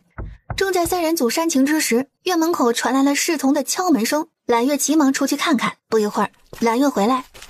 小姐，是宫里传来的消息，今天是启国和北4国的使臣到访，下午要在宫中设宴招待，你也要去参加的。唉，非去不可吗？小姐，这次宫宴，所有5品以上的官员都会携家眷参加，您不去不好。而且这是圣旨，王爷一大早就进宫了，想必不会回来了，直接在皇宫参加宫宴了，一会儿就得您自己去参加了。知道了。揽月说完便下去准备宫宴要穿的衣裳。须臾，叶南希就被揽月拉过去沐浴，一顿折腾下来，叶南希心累地坐在凳子上，任由揽月在脸上捯饬。好了，小姐，可以睁开眼睛了。哪来的美人啊？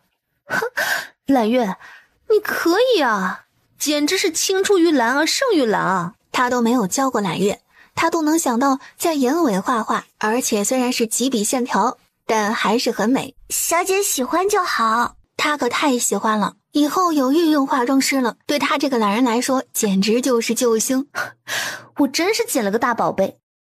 这是管家送来的，说是王爷早就准备好的。上次您穿的那一件太厚重闷热了，上次回来王爷就吩咐人重新给您做的。王爷对您可是真好，连这些都能注意到。狗男人在某些方面确实没得说，做得很好，做他的王妃应该会很幸福。但是他受不了古人的3妻4妾，更何况一个王爷以后注定后院满是莺莺燕燕，他不想活在宅斗中浪费自己的大好人生。尤其他现在肚子里还怀着不知道是谁的孩子，就算他现在对他心血来潮，不代表以后一直会对他好，对孩子视如己出，他不会冒这个险的。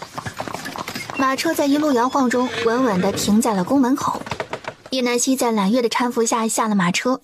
宫门口已经被各个大臣家眷的马车停满，夫人们都带着自家的女儿在门口等待排茶进宫。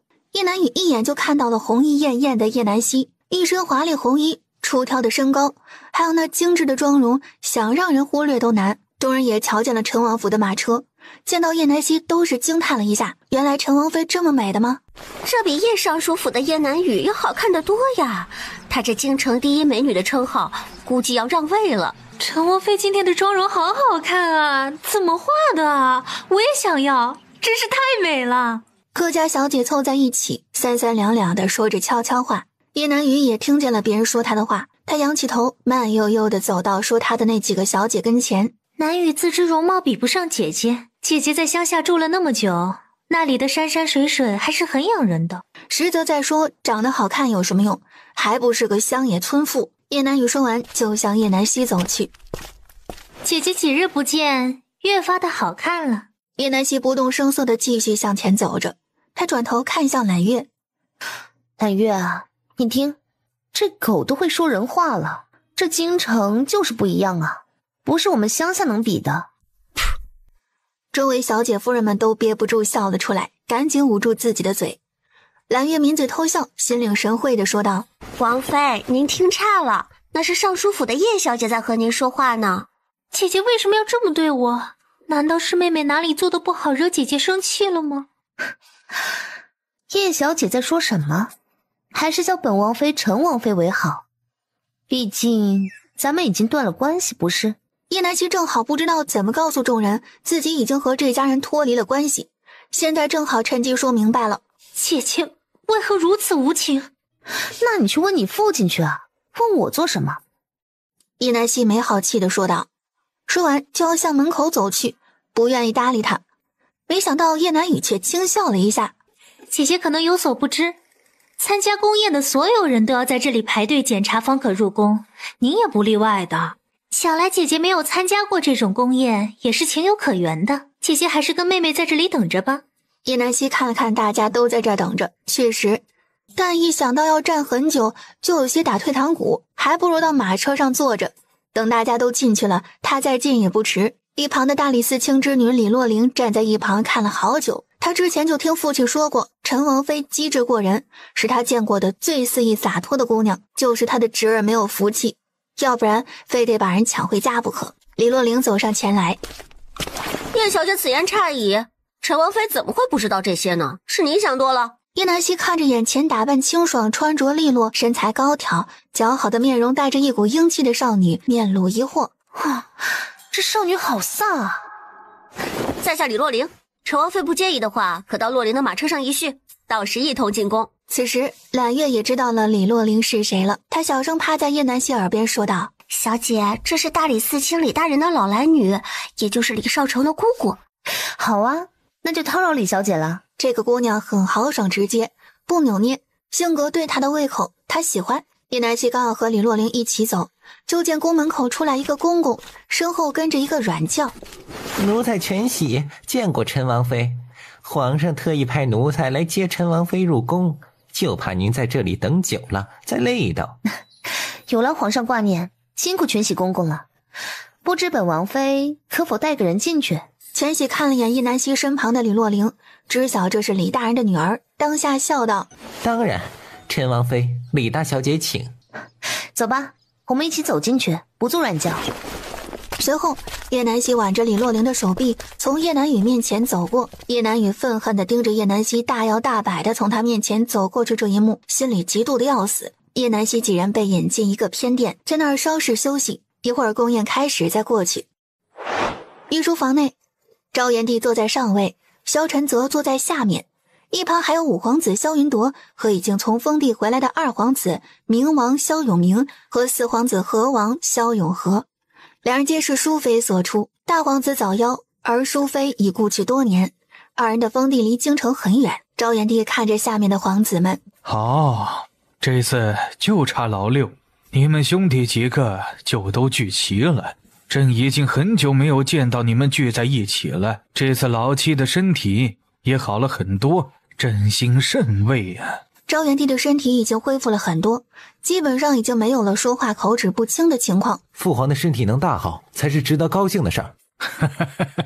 就你嘴甜会说，一会儿接待两国使臣的事就交给你们了。听说齐国准备刁难咱们天元国，不知你们可有什么好的对策？父皇，这齐国不过是咱们的手下败将，没什么可怕的，跳梁小丑而已，随他们折腾，自取其辱罢了。萧云铎一脸不屑地说道。赵元帝下意识地皱了下眉，这个老五实在有些轻敌，太心浮气躁了些。虽说皇后做的事情和他无关，但赵元帝还是心有芥蒂。武皇帝此言差矣，齐国近2年来风调雨顺，兵马日渐强壮，而且他们的马匹养得很好，这点足以证明他们已经不再是曾经不堪一击的战败国。这几年齐国不敢来犯，不过是有他坐镇罢了。现在他瘫痪了，这齐国又有了蠢蠢欲动的心思。泽儿说的不错，齐国已然不能小觑，不过他们却也不能轻举妄动。这次前来只不过是想要减少向我们每年的纳贡，这次势必不能让他们得逞。想来不过就是一些奇人异志类的题目，相信以我们天元国的人才，应该还不足为惧。况且今日咱们天元国的第一才女及各家的小姐公子都会到场，还怕了他们不成？再不济还有三皇兄呢。三皇兄可是能文能武，从小就聪明过人的人物，不会连一个小小的齐国都搞不定吧？萧晨则懒得理会他的阴阳怪气，直接无视他。父皇，儿臣建议召见各位大臣，商定好对策，以便在宴会上有些准备。毕竟还有北4国的人在场，总不能丢了天元国的脸面。好，泽儿说的没错，大家还是事先通个气儿的好，以免打个措手不及。赵元帝满意的看向萧晨泽，他环顾下面的几个皇子，没一个能得他心意的，根本就不是做帝王的料子。老五心气高，做事有头无尾，好高骛远，狂妄自大。老二和老四都是一副闲散与世不争的模样，没有帝王的果决与判断。剩下的老六和老七，老六就是个混不吝，整天就知道游山玩水，不思进取。老七的身体又不好，真是这个皇位继承真的让他头疼。大殿内，女眷们都已经落座，在叶南希进来的那一刻，她瞬间成为了在场人中的焦点。陈王妃到，这位就是陈王妃吗？还真是个十足的美人儿，陈王真是好福气啊！哎，你听说了吗？这陈王妃不仅人美，而且还有一手好医术，裴老国公家的世子和世子妃都被他救过呢。我也听说了，这陈王妃好像还是神医谭老的关门弟子，可真的是太厉害了。没想到叶尚书还藏着这么一个女儿，一直不露面。就是啊，也不知道叶尚书怎么就这么好命，2个女儿都那么优秀。虽说南羽小姐不及陈王妃美貌，但也算是亲历佳人了。叶南羽看着对面那帮公子的眼神，虽然听不到，但想也能想到他们在说什么。以前不管到哪里，这种目光都会停留在自己身上，而现在都被叶南希那个小贱人抢了去。萧晨则坐在最靠近主位的位置，他没有同其他人去接来访的使臣，他坐在位置上，一口一口地啄着杯盏里面的酒，看着众人艳羡夸赞的眼神，只觉得讽刺。他们羡慕的不应该是他，而是叶南希口中的虎哥。叶南希看了一眼众人的座位，看见黑着脸坐在主位下手的萧晨泽，他不想和狗男人坐在一起怎么办？回头看向后面的李洛灵，灵儿姐姐，我和你坐一起可以不？当然，求之不得。随后两人入座，萧晨泽的眼神飘向这边，顿时脸色比刚刚还要臭。这个女人现在连坐在他身边都不愿了吗？他捏紧手里的酒杯，又是一杯酒入喉。叶南希没有注意到萧晨泽那边，虽然离得不远，但他不想看见他，想来一会儿就要去哄他的青梅竹马了吧。皇上驾到，姚贵妃到。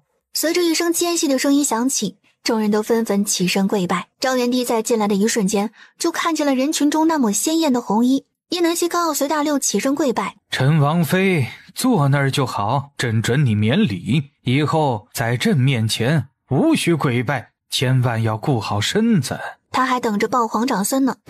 谢父皇恩典。赵元帝欣慰的点点头。诸位都落座吧，不用拘谨。叶南希刚要回去落座，就见姚贵妃突然发问：南希怎的坐在那边呢？快过来，坐在泽儿身旁。说完又给萧晨泽一个眼神，母妃只能帮你到这里了。他进来就看见萧晨泽铁青着脸坐在那边，南希也没有和他坐在一起，猜想到二人肯定是闹矛盾了。叶南希见状不好当众反驳姚贵妃的话，只好乖乖起身坐到萧晨泽的身边。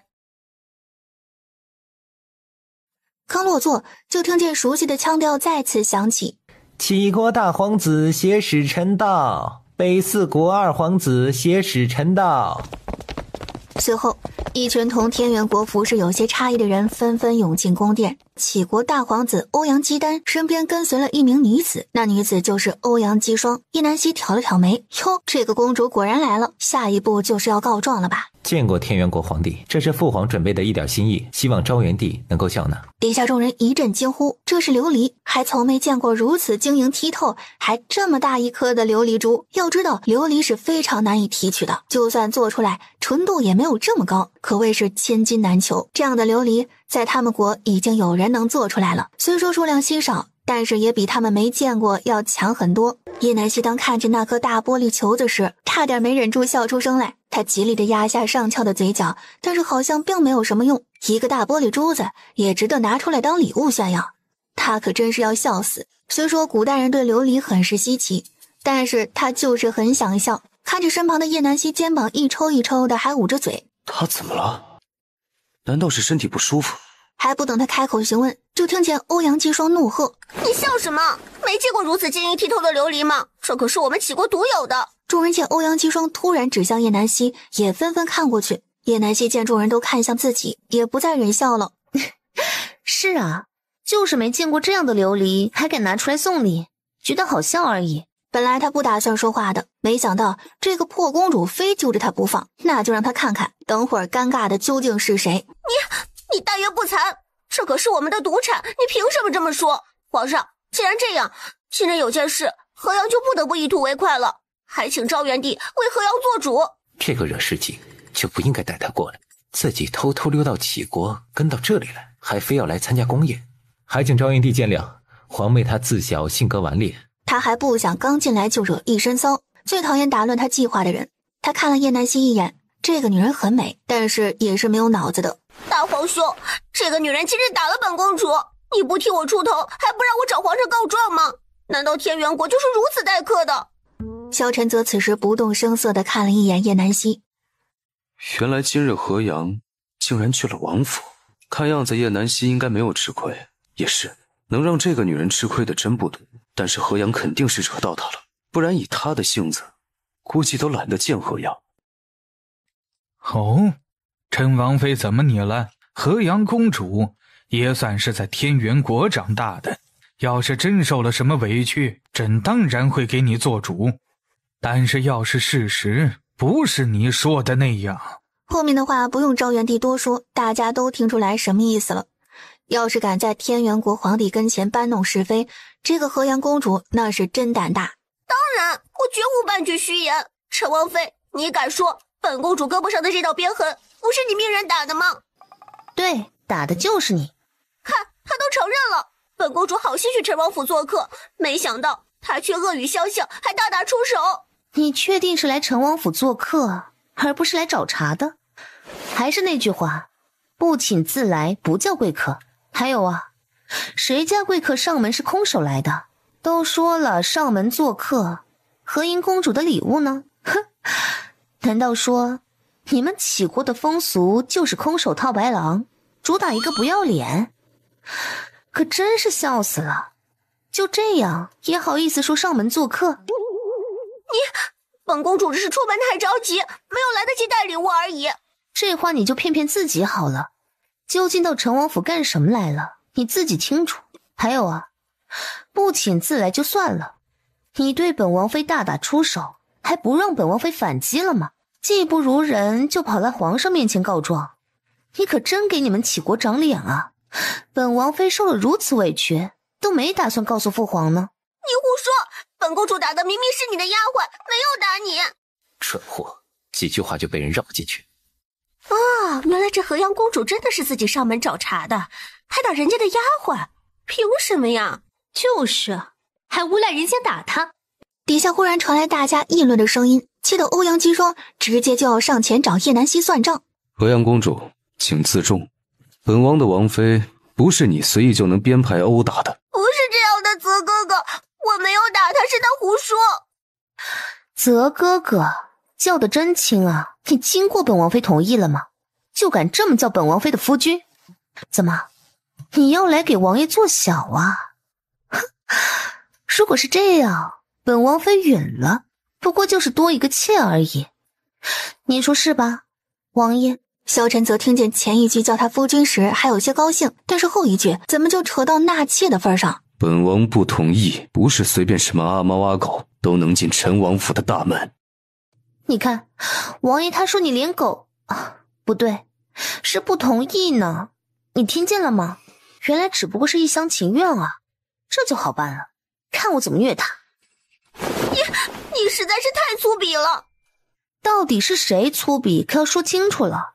你到人家府上，二话不说就挥鞭相向，要不是本王妃躲得及时，说不定啊就伤成什么样了。说完，又举起自己的右手，掌心赫然一道刮伤，众人都看得清楚。萧晨则看向叶南希的掌心，眼神冰冷。何阳竟敢伤他！本王妃要是不抓住你的鞭子，说不定伤得更重。而你胳膊上的伤，根本就是你自找的，是你自己和本王妃抢鞭子时不小心抽到的。叶南希故意没有把如梦牵扯进来，他就咬定了这么说。欧阳姬霜也没有办法。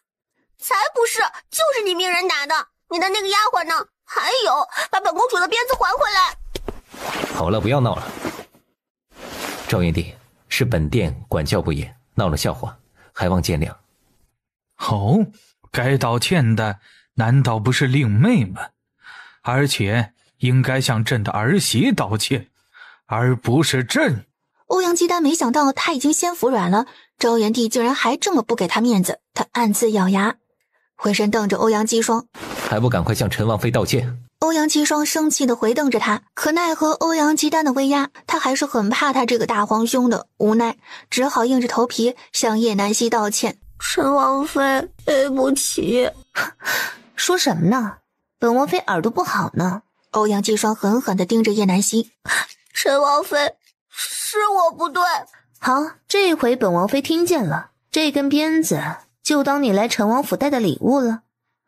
本王妃就笑纳了。哼，话说这鞭子是真好啊，本王妃很喜欢。欧阳姬霜差点没一口老血喷洒当场，自己这一趟什么便宜没占到不说，还挨了顿打，丢了好大一圈人，最后连鞭子也被抢走了。他发誓他不会放过这个女人的。叶南希高兴地坐了回去，不远处的李洛灵直接对他竖了一个大拇指，太强悍了。叶南希只是冲他挑眉一笑，哼，这才哪到哪。萧晨则看见眉来眼去的二人，心中颇有不悦，他的眼里就看不见他吗？欧阳姬丹在一旁看得憋气，虽然是欧阳姬霜自找的，但是这样无疑不是在打他们齐国的脸，甚至是把他们的脸面按在地上摩擦，这口气他非要出了不可。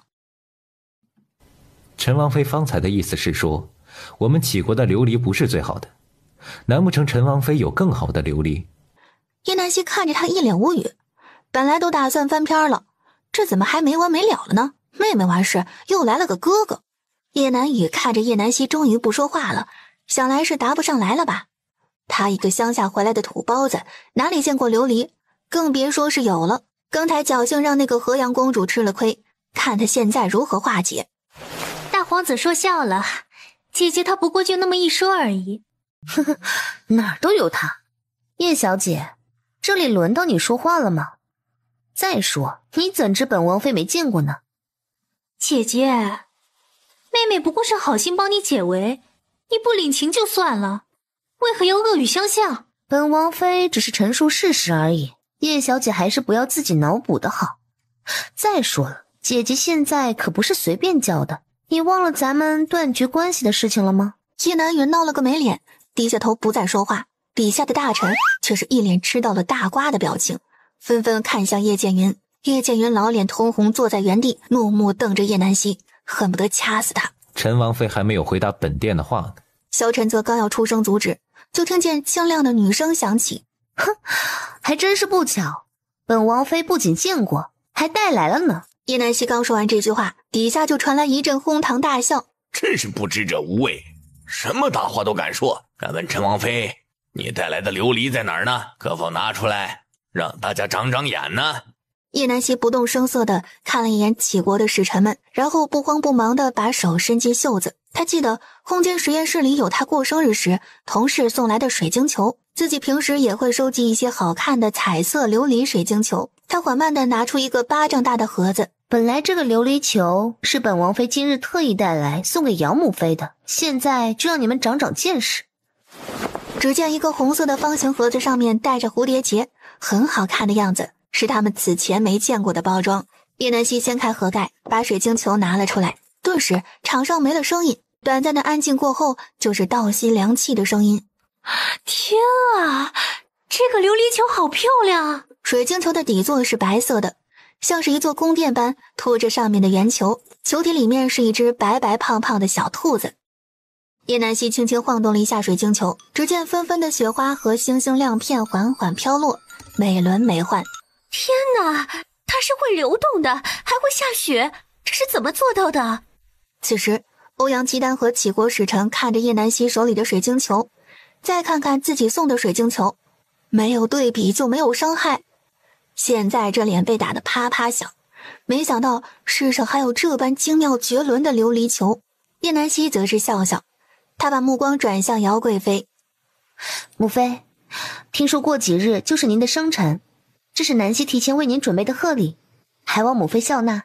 说着又轻轻拧了一下水晶球的底座，蓦地一阵空灵又好听的音乐传遍整个大殿。是那个琉璃球发出来的声音，简直是匪夷所思，不可思议。今天真是开了眼了，竟有机会见到如此宝物。所有人都不可思议地看着这神奇的一幕，叶南雨更是把指甲抠进手心，为什么他会有这么好的宝贝？姚贵妃更是惊讶地瞪大了眼睛，南希怎么知晓母妃属兔子的？这个礼物母妃真的是太喜欢了。母妃喜欢就好。昭元帝看着叶南希把杞国这脸摁在地上摩擦，心里痛快极了。陈王妃献宝有功，朕重重有赏。谢父皇。欧阳姬丹的脸此时已经黑得快滴出了墨汁。陈王妃这琉璃球是哪里得到的？还真是漂亮呢。不过就这一个，还不就是从别处得到的，有什么可炫耀的？叶南希看出来他的意思，从哪里得到的就不方便告知了。不过你要是喜欢的话，我这还有好几种，要不要买一个？说完，叶南希又拿出了3个七彩琉璃球，本来是7个颜色一套的，现在拿出来的这3个是红色、蓝色、黄色，梦幻琉璃般的样子，美不胜收。萧晨则好笑地看着这一幕，他每次都能带来意想不到的惊喜。欧阳姬丹悻悻地坐回自己的座位。不必了，陈王妃自己留着吧。叶南希收起7彩琉璃珠，坐在座位上悠闲地品着茶。昭元帝则是笑呵呵地打着圆场。来者都是客，礼物不分贵贱，杞国的心意朕已经收到了。一会儿有你们丢脸的时候。接下来是北四国献礼，是他们皇室独有的宝物金蚕缕衣。这件衣服据说刀枪不入，不怕火，冬暖夏凉，是个不可多得的宝物。好，朕很喜欢北四国的心意，朕收到了。宴会过半，歌舞已经轮番上演。叶南希见萧晨泽手中的酒一杯接着一杯的喝，眉头轻蹙，他按住萧晨泽的手：“你不应该喝这么多的。”你在担心本王？是不是证明他心里还是有他的？你的身体刚有点起色，不宜饮酒过多。看着叶南希皱起的眉头，他刚要去抚平，就见叶南希下意识地躲了一下。好，本王听你的。既然他不想让他喝，他就不喝。叶南希见状不再理会他，转头津津有味地欣赏宴会上的歌舞。叶南雨见叶剑云向自己使了个眼色，立即明白了他的意思。叶南雨点头，此时正是展现自己的好机会。皇上，臣女斗胆请求，想要献舞一曲，为宴会添彩。好，朕准了。谢皇上，只是臣女一人恐有单调，可否请陈王妃同臣女弹奏一曲可好？叶南希从小就不擅长琴律舞蹈，在乡下就更不能会了，他肯定不会答应的。啊，南雨也只是随口一提，要是陈王妃不会就算了，南雨自己来就好。昭元帝皱眉，没想到他竟会提如此要求。他为难地看了一眼叶南希，要是直接拒绝了，会不会影响泽儿媳妇儿什么都不会的形象？萧晨则啪的一声将手里的茶杯落下，什么东西竟敢让他的王妃伴奏？他也配？他刚要开口，就见叶南希按住他的手，示意他无事，先不要说话。好啊，那就辛苦叶小姐为本王妃伴舞了。叶南雨气得直咬牙，怎么话到他嘴里就变成了自己给他伴舞？明明是叶南希给他配乐。算了，懒得和他计较这些口舌，只要他答应就好，自己的舞蹈可不是白练的。叶南雨下去换舞衣，叶南希正要吩咐工人准备一把古琴，就见一个小太监向他走来，一看来人，不正是萧林睿身边的小园子公公吗？陈王妃，我家殿下说他有一把古琴，音质极佳，用着很是顺手，不如先拿给您一用。叶南希看向离他稍远一些的萧林睿，点头微笑。那太好了，替我谢谢齐皇帝，改日本王妃给他带好吃的，还要麻烦小园子公公跑一趟了。陈王妃折煞奴才了，这都是奴才应该做的。萧晨则回头看向叶南希和萧林睿，心中有些不太舒服。叶南希根本就没发现萧晨泽的吃味，他自顾自地吃起了桌子上的食物。弹琴对他来说可是个体力活，要吃饱才行，毕竟一会儿还要虐小白莲，这次非要把他给收拾服帖才行，下次不敢再挑衅他，要不然没完没了的烦他。不一会儿，小园子取来了琴，叶南希坐在殿中央的位置上调试，别说这把古琴还真是个极品，质感和手感都比他自己的那个琴要强上许多。叶南羽也换好舞衣，回到大殿之上，看见叶南希坐在那里胡乱的拨弄琴弦，心里不由嗤笑，这是硬要装大尾巴狼吗？不会就不会，还不肯承认。他早就找好了乐师，一会儿等叶南希自己没脸弹下去的时候，好上来替补。开始吧，叶小姐准备好哦，本王妃要动手了。叶南希手指轻抚着7根琴弦，铮，随着手指波动，几声悠扬的旋律响起。前奏完毕，进入正曲，所有人都安静了下来，认真聆听着，生怕错过一个音节。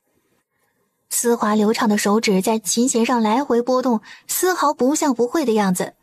没有10几年的功底，做不到这样的熟练，且丝丝入弦，直击内心深处的灵魂。从第一个音就被带入到曲子的意境中去。叶南羽不可置信地瞪着双眼，不相信这是叶南希能弹出来的，而且这首曲子他从来没听过，但是却格外的好听。不可否认的是，叶南希弹的确实很好，就连他自己都达不到这种水平，他一度忘了自己要跳舞的事。这个曲子很舒缓，有很多适合的舞蹈动作，确实不难跳。叶南希随意抬头看了一眼叶南羽，见他还未动，叶南羽也看见了叶南希的目光，他急忙稳住心神，随后跟随音律开始舞动。叶南希也时不时地抬头瞧一眼叶南羽，不得不说，他这舞跳得真是不错。别的不说，就这柔韧度看着都吓人，好怕他把腰折断。随着琴音逐渐进入高潮，更是把众人的心抓得牢牢的，仿佛进入到一个凄美的爱情故事中，美好又感人。委婉含蓄的爱情令人动容，大气磅礴的美令人心醉。叶南羽在旋转中看见众人都被叶南希的琴音吸引，甚至是一种迷恋的目光，仿佛走进了他编织的美梦。由于分心，突然脚下一滑，一下子坐在了地上，还不小心把脚崴了。可没想到一抬头，甚至都没有人发现他摔倒了，都沉浸在悠扬的琴声中不可自拔。就算他再跳下去也是没有人看的，他又何必自取其辱？他只能忍着脚踝的疼痛，狠狠地瞪了叶南希一眼，一瘸一拐地走回位置。而叶南希这边已经接近尾声，最后一个音节也已经弹完。一曲完毕，叶南希放平双手在琴弦上，感受着点点回弦。这首美丽的神话和他现在的处境虽有不同，但是却和他一样有着穿越1000年时空的经历。希望他在这一段时空里能找到自己的那个将军，为自己画上一个圆满的句号。此时殿中落针可闻，众人还没有回过神来，随着一个啪啪的掌声响起，紧接着掌声延续，随后掌声雷鸣般响彻大殿。叶南希没想到大家的反应这般强烈，还怪不好意思的。他站起身，向两边坐着的人纷纷点头示意。不知陈王妃弹的这首曲子叫什么名字？是否有词啊？他们北四国最文人雅客著称，很多有才华的诗人和诗歌乐曲都出自北四国，所以听到如此优美的曲调，和以往大有不同，就会忍不住想要一探究竟。当然有。萧晨则还在刚才的思绪里久久不能平息。一个人的琴音能反映出这个人的心境，这首曲子优雅中透着淡淡哀伤，又有着坚定不移的力量。叶南希应该就是如此的人吧。使臣忙恭敬抬手抱拳说道：可否赐教？叶南希见人家如此谦卑有礼，不骄不躁，便也不打算驳了对方。他看向坐在高位的昭元帝，眼神询问是否可以，可以的话他就唱了。昭元帝点头同意，笑意满面。朕也很想听听这动人的旋律究竟有着怎样的故事。是啊，这曲子可真美，臣妾也很期待听到完整的词曲。只是辛苦南希给大家演奏了。当然可以，此曲乃是南希早年间偶然所得，讲述的是一位将军受命负责护送他国公主入国为妃，一路上经历生死绝境，彼此情愫暗生。可将军还是选择了效忠君主，将公主送入宫中。后将军战死沙场，而公主施药成功，但主上死去，后被禁在陵墓之中。几千年后，他遇到了那个将军。此曲名为《美丽的神话》，所以也只是个故事而已，但它的凄美爱情至今令人动容。他大大方方地坐下来，在人家期待的目光中，双手再次置于琴上。叶南雨此时的脸就像被烈火灼烧般滚烫，目光阴狠地死死盯着叶南希。这个贱人惯会哗众取宠。现在没一个人记得自己刚刚跳的舞，也没人看见自己退了场。他好像一个透明人一般被彻底无视了。他好恨，这么好的机会就这么没了。叶剑云脸色难看地瞥了叶南雨一眼，真是个没用的废物，好好的在皇上面前露脸的机会就这么丢了。好好的跳舞不就什么事都没有了，非要整幺蛾子拉着叶南希下水，结果自己才是被拉下水的那个蠢货，自己丢脸不说，害得他以后怎么在同僚面前抬起头，一个两个的都和他作对。萧林睿看向台上的叶南希，一股难以压制的情愫再次悄然发芽，依旧是那个红衣女子，依旧是那张绝美的脸庞，但是他在她的琴声中听到了哀伤和无尽的思念与对美好的向往，而自己的心境就如同她的琴声一般无二。这样的女子何尝不是他所向往的？叶南希终于在众人期待的目光中开始拨动手指，熟悉的旋律再次响起，依旧是那般动人心弦。几声前奏完毕，随着叶南希红唇轻启，熟悉的脸孔，是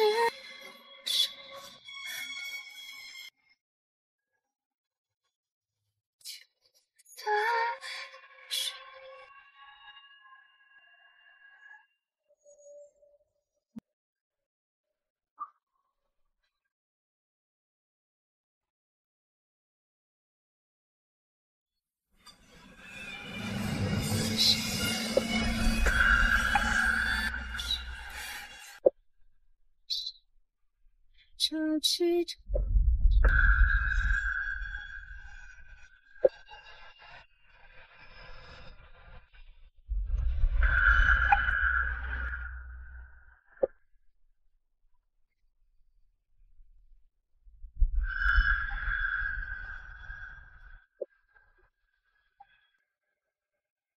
你是我心中唯一美丽的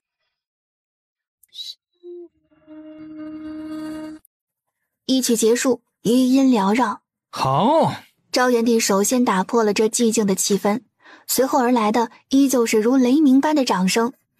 叶南希还不知道，原来古代的皇家宴会竟也会鼓掌叫好。思量片刻，他站起身来，稍稍点头示意可以了，可以了。这份热情他收到了。众人议论纷纷。天哪，太感人了，真的好像身临其境一般，见证了这份刻骨铭心的旷世之恋，如泣如诉，美到心醉啊。对呀，陈王妃的歌声就像那缓步星群的诗人，倾诉一腔浪漫的爱恋。萧晨泽手中的杯盏不知何时已经悄然滑落，你我之间熟悉的感动，爱就要苏醒。这句词仿佛就是在讲述他自己，而这首曲子的一部分就像他和叶南希的写照一般，不知道他们最后的结局是什么样，是不是他也要像里面讲述的，要紧握住他的双手才能不分离。沈王妃，此曲音律和词都是我们不曾听过的旋律，请问您是在哪儿看见的？是否见过创作此曲的人呢？当然是来自千年以后，但是他不能说。本王妃确实不记得在哪里看到过，只是当时觉得好听便记了下来。关于人嘛，更是不知道了。还是非常感谢陈王妃，不知我们可否把这首曲子带回去与百姓共赏啊？萧云铎在一旁嗤笑，简直痴人说梦。这是他们天元国的东西，怎能随意拿走？你们这就是强人所难了。天元国的东西岂能？当然可以，这曲子做出来就是为了让诗人欣赏的，何来你的我的之说？再说，这首曲子本就不是本王妃所作，所以本王妃也不会私藏。叶南希不屑地瞟了一眼萧云铎，哼，自己跟自己拜把子，你算老几啊？就替我做主，脸可真大。昭元帝此时的脸色也有些难看，他不悦地盯着萧云铎。萧云铎见叶南希在别国面前丝毫不顾及自己的脸面，脸色气得铁青。这个女人太自私，根本就不为天元国着想。陈王妃果然令人钦佩，不像某些小家子气的人。叶南希回以一笑，正是这一笑让北冥素当即愣了一下。他从进来就看见叶南希，也知道她很美，但没想到当她对自己展露笑颜时，心却像是忘记跳动一般。萧晨则一直注意着叶南希这边的情况，当看到北冥素看着叶南希愣神时，脸就像黑炭一样。他装作不经意的咳嗽一声，拉回了北冥素的视线。知道自己失礼的北冥素好笑地看了一眼萧晨泽，随后坐下身，端起桌子上的酒杯，朝萧晨泽的方向敬了一杯酒，随后一饮而尽。萧晨泽拿起桌子上剩下的茶水，一口闷了下去。媳妇儿太优秀了，怎么办？外面的男人总是盯着他看，真想把他们的眼珠子都挖出来当球踢。他郁闷地看了一眼回来落座的叶南希，好想把他藏起来。他都不知道，他不仅琴弹得好，竟然连歌声也如此动听。他还有多少事是他不知道的？作为他的父亲，他竟然和这些人一样，都是头一回见识到他的才艺，真是生气，自己竟然不是第一个知道的。叶南希不知道他是如何想的，他只想喝水，刚刚嗓子唱的都干了，只是当他拿起茶壶时，却一滴都没有倒出来。不用猜都知道水去哪儿了。不让他喝酒，他改喝水了是吧？喝那么多也没见他上厕所，也不怕把膀胱憋炸了，再把自己憋出个好歹。见叶南希突然看向自己的大腿处，萧晨则猛地夹紧大腿，突然看他这里干什么？看给孩子憋的都开始夹腿了，要不他就好心的推他去个茅厕。嘿，你没事吧？用不用我帮你啊？他应该有什么事，还有他想怎么帮他？暂无大碍。切，不用算了，谁难受谁知道。叶南希拿过宫女端上来的茶，慢慢的喝了起来。欧阳姬霜看着二人眉来眼去的互动，咬得牙吱吱作响。这个不知检点的女人，竟然大庭广众之下就盯着泽哥哥那个地方看，真是不要脸，不知羞耻。欧阳姬丹见时机差不多了，决定开始他接下来的计划。他站起身，看向主位上的昭元帝。刚才陈王妃的词曲确实非常亮眼，本殿也想为宴会添一个节目，不知昭元帝可否应允？昭元帝望向欧阳姬丹，来了，重头戏来了，他终于忍不住了。既然大皇子已经开了口，朕又怎会驳了你的面子？言外之意，他是为了你的面子勉强答应，实际怎样，你应该心里有数。欧阳姬丹听出了昭元帝的言外之意，他不甚在意，一会儿就让他颜面扫地。好，本殿特意为此次两国会面准备了一些小玩意儿。若是天元国能解决了我们杞国出的3道题，那么我们杞国甘愿把每年的纳贡增加5成，也就是一半。反之，要是解决不了，就要取消以后杞国每年的纳贡。不知昭元帝认为怎么样？想必天元国一个泱泱大国，定是人才辈出，不会怕我们杞国出的这点小儿科。您说是吧？昭元帝此脸色确实不悦。他虽然一早就知道了杞国要出幺蛾子，没想到竟是如此嚣张。这是料定了他们根本解决不了他们的难题吗？现在把他架在这儿了，如果不答应，肯定会被他嘲笑一番，更是会丢了天元国的脸。如果答应了，却真的输了的话，不仅更丢人，还会失了这贡税。赢了也没有多出什么，怎么都不划算。这个该死的欧阳姬丹真是难缠。见昭元帝久久未说话，欧阳姬丹露出轻蔑一笑。见昭元帝怕输不起，就当本殿没说过。宴会继续。昭元帝气得攥紧了手里的杯盏，他看向下面的大臣，见大家都是一脸的气愤。这杞国欺人太甚，宁可不要他们的纳贡，也要挫挫他们的锐气。就是不知道谁能担此重任。好，朕允了，谁来应战？咱们天元国的众位爱卿和英才贵女，今日也都汇聚于此，可有人敢愿意站出来的？如果赢了，朕定会重重有赏，男儿加官进爵，女儿家封为县主。底下的小姐公子顿时沸腾起来，这奖赏实在太诱人了，都有心跃跃欲试。叶南也更是激动地握紧拳头，他不能再错过这次机会了。这回叶南希总算不能来抢他的风头了吧？他不相信叶南希这个乡巴佬能次次走狗屎运。皇上，臣女愿意。随着叶南雨的声音落下，其他人也纷纷附和。臣也愿意。叶南希此时还在不停地吃，根本无心场上之事，反正跟他也没关系。好，那就请欧阳皇子赐教吧。昭元帝见他们天元国的好儿郎们都积极踊跃的参与，很是欣慰。终究是自己老了。哼，叶小姐可是我们公认的才女，有她在，你们估计也不会轻易赢了比赛的。天下谬赞了。是吗？那本殿就拭目以待，看看天元国的才女到底是不是名副其实。欧阳姬丹瞥了眼坐在远处的叶南雨，也不过如此。莫叔，把本殿准备的第一道题拿上来吗？第一道题非常简单，相信天元国的才子佳人们都能答得出来，就设一炷香的事件。莫叔一步上前，掏出怀里早就准备好的纸。难道陈王妃不参加吗？这么好的一个崭露头角的机会，错过了就可惜了。面对欧阳姬霜的阴阳怪气，叶南希懒得搭理他，就当听狗叫。他在认真地吃着盘子里面包好的葡萄。是啊，陈王妃不参加真的是太可惜了。南雨还想再见陈王妃一展才华的样子呢。所谓敌人的敌人就是朋友，他不介意向这个河阳公主释放善意的信号。叶剑云见叶南雨又开始口无遮拦，怎么就没长记性？被虐一次不够，还要再来一次，记吃不记打吗？他不悦地瞪了叶南雨一眼。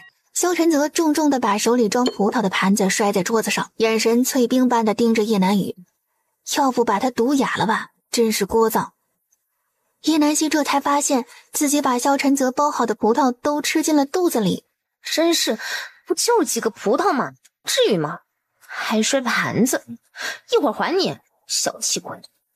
真是吃个东西不让人消停。叶南希抬头无语至极地盯着叶南雨。放心，本王妃不会抢你风头，等你不会，本王妃再上也不迟啊。叶南雨笑笑，并未接着说下去。他不会给他这个机会的。今有赤兔同笼，上有35个头，下有94只足，问赤兔几何？莫叔念完题，便拿出了早就准备好的香，插在了香炉里，开始计时。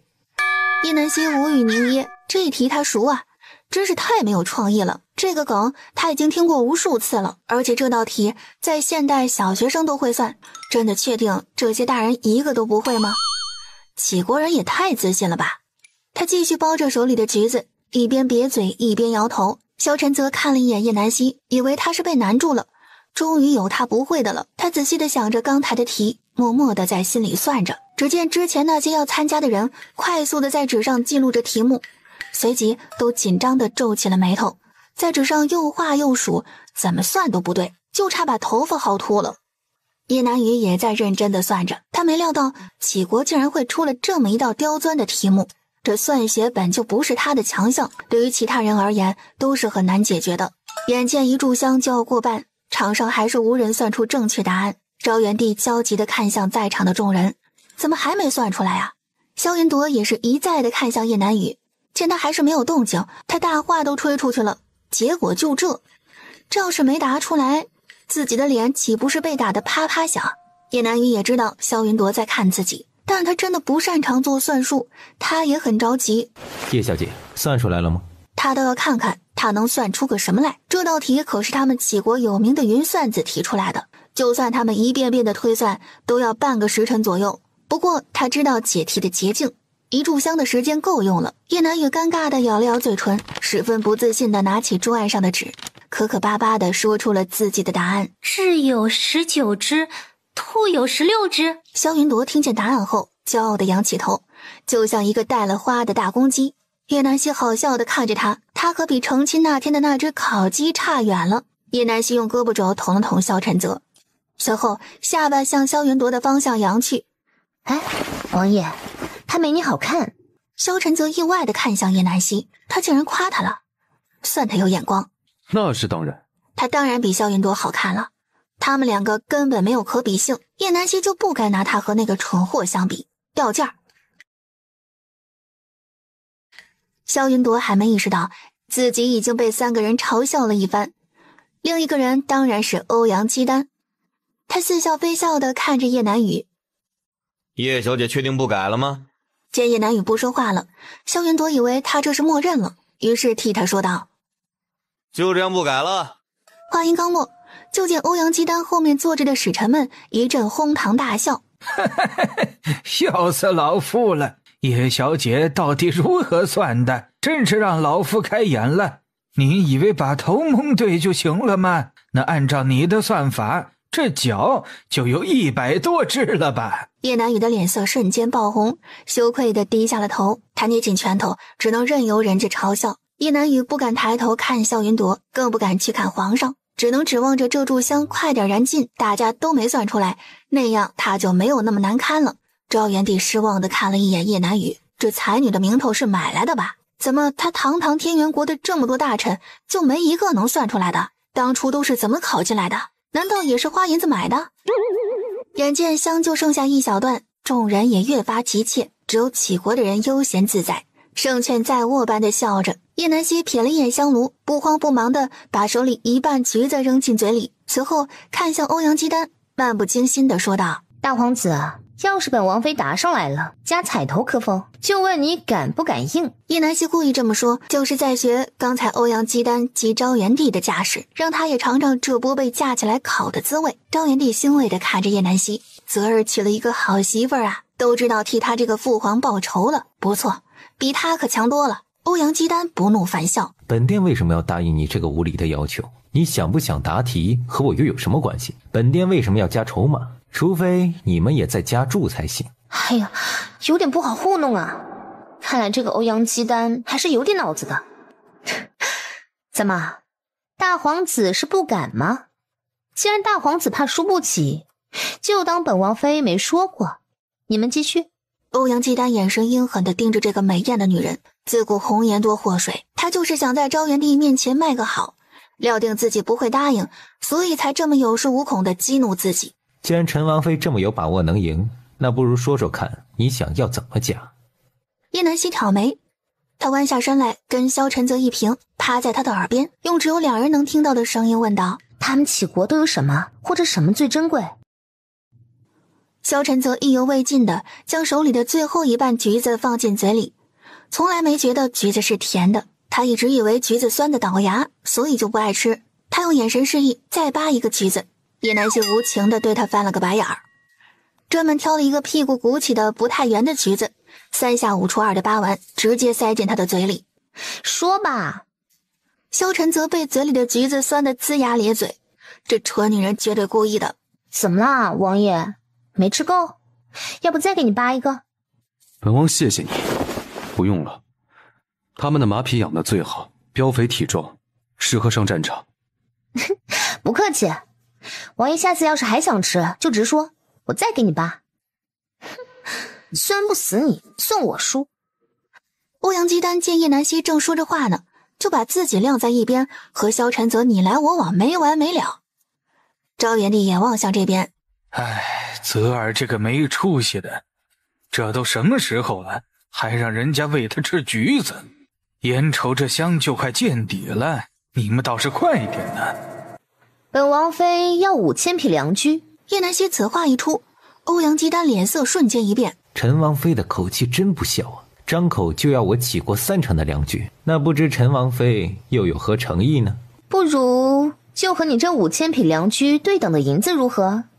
这诚意足够了吧？萧晨泽向昭元帝看了一眼，就一眼，昭元帝就知道萧晨泽的意思，他同意，不用再使眼神了，没出息的玩意儿。萧晨泽这才放心地收回视线，他敢笃定叶南希一定会赢，因为他从来不做没有把握之事。好，本殿同意。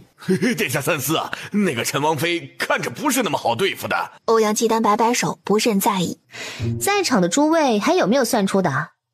没有的话，本王妃就开始了。扫了一眼四周，见众人都没有出声，叶南希便说道：公平起见，本王妃先在纸上写好正确的答案，将答案放在大殿中央，然后你我签订契约书，以免对方反悔。等签好，再公布本王妃写的答案到底对不对，如何？叶南希说完，就在宫女拿来的纸上开始将答案写下。欧阳姬丹见叶南希真的开始写答案，这笃定的语气让他有些质疑，他到底是真会还是装的？如果是装的，那就是想让自己临阵退缩，自己就被他摆了一道，一个妇道人家。而且据他了解，这个女人长期生活在乡下，要说她会琴棋书画，他可能会信，但是这种算术题，别说他了，就连自己从小就由名师教养，也没有在一炷香内算出答案。他就是想让自己临阵脱逃，那他就偏不如他的意。好，就如陈王妃所言。叶南希随意的在纸上寥寥几笔，随后收笔将纸吹干，交于在皇上跟前伺候的来喜公公。将放于大殿中央的桌子上时，香炉上的最后一小节香灰终于掉落，时辰已经到了。皇嫂要是输了怎么办？难不成什么惩罚都没有？那岂不是谁都能拿着天元国的银子跟别人打赌啊？这输了算天元国的，赢了算你的功劳，岂不是什么好事都让你一个人占了？这样难以服众啊！对，臣女同意五皇子殿下的说法。叶南雨见缝插针，急忙在萧云铎面前刷自己的好感。王妃何时说过要用国库的银子了？这打赌的银子由陈王付出，谁要是不服也想打赌的话，就自己出银子，但还是要问问自己的脑子他好不好使，别最后赔了银子不说，还要被人笑话没脑子。萧云铎不服气地瞪着眼睛盯着萧晨泽，他就差说他名字了，这不是指着他鼻子骂他傻吗？他愤恨不平地打算找昭元帝为他做主。父皇，没想到昭元帝在他刚叫出父皇二字时，一个大白眼瞟了过去，吓得他立马闭了嘴。叶南希扭头诧异地看着萧晨泽，哼，王爷，你确定你银子够吗？那可不是几百两的事啊。萧晨泽打算逗逗叶南希，于是故意说道：本王何时说过要用本王自己的银子了？陈王府的银子不包括王妃的吗？本王记得王妃的银子不是多得花不完吗？本王帮你花花。这个小人竟然惦记上我的命根子了，就说这货不会安好心，原来在这儿等着呢，想拿我的银子装大尾巴狼，他还太嫩了。要不是自己肯定能赢，没准真要被他坑了。生气，见叶南希两边脸颊气得一股一股的，煞是可爱，不过好像玩笑开大了，真生气了。没事儿，本王可以帮你搞到银子，你不用担心，不用你的。叶南希直接赏了他一个360度回旋大白眼。这时来喜公公把刚刚写好的2份契书拿了过来，叶南希和欧阳姬丹一人一份。叶南希大致的看了一眼契约，见没什么问题。大皇子可有异议？欧阳姬丹仔细的看过，随后抬头，并无。那好，既然大皇子没有，那本王妃要加一条，若马匹中有老弱病残，皆视为无效数量，必须保证精壮成年的良驹，假一赔10。大皇子没问题吧？陈王妃多虑，杞国从不做滥竽充数、欺瞒他人之事。大皇子不必动怒，本王妃当然相信大皇子的为人，但是别的人嘛，毕竟本王妃也不认识是吧？这空口无凭的，到时候说不清楚，难免伤了和气，倒不如直接写清楚。本王妃一直都相信黑的不能说成白的，所以还是信自己手里的字据为好。欧阳姬丹咬了咬牙，没准他又在使计诈他，激怒他，然后作废刚才的赌约，真是小看他了。他偏不生气。好，那就加上。只见来喜公公已经命人将加好条件的契书重新交回2人手上。欧阳契丹极其爽快地签了大名，按上了手印，最后还盖上了自己的皇子印鉴。他做完，看向叶南希，见他站在那里畏畏缩缩，眼神飘忽，没有了刚才的坚定。陈王妃怎么不动？本殿还等着拿银子呢。叶南希见磨蹭的差不多了，随后才慢悠悠地签下自己的名字，按了手印。殊不知就这一会儿功夫，底下的人为叶南希捏了多大的汗，都以为叶南希的银子不保了。见叶南希签完后，两人把契约拿走，叶南希也不再装，直接快步回了座位。来启公公，快点宣布答案吧，本王妃都等不及了。陈王妃，难不成等不及要把银子送给我们启国吗？叶南雨捂唇一笑，他也等不及要看叶南希的笑话了。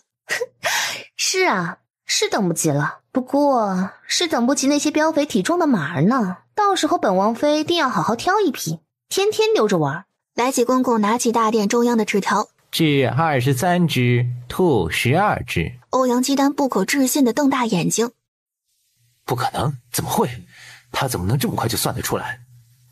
这道题的答案只有自己和身边的禁卫知道，他们不可能背叛自己的。算出来了，我刚才用陈王妃算出的答案数了一下，竟然是对的。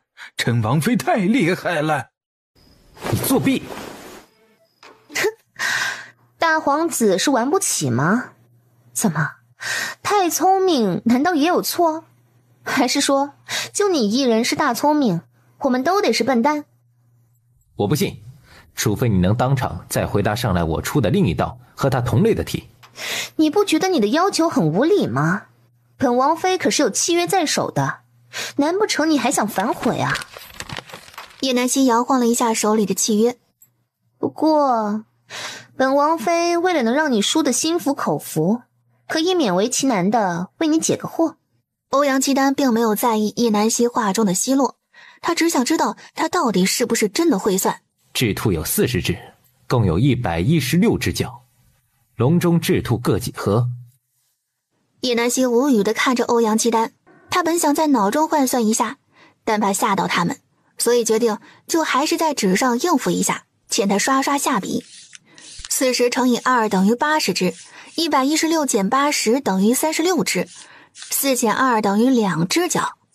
兔子是36除以2等于18只，鸡是40减18等于22只。好了，雉22只，兔18只。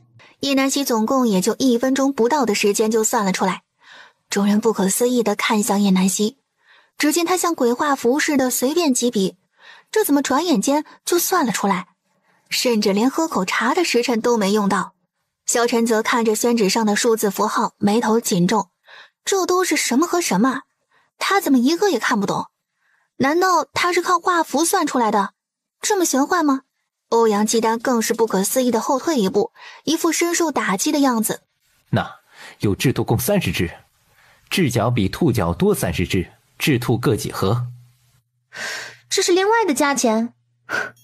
大皇子有些不厚道啊，都说了勉强给你解个惑，怎么还没完了呢？如果大皇子执意要本王妃解惑也不是不行，但是不能白解。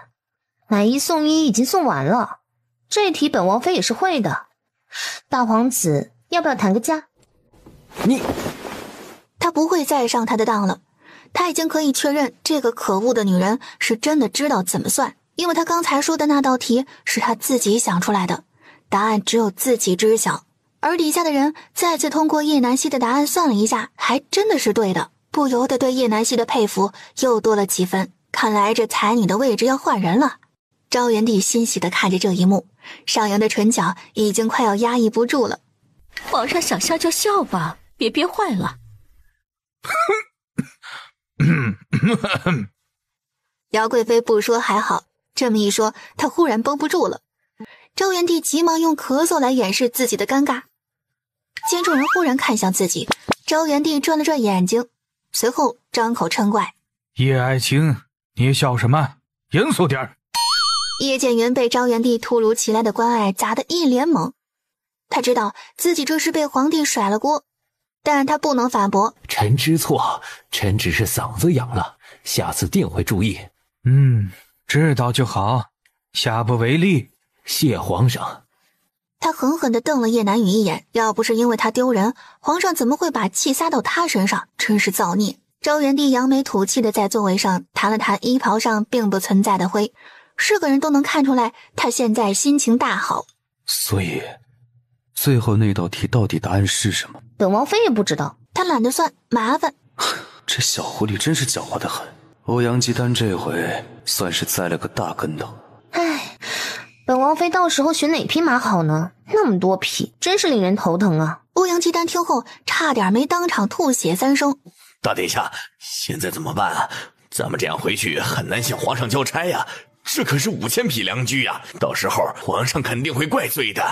无妨，本殿就不信了，他们次次都能赢，还有2次扳倒他们的机会，本殿一定会把失去的连本带利的讨回来。欧阳姬丹调整好情绪，舒了一口气，继续说道：既然第一局已分胜负，那么第2局，陈王妃，你敢不敢应战？哼，这货脑袋有坑啊！被虐1次还不够，还要来第2次啊？怎么，他是受虐狂？不过他不做没有把握的事，所以不打算应了。陈王妃这是怕了。不过陈王妃要是应战的话，本殿可以另外再加注。陈王妃想要什么，可以考虑一下。不知陈王妃意下如何？然后呢？本王妃应下之后，要是输了，你又打算如何？条件嘛，就是本殿要刚刚的弃书作废，另外再加上50万两白银。其实啊，大皇子应该放点水照照自己，也不撒泡尿照照自己什么德行，就好意思说出这么不要脸的条件。你怎能如此粗俗？本王妃如何粗俗了？还有啊，具体哪里粗俗了？不如河阳公主你展开说说。你说大皇兄他……住口！这个欧阳姬霜还嫌他不够丢脸吗？简直愚蠢至极！怎么不接着说了？本王妃还等着听呢。欧阳姬霜愤愤不平地瞪着叶南希，但是他害怕欧阳姬丹，只能不说话。萧晨则见叶南希打嘴仗这方面就没吃过亏，不由得摇头失笑。这帮人碰上他只有吃瘪的份儿。陈王妃不用扯嘴皮子上的功夫，既然你不同意，那本殿就降低条件，只要撕毁契约便可。这回陈王妃总不会不应了吧？毕竟对于陈王妃而言，并未损失分毫。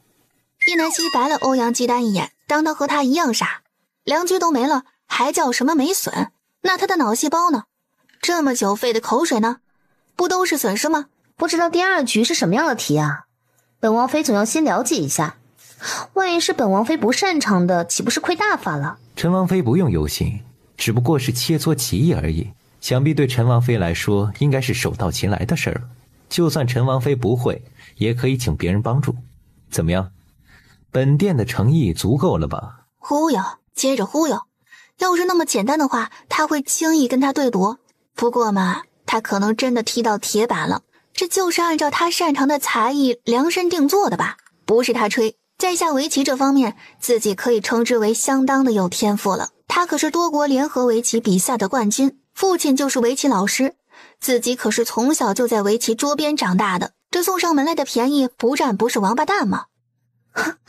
真是不巧啊，本王妃真的不擅长棋艺呢，就连这棋子有多少颗都不知道。大皇子这不是强人所难吗？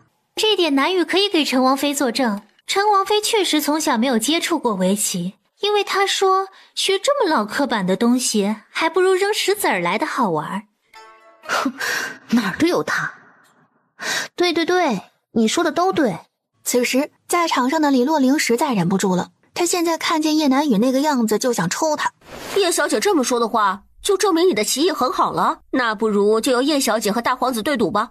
南雨自当愿意，只是还要看大皇子的意思。叶小姐可有资本与本殿对赌？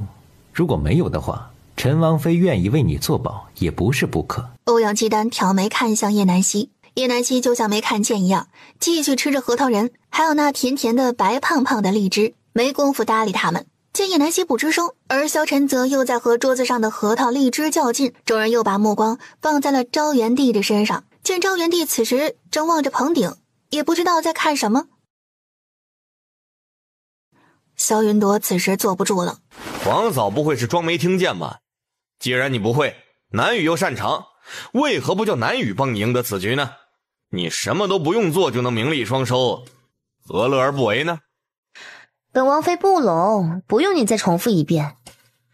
既然武皇帝觉得这买卖稳赚不赔，你就为你的叶小姐压住呗，干本王妃什么事儿啊？本王妃可不会为不相干的人浪费银子。哼，你竟如此不顾大局，妇人之见。既然大家都认为本王妃应该答应大皇子的赌局，那本王妃也可以勉强同意让别人帮本王妃。不过嘛，这5000良居就要变成1万了，大皇子没有意见吧？要不然本王妃就再考虑考虑。欧阳契丹见叶南希终于松了口，不由得心下大喜，只要他答应了就好办。叶南羽见叶南希真的答应了，由自己代替他应战，遂骄傲的一挺身板。李洛灵在一旁看叶南羽像一只花孔雀一般，就差开屏满地溜达了。他看了叶南希一眼，只见叶南希给了他一个放心的眼神，他这才安下心来，想必一会儿又有好戏要上演了。既然陈王妃答应了，那本殿也不会扭捏，签契书吧。不一会儿，两人轻车熟路地签好了契书，随后棋桌立在大殿中央，只见欧阳基丹稳稳地坐在一端，等着叶南羽落座。叶南羽也起身往棋盘走去，就在他刚要落座，一个声音打断了他的动作。等等，叶小姐，本王妃何时说要请你替本王妃应战了？你这巴巴坐在那儿干啥呀？怕看不清吗？叶南羽尴尬地撅着坐到一半的屁股，坐也不是，站也不是，脸上一阵青一阵白，随后站起身，眼圈微微一红，委屈地说道：陈王妃是故意让臣女难堪吗？刚刚不是您亲口答应让南羽代替您应战吗？就是，皇嫂现在为难叶小姐是何居心啊？难道自己说过的话都不作数了？真是笑话，本王妃哪句话说过要叶南羽替本王妃应战了？你听见了吗？你们谁听见了？我也没听见，只听见陈王妃说愿意让人替她应战，可是陈王妃她没说是谁呀，怎么就有人舔着大脸往上凑呢？真是笑死我了。叶南希站起身，推着萧晨泽向棋桌走去。来，让让，我们家王爷还要帮本王妃下棋呢。叶南羽被迫向后退了一步，他已经感觉到众人鄙夷的目光在他身上游走，他捂脸，强忍泪水跑回自己的座位，将头埋得低低的，仿佛这样别人就看不到他一般。萧云朵此时也被气得脸色铁青，他迟早要把今日丢的脸面都找回来，就让他们再嚣张几日。萧晨泽不解地看向叶南希，王爷，你会帮臣妾的对不对？欧阳契丹并不在意他们的讨论，他只在乎这局他不能输。叶南希早就猜到了他不会只是下棋那么简单，不就是摆个千年难的残局吗？唉，傻孩子，就这残局在现代已经不是什么难解之题了，早就被世人研究透了。他都不知见过多少个了，真是为他悲哀。欧阳契丹见叶南希突然摇晃着脑袋，还以为他是为自己一会儿的惨败感到惋惜，他更加卖力地将剩下的残局摆好。陈王，请吧。当欧阳契丹最后一个棋子的落下，紧接着大殿上一个竖起的棋盘，最后一子也落定，大家也看到了棋盘上的局面。这是杞国玄阴大师袁继前留下的残局，听说要是有缘人可以破解，便可以得到玄阴大师留下的一件宝物。可是这30年来无一人能破解这个残局，所以这宝物也没人得到。没想到竟被杞国的大皇子以这种方式拿来对赌，简直就是不要脸，这根本就无人能解。萧晨则面色不悦地盯着欧阳契丹，叶南羽此时也不再羞愧，他现在甚至要感谢叶南希把他赶了下来，要不然现在只会更丢人。他幸灾乐祸地看着叶南希，看他这回要怎么办。叶南希看着棋局，心里不禁暗笑，哟，这个棋局我还真的见过呢，这不撞我枪口上了吗？不好意思，又要赢了。萧晨则气得脸色铁青，半天也没动一下，这叫他怎么办？难道就这么输了？时辰就要到了，陈王还不落子吗？算了，王爷，随便落一子就好了，就当一乐，不用在意，咱们输得起。这回萧晨则更愧疚了，他看向棋盘，缓缓拿起一颗白子，慢慢靠近棋盘，打算随意落下，却不想在经过一处棋格时，手肘一酸，手指瞬间无力。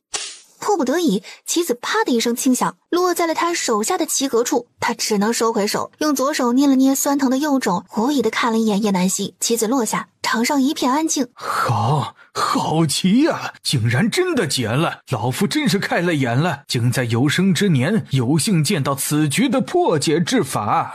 众人不敢相信般的揉了揉眼睛，怕是自己看错了。大皇子，请吧。欧阳姬丹严重怀疑自己的眼睛出了问题，为什么就弹指间的功夫，局势就扭转了呢？他甚至都没有看清那颗棋子是怎么落下去的。可是这盘棋就是活了，自己的黑子已经落了下风，没有了转圜的余地，必输无疑。他眼前有些发黑，双手支撑着桌子，才勉强不让自己倒下去。哎呀，王爷，你说你也太随意了，怎么就随随便便手一松就落了子了？你看大皇子都不知道如何下了。萧晨则一脸的蒙圈，他也不知道怎么落的子，但大概率是叶南希掐的，所以说他是故意的。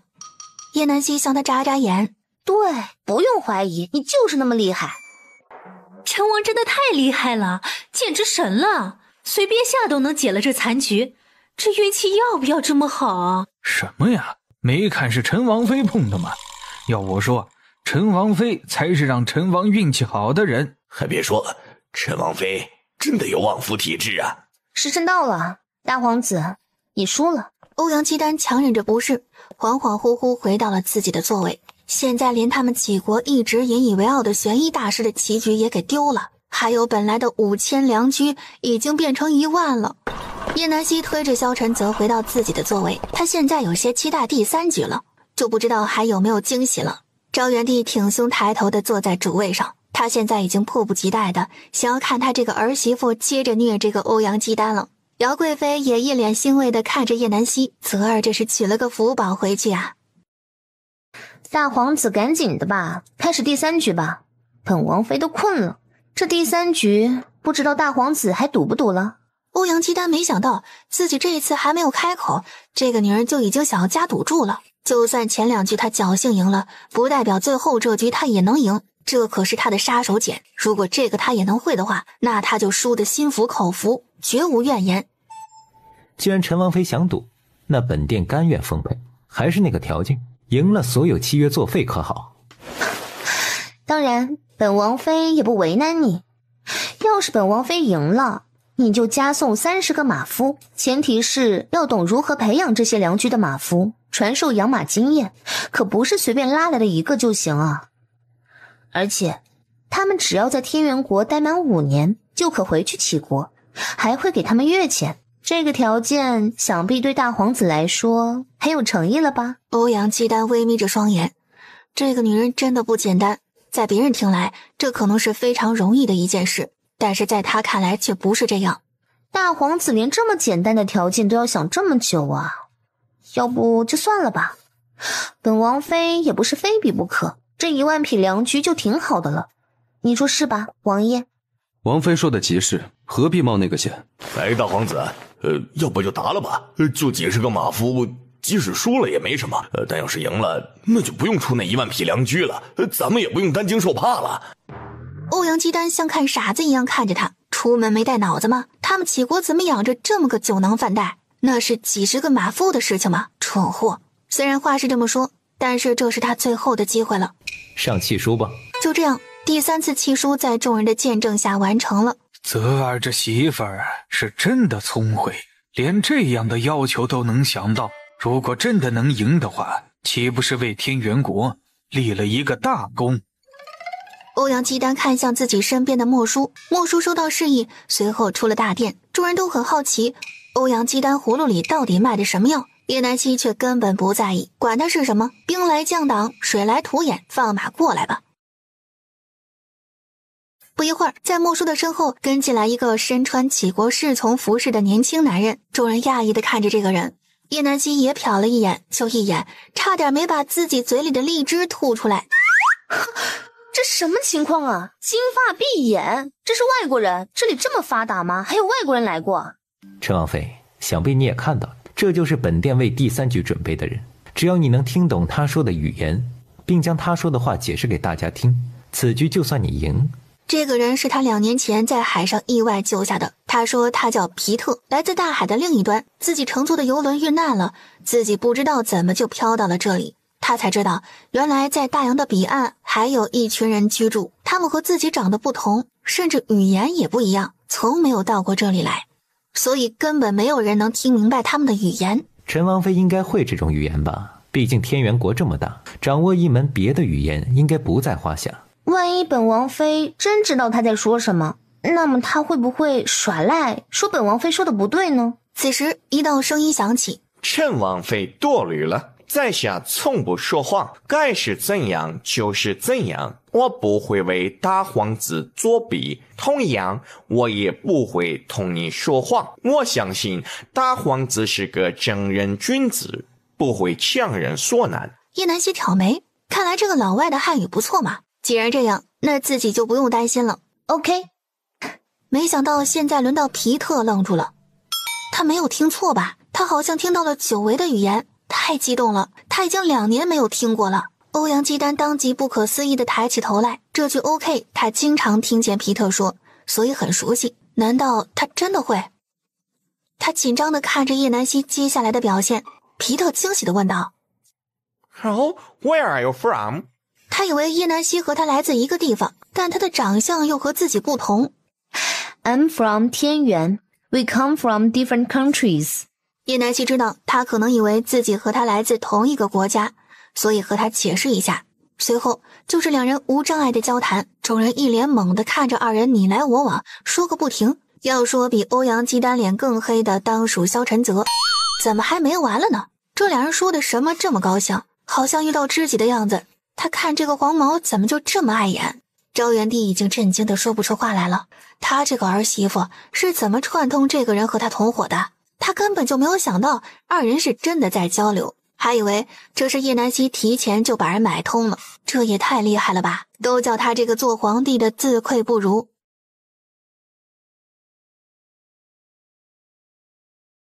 而浑然不知已经惊掉众人下巴的2人还在自顾自的热聊。此时的欧阳姬丹就像是一只战败了的大公鸡，有气无力地坐在原地。他真的输了，而且输得很彻底。等回去后怎么和父皇交代？在走之前可是在父皇面前保证过的，一定会为杞国减少纳税，并挫天元国的锐气，让他们颜面扫地。没想到到头来颜面扫地的竟是自己。萧晨则把一盘包好的核桃故意使劲放到叶南希面前。叶南希也终于被这声音吸引，他抽空看了一眼萧晨泽：“你没事吧？”“本王有事，你能不能别说了？”“没事。”这时说话的2人也注意到了大殿上的人气氛有些怪异，所以赶紧结束了话题。昭元帝此时刻意板着脸来克制自己内心的喜悦，他怕自己一个控制不住再笑出声来。在这一盏茶的功夫里，他已经将自己这辈子所有难过的事都想了一遍。既然这3局已经比完，大皇子还有什么其他要说的吗？并无，本殿愿赌服输。父皇，既然大皇子这么爽快，咱们天元国怎么着都要尽一些地主之谊，适当表示一下，您说呢？他早就看出了昭元帝有心迁就一下齐国，可能是碍于这些是自己赢回来的，有些不太好意思说。昭元帝看向叶南希，朝他点了点头。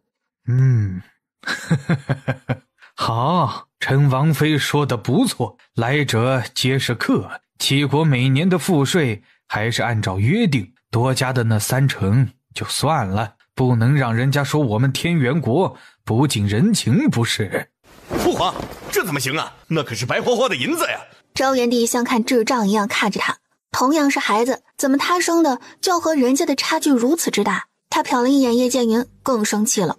等你能独当一面，赢了别人的赌局，再来教朕做事。父皇息怒，是儿臣不懂事。哼！多谢昭元帝慷慨，本殿敏感五内。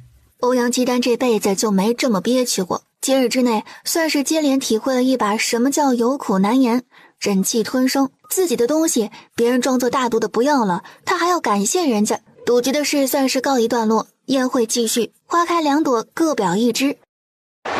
陈王府，如梦刚从外面采买回来，他提着篮子走到王府后门的巷子转角处，突然脚踝被一个东西锁住，他看都没看，使劲的抽出脚，狠狠的向那个东西踩了上去。只听啊的一声，他仿佛踩到了人，他更加肯定一定是这个人见色起意，趁四下无人要对他行不轨之事。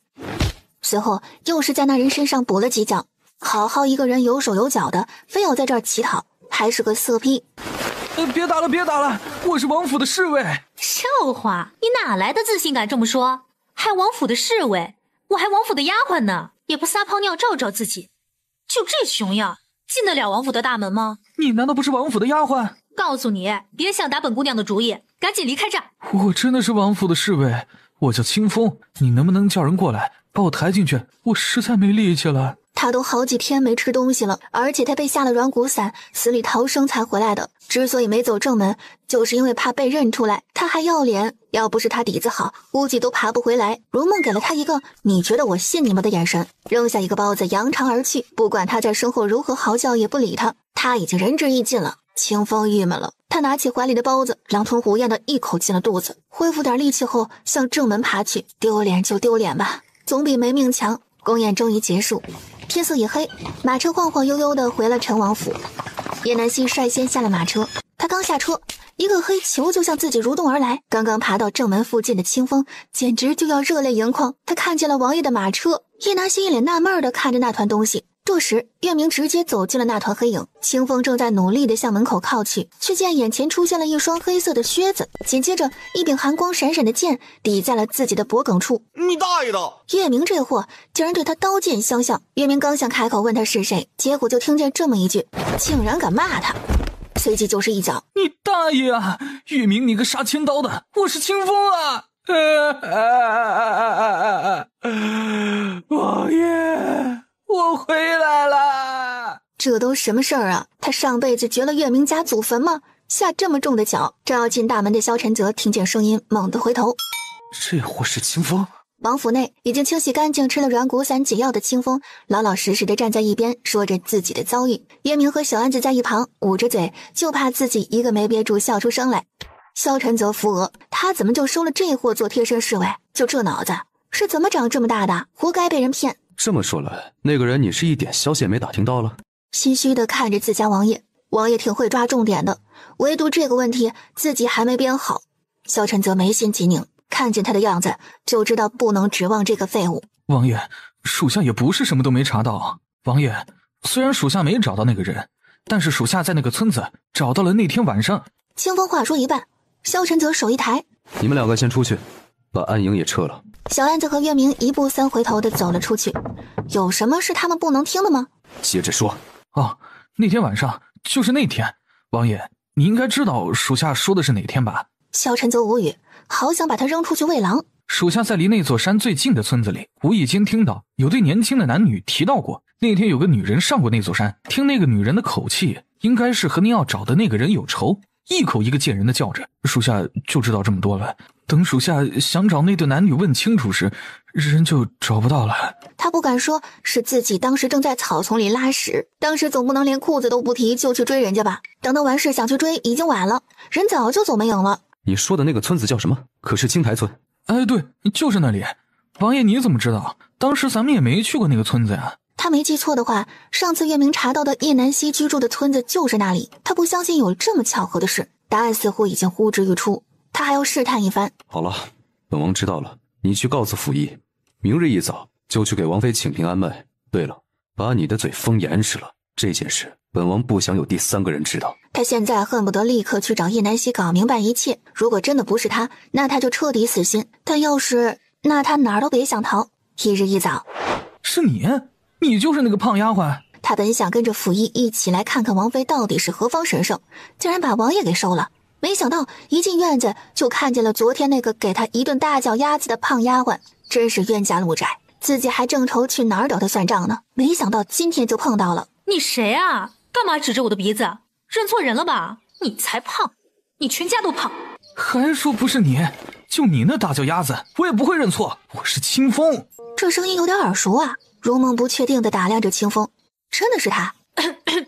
不认识，不能承认，坚决不能承认。清风气结，他就没见过这么叶南希被院子里的声音吵醒，刚睁开眼睛，就听见“我是清风”这几个字。他套上外衣，穿上鞋子，随意拢了拢头发，砰的一声打开房门。哼，谁是清风啊？我还维达呢。大早上的扰人清静，洁柔来了也不好使。清风转头向叶南希看去。你怎么知道我二叔叫维达？这人调查过他，不过他二叔早就死了。身后的府医拽了拽他。那是王妃，你注意点说话。叶南希扶着门框的手一顿，还真有叫维达的。阳光刺眼，他眯着眼睛看向那边，这才看清前面的清风。这人怎么这么眼熟啊？啊，怎么是你啊？他想起来了，这人不是那男人身边的侍卫吗？怎么在这儿啊？难不成我被发现了？现在来找我算账了？不行，他不能承认。那天幸好自己蒙了面巾，他应该不会认出自己。王妃认识清风？院门口，月明推着萧晨泽缓缓进来。不认识，你听错了。什么情况？这个狗男人怎么个意思？他怎么有点不明白呢？这个叫清风的，难道是他的侍卫不成？怎么可能啊？这要是那么巧，我就扭头跑。萧晨泽转头看向清风，清风连忙摇头。王爷，属下真的没见过王妃。叶南希身子一软，差点没扶稳门框。他现在是不是应该跑啊？他们真的是主仆，那日马车里的人就是萧晨泽。要不要这么狗血？电视剧都不带这么演的好吗？萧晨泽看叶南希的目光越发深邃，他现在明显有些慌乱，说明他在说谎。他刚才分明就是认出了清风，而且清风在他们成亲之前就离开了王府，他更是不能见过，除非他在别处见过，而那个地方似乎已经呼之欲出了。他突然想起，在他们回京的路上遇到埋伏，也就是在那个青台村附近。听清风说，当时有个蒙面女侠是养蜂的，所以救了他们，而那个女侠就是叶南希吧？也就是那时，叶南希见过清风，唯独那次，而那的确像是叶南希能干出的事情。王妃最好想好了再说，就是不知道当初那个养蜜蜂的女侠跟王妃有没有关系。清风听见蜜蜂二字，猛然间看向叶南希，他的手放在眼前，遮挡住叶南希的下半张脸，太像了。叶南希赶紧闪躲，却还是晚了一步。对，就是她，那个养蜜蜂的女侠。原来真的是你啊，王妃，这么有缘分。当初要不是你救了我们，真的很难全身而退。清风一脸傻乐地看着叶南希说道，丝毫没有感觉到气氛有些不对。同样不在状态的还有月明和小安子，他们好像错过了一场大瓜，但身处大瓜中心的清风仿佛就像一个傻子一样，还在那儿傻乐。叶南希还没有从震惊中缓过来，就被扒了马甲。他现在否认还来得及不？答案很明显，来不及了。原来是你们啊，真的是太巧了。当初本王妃就是路过，路见不平拔刀相助嘛。这么说来，我还救了你一命呢，是吧，王爷？听见没？老娘救过你的命，那别的事情是不是就可以既往不咎了？是啊，正因为王妃误打误撞救了本王一命。俗话说得好，救命之恩无以为报，只有以身相许。这不，本王已经是王妃的人了，就是不知道这以身相许是在这之前还是之后呢？之后，肯定是之后。他果然怀疑了，藏不住了怎么办？为什么要让他遇到这么社死的瞬间？为什么会是他？老天果然在玩他。哼，你觉得本王会信？本王看起来很好骗吗？会。不是，是他要是知道他不管是事前还是事后都已经许过了，会不会杀了自己？不是，他这眼神有点吓人，怎么回事？好像又回到了成亲当晚，把匕首扔进他怀里那凶神恶煞的模样。有点缺氧是怎么回事？头好晕，要不趁机来个装晕躲过一劫？对，就这么办。于是他朝离自己不远的如梦使了个眼色，随后像是慢动作般的扶着门框晕倒，而如梦也不负他所望的一个箭步冲上来，就将他抱在怀里。王妃，你怎么了？萧晨泽刚刚把叶南希的小动作都看在眼里，他知道叶南希多半是装晕来躲避他的追问，所以并未着急。可眼见着事情有些不太对，如梦将叶南希抱进了屋里，放在了床上，而这个时候的府医就派上了用场。清风忙拉着他上前给叶南希诊治，月明和小安子也一脸焦急地站在门口向里面望。王妃肚子里可是怀着小主子呢，这要是有点闪失可怎么好？都怪王爷非要板着脸，这回可好，吓着王妃了。月明埋怨地看了一眼自家王爷，被晾在院子中央的萧晨泽黑着脸坐在那里。到底谁是王爷？就这么把他晾在这儿？他的这些侍卫们可真是好样的。见屋里半天都没有传来动静，萧晨泽有些慌了，他不是装的吗？怎么回事？还不推本王进去？小安子首先反应过来，火速去推萧晨泽过去。叶南希确实不负众望的真的晕倒了，而不是假晕。怎么样了？王爷不必太过担心，王妃就是心绪起伏太大，有些紧张，再加上可能没吃早膳的原因，所以体力不支才会晕倒，不久就会醒来。你们先出去吧，周叔留下。屋内除了躺在床上的叶南希，就剩下2人。王妃具体是哪天怀有身孕的？朱府一想了想，大概1月有余，按理说应该就是上个月初的日子，但也有可能是在那之前的几日，具体的详细时间还真的无法估算准确，只能算个大概。好，本王知道了。月初吗？那还真是不巧呢。那件事也发生在那时。所以叶南希，那个人真的是你吗？就这样，萧晨泽一直坐在那里守着叶南希。南希，那个人一定是你，对不对？本王不想听到别的回答，那个人只能是你。所以等你醒来，一定会坦诚地告诉本王，对不对？本王不想听你说谎，你可千万不要骗我呀。叶南希心里叫苦不迭，这货怎么还不走啊？他倒是想说，可他不敢呢。这病娇明显就是要黑化的样子，他肯定是试探自己的。等他要是说了真话，自己肯定会死得很惨。就在他想着的时候，眼珠不经意间的转动一下，还有手心的冷汗也不断的在提醒某人他醒了。萧晨泽好气又好笑的看着床上这个装睡的蠢女人，他轻轻放下他的手，随后转身到门口。传膳吧，本王饿了。叶南希此时终于能松了一口气，这个狗男人真够可以的，自己还没醒呢，就忍不住吃独食。你不知道你孩子也饿了吗？正在他犹豫要不要醒过来时，小安子已经带人进来摆膳了。萧晨泽看着满桌的膳食，并无一丝胃口。他舀起一碗鸡丝粥，小心地用勺子翻搅吹气，香味很快就扩散到房间的每个角落。躺在床上的叶南希面对扑面而来的香味，实在忍不住了。这个狗男人怎么不过来？他好就坡下驴，刚好醒来啊！算了，他不来，他就自己找台阶下。头好痛啊！我这是怎么了？叶南希装作刚醒来的样子，迷迷糊糊地睁开双眼，环顾四周。萧晨则装作没看见他的小动作，实际上眼角的余光一直注意着他。真有他的，还装上瘾了。王妃，赶紧净手用膳，手心里都是冷汗，难免会不舒服。叶南希听闻此言，腾的一下坐了起来，还装什么装？人家早都识破了。他穿好鞋子，净了手，坐在桌前，自顾地端起面前的鸡丝粥吃了起来，也没有被拆穿的慌张，反而大方自如地对着满桌的菜肴下手。萧晨则只是看着他吃，也不言语。良久，叶南希终于填饱了肚子，放下筷子，叫起身。王妃吃饱了，吃饱的话，是不是该回答本王之前的问题？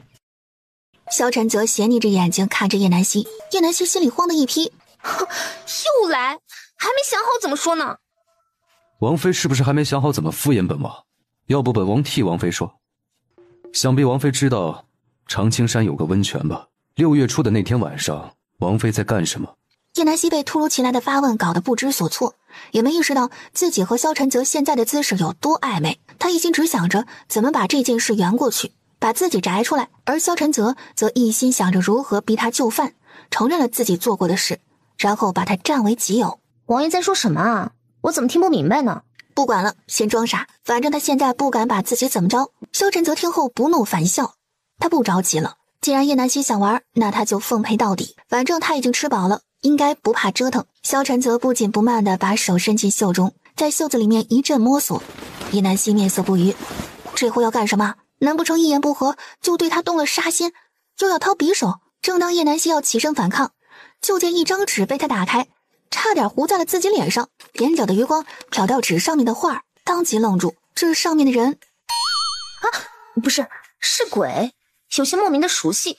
王妃可认识这个人？哼，这是人，这明明是鬼。不，鬼见了都要跪地磕3个响头求放过。这不会是你的相好吧？你说的没错，他确实是个魔鬼，专门在山脚下的温泉边吸食男人的精气。更准确的说，他应该是个勾人心魄的妖精。叶南希咽了咽口水，又被内涵到，他这才意识到这上面画的女鬼可能是他自己。他有那么丑？这是你画的？对，没错，本王完全还原了她的美貌。画的挺好，下次别画了。好，那王妃想起来了吗？叶南希眨巴着眼睛，接着装傻。什么？想起什么？没事，不急，他还有。只见萧晨泽不急不缓的又把手伸进袖子里，叶南希无语望天。还有啥？能不能一次完事儿啊？别折磨我这颗幼小的心灵了。萧晨泽看出叶南希有些不耐，但他故意放慢动作，在他要爆发的时候把东西拿了出来。这个王妃总不会不认识了吧？萧晨泽说着，便把那块布料展开，鲜红色的字体差点没闪瞎叶南希的钛合金狗眼。他真恨不得此时瞎了，真是作孽。自己好心给他留的保命药方，如今成为了抓住自己的证据。见叶南希装作没看见一般，萧晨泽并不生气，他还有大招没放呢，这就受不了了。哼，王爷这都是什么东西啊？赶紧收起来吧，怪吓人的。行，他已经确定叶南希就是那个女人无疑。好你个叶南希，把我骗得好苦。叶南希见他果真听话的收了起来，还以为他在他这里问不出什么，打算放过他了，刚要松一口气，就见萧晨泽开始有条不紊的解着腰间的衣带。啊，你要干什么？叶南希有些慌乱的向后靠去，这才发现已经无路可退，而两人之间的距离仅有1拳之隔。萧晨泽没接话，只是继续动作解着自己的衣带。忽然唰的一下，一把解开衣襟，露出结实胸膛。叶南希赶紧扭头用手捂住眼睛。你干什么？大白天的想耍流氓吗？王妃的意思是白天不行，那黑天可以？都不行。萧晨泽一把拽过他的手，向自己的右肩摸去，在肩膀正中靠后一侧，一道牙印瞬间映入眼帘。叶南希被惊住，牙不错。他之前怎么就没注意呢？他都忘了当时自己意乱情迷之时，竟然给人家留下了记号，真想扇当时的自己一巴掌。色令智昏，说的就是他这样的。是啊，好到本王当时想掰了他的牙。行了，不装了，就是我，怎么着吧？是你？王妃怎么了？是你什么呀？展开说说。那天就是我墙上的你，那个女鬼就是我，满意了吧？萧晨泽见他反倒先生气了，自己这个受害人还没有生气呢。满意？怎么会不满意呢？只不过该生气的难道不是本王吗？叶南希被噎住，他说的也没错，他是该生气。他记得当时他说要把他挫骨扬灰来着，看着男人突然变得危险的气息，草率了，这个狗男人不是要来真的吧？叶南希走到床边，脱鞋躺下，又拉起被子盖上，试图掩饰自己的心虚，试探性的下了逐客令。王爷出去吧，我累了，想要休息。随后便闭上眼睛假寐，但半天也没听见开门的动静。他睁开一只眼睛向门口偷瞄。你怎么站起来了？萧晨泽一步一步就像踩在叶南希的心上慢慢挪动。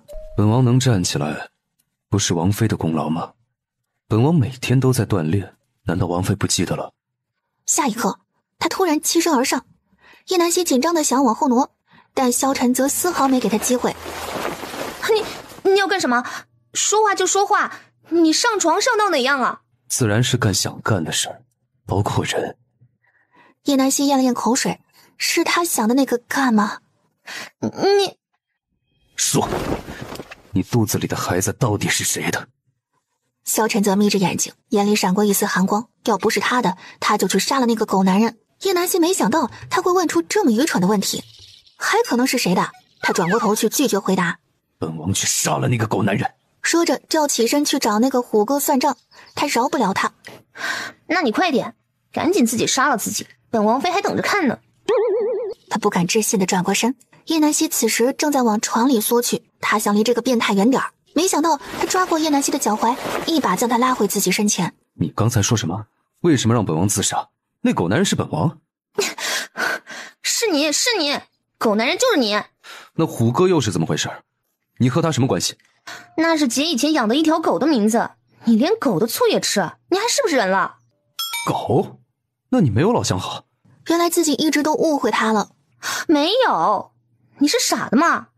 老娘第一次给了谁，你心里没数吗？真是的，在遇到他之前，老娘连男人的小手都没有拉过。真是亏大了。巧了，本王也是第一次。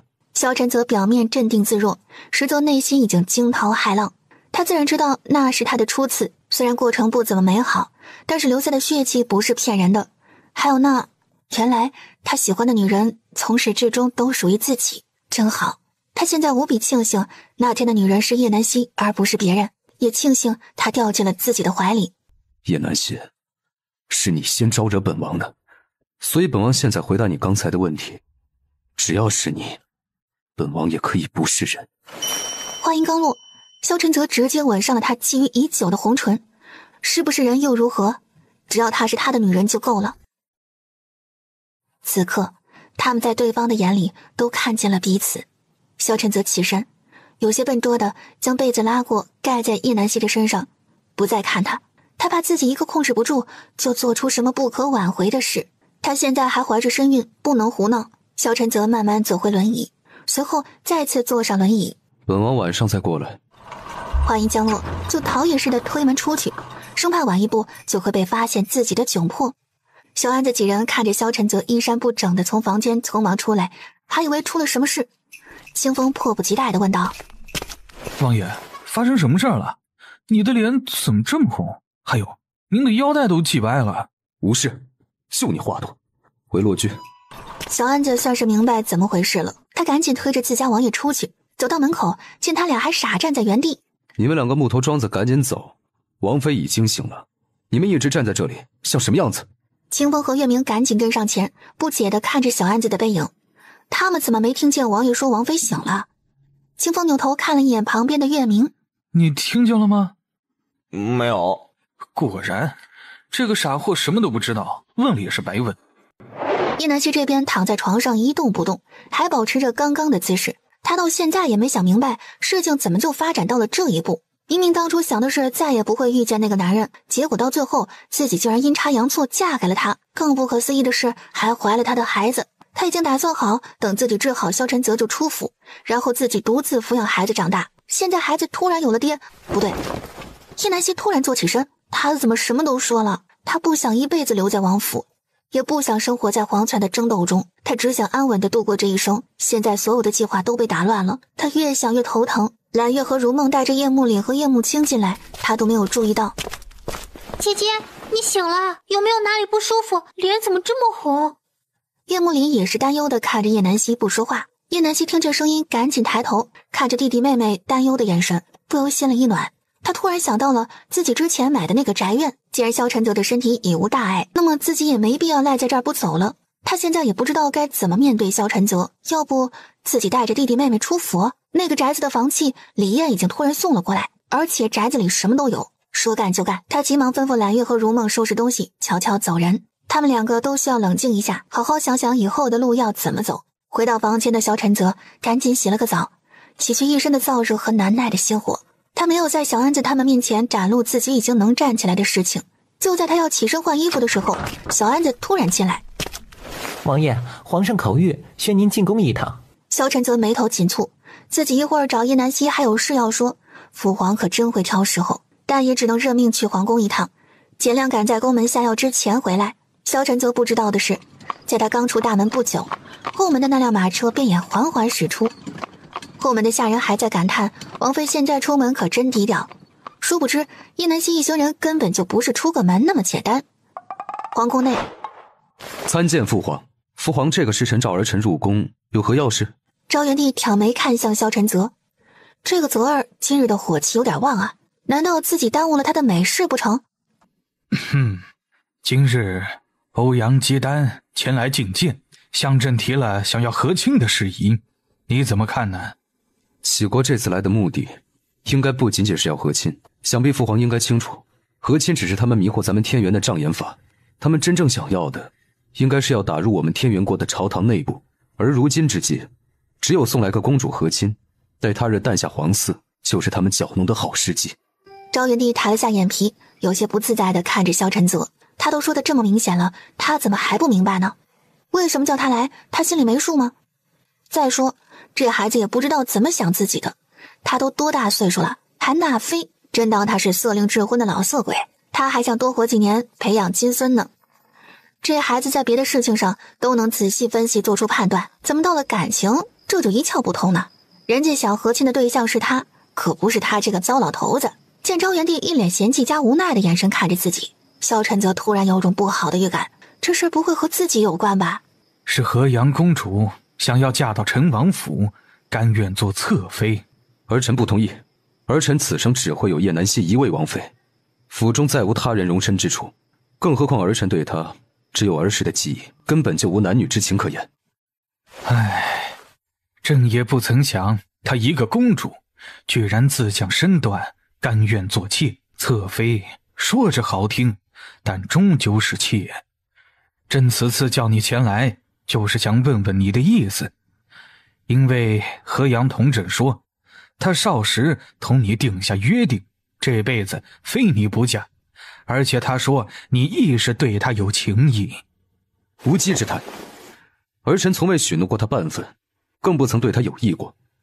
既然他这么想嫁，不如父皇将他纳入后宫，随便安置一处，让他自生自灭。这个河阳，看来他要替他的皇兄好好治治他这口无遮拦的毛病。又要胡言！昭元帝差点被自己的口水呛到，他可真是生了个好儿子，有什么好事都不忘了他这个父皇。和亲这件事已经是板上钉钉，但是既然你不愿，父皇也不会强求。咱们天元国的大好男儿大有人在，不怕挑不出来一个能配得上他的。再说这和亲的对象可不是他想定谁就是谁的。多谢父皇体恤，既然无事，那儿臣就先行告退。走吧。没出息的样子，肯定是惦记着府里的媳妇儿。萧晨则也不扭捏，赶紧转身出了御书房。外面天色已黑，不知道叶南希他睡没睡。萧晨则一路坐着马车急匆匆地赶回王府，却不想还没等进王府大门，就听到一个让他原地暴走的消息。你说什么？王妃到现在还没回府，为何不派人跟着？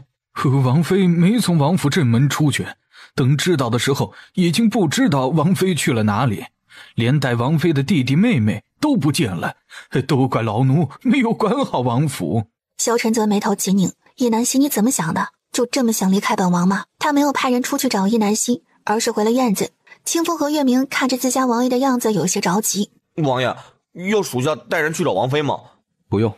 他已经能猜到叶南希去了哪里，既然他不想住在王府，那他就成全他。可是王爷，本王心里有数，你们下去吧，不用值夜。记住，没有本王的命令，不许进入本王的房间一步。是。月明几人无奈，只能听从萧晨泽的吩咐退出房间。城西一座安静的宅院内，叶南希把揽月和如梦刚打发走，让他们回去睡，自己则躺在床上准备入睡。就在迷迷糊糊刚要睡着的时候，窗口咔嗒一声，随后一道黑色的身影快如闪电般的潜入屋内。叶南希听见声响，等他抬起头望去，只见窗户有一条缝隙，还以为没有关严窗子，导致被风吹开了。他起身下床，打算去把窗子关上。就在他关上窗子打算回床上继续睡觉之时，一只大手从背后捂住他的嘴，另一只手钳住他的两只手。叶南希被突如其来的黑衣人吓了一跳。要不要这么衰呀？刚搬过来就遇到半夜入室抢劫。他不敢乱动，生怕刺激了这个歹人，激怒他自己肯定没有好果子吃。大兄弟啊，你想要啥随便搬，我不喊。叶南希的嘴在歹人的手下一阵咕哝，蠕动的嘴唇加上他的呵气，男人的手心顿时涌起一阵酥麻感。他放开了叶南希的嘴，叶南希还以为他听进去自己说的话了，于是还想开口继续说话。闭嘴，我不劫财，专门劫色，不知道小娘子可否从了？哼，这个不要脸的竟然惦记上老娘的美色，也不撒泡尿照照自己。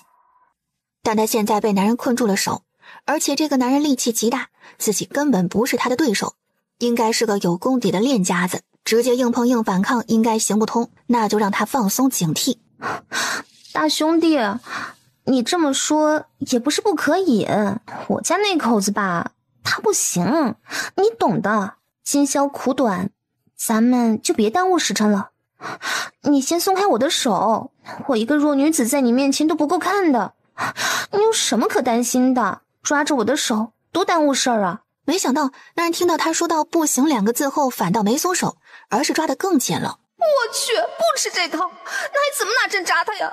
叶南希此时大脑正在飞速运转该怎么办时，男人一个用力将他从后面抱起，直奔床走去。叶南希面不改色，实际心里慌了一批。他暗自把银针从空间中调出来，握在手中，想一会儿趁他动手的时候给他致命一击。只见男人并没有像他想象中那样粗鲁地将他扔在床上，反而感觉他有些小心翼翼地将他轻放在床上。不是吧？这怎么和他印象中的流氓有些不一样？还会怜香惜玉？难道是自己长得太美被他迷惑了？还没等叶南希想明白，就见男人将他手松开。就是现在，叶南希抓紧时机，猛地转身向后面的人刺去。好你个叶南希，你现在是要谋杀亲夫吗？这个蠢女人到现在也没认出自己，她不就是压低了声音吗？真是气死她了，还敢说她不行。她今日算是再一次认识了眼前的女人，还有什么是她不敢说的？叶南希看着被攥在半空中的手，再看看眼前的萧晨泽，突然使劲抽回自己的手，随后便向萧晨泽身上的养穴扎去。萧晨泽一个不防备，还真的被他扎了一下。叶南希，你还真下得去手？谁让你大半夜的装神弄鬼来捉弄我啊？没扎死你都算便宜了。见萧晨泽笑得上气不接下气的在床上打滚，怕他再忍不住大声笑起来惊动了其他人，他照着萧晨泽撅着的屁股就是一针，半点手下留情的意思都没有。随着一针下去，果然止住了笑。叶南希，谁允许你搬出王府的？王爷是不是忘了，你我2人可是和离了，去哪是我的自由，王爷管不着。再说你身体的毒已经得到控制，我还住在王府干什么？说好了为期1年，现在还没到呢，你就想反悔？好，既然你当真无情，那本王不再留你，把和离书拿来，本王明日就去官府盖印，走完流程，你我2人此生再无瓜葛。叶南希错愕，他都不知道和离还要通过官府，他以为有了这封和离书就可以了，没想到这皇家和个离都这么麻烦。不过他怎么就这么轻易的同意和离？他这心里怎么就有些不畅快呢？一定是关了窗户闷的，对，一定是关了窗户闷的，对，一定是。上午还又搂又抱又亲，满嘴离不开，下午就翻脸无情不认人，渣男本渣。行，幸好自己没有认真，于是伸手在袖子里假装掏了掏，实际去空间里把和离书拿出来。萧晨泽全程都在紧盯着叶南希的一举一动，他倒是要看看他把和离书藏在哪儿了。他翻遍了叶南希身上都没有找到，直到他从袖子里拿出和离书的那一瞬间，他还是有点不敢相信自己的眼睛。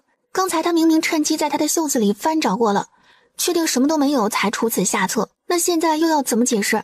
难不成这蠢女人会法术或者隔空取物？他狐疑地接过和离书，见就是自己写的那封，于是赶紧装进自己的袖带，在叶南希看不见的角度，唇角勾起一抹得逞的笑意。叶南希见他半天没有要走的意思，不由得催促道：和离书你已经拿到手了，怎么还不走啊？本王腿疼，你也知道本王现在每日只能站立2-3个时辰，今日已经不能再走了。萧晨泽索性把鞋一脱，往床里一靠，打算耍赖。我看看腿怎么了？萧晨泽把腿往后一缩，盖上被子。无妨，休息1日，明日就会好，你不用担心。你想多了，我可不是担心你，只是想让你快点走而已。那真是抱歉了，本王今晚就只能屈居于此了。你也赶紧睡下吧，明日一早本王就会去官府，办好后立刻把和离书给你送过来。萧晨泽说完就真的倒头睡去。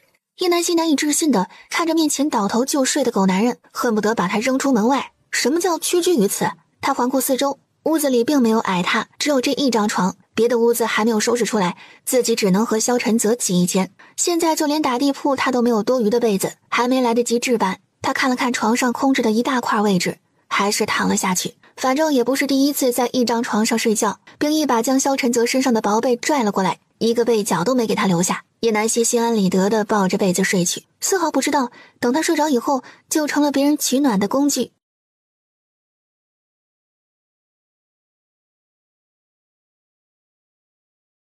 翌日，叶南希醒来第一件事就是摸向身边的位置，果然没有了萧晨泽的身影，他躺过的位置也没有温度的存留，看来他还算说话算话，早早的就走了。萧晨泽这边根本就没有去他口中说的官府，而是回到自己的屋子，将袖子里的和离书拿了出来，随后点燃火折子。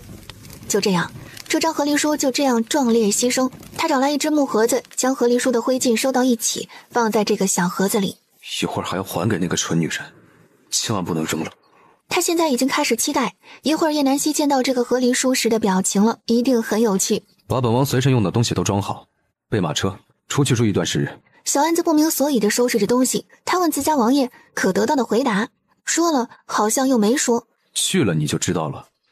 叶南希吃过饭就带着叶慕清和叶慕里出府，出了离这儿不远的书院，他已经和2个孩子讲好，以后便在这个书院读书。远山书院虽不是京城最有名的书院，但他已经打听过了，书院里面夫子对待孩子们还算不错，而且这也是京城里面唯一一间有女学的书院。学院里的所有孩子都是自力更生，不让带侍从丫鬟，所以书院的学子并不是很多。想要入学，还要进行一番考核，方可获取入院资格。几人刚进书院，便有人接待，直接进入到了一个屋子，等待考核。叶南希交代弟弟妹妹，一会儿不管有什么问题，尽自己最大的努力回答就好。两人乖乖点头，叶南希这才放心。许久，一位身穿灰袍、头发梳得一丝不苟的40岁左右的男人背着手走来，他随意地瞥了一眼叶南希几人。你们就是今日要考核入学的人？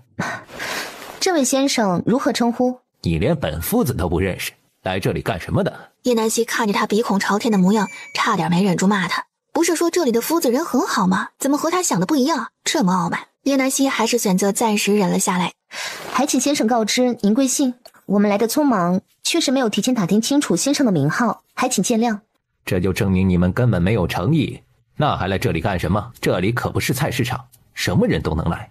既然你们什么也不知道，那就等知道的时候再来吧。书中送客。不过是一个小姑娘带着2个孩子而已，既然他们没想打点自己，就别怪他为难他们了。先生这么说是何意啊？难不成是因为我们没有提前拿银子打点吗？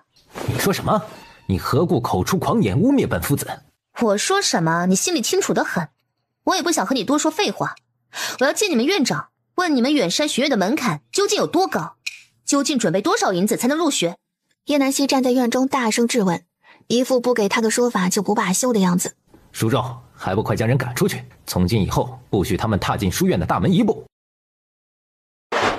书院的一处茶室内，茶香飘渺，落子无声。舅父，您输了。萧晨泽最后一颗棋子落下。哎，不错，你这棋艺有所进步啊。哼，确实，多亏有人指点，不然也不会进步这么快。哦，是谁啊？我可是听说你在宫宴上可是一子就破了玄阴大师的棋局啊。那棋局根本就不是陈泽所解，而是陈泽的王妃。那何时可以见见你这位棋艺高超的王妃呢？萧晨泽闻言，把轮椅向门口挪去。舅父，走吧，他就在你们书院呢。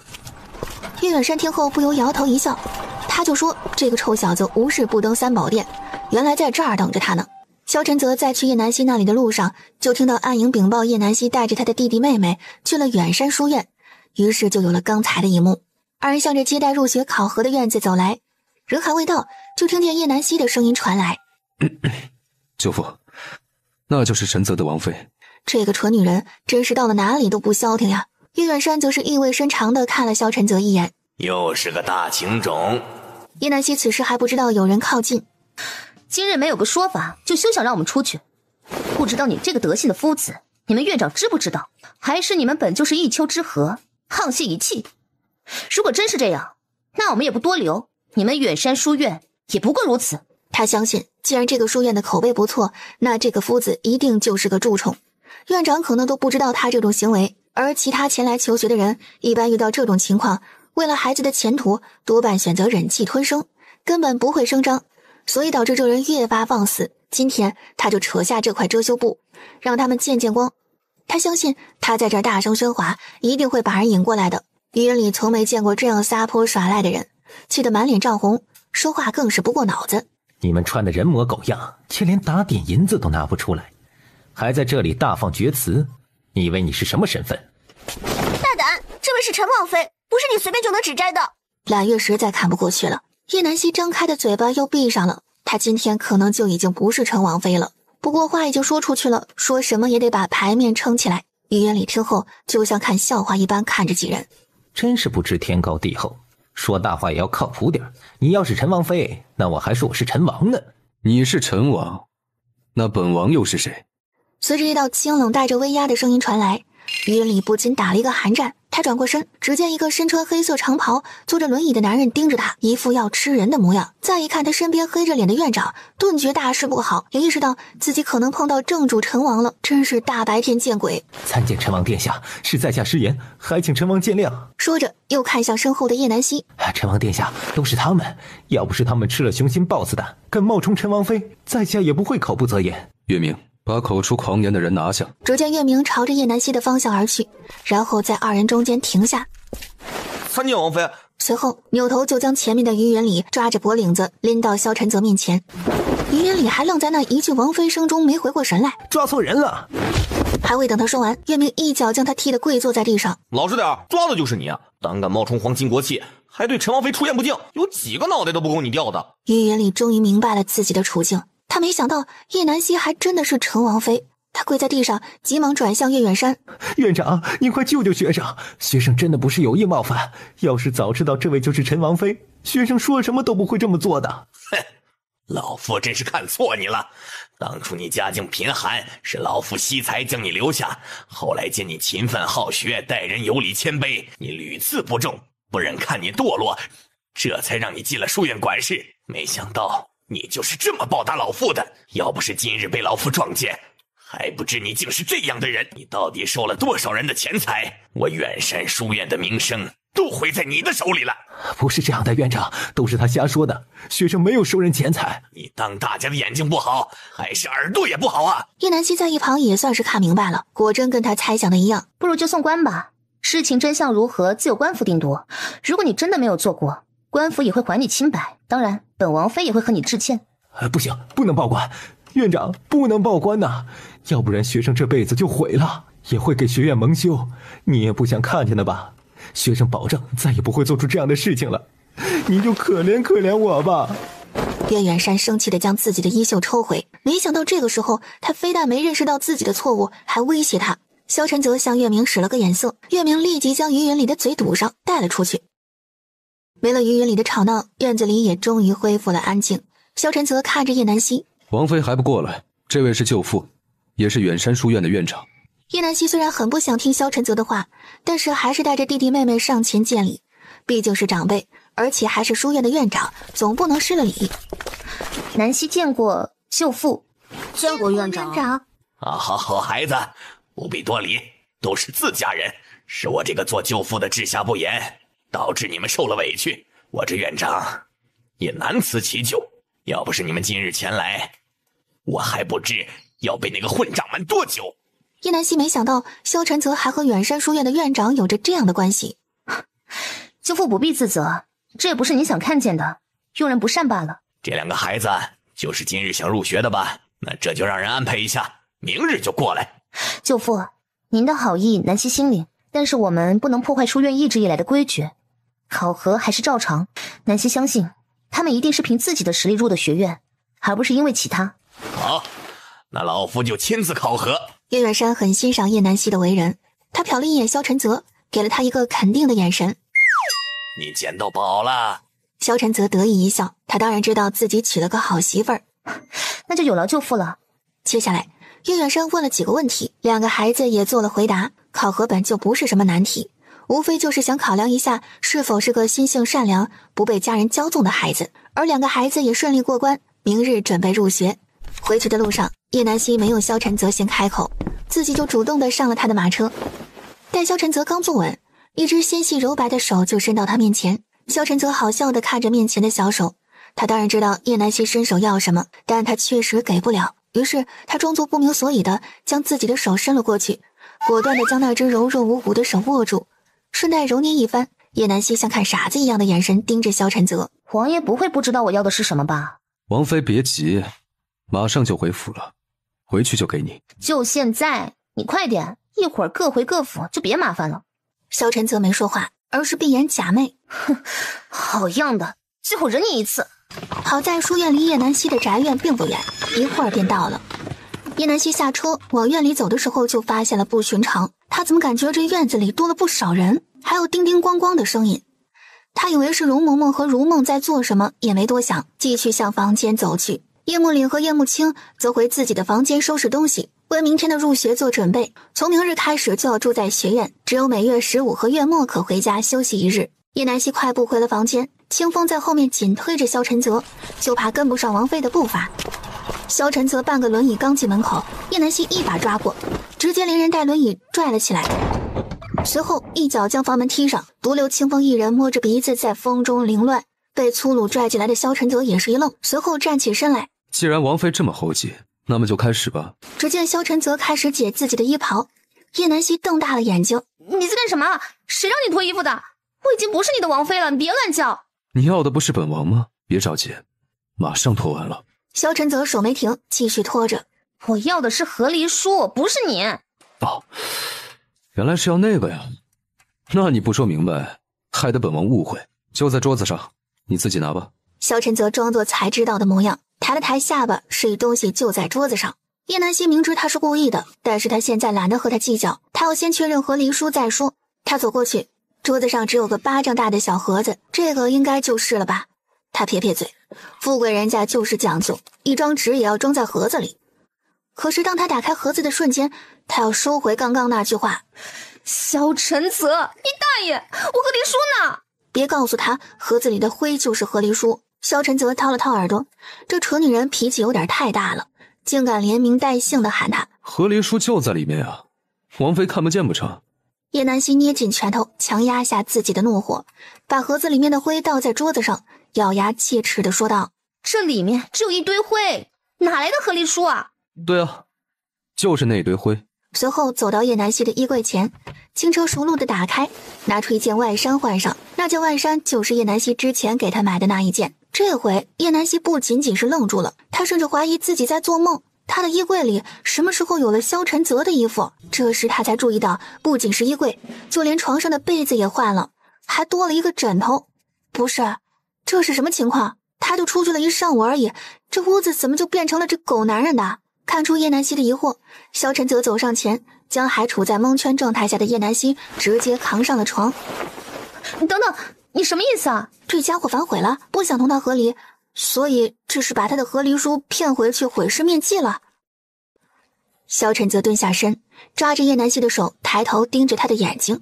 没错，就是王妃想的那样，本王就是后悔了，后悔写下和离书，后悔没有早点认清自己的心，也后悔没有早点认出那个女人就是你。萧晨泽一股脑的将这几日憋在心里的话通通说了出来。叶南希没想到等来的竟是萧晨泽的这番话。你……萧晨泽不想听见叶南希拒绝他的话。对，本王心悦你，不知道从何时起就已经陷进去了，所以还请王妃给个机会。说完，他用恳切的眼神看着叶南希。叶南希脸上露出不知所措的表情，他现在要怎么回答？拒绝他吗？有点不忍心怎么办啊？不拒绝，可是他们之间好像又少了点什么。不对，这就是你毁了和离书的理由？你就不能好好说嘛？干嘛要烧了？还有啊，这屋子里的东西，还有床上的被子是怎么回事啊？哼，差点被他牵着鼻子走。萧晨泽郁闷了，这个时候他不应该处于感动中，然后发现他也喜欢自己，最后接受他。他怎么就不能按照套路走呢？果然，话本里的东西都是骗人的。回头就让清风这个不靠谱的去刷茅厕。果然，就不能用正常人的做法对待这个蠢女人。他早就应该想到，这个女人天生反骨，怎么会轻易上套？唉，路漫漫其修远兮。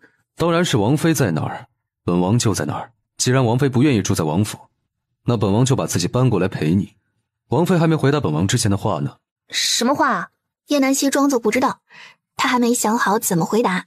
那本王再重复一遍。不用了。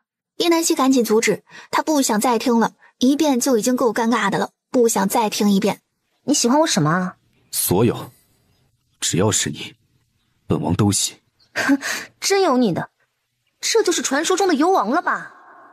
首先，我们不合适；其次，我们还是不合适。哪里不合适啊？我改。我接受不了三妻四妾，想一生一世一双人。但我知道你不会只有我一个妻子。还有，我们之间没有稳定的感情基础，你对我所谓的喜欢，可能就是一时新鲜。可能你会认为我想要一夫一妻的想法有些不切实际，甚至是荒谬。但是我有这一点，我是不会改变的。萧晨泽听后非但没有惊讶，更没有认为荒谬，而且还有点开心。他一把抱住叶南希，严肃且认真地说道：本王从未有过纳妾的想法，以后也更不会有。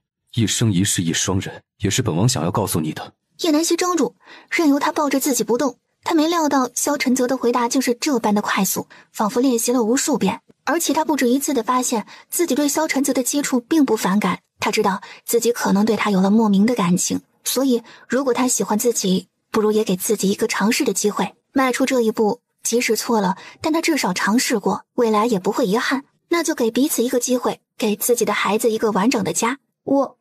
他刚要决定回复他，就听见门口传来敲门声。王爷，宫里传来消息，皇上宣您即刻进宫。萧晨泽不悦地皱起眉头，怎么回事？父皇怎么每到关键时刻就来捣乱？王妃想说什么？等你回来就告诉你。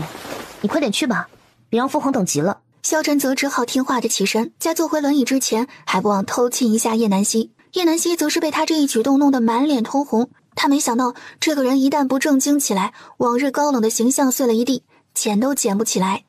皇宫，欧阳姬双握紧手里的瓷瓶，坐在欧阳姬丹旁边，对面则坐着二王爷明王萧永明和四王爷和王萧永和，而他今日就要从二人中选一个作为和亲的对象。他看着对面的两人，心里一阵屈辱。两个不受宠，封地还不在京城的王爷，而且一个嫁过去是续弦，另一个则是侧妃。他宁可嫁给泽哥哥做妾，也不愿意嫁给这二人中的一个。他嫌弃地看着对面，而对面的二人却也不屑地看着欧阳姬双，丝毫没有把他放在眼里。一旁事不关己的萧云德看了眼殿外，三皇兄怎么还没过来啊？他不来，好戏怎么开演？如果欧阳姬双能得手，那他可就帮了自己的大忙了。也不枉他和母后的精心布置，欧阳姬双还不知道自己已经掉进别人设计好的圈套，还在傻傻地盯着自己面前的酒壶发呆。陈王殿下到。他抬头看向门口那个穿月牙白衣袍的男子，这一眼他更加坚定自己今日的决定，他一定要嫁给他，成败在此一举，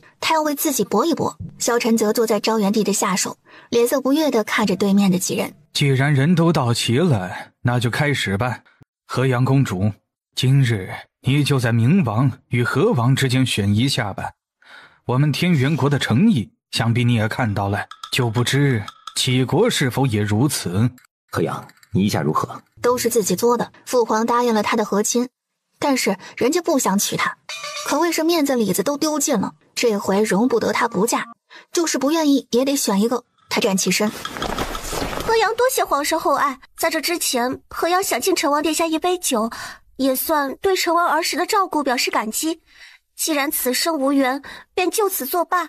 河阳祝陈王和陈王妃永结同心。说着，自顾自地倒了2杯酒，径自端到对面萧晨泽的座位前。赵元帝看着这一幕，心下不喜，但人已经走到萧晨泽面前，只是敬个酒而已，也不好说什么。欧阳姬丹则是黑着脸，真是不知检点。陈王殿下，请。欧阳姬双率先将左手的酒一饮而尽，随后将右手的杯盏递给萧晨泽。萧晨泽示意小安子接过，小安子接过，顺带用银针验了毒，才放到萧晨泽面前。萧晨泽没有理会眼前的人，只是轻轻抿了一口。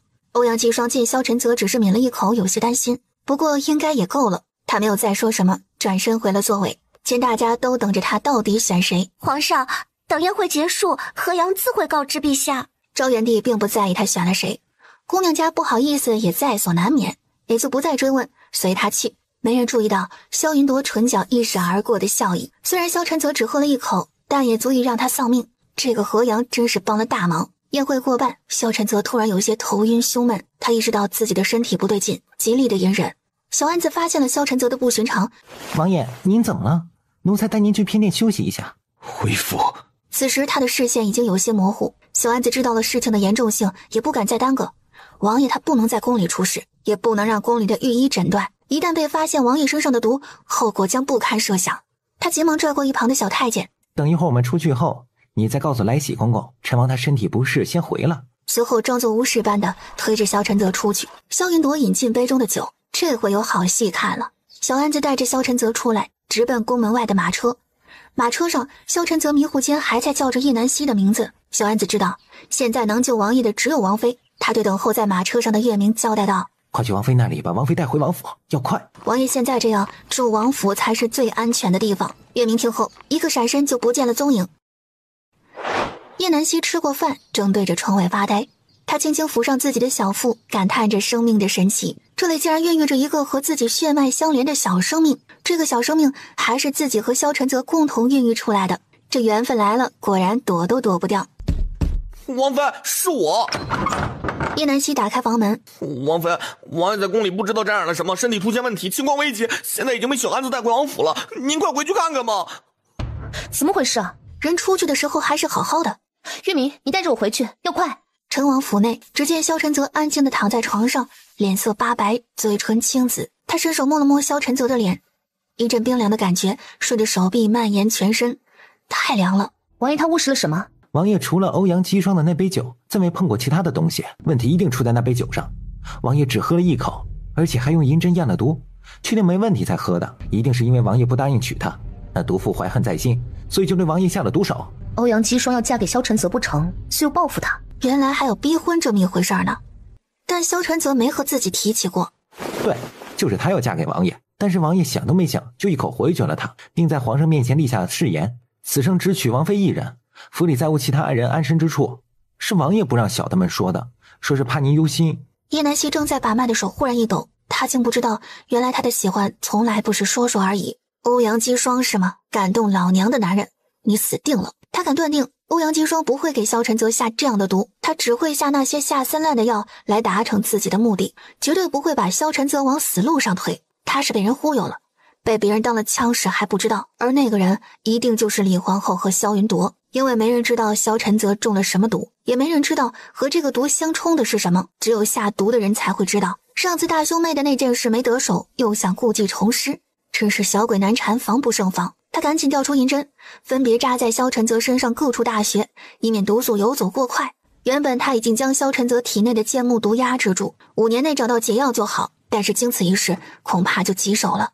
也幸亏他服用的少，要不然他也无力回天。为今之计，只有在2-3个月内找到解药，要不然萧晨泽必死无疑。他紧紧地攥着拳头，心里的不平和委屈酝酿到了极点。他不想让萧晨泽死，他努力地憋回眼眶里的眼泪，可还是控制不住地落了下来，心里就像被针扎似的疼。这个解药他真的不知道在这里能否这么快找到，既然有这个毒，那么就会有解药，他一定不会让他死的。萧晨泽还那么年轻，他还没有见到他未出世的孩子，最重要的是他还没有等到他的回答。叶南希好一会儿才控制好自己的情绪，他伸出手擦掉自己的眼泪，他抓起萧晨泽的手，在心里把那几个罪魁祸首的名字都念了一遍。放心，在走之前他会给他们上个前菜开开胃。感动他叶南希的男人就要有胆量接住他的报复。夜色渐浓，然而屋子里的烛火却烧得正旺。王妃，欧阳姬霜最后不胜酒力装晕，并没有选哪个王爷，但是属下发现他回去后在自己的屋子发了疯似的打杂，而且他找来的游医也不见了，正在大肆寻找呢。叶南希听着月明打探回来的消息，现在更加确定欧阳姬霜就是要通过下迷情药这种手段来达到嫁进王府的目的，而到现在还不知道自己被利用了，真是蠢笨如猪。既然他这么想男人，那他就成全他一次，希望他不要太感谢自己。既然欧阳姬霜没有选，就代表他还没有对萧晨泽死心，那么他明日肯定会来陈王府一探虚实。清风，你去打听一下萧云朵明日的行程。是。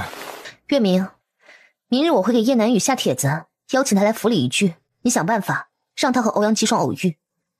剩下的不用他们做什么，这2人定会臭味相投的走到一起。既然要收拾，那就一锅端了，不让叶南雨来看看好戏怎么可以？是，属下明白。小安子，给你宫里的小伙伴写个信，顺便把这瓶药交给他，让尹卫送去。记得告诉你的小伙伴，千万别下猛了。他知道萧晨泽在宫里安插了眼线，这时候不用更待何时？要不是皇后现在还不能死，他真想一把毒药弄死这个老妖婆。可是他不能坏了萧晨泽的计划，而且他还想皇后好好欣赏明天的那场好戏呢。而他们从叶南希的表情看出，王爷这一次真的凶多吉少。现在王妃就是他们的主心骨，几人分头行动，直到明日欧阳姬霜这条大鱼上钩。叶南希靠坐在萧晨泽的床边，整晚没怎么合眼，满脑子都在想两人相处的点点滴滴。不知不觉间，他们从陌生变得熟人，从互相利用变得互相信任，从拒之千里变得亲密无间。一切似乎进展得太快，又似乎是理所应当。一日一早，王妃，今日萧云铎约了欧阳姬丹在云满楼会面，是皇上命他带着2国皇子逛逛京城，只是今日北四国的皇子身体不适，并未前往。叶南希皱眉，怎么又是那个云满楼？他现在一听见这个名字，就想起他被坑银子的那件事，总之就是非常不喜。怎么就选择了那里？会不会影响他接下来的安排？你可知这云满楼的东家是谁？清风一听这话，立马抬起头，骄傲地说道：外人皆不知这云满楼是王爷的产业，自家酒楼还不是王妃想怎么安排就怎么安排。跟在身后推门而入的小安子和月明已经尴尬到脚趾抠地。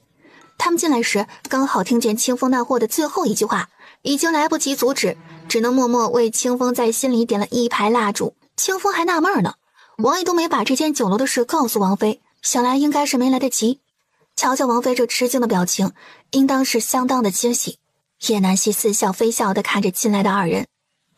月明，小安子，今日萧云铎去酒楼的时候，别忘了把当初招呼本王妃的那个菜谱给他也来一份。哦，对了，那陈年佳酿多上点，要是不把他吃穷，你们就别回来了。尚书府，叶南雨拿着手里烫金请帖，不由狐疑。他和叶南希已经撕破脸皮，他为何又要去王府？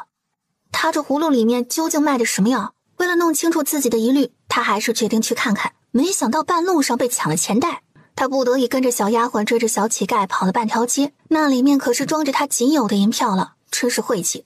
就知道叶南希叫他出门总没好事。而那个小乞丐正好撞到了欧阳姬霜的身上，慌忙中落下荷包，匆忙逃跑。欧阳姬霜一脸厌恶地拍着自己被小乞丐碰到的袖子，还没等他看清地上是什么东西时，叶南雨已经快步跑来，匆匆捡起地上的荷包。见此人正是宫宴有过一面之缘的河阳公主，立刻弯腰致谢。两人客套的寒暄几句，有些烦躁的欧阳姬霜在听到叶南雨受邀去陈王府，立刻来了兴致，真是瞌睡来了有人送枕头。他正好不知道如何找借口进陈王府呢。两人结伴而行，刚到陈王府门口，恰巧见到叶南希收拾的较为妥帖的准备出门。他装作吃惊地看向叶南雨，好似忘了他约了叶南雨这件事。而欧阳姬霜更是见到叶南希，恨不得将他生吞了。他忍着心里的怒火，告诉自己先见到泽哥哥要紧。陈王妃这是何意？约了我过府，却又要出门？是本王妃忘了，王爷他在云满楼安排好了，请本王妃过去一同用膳。你瞧这记性，倒把妹妹给忘了。这样吧，妹妹与河阳公主同本王妃一同前往，就当是本王妃赔罪了，如何？叶南雨本想拒绝，他突然间对他套近乎，怎么看都不对劲。欧阳姬霜一听萧晨泽在云满楼，想都没想，立刻替叶南雨答应了。这么好的机会可不多。叶南雨碍于身份不好得罪欧阳姬霜，只好一同前往。他知道欧阳姬霜一直喜欢陈王，能给叶南希添堵的事，他何乐而不为。与此同时，云满楼内，萧云铎听着店小二报的菜名，不禁疑惑：这云满楼他也不是第一次来，还头一次听见这菜名前面都加了极品二字。不过这样也好，更能彰显自己的大方。不用念了，将你们这儿的招牌和佳酿统统拿上来。小二难掩喜色，高声说是。叶南希一行人坐着马车，一会儿便到了酒楼门口。叶南希率先下了马车，他故意带着他们路过萧云铎所在的房间，然后毫不意外的，叶南雨发现了萧云铎。五皇子，您怎么在这里啊？同齐国大皇子在这里用个便饭。这时，月明朝叶南希走过来。参见王妃，王爷刚刚有事先行一步，特意吩咐属下在此等候王妃，将王妃送回王府。这么不巧啊，真是可惜了。本王妃还打算请河阳公主和叶小姐与王爷一同用膳呢。那不如本王妃单独请你们用膳。几人面面相觑，每人神色不一，欧阳姬霜脸色更是难看。要不是看到月明是萧晨泽的贴身护卫，他都怀疑是叶南希故意在耍他。谁想和他单独吃饭？陈王妃客气了，还是改日再去吧。叶南雨见状刚要说什么，就被萧云铎打断。皇嫂，相请不如偶遇，既然三皇兄有事，倒不如几位在陈弟这里用个便饭，大皇子应该不会介意吧？他最愿意看到别人不高兴的样子了。哼，这么好的机会可不能放过。欧阳姬丹眯着眼睛，嘴角噙着一抹淡笑。无妨。叶南希心里暗忖，哼，就等你这句话呢。恭敬不如从命，那就多谢五皇帝了。欧阳姬霜满脸的不情愿。是个女人怎么这么不要脸？人家就是客套一下，她还当了真，真的就坐下了。叶南雨本就见萧云铎在这里想留下，还没借口，这回更可以光明正大的坐在他身边了。店小二过来上菜，叶南希毫不客气的点了一壶上好的碧螺春，随即一个眼神示意，小二立即心领神会。本王妃刚好想起还有件重要的事情没有做，就不打扰了，祝各位用餐愉快。叶南希莞尔一笑，哼，希望你们不要太愉快了。萧云铎被这笑容晃花了眼，这个女人不作妖的时候还真是好看。叶明在一旁一眼就看到了萧云铎那色眯眯的眼神。很好，又击毙。等王爷醒了，非把他那眼珠子挖下来当炮踩。叶南希毫不留恋地出了门，屋内的人都松了口气，因为没人想要和他同席，有他在哪还吃得进去。都安排好了吗？回王妃，欧阳姬霜身上带的那药，属下已经偷出来了，保证一点不剩的，都进他自己的肚子了。哼，欧阳姬霜，好好尝尝你自己的好东西，可千万别辜负了我的一番美意。还是感觉便宜了他呀。叶南希并没有回王府，下楼后又从9楼的后门神不知鬼不觉地上了2楼，进了萧云铎他们隔壁的屋子，监视着他们的一举一动。而他的马车已经从正门出发，回了王府。房间内的几人突然觉得有些闷热，一个个眼神迷离，脸色潮红，就像被烫熟了的虾子。突然，欧阳姬霜嘴里一声嘤咛，他迷迷糊糊间起身走向萧云铎。泽哥哥，我好难受啊！本王妃听着怎么就这么刺耳啊？早知道给他毒哑了。月明见状，二话不说，拿起桌上摆放的桂圆，从他们监视的孔洞里准确无误地打在了欧阳姬霜的哑穴上。哼，不错。见欧阳姬霜瞬间说不出话来，嘴里都是呜呜嗷嗷的声音。萧云铎的酒杯也被动了手脚，两人一拍即合，就在屋子靠窗边的矮榻上开始了极限拉扯。不出片刻，干柴烈火，旱地拔葱，不可描述的声音响起。月明红着脸，急忙将那个孔洞堵住。王爷要是知道他和王妃在这儿看这种少儿不宜的武打动作，自己小命休矣。叶南希咂咂嘴，真没劲，他还没看见呢。这真人秀现场怎么能是那些小翩翩能比的？他试图伸手去拉开，结果就是打不开，被月明按得死死的。王妃饶命，属下还没活够呢。行吧，那就听声吧。那边的两人如胶似漆，难舍难分，做着爱做的事情。此时窗户大开，底下的人都在评头论足。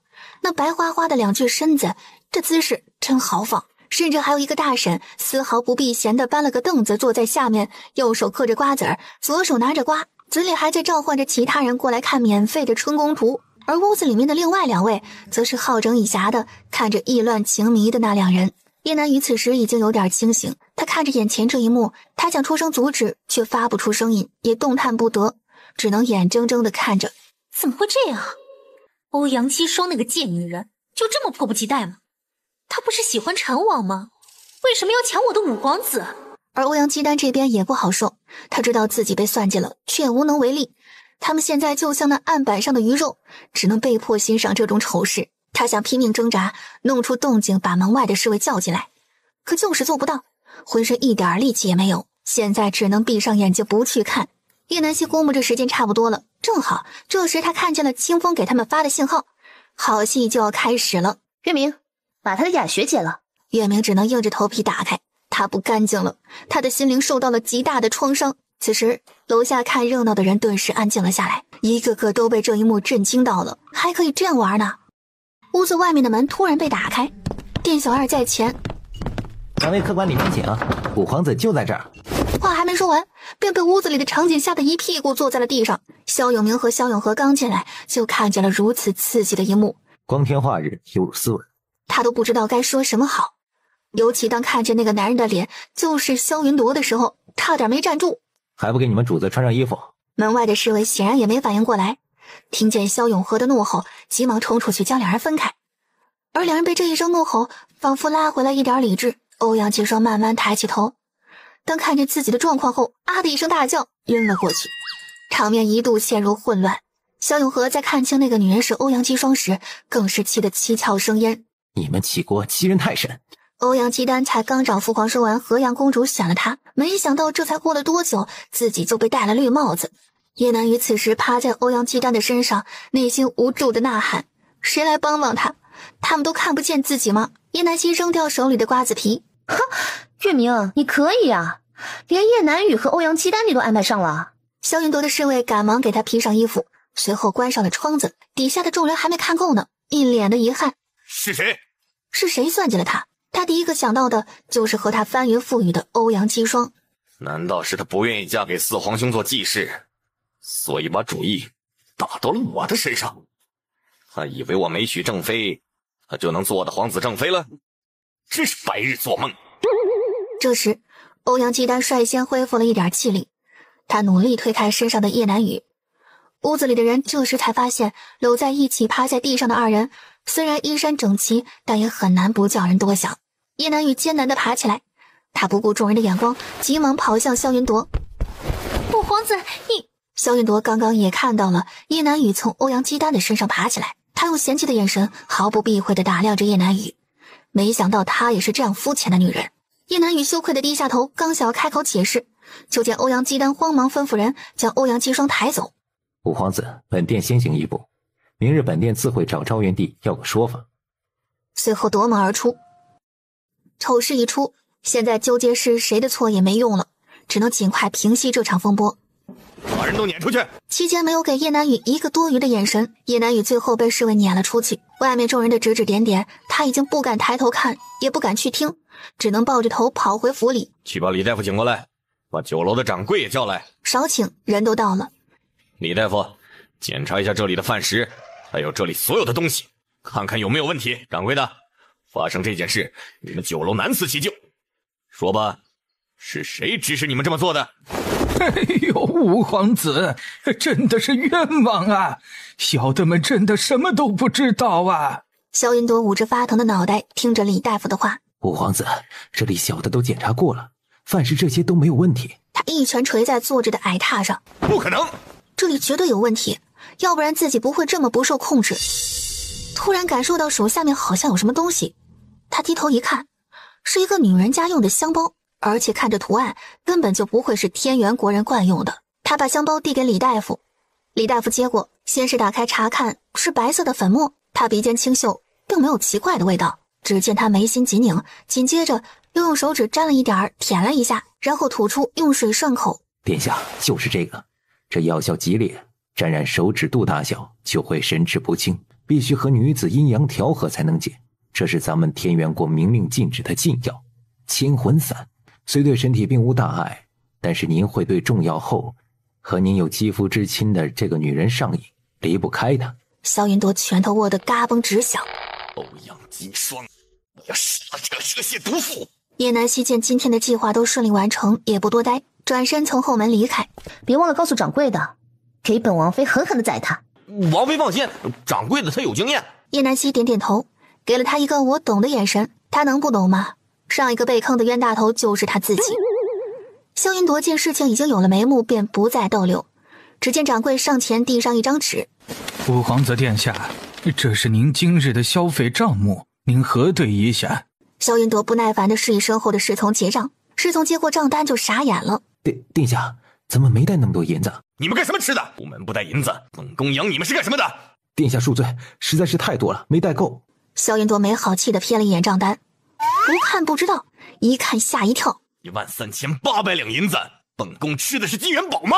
掌柜非常理解他现在的心情，因为他都懂，当初王妃也是这个样子，最后还不是乖乖掏银子。于是他把对付叶南希的那套说辞同样套用在萧云朵身上，结果就是他的人跟着黑着脸的萧云朵回去取银子。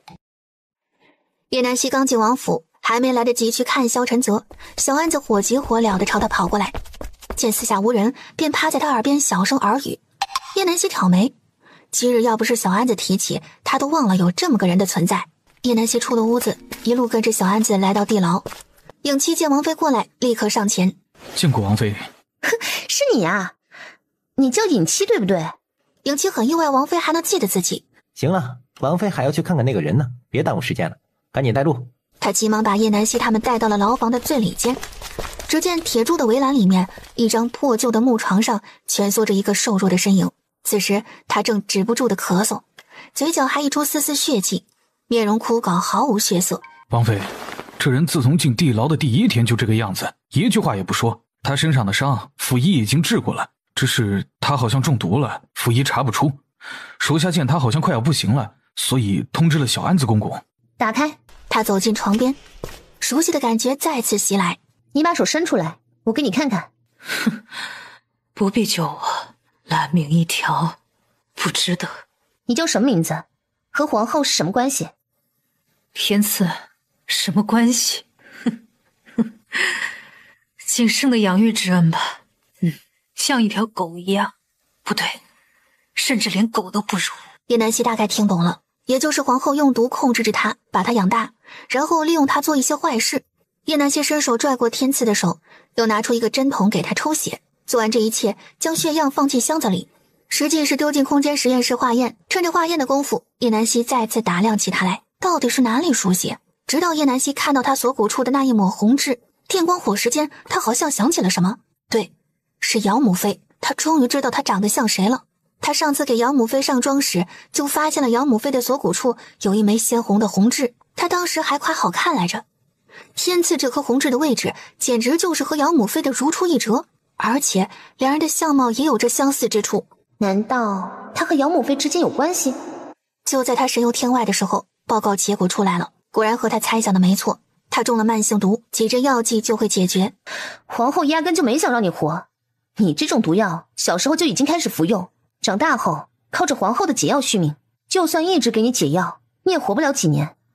不过你这毒我能解。在听到叶南希能治好自己的时候，天赐并没有惊讶，因为他根本就不想活，所以能不能救他根本不在意。叶南希见他没有反应，摇头叹气，但还是拿出针剂给他打了一针，冰凉的液体顺着血管流入身体。天赐奇怪地看着叶南希，以为这又是什么新的刑罚，不过他也没说话。叶南希将针打完，站起身，这个针打上7天，你就没事了。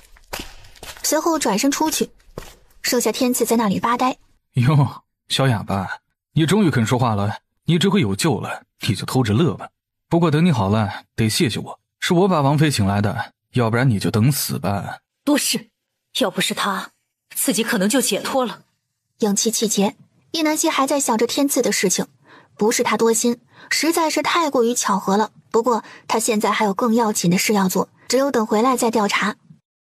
小安子，你去把天元国、杞国、北四国还有周边所有小国，包括那些部落的舆图，还有所有地理志、怪谈、奇人怪事都找出来。树叶盈盈烛火下倒映着叶南希不知疲倦的脸庞，他一遍遍地翻看着桌子上的舆图书卷，手里不停地做着笔记。他把有用的信息记录下来，可是就是没有找到箭毒木具体生长位置。在现代，箭毒木主要分布于云南、西双版纳和南美洲，有箭毒木生长的地方就会有它的解药红背竹竿草，是红绿色，直株细长，也是箭毒木唯一的解药。可是他翻遍这些书，愣是没有找到箭毒木的影子，更别提红背竹竿草了。这两种树只会生长在热带雨林中，而想找到它，只能自己去慢慢摸索。他头疼地将书合上，把红背竹竿草的样子画在纸上，对小安子吩咐道：“把这个拿去，让人暗中查找他的下落。”小安子接过看了一眼，随后立即去办。他知道这可能就是救王爷的解药。叶南希再次翻开了手里那本地理志，上面写着北四国有一城，四季温暖如夏，植被繁多，还有临近杞国的一个部落阿罗坡。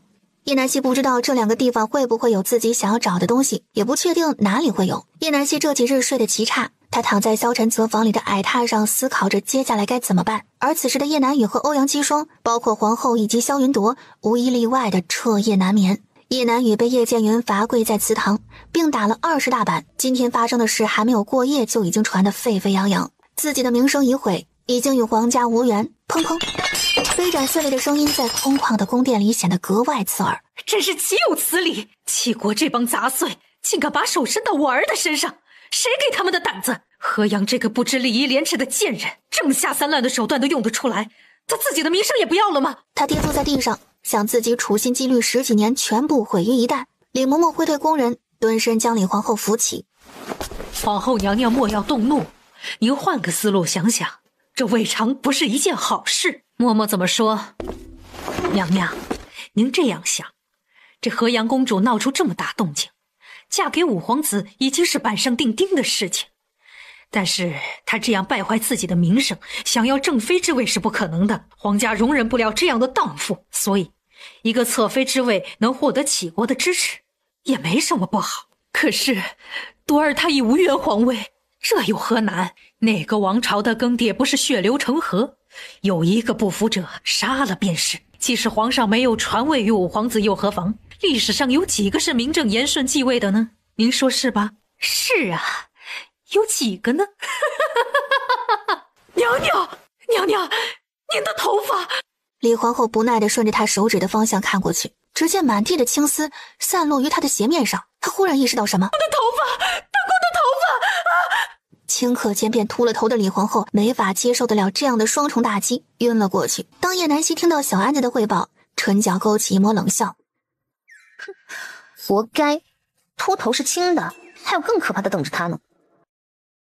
混账！你身为一国皇子，怎能做出如此荒淫之事？你的教养都被狗吃了吗？父皇，儿臣有罪，但是儿臣是被陷害的，不然儿臣岂会做出那等事来？父皇，就是这个香包里的禁药，才导致儿臣犯下大错。东西都是他的，都是他陷害儿臣。欧阳继双在萧云铎拿出香包的那一刻，身子不听使唤的一颤。他知道那个香包就是自己的，可是他根本就没给他下药。五皇子殿下这是想不认账吗？随便找来一个香包就污蔑是河阳的，这种样式的香包也不是没有卖，你这手段也太拙劣了些。你敢说这不是你的？萧云铎没想到他们会来这一出，真是好不要脸。殿下认错了，那不是河阳的，河阳的香包一直挂在身上。萧云铎没想到他们会这么的无耻。五皇子殿下，酒楼饭食都是您一手安排的，我们也是不知情的受害者。您既然做了，现在又何故咄咄逼人？昭元帝，既然事情已经发生，再计较对错也是无用，还不如尽早解决，堵住悠悠众口。本殿自愿求娶叶小姐为侧妃，为本殿的所作所为负责，就是不知道五皇子这边想要如何。昭元帝才不管欧阳姬丹想要娶谁，但这无疑不是在打自己的脸。这样一对比，自己的儿子岂不是成了不负责任的混球？你只鉴于五皇子同齐国的河阳公主情投意合，特封为五皇子侧妃，择日完婚。萧云铎咬着牙叩谢皇恩。尚书府内，叶尚书，接旨吧。臣叩谢皇上。咱这可是听说了，这齐国皇子可是没有正妃的，您把女儿嫁过去可真不吃亏。虽只是个侧妃，那以后没准就是贵妃了。还有，您可得好好准备一下，听说后日齐国的使臣就要启程回国了。叶小姐，叶南雨已经听不见他们在说什么了，她只知道自己要嫁给欧阳姬丹，她要离开天元国，去一个人生地不熟的地方。她不知道那里有什么在等着她，她和五皇子再也不会有瓜葛了。待来喜公公走后，父亲，女儿不想嫁到齐国，您去求皇上收回圣旨吧，女儿求您了。你个孽障，还有脸让我去求皇上？你是嫌我命太长了吧？你有胆子做这等不知羞耻的事儿，就要有胆子承担后果。这回可没有人能替你出嫁了。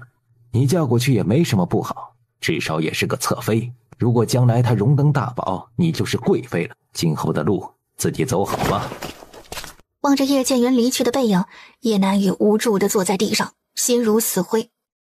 南希已经打听到了北四国的消息，他们果真如自己所想，根本就没见过剑毒木，甚至连听都没听说过。既然这样，就只有亲自走一趟，一探究竟。他相信天无绝人之路，萧晨泽一定会挺过这一关，而自己现在是唯一能救他的人，他绝对不会放弃任何一个可能的地方。不行，王妃，你不能以身犯险。现在王爷昏迷不醒，你要是再有个三长两短，等王爷醒来，奴才该如何同王爷交代啊？小安子一听叶南希要去北四国，第一个反对。王妃现在怀着身孕，说句大逆不道的话，要是王爷救不过来，那王妃肚子里的这个孩子就是陈王府唯一的希望，也是王爷血脉的延续。如果本王妃不去，王爷他必死无疑。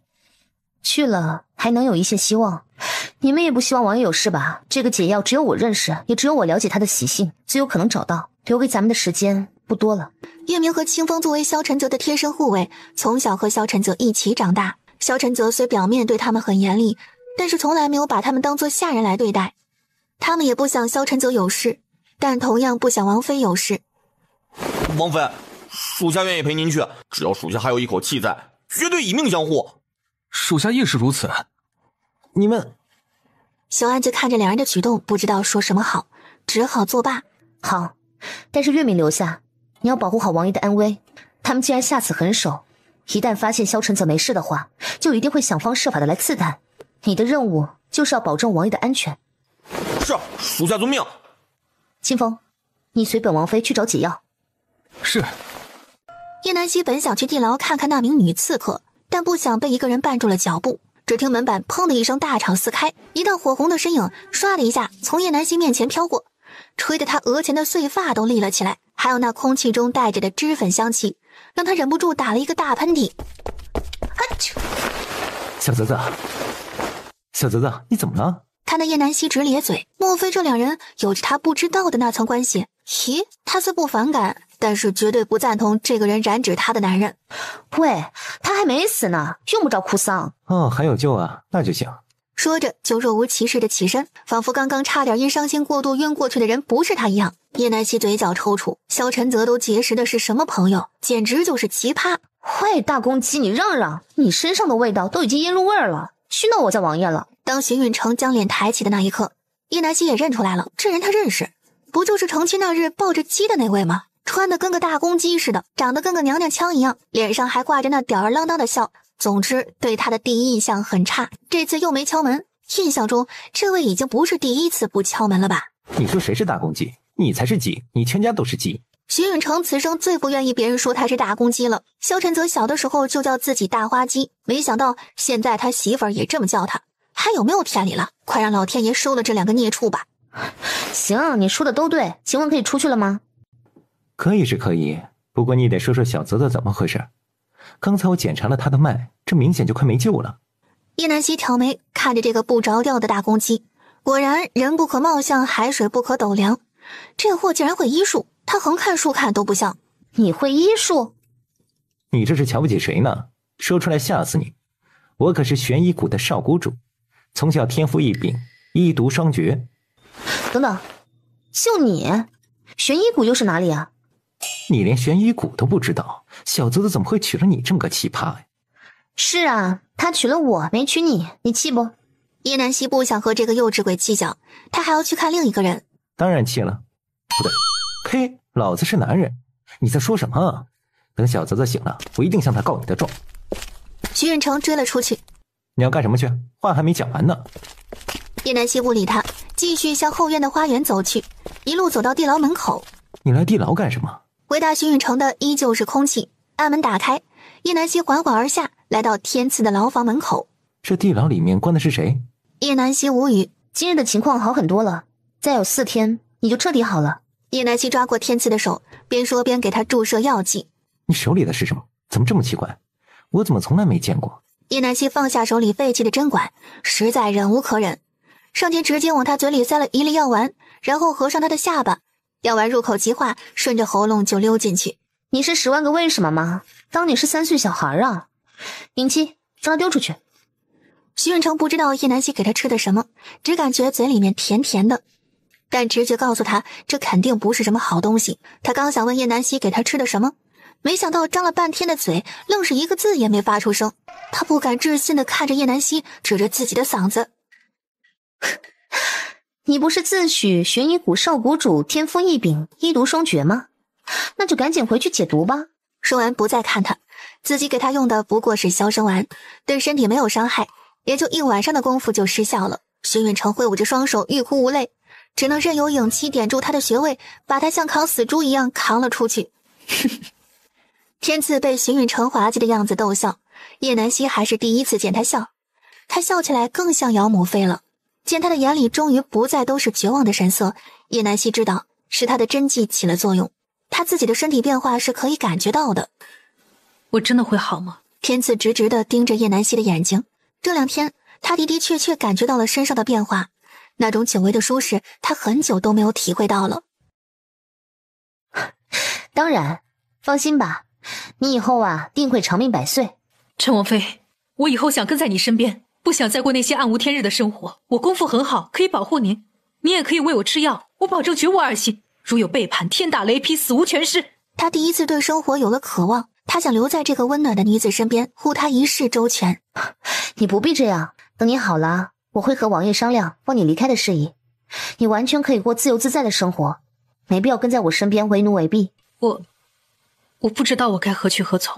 我是一个无父无母的孤儿，从小就在一个暗室里长大，每天被人训练，如有不从就被一顿毒打，经常吃不饱饭，穿不暖衣。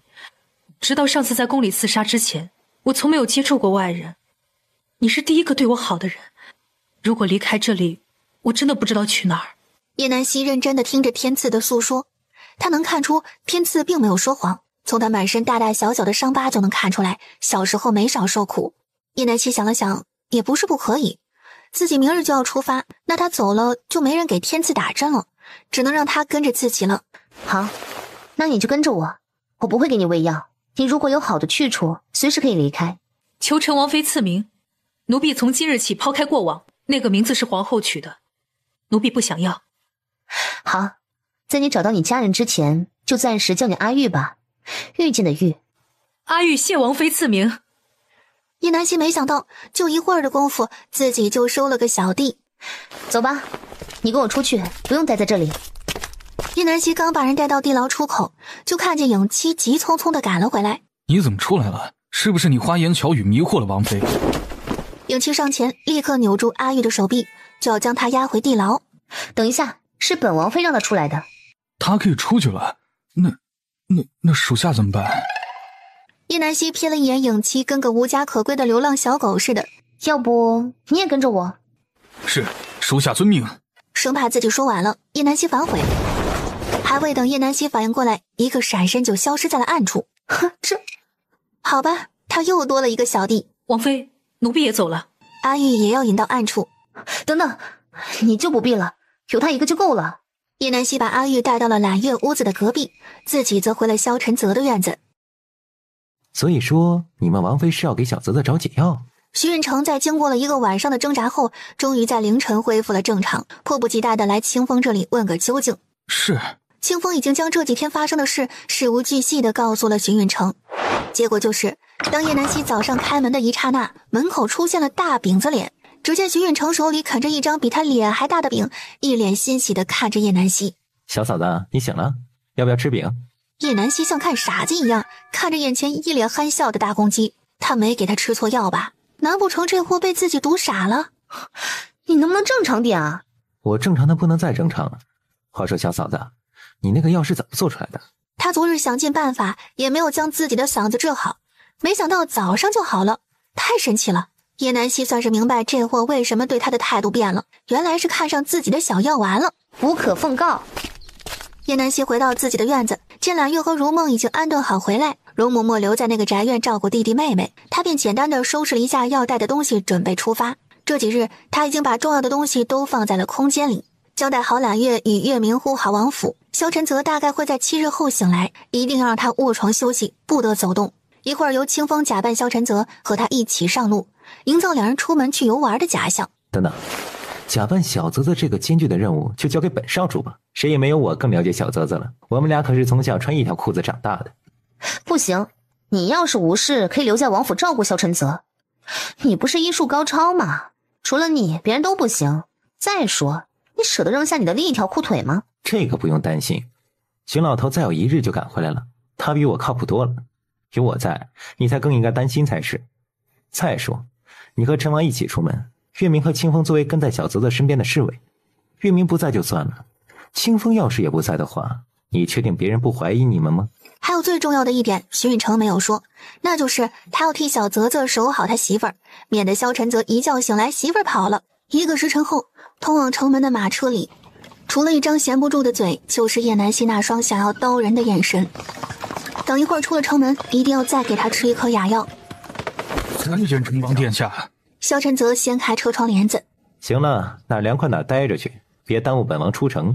还请成王殿下见谅，末将需要例行检查，还请成王配合。大胆，陈王的马车也敢拦？清风，让他们查。叶南希不想徒惹事端，再说只有让他们查了，他们才能安心。随后有几位守卫在马车上翻看，一共2辆马车，后面那2辆马车装着一些行李，阿玉和如梦也坐在里面。见没有什么问题，很快便放行。刚过城门，听见有马蹄声向他们奔来。陈王妃，是你吗？听见熟悉的声音，叶南希惊讶地撩起车窗上的帘子，只见来人身骑枣红色马，一身黑色修身衣袍，高高竖起的马尾只用一根发带缠绕，未施粉黛的面容清冷中带着一丝英气。洛灵，是你呀？你们这是要去哪里啊？我们就是想出去随便游玩一下，还没定好要去哪里。你这是？哦，我和我的好侄儿负责护送宁兰公主去北四国和亲，也是在今日出发。哼，说不定我们有缘会遇见呢。好，一路顺利。李洛灵心领神会，他没猜错的话，叶南希是要去北四国，没想到他们的目的地竟然是同一个地方。他是谁？怎么跟个男人一样？叶南希蹙眉，一个眼刀杀了过去。那叫英气潇洒，你懂什么呀？不会说话就闭嘴，小心真的毒哑你。而还没走远的李洛灵本身就习武，耳力异于常人，自然听到了萧晨泽说自己。陈王私底下竟是个爱嚼人舌根的大嘴巴，真是难以想象。南希那么好的姑娘嫁给这个长舌夫，真是暴殄天物，还不如他家侄儿好。对上叶南希目光的一刹那，他闭嘴，他惹不起这个女人，他怕这个女人说到做到。王妃到了，可以换马车了。为什么这么麻烦？直接坐这个马车不好吗？你看你换的那个马车也太破了。叶南希没有理会他的挑刺，径直上了等在城外树林隐蔽处的马车。当徐允成一边嘟囔一边跟上来的时候，却被直接挡在车外。叶南希指了指清风旁边的位置，那里是你的位置，马车是本王妃的，你现在不用再装萧晨泽了，你自由了。当然，你也可以选择骑马。话音未落，便进了马车。他一早就安排好了马车在这里接应，而真正的陈王府马车里面现在是空的，由原来的护送队伍往南边出发，混淆皇后等人的视线，而他们则要先去北四国。叶南希舒服地靠在马车的软垫上，还别说，这马车外面看着虽然很破，但是里面是真的豪华呀。这随处包裹的软垫，还有真皮脚垫，里面的干果点心齐全。小安子有心了。而本来叶南希他们坐在那辆王府马车短暂的停留一瞬，又继续在官道上慢悠悠地走着。远处藏匿的人并没有发现马车里面的人已经不见了。叶南希几人一路向北，到了晚上并没有去附近的驿馆休息，而是选了个安静的林子扎寨。也不知道王爷什么时候能醒过来。小姐总是说王爷7天之内就会醒，可今日马上就结束了，就是第8日了，一点都没有见王爷要醒来的迹象。萧晨泽的屋子，小安子正在提笔写信。忽然，萧晨泽的床榻处传来一阵砰砰的声响。他抬头望去，意识到是什么之后，忙不迭地奔向萧晨泽的床榻。只见萧晨泽缓缓睁开双眼，屋内昏暗的光亮还是让他有些难以适应。他伸手去遮挡眼睛，好一会儿才逐渐适应眼前的光亮。王爷，您总算是醒了，可把奴才担心坏了。本王睡了多久？王爷，您都睡了10日有余了。萧晨泽的记忆还停留在宫里的宴会上，自己喝了口有毒的酒，随后就没有了印象，却不想自己竟然睡了这么久。王妃呢？他环顾四周，没有看见叶南希的影子。王妃她……王妃人呢？她怎么了？王爷别急，王妃她没事，她出去给您找解药去了。小安子本想等萧晨泽情绪稳定再说的，但是眼看萧晨泽已经着急了，不得不说了出来。你说什么？王妃她去了哪里？王妃她已经走了7日了。对了，今日清风有来飞鸽传书。小安子急忙跑回案台，将纸条取出来递给萧晨泽。萧晨泽费力地抬手接过，这10几日躺在床上不能动的日子，已经将他的体力耗尽。看着纸条上的寥寥几字，他却能想象得到这一路有多艰辛。半月的路程，愣是被他们缩短到了7日，其中的艰辛险阻，只有他们清楚。不过是报喜不报忧。他无力地放下手，想到叶南希还怀有身孕，就要为了自己长途跋涉去寻找不知道存不存在的解药，心里剩下的只有心疼和不忍。都怪他没有保护好自己的身体，不然也不会遭此劫难，连累叶南希。自己不能这样下去，一定不能再成为他的拖累。本王昏迷这段时日，可有事发生。小安子把萧晨泽昏迷之后发生的所有事都同他讲了一遍。这期间，他也知道了荀允成竟然和叶南希一起去了。那家伙最会惹事，又满身的公子病，真怀疑他跟着去是干嘛的。去准备一下，本王要去寻王妃。王爷不可，王妃她在走之前再三叮嘱，等您醒后千万不可外出，一定要卧床休息。这时荀老也来了。王爷确实不能外出，您现在身体状况根本就不适合颠簸，最好还是养些时日再说吧。萧晨泽思虑片刻，他一定要去找他，但是前提是要保证自己的身体可以承受，不能让他再失望了。好，把药端来。那这几日就让这些费尽心机想要除掉自己的杂碎，也体会一下身不由己的滋味。接近黄昏，一行人终于抵达北四国的都城。只是在进城门之时，排在他们前面的是一对年老的夫妇，带着2个孙子和1个孙女。但是进城门却是要花费银钱的，每人2个铜板。求求官爷通融一下吧，这是俺们所有的家当了。你们就8个铜板，只能进去4个人。要是不想进去，就赶紧起开，别挡路。天杀的呀，这是不给我们活路了呀！如梦看着有些于心不忍，刚想开口说自己可以帮他们把铜板补齐，却被叶南希拉住手腕制止，然后让他扭头去看看周围一圈都是等待进城的难民，并且全都虎视眈眈地盯着他们的马车。叶南希刚开始还没有发现，后来才观察到这些人的状态都是要进城逃难的，但是奈何需要银钱被阻隔在此，而他们一旦帮了这几个人，那他们今日也别想进这个城门了。后面那些难民会一拥而上，纷纷求他们施以援手，但最终的结果一定是他们被哄抢，又不能打杀这些百姓，他们将毫无还手之力。城门口守卫是不会管这些闲事的，吃亏的只有他们自己。如梦见状，默默收回要去掏铜板的手，要帮也不是现在。这时在一旁观望的老妇人突然拽着几个孩子跪在了叶南希马车的旁边。这位小姐，求求您开开恩吧，帮一把俺们一家老小，老婆子在这里给你磕头了。再不进城，我们一家就真的活不下去了，几个孩子都已经饿成了皮包骨。叶南希没有出声，而是命如梦继续赶车进城门。他特意吩咐如梦在交铜板的时候把那3个孩子的一并带上。叶南希一行人顺利通过。这时门口守卫突然叫住哭的马上就要昏倒的老妇人，你们几个赶紧过来。是说俺们吗？说的就是你们，快点儿，都过来。嘿，这就去。老头抓着老妇人领着3个孩子赶紧走过去。方才那些人已经为你们交了3个孩子的铜板，你们再交2个人的就可以了。老头一听顿时喜笑颜开，立即掏出4枚铜板交给守卫。老妇人却在一旁嘟囔道，既然都已经帮了，为何只管3个孩子的，就差我们2个老的不成？老头拉着老妇人赶紧向前走去，看着离他们越来越远的叶南希一行人鞠躬。有什么好谢的，不就是他们露个指缝的事？你个渔夫，你懂什么？要是人家不帮你，你到现在也进不来这城门。你非但不知感恩，还怨人家没有帮你掏了铜板，真是愚蠢至极呀！我不说便是了，你还有完没完？在城外的那些难民见了老妇人都进了城门，后悔的直拍大腿。早知道他们也去跪在那些人的马车前诉诉苦，说不定人家就帮了呢。叶南希发现进城之后，城里的情况也没好到哪里去。叶南希几人一打听才知道，原来前些时日连日来的大雨将这些年久失修的屋子都浇毁了。这里的雨下的还算小，没有多大的损失。周边那些城池的庄稼全都已经被摧毁，这些难民就是周边这些县城过来逃荒的。前2日这里还能开仓放粮救济灾民，但是难民越来越多，还有陆续往这里奔的人，有银子的人都已经放进来了，没有银子的只能等救济粮运到才能继续施粥。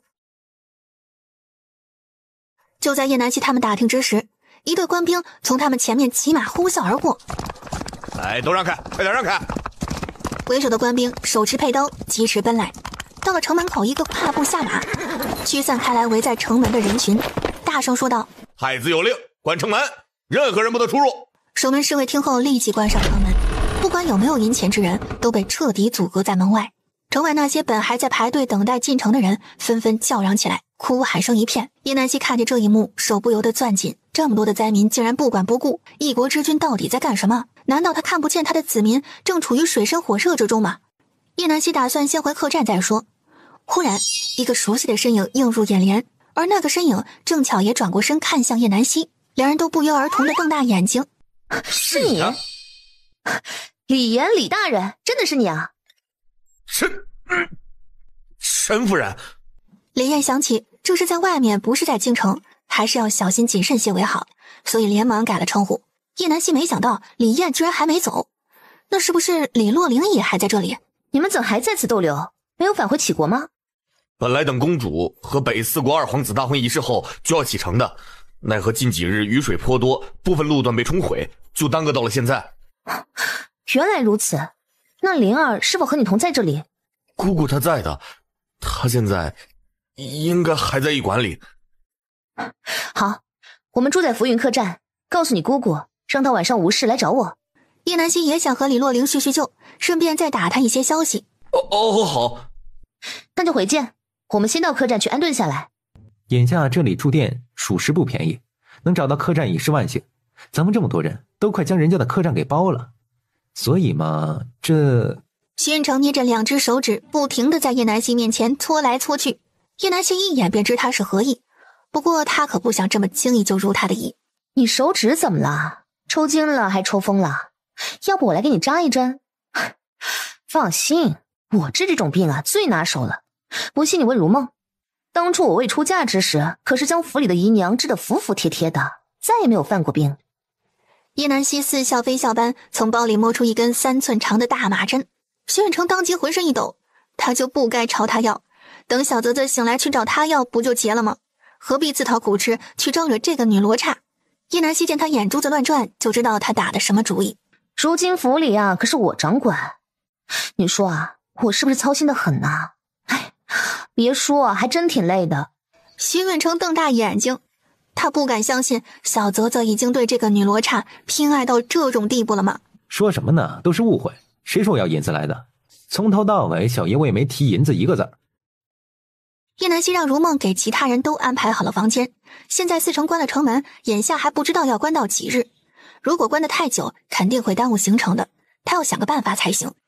如有人过来寻人，告诉他来2楼的萧子号房，我在那里等他。嘿，客官，您就放心吧。客官，眼下已经天黑了，想来您们还没用饭食，这外面也不太平，小店也能……就做3桌你们这的拿手菜，记得找付房钱的那位公子结账。嘿嘿，好嘞，客官您就请好吧。掌柜高兴地晃悠着肥胖的身躯就朝后厨跑去，叶南希却很想知道到时大公鸡的表情，也得让这个铁公鸡好好拔拔毛了。叶南希回到萧字号房等人，慢慢品着手中的茶水，即使粗茶他也不介意。以他对李洛灵的了解，他一定会来寻他。亥时刚到，叶南希就听到窗户上的响动声，他目光看去，只见窗户上映着一个男人的身影。叶南希缓缓起身，手里握着银针，待看清来人正是李洛灵之时，他才松了口气。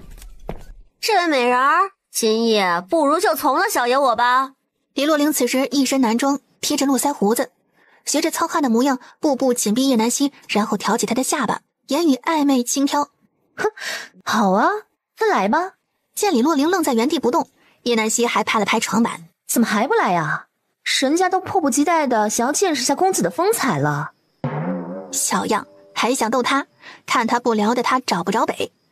不是吧，这么……灵儿还不过来？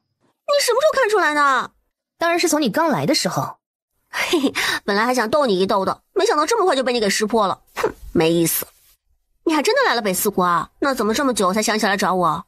说来话长，灵儿还是先告诉我这里发生了什么事吧。为什么现在外面民不聊生，但是这里的君王却没有作为？我这个也说来话长。那就长话短说，最重要的是何时才能出了这城门？北四国可能要变天了，现在皇帝病重，皇后紧急召集大臣说得了皇帝的口谕，立了他的儿子为太子。但是据说北四国皇帝一直属意于二皇子北冥肃，便一直等待机会立他为太子呢，却不成想突发疾病，根本就没有清醒的时候。叶南希皱眉，这套路听起来有些耳熟啊，难道这宫斗自古都是换汤不换药？还真是不能小觑了这各国皇后啊。那你今日为何这副打扮，还翻窗子来？李洛灵没想到叶南希会突然这么问，一时有些迟钝。就想逗逗你吗？叶南希如果刚刚只是猜测而已，那么现在已经基本肯定他是有事。说吧，什么事啊？难不成是去会情郎？是去见了一个人而已。让我猜猜，是个男人。哎呀，确实是个男人，但不是你想的那个样子。你怎知我想的是什么样子啊？我只是想说，你找他不过是谈公事而已。看来是我想差了。哎呀，你怎么比我还要闹啊？明明是他找的我。哎，那个他是谁呀？就是北冥素。你是说北四国二皇子北冥素？他不是宁兰公主的核心对象吗？你们怎么会？不会是？就是他和宁兰公主的大婚延期了。宁兰公主到这里之后就生了一场大病，到现在也没好起来，所以我们一直耽搁到现在，再加上雨水过大的原因，所以还没有返程。哦，那他为什么找你？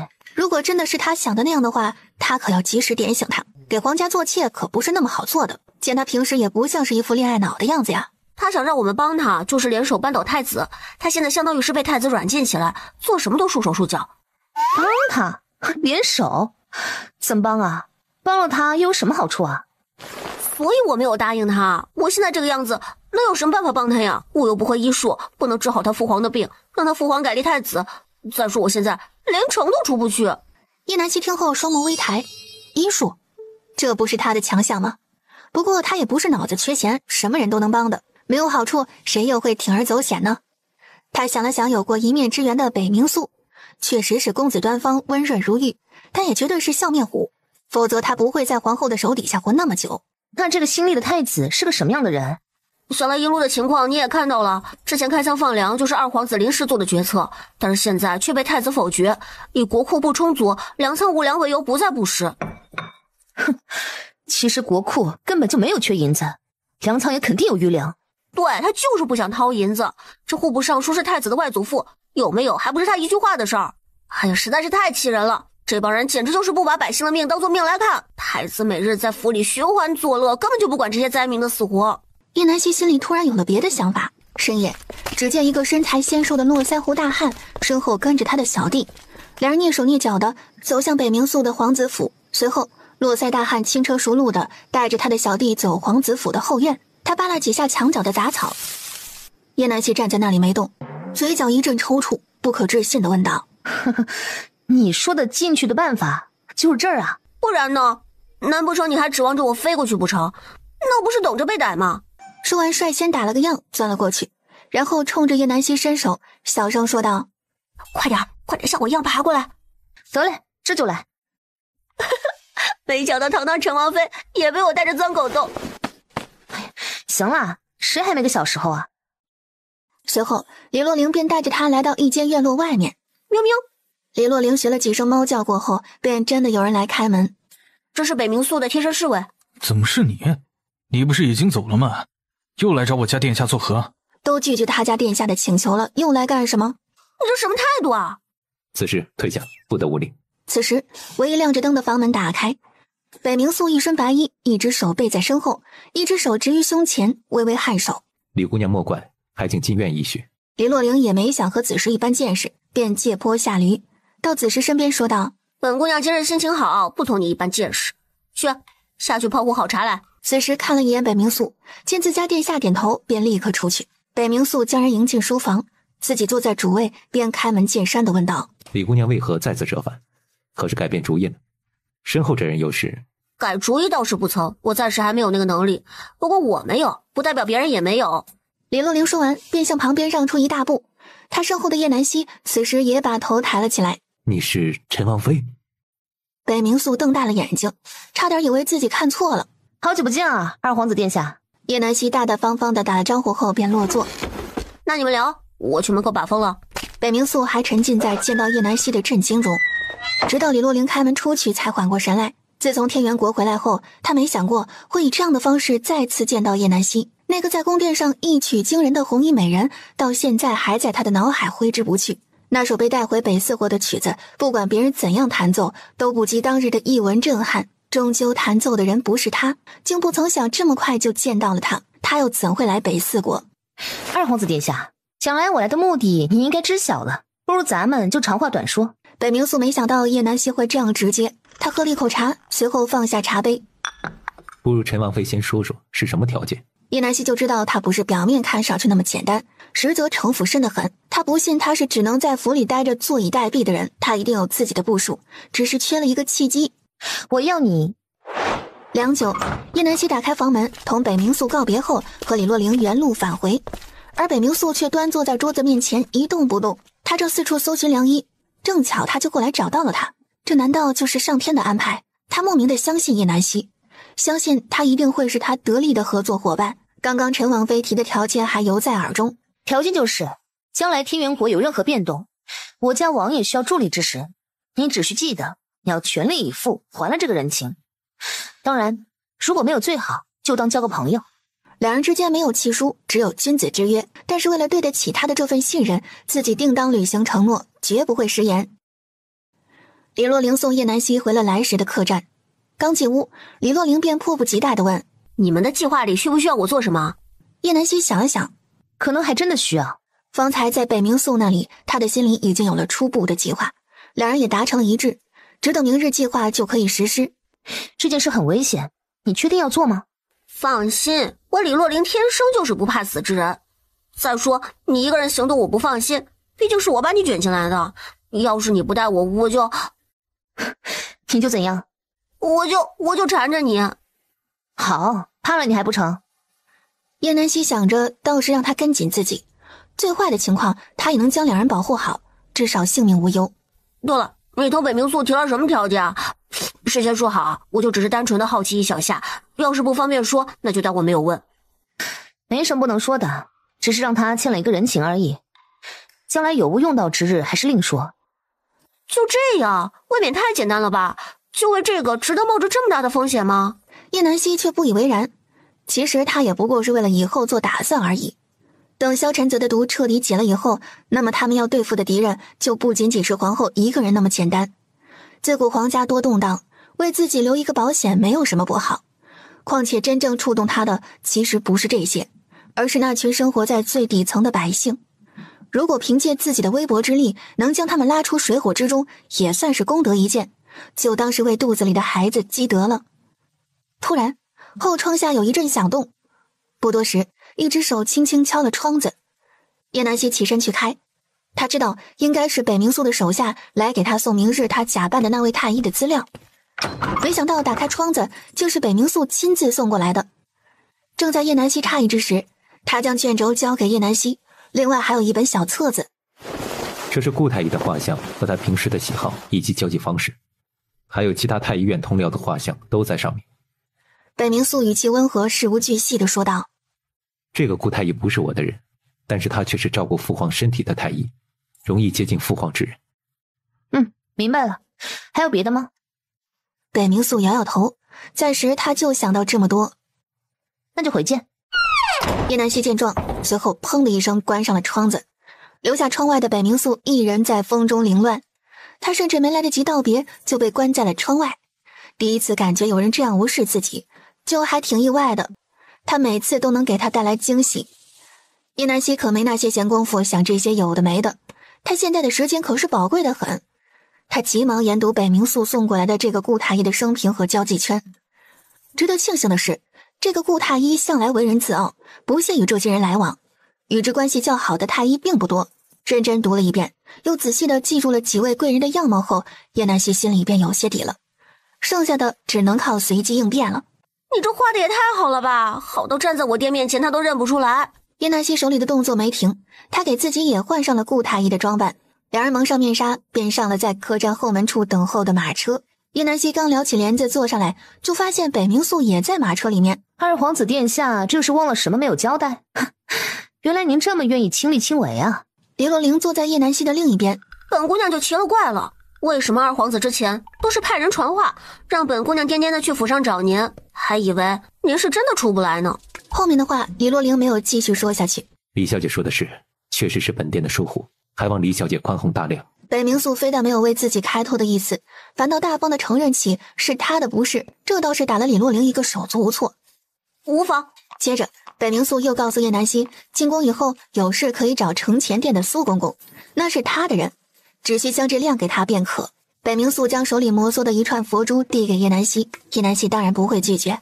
在那吃人不吐骨头的皇宫，能有个自己人，那感情好啊。他接过佛珠，直接套在了手腕上，绕了2圈，刚刚好服贴在他的手腕处。北冥素收回自己的目光，他没想到自己的佛珠，他竟然毫不避讳地戴在了他的手腕上。我们坐哪辆马车进宫？那个真的顾太医人在哪里？我想再看看他的长相。人就在另外一辆马车上。北冥素撩起车帘，只见马车内有个五花大绑的中年男子，正是顾太医。他此时处于昏迷状态，叶南希仔细观察了一下他的面容，同画像上的基本无异，于是便放心的从包里拿出大米人皮面具，回到自己坐的马车，贴在自己的脸上又捏了捏。不一会儿，见过二皇子。北冥素一瞬不瞬的看着叶南希，竟会如此逼真。如若不是真的顾太医被打晕在马车里，他真的分辨不出眼前人竟是假扮的。怎么样，吓到了？不是，只是一时之间竟没发现你与顾太医哪里不同，真的难以分辨。那就好，那我们就走了。叶南希说完，马车便闻声而动。北冥素站在原地伫立好久，才慢慢收回视线，希望一切能够顺利进行。李洛灵垂着头，一路跟在叶南希的身后。大概1刻钟后，两人终于到了太医院的位置。叶南希叫来一个在院中扫地的小宫女，你去把老夫的屋子开个窗，通通风。是。叶南希不急不缓地跟着他，顺利地找到了自己的房间，去把床上的东西换一下。你可真是太牛了！嘘，小心隔墙有耳。哎，你说我们下一步该怎么办啊？你先去同那个小丫头打好关系，了解一下这里的情况，省得两眼一抹黑。我先去前面看看。刚到前院，就看到太医院的太医们，除了后在皇帝寝宫的那几位太医，几乎都在这里了。见叶南希过来，纷纷起身给他让位置。叶南希也不客气，直接挑了最好的位置坐下，下了口新端上来的茶水，派头十足。继续啊，怎么我一来就停了呢？要不我走？顾太医，这是说的何话？大家也都是在研究皇上的病情啊。在接下来的七嘴八舌讨论中，叶南希大概了解到这北四国的皇帝得的病症竟和周元帝基本相似，心中大概有了些了解。看来这里的猫腻不小啊，竟然牵扯到2国，这棋是越下越大了。不知道李皇后后面还会不会给他带来更大的惊喜，他拭目以待。听了个大概后，叶南希查了今日去皇帝寝宫的太医们，发现今夜正好轮到自己和另一个姓周的太医，不错，省得他费尽心思安排了。皇宫内，叶南希同那位周太医一同前往皇帝的寝宫，去把殿内的香都换一换，这也太呛了，也不怕呛到皇上，赶紧去。是苏公公。苏公公，这不就是北冥素让我找的那位自己人吗？苏公公，就是那位。他故意不说完整的话，目的就是让他接着说。啊对，除了那位还能有谁啊？整个皇宫就那一位姓苏的，皇上面前的大红人，得罪不起，您忘了吗？您之前还和那位发生过点不愉快呢。不过呀，您可是皇后娘娘的表亲，她也得忍着。你不提这事儿啊，我都忘了。两人抬步走到大门口，门口有小太监开了门，苏公公侧身立在一旁。叶南希故意走在右侧，在经过苏公公时刻意把手腕亮出来，他已经将右侧肩膀倾斜到快要掉在地上了，也不见对方抬头看他一眼。哟，顾太医这是肩膀疼。苏公公果然好眼力，肩膀受了风，着凉了。也是，这上了年纪，就是不能和这些小年轻的比。苏公公看似轻飘飘的一句回话，却暗讽叶南希年纪大了。叶南希根本就不生气，但表面上却要装作不高兴的样子。不过还是要让他尽快看到佛珠为好。你说你怎么回事？几步路的功夫去了这么久，难道你也老了不成？还是听不懂咱家的话，就知道杵在这儿，也不知道自己该干什么。别以为你上头有咱家罩着就能肆意妄为，小心风大闪了老腰。听听，他又被人家指桑骂槐了，真是造孽啊！他生气地甩了一下袖子，进了寝殿内。这回是真生气了。进入皇帝寝殿内，叶南希果真闻到一股浓重的香味儿，他捂了捂鼻子，实在有些呛人。而旁边的周太医却一副习以为常的样子。顾太医还没习惯这个味道吗？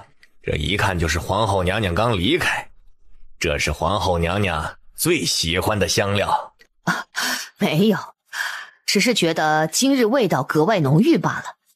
开窗通通风就好了。周太医习惯性的去龙床前看了眼皇帝，随后回到给他们太医安排的桌案前，都没有把脉。回来后坐到桌子旁边，摇头叹气。唉，还是老样子，皇上要是再不醒来，唉。叶南希不急不缓地朝龙床而去，只见床上躺着一个年过半百、身材微胖、长得还算精神的老头，剑眉入鬓，脸色微青，嘴唇微紫，呼吸不畅。叶南希想先为他把脉，半晌，叶南希收回手，通过观察面相和脉象，以及看过皇帝的诊疗记录，叶南希已经基本确定北四国皇帝的症状同当时昭元帝的如出一辙，那就好办了。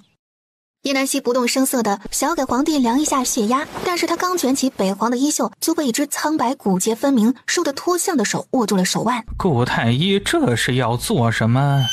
叶南希循声望去，只见一身黑色锦袍，身材瘦小，眼睛凹陷，尤其是其中一只眼睛被皮布包住，是个独眼龙，头上戴着和苏公公差不多的帽子。这人是谁啊？北冥宿给他的资料上没有这个人呢。这么明显的特征，这人神出鬼没，他都不知道此人何时来的。北冥宿这个不靠谱的猪队友，要坑死他呀！这时，门外的苏公公刚刚训斥完办事不力的小太监，苏公公便进了屋子，看见两人剑拔弩张的样子，有些意外。叶南希也顾不上许多了，赶紧将腕间的佛珠退下，直接当着苏公公的面掉在了地上。此时他也顾不得被不被怀疑了，只能先过了眼前这关再说。苏强这回总算看见了地上的佛珠，只一眼他就认出了这佛珠是谁的。他捡起地上的佛珠，抬头看向叶南希，叶南希不动声色地向他眨了下眼睛。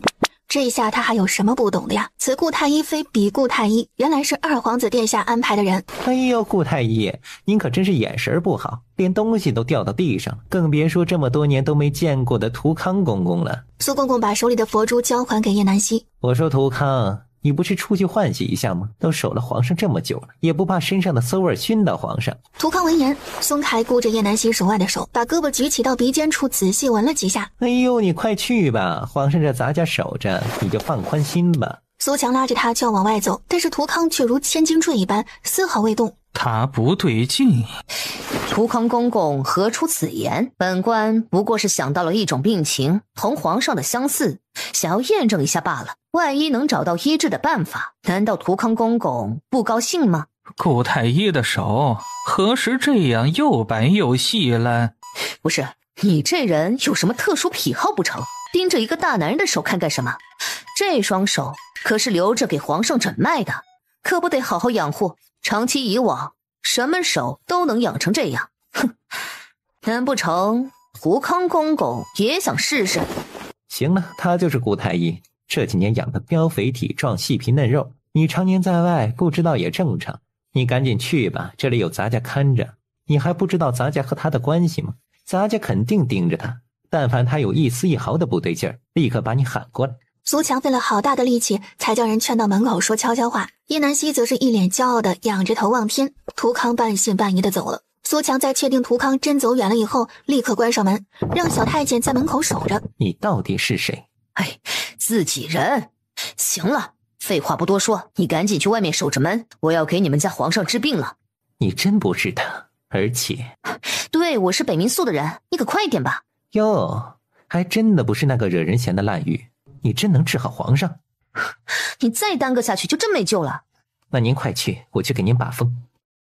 叶南希一步一步按照上次的步骤，先是抽血化验，后又检测各项指标，最后还是决定先给床上的皇帝注射甘露醇、甲钴胺和胞磷胆碱钠葡萄糖，看看能否有改善。现在暂时也做不了别的，只能祈祷他的病情没有那么糟糕了，毕竟没有太多时间让他做详细的检查。叶南希刚收拾完，就见苏公公火急火燎的进来。不好了！怎么了？已经完事了，不用着急了。哎呦，是皇后！刚刚宫人来报，皇后娘娘她派人来了，一定是找你的。这几日只要是你来皇上这边，皇后都要把你叫去一趟询问的。这可如何是好啊？你在我面前还好装，皇后面前可怎么蒙混过关呢？皇后娘娘可是个精明的主儿，没那么好骗。无妨，不就是见一面吗？有何难？车到山前必有路，皇后还能吃了他不成？他已经提前看了皇后的资料，算是有了个大概的了解。就在二人谈话之时，门口过来人了，而且也如苏公公所料，皇后就是来找他的。叶南希没说什么，抬步就跟着宫人去了皇后的寝宫。苏强这边忍不住担心，只能祈祷一切平安无事。随后吩咐心腹小太监去皇后宫外等消息，他能做的也只有这些，剩下的只能靠那个家伙自求多福了。他回到龙床跟前，又看了眼皇帝，希望他能快点醒来，同时也发现了皇帝的脸色不再似之前那般发青，嘴唇也在渐渐恢复颜色，呼吸也逐渐平稳起来。他大喜，看来二皇子殿下找来的那人果真有2把刷子。一路畅通无阻的被宫人引进到了皇后的寝宫。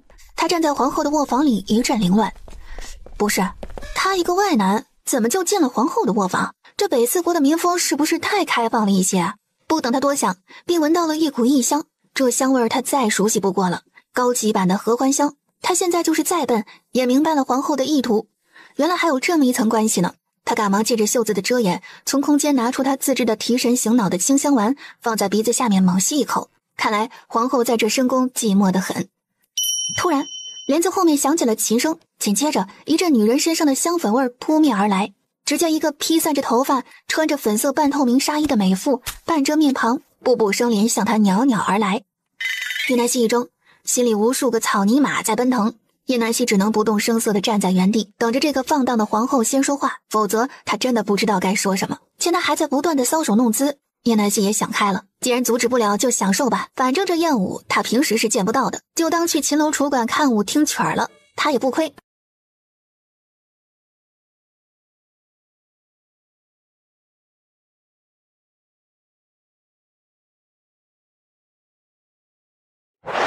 与此同时，萧晨泽也踏着夜色摸上了北四国的皇宫。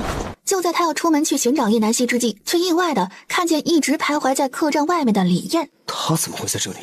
他并不知道李燕护送宁兰公主来北四国和亲一事，那时他正处于昏迷中，但是直觉告诉他，叶南希出去到现在没回来一事跟这个李燕脱不了关系。叶南希在这里除了这个人再无其他认识的人。说，你把本王的王妃弄到哪里去了？由于萧晨泽戴着面具，李燕一时之间没有反应过来，但是听到萧晨泽的声音以及语气，立马判断出这是萧晨泽。陈王殿下。李燕面对萧晨泽，虽然有武功在身，但是还不及萧晨泽。陈王殿下误会了，卑职只不过是来寻姑姑而已，并没有把陈王妃如何。最后萧晨泽放开他，让他事无巨细的将那日见到叶南希的事情说了一遍。最后在萧晨泽的逼问下，李燕想起了北四国二皇子曾在那日派人来找过姑姑。对，就是他。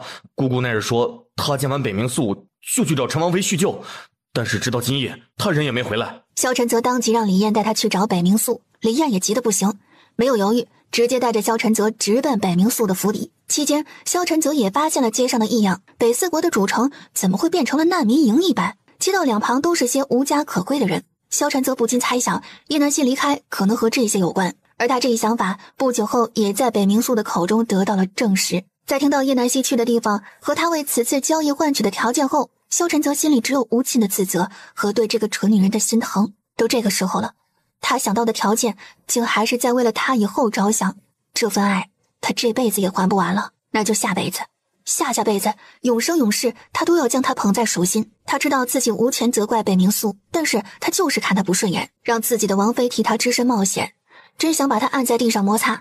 虽然北冥素做出了周密的安排，但是萧晨泽还是不放心叶南希的安危。这回北冥素也不敢再待在府内，他同样担心独自一人在宫内周旋的叶南希，况且宫内的情况自己再了解不过，没人比他更适合去。于是便有了李燕在府中假扮北冥素，而真正的北冥素则要带着萧晨泽一起入宫。就在两人刚要出门之际，李燕指着萧晨泽震惊地开了口：陈王殿下，你的腿。他竟然才发现萧晨泽一直是站着和自己说的话，又和他一路轻攻过来，他都忽略了萧晨泽在这之前还坐轮椅的事实。萧晨泽下意识地看了眼自己的腿，管好自己的嘴，本王不想让第三个人知道。你们当本皇子是死的吗？你可以这么认为。要不是他还有点用，他在他眼中本就如同死人无异。北冥素自知理亏，要是陈王妃真的有什么三长两短，自己真的就是罪人了。他摸了摸鼻子，率先跳窗出去带路，萧晨泽紧随其后。萧晨泽和北冥素找到苏公公，才知道叶南希被皇后的人带走了，便心急如焚地赶过去。没想到两人在皇后的屋顶却看到如此香艳的一幕，与此同时，叶南希已经游刃有余地甩开手里的琵琶，直接接住皇后向他倒过来的身姿，并同时伸手挑起皇后的下巴，看着皇后那媚眼如丝的表情，顺势将手指缓缓下移，直至那大吵四开的银白胸口处才堪堪停下。房顶上的两人看得目瞪口呆，简直不敢相信那个顾太医是叶南希假扮的，眼见就要露得不能再露了，两人赶紧扭过头，不敢再看下去，却不想正好脸对脸，鼻尖都碰上了，就差一点亲上。两人猝不及防的都向后躲去，北冥素情急之下不慎一脚踩空，差点跌落下去。就在千钧一发之际，萧晨则眼疾手快的抓住北冥素的手腕往回一带，不成想用力过猛，竟然给带到了自己的怀里。此时空气中弥漫着尴尬的气息，萧晨则感受着手里那硬邦邦的腰身，嫌弃又粗鲁的将人推了出去。幸好皇后还是个要脸的人，知道自己偷情这件龌龊事见不得光，所以屋子周围暂时没人看守，而屋内的两人迷音阵阵，压根就没听到房顶的轻微响动。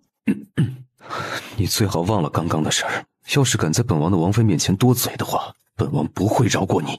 要不是方才他掉下去，怕被发现连累到自己，他才不会好心管这个把自己王妃置于险地的卑鄙小人。陈王殿下在说什么？本殿下怎么什么印象都没有？其实按咱们规矩来讲，本殿还应该叫陈王一声大哥呢。陈王殿下也不必对本殿这么大的敌意。大婚还没有举办，何来攀亲一说？就算你娶了天元的公主又如何？那也磨灭不掉本王想揍你的心思。行了，咱们俩的恩怨就此打住，日后再清算。等事成之后，本殿自会同二位请罪。现在当务之急是……北冥素垂眸看向脚下的屋顶，示意他已经火烧眉毛了，确定坐视不管吗？可是眼下，他伸手扶了扶额，闭上了眼睛。这蠢女人比那情场浪子还要技高一筹，他还真不知道如何管。这女人也太会演了一些，他现在严重怀疑她男女通吃，来者不拒。要是脱生个男人的身子，得有多少姑娘栽在他的手里？等回去，定要好好收拾他这不拘小节的性子一番。两人无奈又不敢打扰，怕暴露身份，坏了叶南希的大事，只好再度趴在房顶看起来。只听这时，屋内突然传来娇媚婉转的声音，皇后欲拒还迎般伸出纤纤玉手，轻轻地推着叶南希的肩膀，然后半拢起身上的薄纱，娇媚地说道：“表哥好坏啊，未免也太猴急了些。”面对皇后注视的柔情似水，叶南希胃里一阵翻腾，表面上却又不得不装作享受这种情调的表情。也不知道这两人的奸情有多久了，但眼下他是不是应该将人给弄晕？要不然接下来肯定是进入主题、深入交流的阶段。就算自己再能装，他也没有那个功能啊。就在叶南希考虑下面该怎么办时，朱皇后却先一步离开叶南希的身边，说起了耐人寻味的话来：“表哥在办正事之前，是不是忘了一件事？”叶南希闻言，心里一阵打鼓，他哪知道什么事啊？这不是一道送命题吗？此时的叶南希大脑飞速运转，突然想到顾太医平日被叫来的目的，除了打扑克，在外人眼里不就是来向皇后汇报皇帝身体状况的吗？随后一把拽住他的衣袖，放在鼻尖仔细吸了一口。皇后娘娘身上的味道，果然不是其他庸脂俗粉能比的。那不如娘娘求求表哥，表哥就告诉你如何啊？表哥好坏哦，今日这嘴抹了蜜不成？既然都叫人家娘娘了，还不把皇上那糟老头子状况快点告诉本宫，就不怕本宫抽你鞭子？娘娘舍不得，况且那个糟老头子活不过明日了，你把我抽坏了，未来的日子谁来陪你呀？你说真的？那还能骗娘娘不成？真的不能再真了，比珍珠都真。叶南希也一脸正经地说道：“太好了，终于要把这老东西熬死了，本宫再也不用看他的脸色过日子了。这天下终于是我们一家人的了。”这时，在房顶看戏的萧晨泽像是明白了什么一般，突然转头同情地看向北冥素，心里不禁暗爽，这可真够乱的。他若是没理解错的话，他的父皇岂不是喜当爹了半辈子？可见这会还没反应过来，他要不要好心的提醒他一下？叶南希同样被这句话雷得外焦里嫩，他都不知道该如何接下去了。见叶南希不说话，朱皇后突然止住笑声：“表哥难道不高兴吗？我们的叶儿就要坐上这95至尊之位，这泼天的富贵就是我们一家人的了。你作为叶儿的生父，难道不觉得荣耀吗？”看着近乎魔怔的朱皇后，叶南希强装镇定。这泼天的富贵谁想要谁就要，他可无福消受，可是又不得不装作欣喜的样子。娘娘莫要想得太早，就算那个糟老头子不在了，但是别忘了还有一个二皇子北冥素呢。叶南希尽量将话题引到北冥素的身上，想知道朱皇后下一步的打算。不过是秋后的蚂蚱，蹦跶不了几日。等明日皇帝咽气，那早就准备好的遗诏就会让叶儿顺利登基。还有那个杂碎什么事，等过几日找个劳什子罪名安在那个杂碎身上，就算他是皇子，只要挡了叶儿的道，都得给本宫去死。正在屋顶目睹这一切的北冥素气得脸都绿了，他不敢想象父皇知道了后会是什么样子，但是他一定不会饶了这对让皇家蒙羞的狗男女。遗诏，那恐怕也是假的吧？叶南希消化掉这些信息后，不断的在想下一步该怎么办，却不想这时朱皇后再次缠了上来。表哥，这次还真的多亏了你的帮衬，等叶儿荣登大统之后，一定不会忘了你这个亲生父亲的好。一家人说什么两家话呀，都是应该的。再说也没帮上什么忙，还不是靠……叶南希故意没说完，然后将朱皇后往身前一带，一把搂住她的纤腰。是啊，真的是要靠那个药，要不是那药的功劳，还真的无法神不知鬼不觉地将人给弄死，这可多亏了。朱皇后说到关键的地方，突然住了口，没再继续说下去，像是知道自己说错话一般。见叶南希等着下文的表情，朱皇后起身，一脸为难地说道：表哥还是不知道的为好，本宫是为了你好，知道太多对你没好处。叶南希突然明白，原来这个顾太医是个什么也不知道的呆子。娘娘，都这个时候了，还怕什么？不知表哥还记得3年前离开的国师吗？娘娘接着说。叶南希不说记得，也不说不记得，就怕他下一句又整出什么他不知道的。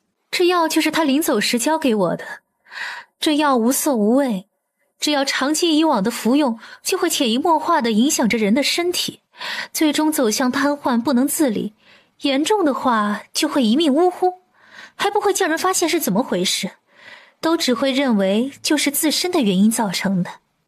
那这药可真是厉害呀。是啊，3年了，本宫足足等了3年了，你知道这3年本宫等的有多难熬吗？每一天都在期盼着这一日的到来，终于，功夫不负有心人，本宫还是赢了。听说前段日子天元国的皇帝也得了急症，差点命悬一线，怎么和这个老不死的症状有些相似呢？不过也是道听途说的，做不得真。没想到听到此话的朱皇后抬眸一笑：非也非也，这表哥你就不知道了吧？那天元的皇后可是国师的表妹，说是表妹，但是实际到底什么关系，想必表哥心里肯定有数。叶南希表面附和，装作他当然懂的表情。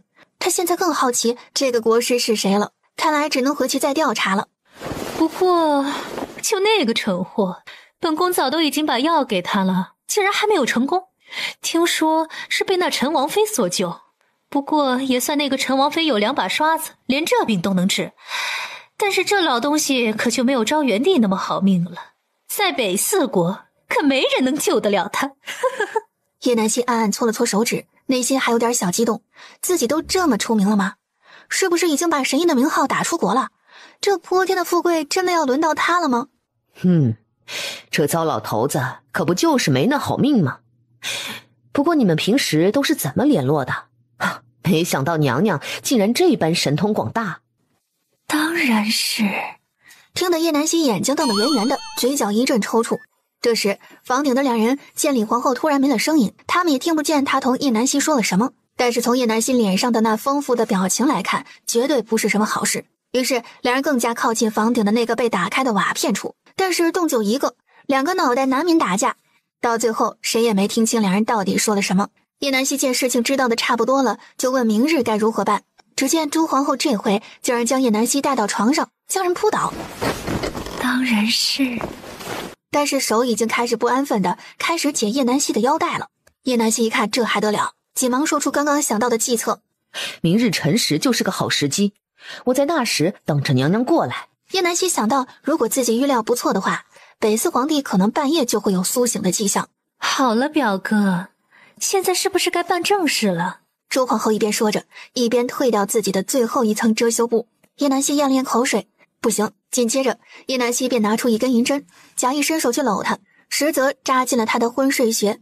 只听砰的一声，朱皇后一头便栽倒在了叶南希的怀里。叶南希忍着心理上的不适，把人一把推开，还好心的拿起被子给她遮住了重要部位。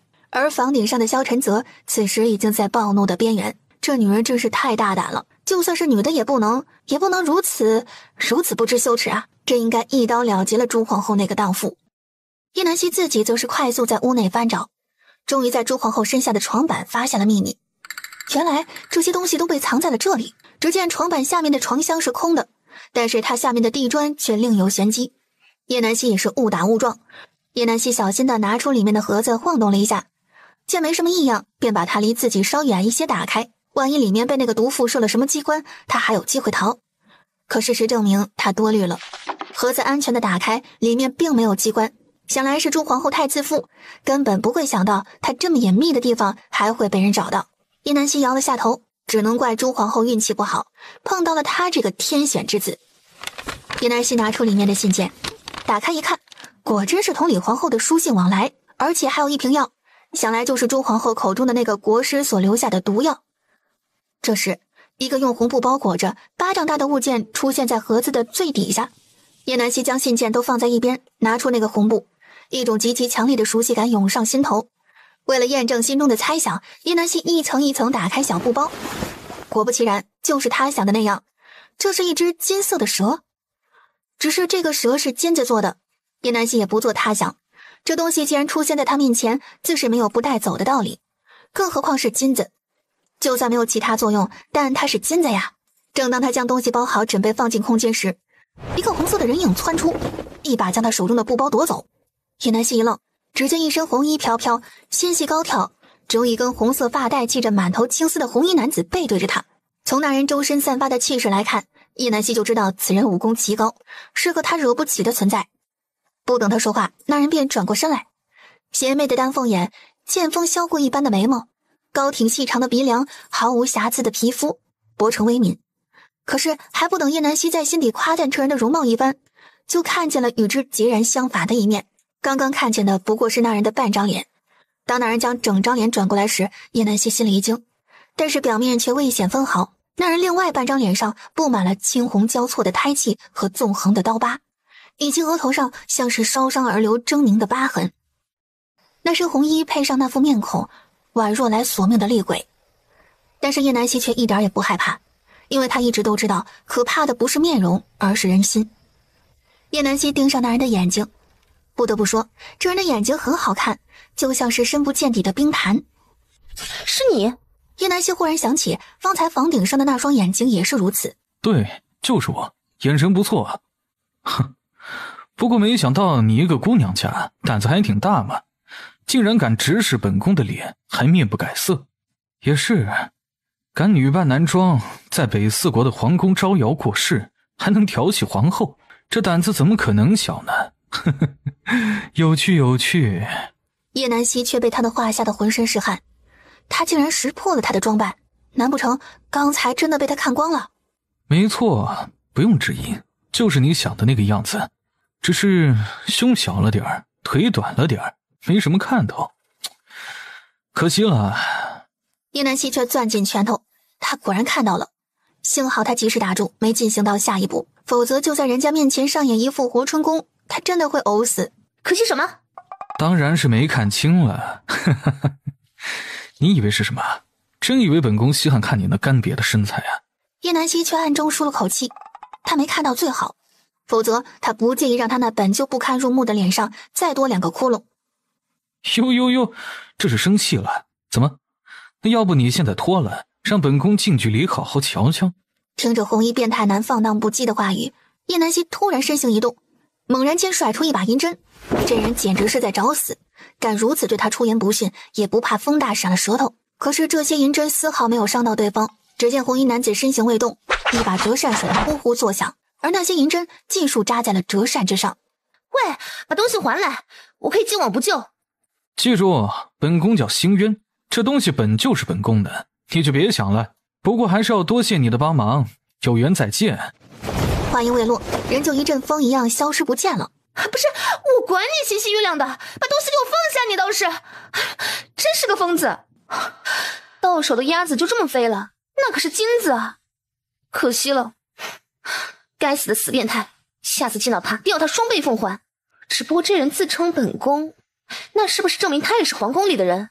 算了，不想了，现在当务之急是赶紧回去，空间里还有个麻烦没处理呢。叶南希将手里的红布随便包了包，然后把那几个信封里面的信纸倒出来扔进空间，再把空了的信封皮装进木箱里面，把一切恢复原位。最后把朱皇后从地上抬回到床上，再把床弄成两人一阵疯狂过后的样子，又顺带在朱皇后的身上使劲掐了几把，摆成累到睡着的模样。叶南希整理好自己的着装，迈着六亲不认的步伐，气定神闲地走出了屋子，随后循着来时的路线返回。在快要走到皇帝寝宫之时，找到一个僻静的拐角，见四处无人，便将萧晨泽弄了出来，随后用银针将他扎醒。现在药效应该过了，不会再像之前那样了，像是宿醉后的感觉，头昏沉沉的，身体轻飘飘的。他环顾四周，看见叶南希也在这里。这是哪儿？咱们怎么在这里？啊，你晕倒了。好了，现在不是说这些的时候，你赶紧回客栈去，这里太危险了。不行，我要把你带回去。我记得刚刚好像……萧晨泽抬起自己的左手，皱着眉头，不知道在想些什么。你什么都不记得，我在这里很安全，不出意外的话，明日我就可以离开了。萧晨泽见状也不再继续想，见叶南希执意不肯离开，便决定留在暗处保护他的安危，哪怕是用不到他，他也要看见他才能放心。快点，别逼我动粗！叶南希举起拳头，别以为他舍不得揍他，今日他调戏自己一事，他还没找他算账呢。见叶南希态度如此坚决，萧晨泽便假意答应。好，我知道了。叶南希摸了摸萧晨泽的脉象，见他身体暂时无事，便放心让他一个人出去。看来这黑晶先知功不可没啊！叶南希不再理会萧晨泽，他既然敢只身来这皇宫，就知道怎么出去。他现在应该担心的是他自己。朱皇后大概半个时辰后就会醒来，等她醒来肯定会安排明天的事情，也不知道北皇的情况如何了。此时北皇的寝宫，北冥素正坐在他父皇的床前，看着床上的北皇，心中一阵悲凉，只是不知道自己的计划能不能得以顺利进行。如果父皇没有醒来，那么自己做的局将很难进行下去。就在他要起身离开时，床上的人手指忽然动了一下。父皇，您是不是醒了？你快点睁开眼睛吧，求你了，父皇！床上的人像是听到了北冥素的召唤一样，艰难地抬起哆哆嗦嗦的右手，眼睛转动，想要醒来，但是不论怎样努力，就是无法睁开双眼。也就是这时，叶南希回来了。苏公公赶紧将门口的叶南希迎进来。叶南希刚进来，就看到一身黑衣跪在北皇床前的北冥素。北冥素见到叶南希，就像抓住了救命稻草一般，快救救父皇，他好像醒不过来。叶南希来到龙床前，见此情况，心里悬着的石头总算落地了。情况还没那么糟糕，人已经有了苏醒的可能。他让北冥素回避，自己则是拿出吸氧机给北皇用上，随后拿出一支针剂给他注射。半个时辰后，叶南希将北冥素叫了进来，他有些欲言又止地看着北冥素，最后还是说了出来：“你父皇的情况不是很好，你进去看看吧。”北冥素赶忙跑到北皇的床前，他此刻已经睁开了眼睛，只是目光有些呆滞。他转过头看向北冥素，嘴里含糊不清地叫着北冥素的名字：“父皇。”你父皇的情况有些严重，但是已经没有了生命危险，只是日后有半边身子可能不是很灵活，说话也不会像之前那样顺畅，日后慢慢调养还能恢复一些，但是眼下应付朱皇后也足够了。好，父皇已经知道了那毒妇所做的一切，只等明日。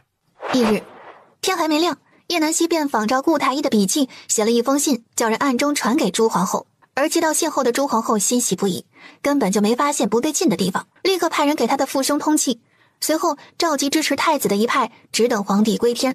叶南希则是算好了时间，给朱皇后充裕的时间做准备。就在一切就绪后，朱皇后早早赶到了皇上的寝宫。片刻后，皇宫内突然传来一阵哀嚎：“皇上轰了！”紧接着，文武百官齐齐跪地上痛哭。北冥素也被允许来了皇宫，同样跪在那里。一阵缅怀过后，有大臣提议道：国不可一日无君，请皇后娘娘主持大局。其他大臣虽然知道这是不可避免的事实，但是皇上的尸身还没有凉透就要立新的君王，实在令人寒心。但也知道这是迟早的事，所以没人敢反对。得罪未来的新君可不是一件好事。朱皇后被北冥夜搀扶着，装作哭到站不住的样子，用手帕捂着脸，悲痛欲绝。这是皇上临走时交给本宫的，本不想这么早拿出，但既然国不可一日无君，那就只能将遗诏昭告天下了。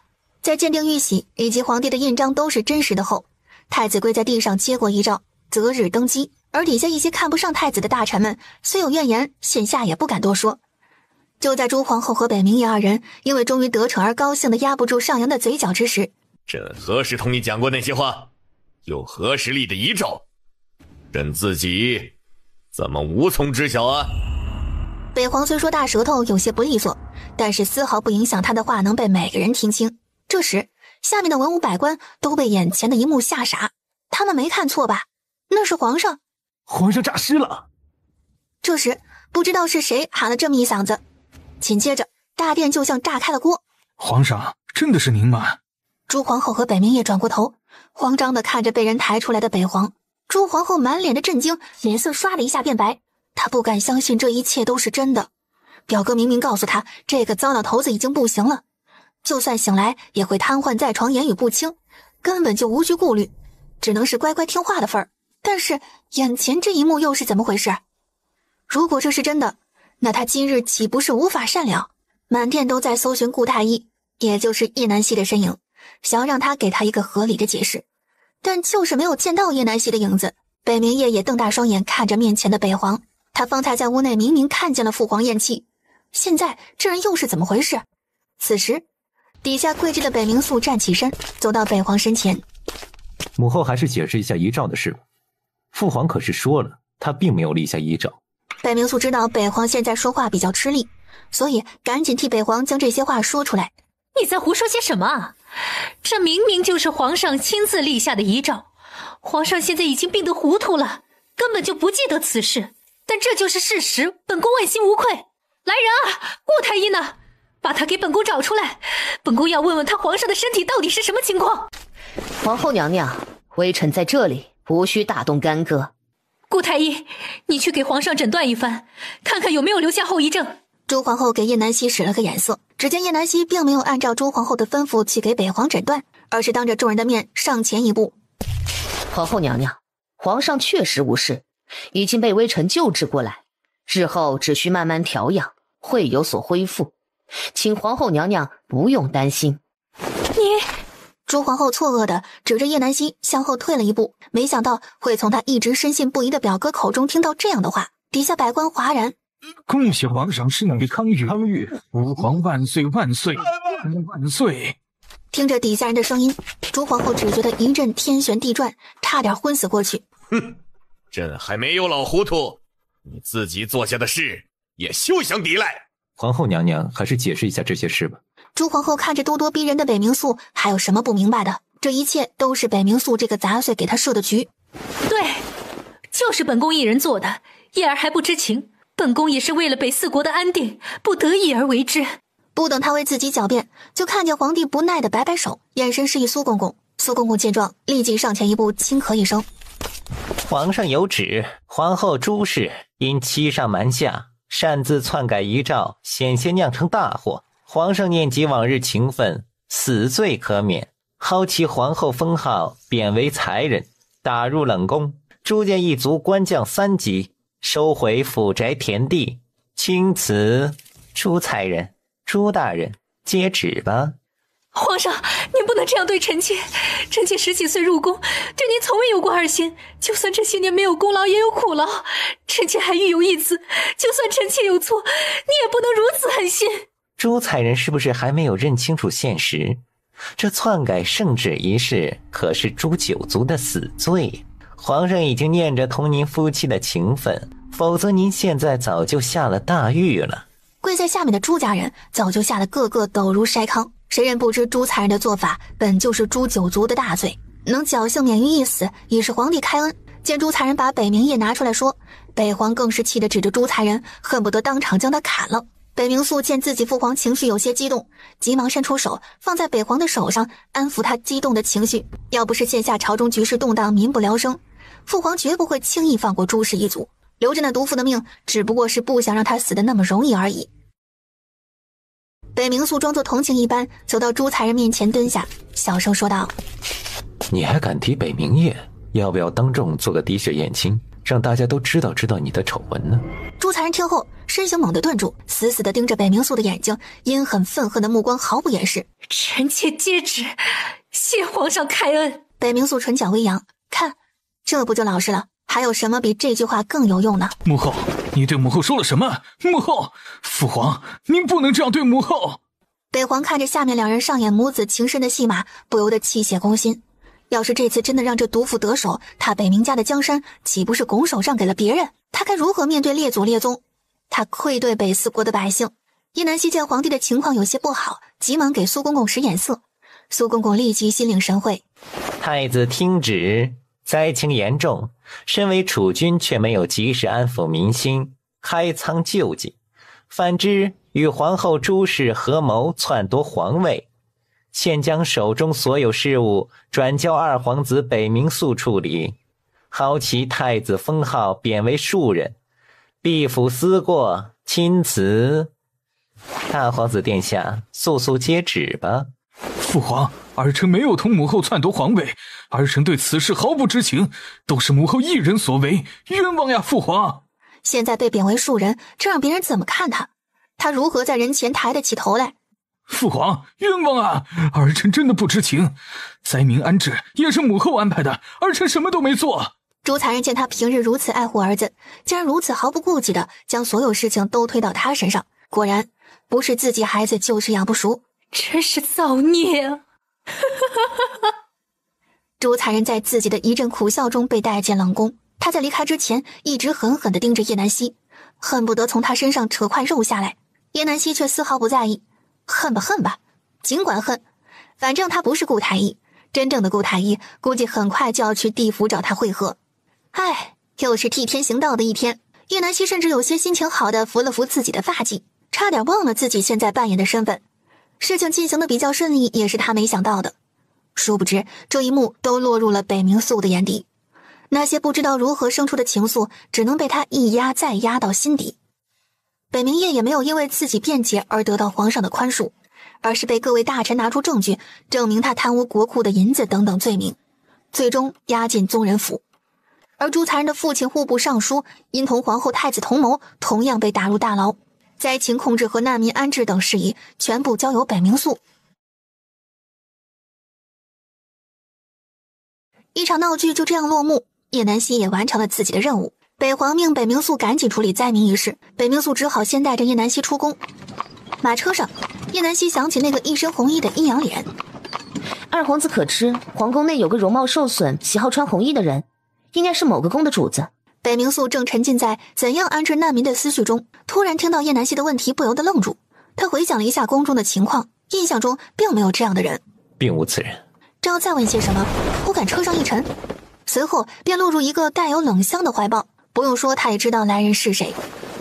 在聊什么呀？眼见快入秋了，清晨还是有些冷的，也不知道找件衣服给蠢女人穿，真是没有眼力劲儿。萧晨则将人搂在怀里，叶南希在他靠近之时便知道这人一定没有听他的话回客栈，准是一直待在外面等他。瞧他身上这股子冷气，还带着清晨朝露的气息，一准在外面待了半宿，真是气死他了，一点都不知道爱惜他自己的身体。他下意识地将自己的身体向萧晨泽的怀里靠近了几分，还以为是他冷了要抱自己取暖。萧晨泽感受到叶南希的举动，心里顿觉欣喜，眼神不自觉地瞟向他对面的北冥素，眼中骄傲且挑衅的意味十足。北冥素却暗中苦笑，摇摇头。叶南希没有发现萧晨泽的小心思，拿出一个黑瓶子递给萧晨泽，把这个喝了。现在他的身体完全都是在靠黑金仙脂在支撑，都快喝没了。萧晨泽接过瓶子，不疑有他，直接拔下瓶塞，一鸟而尽。二皇子打算如何安置灾民？可想好了万全的法子？叶南希还是比较担心那些难民的处境，毕竟当初答应北冥素的要求，有一半原因也是因为这些难民。眼下唯一的办法就是开仓放粮，然后找房子安置灾民。除了这些，他暂时也没有想到更好的办法。叶南希听后点点头，这的确是古代遇到这种情况唯一的安置方法。不知陈王妃可有何见解，能否指点一二？他虽不是很了解叶南希，但他知道他非常聪慧有胆识，没准儿真的会有更好的解决办法。指点倒是谈不上，如果二皇子不嫌我唠叨的话，我倒是有些不成熟的想法，二皇子可一听，用不用得上另说。还请赐教。其实也没有什么太特别的，出银子、出粮食、安置灾民，这些都是毋庸置疑的。但是一味的救济并不是长久之计，正所谓授人以鱼不如授人以渔。灾民一味的指望救助，只会心生惰性，有一大部分人就会混吃等死，而你们的救济也只是一时，所以要让他们靠自己的双手获取粮食，这样才能调动灾民的积极性。其实现在可以安排一批物资，在城外给那些无家可归的人安置帐篷，发放衣物、药材、食物，把眼前的危机度过。单靠国库的银子难以支撑这些灾民的吃穿用度，但是你们不只有国库，还有城中的那些商户。别忘了，商户可是缴纳税银的大户。士农工商，别小看这些社会底层之人，没有这些商人，国家也不会富强。叶南希说的有些口干舌燥，北冥素看出他口渴，赶忙倒了一杯茶递过去，还没等递到叶南希身前，便被萧晨泽截了胡。萧晨泽一把夺过北冥素手里的茶杯，随后殷勤地送到叶南希的嘴边。叶南希可没有闲心思关注二人之间的你来我往，接过茶便仰头喝了下去。北冥素却焦急地等着叶南希的下文。可是那些商户又岂会轻易捐银子？难不成要逼着他们捐不成？非也，是要让他们主动捐钱，不仅是主动，还要让他们心甘情愿上杆子捐钱。北冥素听后瞪大自己的眼睛，这怎么可能？这些商户都是世家大族，商人最看重就是银子，只会哭穷，又怎么会上赶着掏钱？这不是相当于在挖他们的肉吗？错了，商户商人，尤其是有头有脸、富甲一方，穷的只剩银子的商人，最缺的是什么？北冥素听得一头雾水，却又有些心潮澎湃。他好像知道了叶南希的意思，是名望、声誉和地位。北冥素像是突然悟到了什么，这些都是他不曾想过的问题。还有他们一直渴望却得不到的认可，以及商人不能入世的说法。你要先挨家挨户去找他们捐款，每户都通知到朝廷推出的捐款机制，但是不强求他们捐款，只是做好通知，接下来就会有人按捺不住。叶南希没有细说，具体还有很多细节。北冥素听后眼睛一亮，脑子一下豁然开朗起来。其实一块朝廷赐予的牌匾，赋予的荣誉，都会被这些人视若珍宝，放在祠堂传承，也是他们在商会的脸面。百姓危难时的出手相助，朝廷也要加大力度宣传，相当于免费为他们自己做了一波推广，打响名号。这些商户又何乐而不为呢？妙啊！萧晨泽同样看向侃侃而谈的叶南希，不愧是他的王妃，就是聪慧过人。看北冥素粘在他身上的眼神，他怎么就那么不舒服呢？自己的女人太优秀，也很让人忧伤，这不就被人惦记上了？如果你要是同意我的这些想法，并准备采用的话，带回客栈，我会给你写个详细的方案。这样笼统的说，还有很多无法细化。那就麻烦陈王妃了，在下一定不会忘了陈王妃的恩情，也替北四国的百姓谢过陈王妃。通过与叶南希的这一路交谈，他深知自己的眼界和思想有些过于狭小，而陈王妃的一番言辞不仅打破了以往的死规矩，更是让事情能得到更好的解决，每个人都能得到利益。好，那就这么定了，计划书晚上一并交给你。还有啊，灾民一事也要重视，可先挑出一些身强力壮的年轻劳力，安排他们去修建房屋等工作。但是记住，要支付酬劳，让大家都有钱拿。马车早就到了客栈后门，但是车里的人却一直没有下车，仿佛有说不完的话一般。萧晨则实在受不了了，直接将人扛下马车，只丢下一句话给北冥素：赶紧回去安置，计划书写完，本王亲自给你送去。这都快到50了，蠢女人陈实就没有进食，尤其现在她是双身子，可不能饿到。北冥素看着二人消失在眼前，内心久久不能平静。陈王妃如若是一个男儿的话，一定会有一番大作为。可惜了，陈王能得此贤妻，如若有朝一日他能坐上皇位，他都不会觉得意外，而是理所应当。他不敢想象以后的天元会开创怎样一片盛世。但眼下他已经受到了陈王妃的启发。回府。北冥肃回府第一时间便召集了府中的谋士以及拥护他的大臣，将叶南希的想法粗略地说了一遍。好主意。北冥肃的外祖父内阁大学士拍案叫绝，其他人也纷纷附和，此方法可行，不愧是皇上看好的二皇子。北冥肃见此方法得到大家的一致认同，更是有信心能把此次难关顺利度过。叶南希被带回的第一件事就是强制喂饭，然后上床休息。萧晨则知道叶南希昨夜一整晚都没有得到休息，他自己不心疼，他还心疼他的身体呢。叶南希没有办法，拗不过这个铁了心的男人，那就浅眯一会儿，再爬起将计划写完。见床上的陈女人刚刚还在说话，一眨眼的功夫就睡得打起了轻鼾。萧晨则替她用温水擦拭着脸和手，做完这一切便抱着她一同睡去。他同样一夜没睡，一直在外面等着叶南希，好久都没有这样抱着蠢女人入睡了。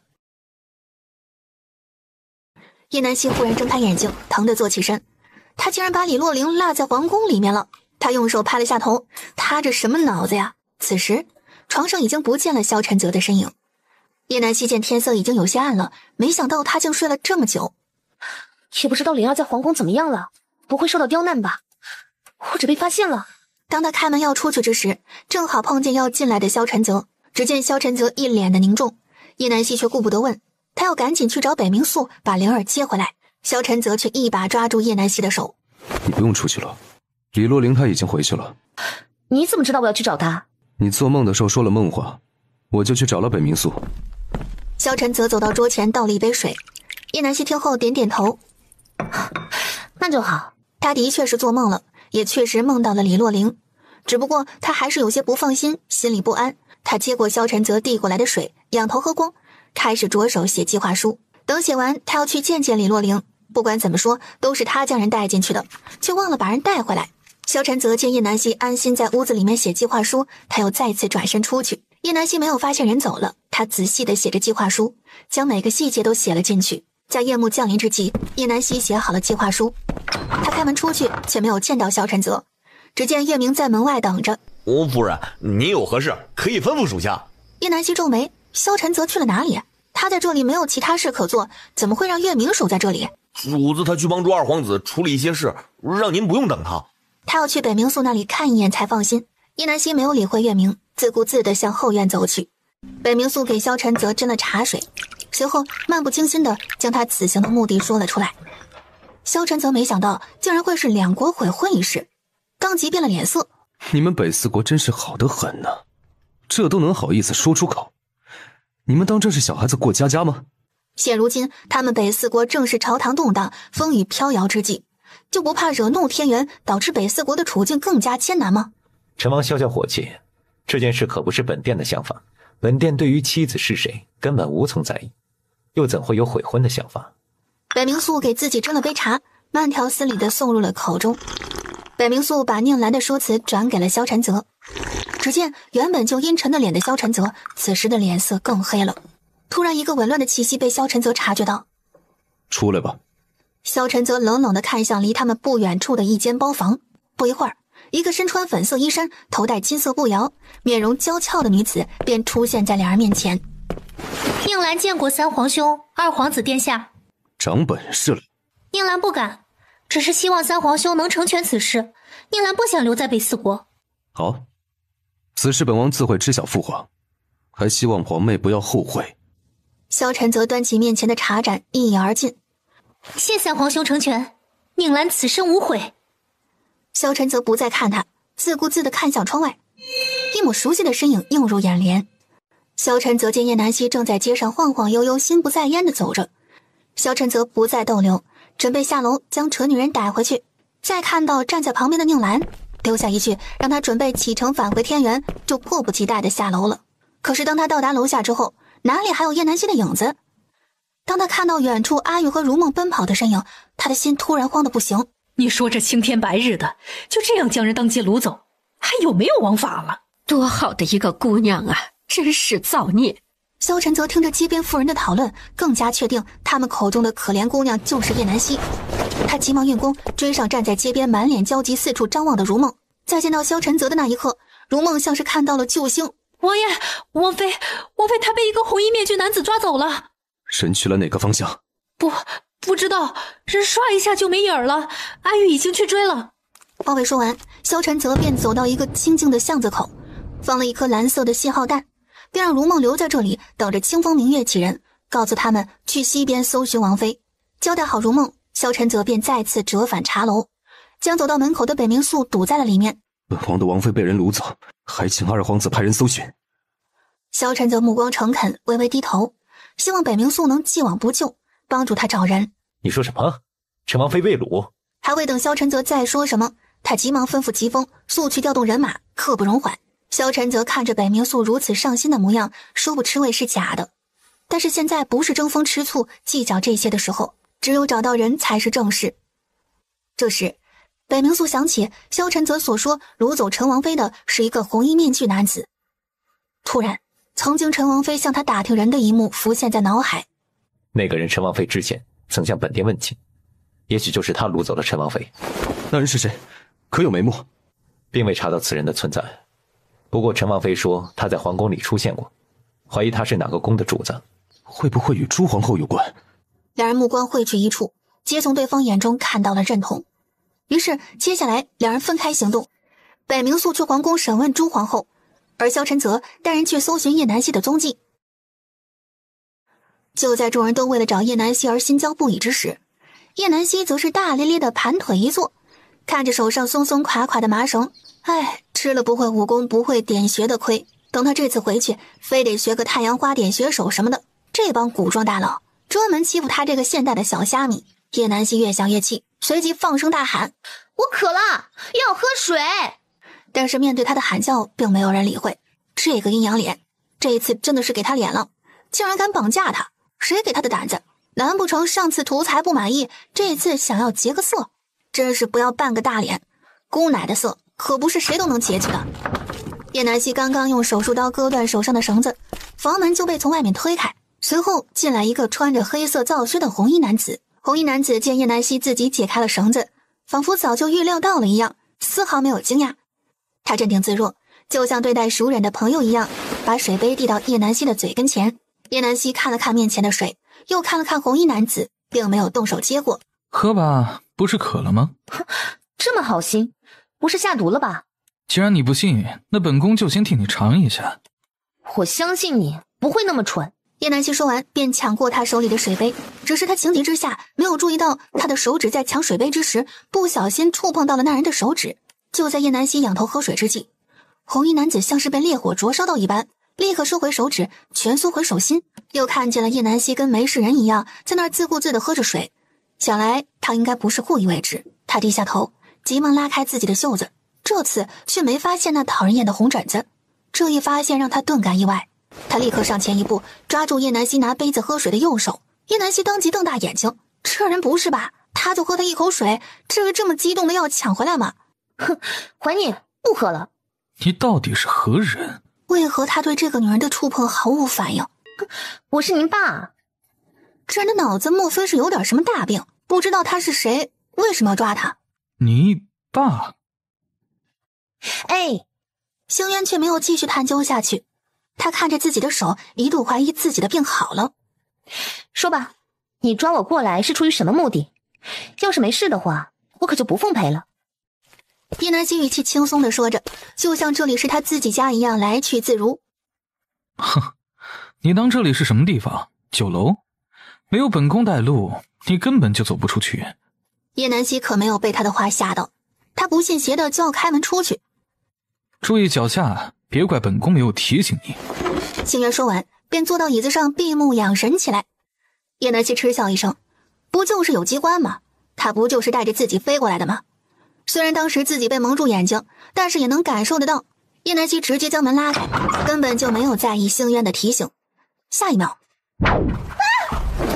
在他还没有反应过来之际，就被人从后背一把捞起即将悬空的身体。叶南溪后背直直地撞在星渊的胸膛上，他拍了拍惊魂未定的小心脏，这人可真是有够变态的，哪个正常人会把自己家建在深渊之上？更何况开门就要面临被摔死的风险，这人简直比疯子还要可怕。叶南希生气地转过身，一屁股坐到椅子上，这回彻底熄了要逃跑的心思。不用害怕，只要你按照本宫的要求去做，你自会安全。说来听听。写一封信，让他们知道你在我这里是安全的，并要按照我的要求去做，否则本宫不介意让你一辈子留在这里陪本宫。你想要做什么？星渊见叶南希突然盯着自己完好的那张脸，他故意站起身，随后把他的左脸转过来，刻意让叶南希看到。此时此刻，他只想证明自己的想法是对的，没有一个人能见到他的脸而面不改色，包括他的亲生母亲亦是如此，更何况是别人。只是令他没想到的是，叶南希的眼神里丝毫没有恐惧，也没有嫌弃和厌恶的表情，有的只是探究和思考。叶南希的确没有像第一次见到他那张脸时的不可思议，而是在想着这张脸应该还有挽救的可能。他站起身，走到星渊的身前，趁他没有反应过来之际，直接上手摸在了他的脸上。意识到的星渊急忙后退。你的脸有救。听到叶南希的话，星渊像是听到天底下最大的笑话一样。你何必要这样骗我？你以为这样就能让我放了你？不要再多言，你只需要把东西写好，否则怎样？叶南希向星渊靠近，他这回可不怕他突然点他的穴道了，因为他提前有了防备，可以躲回空间和他耗着。但是他现在有点好奇，这人到底有什么事要他们办。而方才他说他的脸有救，并不是假的。他观察了他皮下的皮肤组织，发现那些像胎记一样的东西并没有深埋于皮肤底层，是可以经过激光消掉的。很简单。星渊见叶南希一副天不怕地不怕的样子，有些迟疑。难道他真的不害怕我？你离我远一点。星渊有些不自在的后退，他不习惯叶南希的靠近。好。随后转身坐到桌子前面，不就是写一封平安信吗？反正这人一时半会儿是不会放了他，给萧晨泽写一封信报个平安，省得他担心自己的安危。叶南希在纸上只写了几个字就交给了星渊。星渊看到这几个字后，差点没把鼻子气歪。他眼神不善地看向叶南希。看什么看啊？我哪句话写的不对吗？你大可以把它撕了，反正我是不会再写的。叶南希说完，便走向屋子里面，往床上一倒。他现在需要休息。星渊捏着手里的纸哼了声，转眼消失在屋子里面。在皇宫的朱皇后却没有了叶南希的好待遇，她被北冥宿拖进了冷宫废弃的院落。说，你把人藏到哪里去了？可是朱皇后却咬紧牙关，愣是不说一句话。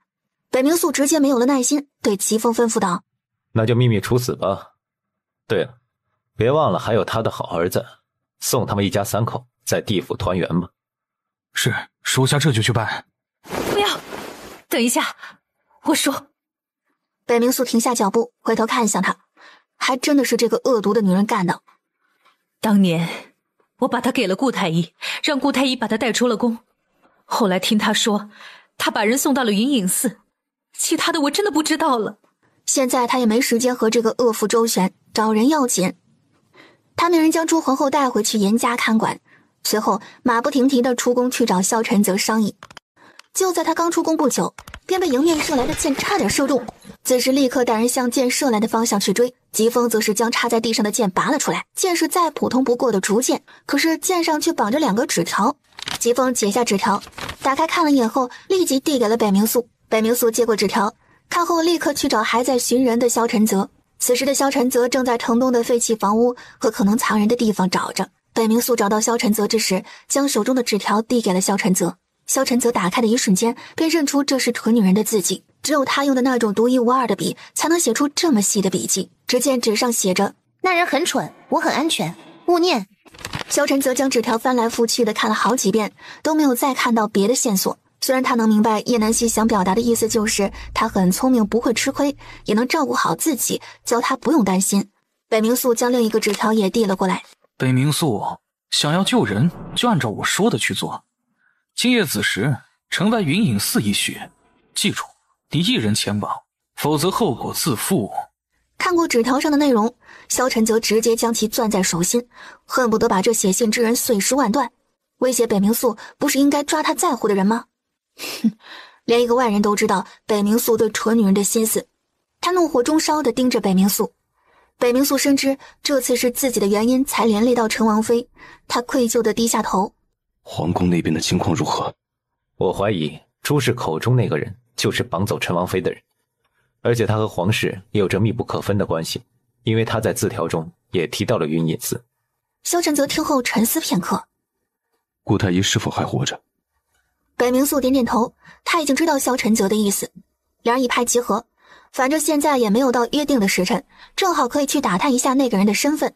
北冥素府邸的暗牢里，顾太医奄奄一息地靠在墙壁的角落。北冥素缓缓走到关押顾明思的牢房门口，在见到北冥素的一瞬间，顾明思疼地站起身。二皇子殿下，您是来救微臣的吗？行了，顾太医，不用再装傻了。本殿抓你来不是为了放你出去的，本殿也没工夫和你废话，想必你还不知道吧？外面的天已经变了，你的皇后和太子他们已经倒，和你一样住在这豪华的牢房里。不可能，怎么会？皇后娘娘她怎么会被扳倒的？当年朱皇后交给你的那个人，你把他藏到哪里了？顾明思听后浑身一颤，他怎么会知道那件事？这件事除了自己和朱皇后，没有人会知晓。现在可没人能救得了你，要是老实交代，还能留你一条命。他已经彻底相信了北冥素的话，但是这件事打死都不能说，只要他承认了，那就是诛九族的大罪，他死10000次都不够，他就成了家族的罪人。眼见事情瞒不住，他的眼里逐渐有了灰败的颜色。不好，他想寻死！只见顾明思奋力地爬起，使出全身的力气奔着墙上撞去。千钧一发之际，疾风一把将人抓起，随后扔在地上，踩着他的胸前。真是给你脸了，你以为死就能解脱吗？疾风太粗鲁了，既然顾太医不情愿，那就让他见一个人，相信他见过以后会求着本殿下说。随着疾风的出去，转眼间一个人就被疾风单手拖了进来。在见到那人脸的一刻，顾明思当即一口鲜血呕了出来。那人正是昏迷不醒的北冥夜。顾明思看着倒在地上虚弱不堪，好像随时都会毙命的北冥夜，是真的急了。北冥秀，他是太子，是你的皇兄，你怎么能这么对他？简直是有违伦常，会被人唾骂的。到底是谁会受到世人的唾骂？顾太医是不是说错了？皇兄他也配？本殿可没有那个野种的皇兄。顾太医是还没有认清楚现在的处境吗？既然如此，季风，把人埋了吧，就算本殿给这个曾经的野种皇兄最后一点体面。北冥素说完，就抬步向门口走去。见北冥素是说真的，顾明思急忙喊道：“我都说，留他一命。”晚了，早干嘛了？你现在想说，殿下还不想听了呢。疾风不顾他的喊叫，依旧将北冥夜扯腿往外拽。等一下，我知道他不仅如此，我还知道祝家的秘密，留他一命，我什么都说。哦，说来听听。先说那个人的事儿，但凡你有一句假话或者私藏，下场你是知道的。顾明思颓败的敛下眼眸，眼神逐渐飘远，回想着当年发生的事。那时的自己与朱皇后暗生情愫，心意相通，只等他及笄之后便会上门提亲。哪成想他的父亲根本看不上他家门第，一心想要将人许配给皇家，于是后来便嫁给了当时还是王爷的当今皇帝。同年皇帝登基，他也顺理成章地成为了高高在上的皇后娘娘。他也在父亲的安排下娶了他人，成了家，但也因为当时同皇后的亲戚原因，自己也被安排进了太医院当值。也就是那年，皇后和自己妻子几乎同时传出怀孕的消息。当时的朱氏找到他，让他替他保胎，他也顺理成章地成为了皇后御用的太医。就这样，他在皇后要生产的前一日给自己的妻子催了产，而他的妻子却因为生产时大出血而亡，留下一个男婴。朱氏临产那日，朱氏虽是难产，但也算有惊无险地生下了孩子。虽是个皇子，竟然半张脸上都是青红交错的胎记。因为小皇子脸上的胎记无法去除，这样的人定会被世人认为是不祥的怪物，根本就与皇位无缘，就算留下也会被沦为笑柄。他接受不了自己的皇子是个这样惹人厌弃的存在，同样也会让他的地位不保。于是他便毫不犹豫地将孩子丢给了他，让他随意处置。朱氏则是承诺一定会精心培养他的儿子，就当做自己亲生无疑。他当时也鬼迷心窍地答应这件荒唐事，把孩子偷偷带出宫，丢弃在了一座废弃的破庙里。接下来的造化就只能靠他自己了。北冥素按照约定的时辰提前赶到了云隐寺，他已经猜到了约他前来的人身份就是朱皇后真正的亲生子。按理说他们本应该算作亲兄弟，却不想是以这样的方式见面。后背一阵风袭来，北冥素下意识的一躲，哼，就这般的胆量啊！星渊从北冥素的身后一闪而过，随后坐在了佛像面前的蒲团之上，更是示意北冥素坐在他对面的蒲团上。见北冥素站在原地没有动，也是，堂堂北四国尊贵的二皇子殿下，怎么会坐在这样满是灰尘、破败不堪的蒲团上？二皇子殿下肯赏脸来到这座破寺庙，已经是格外照顾了。星渊讽刺的话语并没有让北冥素生气，他看着坐在面前戴着面具的红衣男子，他何时来的自己都没有察觉到，可见这人武功在自己之上。他抿唇一笑，直接坐在了那个脏兮兮的蒲团上。本殿是不是应该称阁下为大皇兄？既然大皇兄想要，就岂有不做的道理？既然你都知道了，那就应该猜得到我来找你的目的是为何了吧？星渊散漫的态度在北冥素眼中却另有深意，看似他好像不在乎即将说的事，但是他却知道这件事对他很重要，甚至是他的执念，不然他又怎会费尽心思掳走陈王妃，只为和他见一面交换条件？你想恢复皇子的身份？而他唯一想做的应该就是恢复皇子的身份。朱皇后和顾明思还有北冥夜都受到了应有的报应，他不必再揪着不放。不愧是老皇帝最喜欢的皇子，就是聪明。既然猜到了，那就好办了。接下来的事应该不用我多说了吧？二皇帝，他并不是贪图皇宫的荣华富贵，他想要的从来只有名正言顺的身份和他本应该有的尊重。他做这一切就是想要告诉自己，他不是个没爹没娘的恶魔妖怪。北冥素想了想，想要恢复他皇子身份一事并不难，难的就是父皇那边该如何交代。父皇就算可以认回他这个皇子，但这么多年没有养在身边，又是朱氏的孩子，肯定会有所隔阂，所以怎样说服父皇是个问题。见北冥素有所迟疑，星渊不屑地嗤笑：哼，怎么怕我认回皇家抢了你的皇位啊？北冥素见他误会了，并没有着急解释，而是在想该怎么说。放心，一个破皇位还不值得我花费这么多的心思。皇兄误会了，这事我没有异议。皇兄认祖归宗是无可厚非的事情，我会回去向父皇禀报，就是不知该如何找到皇兄。明日这个时辰还是这里，老规矩。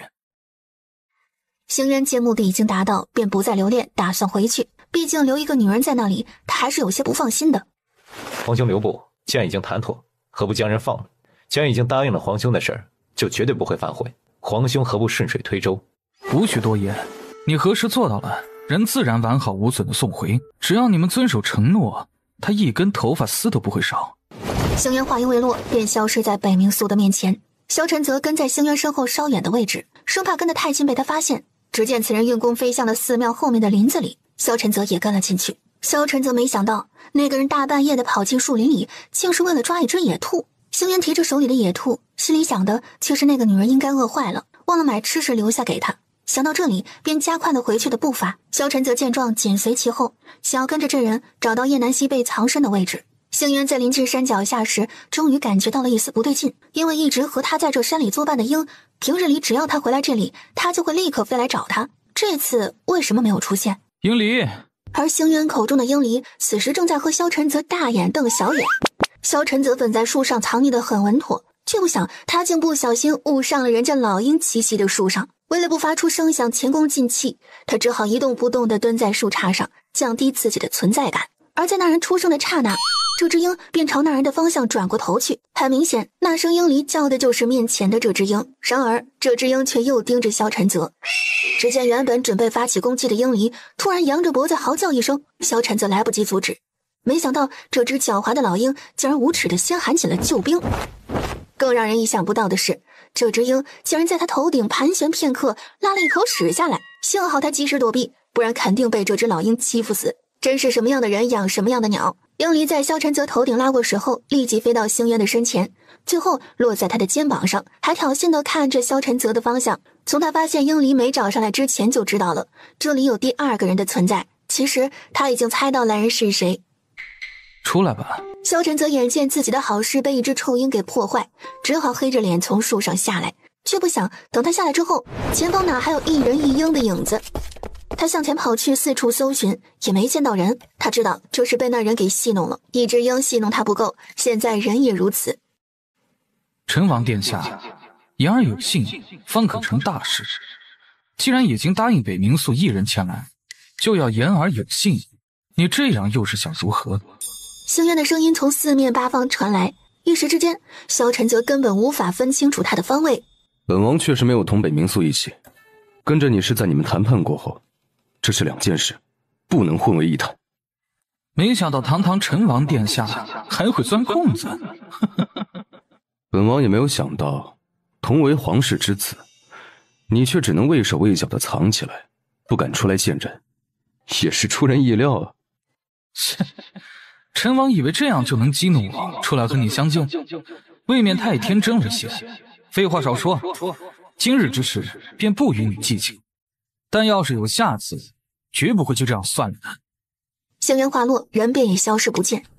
萧晨则一拳狠狠地砸在旁边的树干上，这么好营救蠢女人的机会，就这样被一只臭鹰给搞砸了。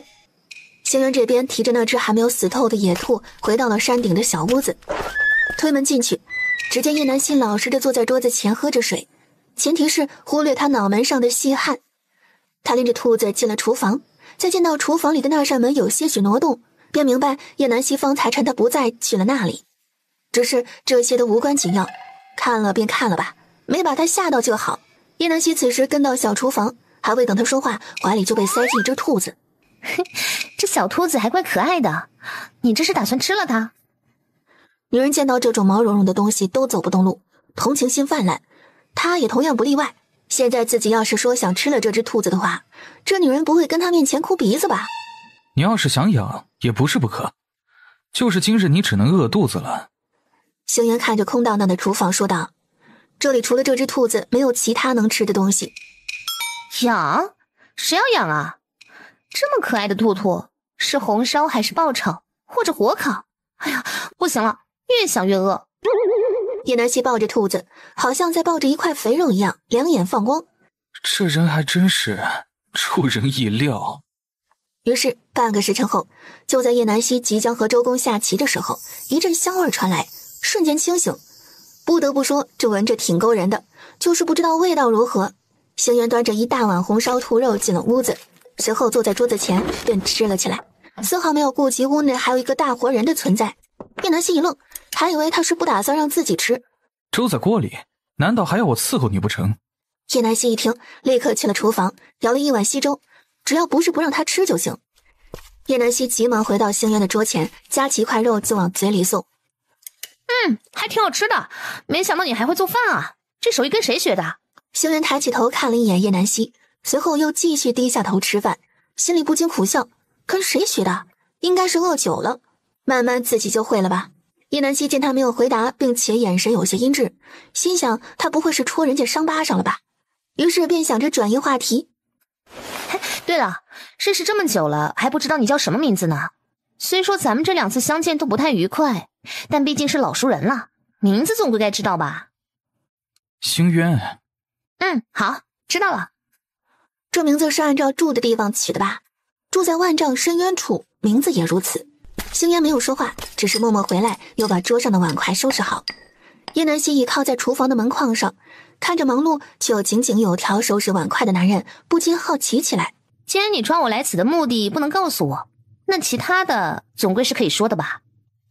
叶南希发现，这人虽然有些阴郁，性格也不讨喜，但是至少他不是那种十恶不赦的坏人，不然的话，自己岂会好吃好喝在这儿住着？你想知道什么？你是不是和皇家有仇啊？你不是都已经知道了吗？星渊眼神瞟向厨房那道门上，叶南希心虚地摸了摸鼻子。就是你想的那样，不如给你讲个故事吧。随后看着那道门若有所思。可以，洗耳恭听。叶南希搬了把椅子坐在门口，小八卦的心思已经明晃晃地挂在了脸上。星渊把一个皇子被调换的故事娓娓道来。那个被抛弃的真皇子被寺庙里好心的住持收养，也算度过了一段安稳的日子。可是好景不长，就在5年后，寺庙突然遭到灭门屠杀，能逃的都逃走了，逃不走的变成了刀下亡魂。只不过那个皇子被老住持藏得很好，根本就没人发现他藏了起来。但事情过后，那个皇子为了能活下来，只能沿街乞讨受人白眼，人人都骂他是地狱爬上来索命的恶鬼，没人愿意靠近他。街边的孩子更是拿着石子砸他骂他，每天吃不饱穿不暖，不管他到哪里都会被别人嫌弃，就连人家倒掉的剩饭也不愿意给他吃，就因为他生来丑陋便被众人排挤。他一度不想活在这个世上，但是他不甘心，住持的仇还没有得报。这时一个疯疯癫癫的老乞丐去找上了他，让他认那老乞丐为师傅，他会教他毕生所学。他毫不犹豫地跟着老乞丐走了，这一走就是10年。这10年间，没人知道他过的是什么日子，他也从他那师傅口中得知了自己的真实身份。也是这一年，他亲手了结了他师傅，因为他亲口承认云隐寺就是他屠尽的。从那以后，他的心中只剩下了怨恨的种子，再无其他。叶南希听着星渊只是轻描淡写的几句就讲完了，但是他知道这其中的经历其实几句话就能描述出来的。在那样的环境下，没把一个孩子给逼疯，已经算是意志坚定了。让我猜猜，后来这个真正的皇子是不是准备要名正言顺的回皇宫啊，恢复他本该有的人生？在他讲完这个故事后，叶南希就猜到了星渊劫持他的目的，无非就是拿他来要挟北冥宿去办这件事。星渊听见叶南希的话，脚步一顿，随后径直越过叶南希向屋里走去，冷冷吐出2个字：睡觉。叶南希见星渊直奔床榻而去，立马起身跟了过去。见星渊旁若无人地整理着被褥，喂，不是星渊，你好歹是个大男人，孤男寡女大晚上的睡在一个屋子里也不好吧？你总不能让我睡在地上吧？星渊手里抱着一床被子，哼，随后抱着被子出去了。叶南希看着星渊的背影，好气又好笑。叶南希也不管别扭不别扭，首先是不能亏待自己，要睡好觉。在躺下的时候想起了萧晨泽，也不知道他现在在干什么。他不在，他会不会担心的睡不好？而此时的萧晨泽的确很不好，他已经被那只难缠的臭鹰气得七窍生烟，恨不得将他的毛全都拔了放在火上烤，仗着自己不能杀他，一个劲儿的挑衅他，非要把屎拉在他身上不可。他已经躲了好几次，实在烦不胜烦。他本想在这里蹲守，等那人再次出来，没想到却被那只臭鹰盯上了。要不是怕他死了，那人一怒之下再做出对叶南希不利的事，他早就将他的毛薅得一根不剩。就在萧晨泽准备离开这边换个位置之际，忽然听到远处传来一阵呼呼的煽动的声音。萧晨泽看着冲他飞来的一帮老鹰，就有10几只之多。他四下搜寻那个罪魁祸首，果然那只臭鹰在空中带领他的伙伴要对付他，没办法，他一只都没法对付，更别说这一群，只好离开这片区域，先回去找北冥宿商量。叶南希此时还在睡梦中，并不知道萧晨泽被一群鹰追着有多狼狈，只是在闻到一阵饭香过后，眼睛猛地睁开，顺着香味儿，他来到厨房门口。星渊在看到门口探出的那个毛茸茸的脑袋，忍不住想笑。你是闻着味儿来的吗？叶南希没骨气的咽了咽口水。你也可以这么说。哎，你这锅里是啥啊？这么香，好像有股肉味啊。他记得昨天的那只野兔被2人吃的啥都不剩了，哪来的肉？当然会有肉味儿，因为用的是昨日啃剩的骨头熬粥。既然你喜欢，一会儿多吃点。你说那是啥？啃剩的骨头？怎么不想吃？哼，你在嫌弃？星渊好笑地看着叶南希，这是他曾经梦寐以求能够填饱肚子的饭。见星渊眼神突然落寞下去，不知想起了什么。被我骗到了吧？那锅根本就不是剩下的骨头，而是鸡肉。我猜的没错吧？那你方才是故意那样说？对啊，这不是为了满足你想要戏弄我的小心思吗？那要是真的呢？你还会吃吗？不会，但是吧，是在我有选择之下。如果真的到了山穷水尽之际，没得选了，能有的吃就不错了，那还挑什么呀？先保命要紧，能活下来才是王道。星渊抬头看向叶南希，他忽然就释怀了。是啊，能有的吃，死不了就行了，怎么会挑？哎，要不我给你支支脸吧。在他说这话之前，他见到星渊笑起来的样子真的很好看，于是嘴比脑子快，说完他就后悔了。星渊看着一脸纠结懊恼之色的叶南希，唇角的笑意更压不住了。那既然你不愿，就当我没。好啊，那就有劳了。去洗洗，吃饭吧。米香混合着肉香味扑面而来，锅里的是鸡丝粥。叶南希眼睛一亮，这人今天的心情似乎不错，这么好说话的样子，要不你把我放了，咱们下去治疗。不着急。星渊端着2碗粥进了屋子。叶南希一听这话，当即就像霜打的茄子一般，看来今日下山是没希望了。他倒是无所谓，主要是他怕萧晨泽他们担心自己，而且原定今日要启程的又被耽搁了，他要想个办法。也不知道北冥宿那边进行的是否顺利，不顺利的话，还是自救比较靠谱。北冥宿早早去了皇宫，斟酌了一下，便把事情告诉了北皇。北皇当即勃然大怒，他没想到朱氏那个恶妇竟然能狠毒成那个样子。这件事不用犹豫，赶紧去办。陈王妃救咱们北四国于水火之中，岂能弃之不顾啊？还有，那个孩子终究是皇室血脉，也是朕不查，让他在外面受了那么多苦，他这么做，朕不怪他。他立即拜别北皇，着手准备这件事。接下来，北四国的皇城突然热闹了起来，众人只见官兵贴着皇榜告示，这才知道原来朱皇后竟是这样的恶毒。这皇后可真是狠得下心。谁说不是呢？哪有她那么当娘的，根本就不配给人当娘。更是可怜那位流落在外的皇子这些年是怎么过的。星渊站在远处看着这一幕，心里压着的石头消失，并没有让他感到轻松，也并没有事成之后的喜悦。星渊买好吃食，回到了小木屋。叶南希还在计划着怎样逃跑，他在纸上大概画着他在这里观察到的一切，就连星渊何时站在他身后都不知道。画得不错，只不过这里不对。星渊说着，便拿过叶南希手中的笔，在他画的那个山间又加了几笔。叶南希惊讶地回过身，见星渊丝毫没有生气他画这些，还好心地提醒他，帮他画上他不知道的部分。其实你大可以不必费尽心思来画这些东西，今晚你就可以回去了。叶南希没想到竟然会这样快，还不懂他说什么，只见星渊转身坐在椅子上，摘下脸上的面具。不是说要给我治脸吗？还等什么？叶南希没想到这人竟是真的要自己为他治脸。怎么不敢了？还是觉得恶心？不是，你信得过我？信。星渊说着，便从怀里掏出一个东西扔给叶南希。叶南希手忙脚乱地接住，拿在手上一看，这不是那日在朱皇后寝宫找到的黄金蛇生肖吗？那日他不是特意从自己手中抢了过去，今日给他又是何意？叶南希疑惑地看向星渊。真金。对于星渊这惜字如金的样子，叶南希已经习惯，他当然不会拒绝金子的诱惑。你知道这是做什么的吗？星渊打量了一下叶南希，随口说道：金矿的钥匙。你说真的？还真是好骗，你信那就是真的。哼，骗我有意思啊？星渊认真的想了想，他说的没错，确实是挺有意思的。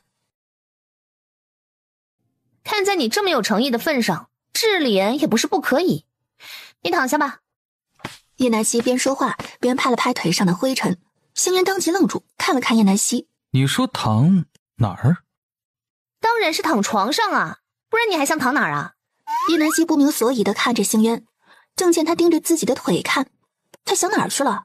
想的可真美。星渊立刻回过神，知道是自己想差了，不自在的轻咳一声，随后大步走向床榻。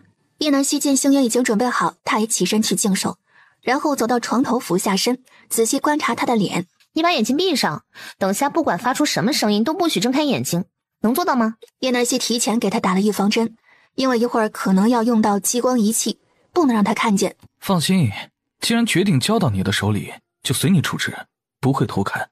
随后星渊就闭上了眼睛，接着叶南希就给星渊的脸上做了清洁并消了毒。随着叶南希动作温柔的擦拭，星渊的心也是跟着慢了一拍，只感受到了他的耐心与细致的动作，并贴心的替他将胡子和脸上多余的汗毛一并用刀片刮掉。做好一切准备工作后，叶南希摸出一个防辐射眼罩放到他的眼睛上，让他不要摘下也不要动。叶南希则是趁这机会穿上一件一次性手术衣，戴上护目镜，然后从空间将激光仪器搬出来，调试好参数便开始操作。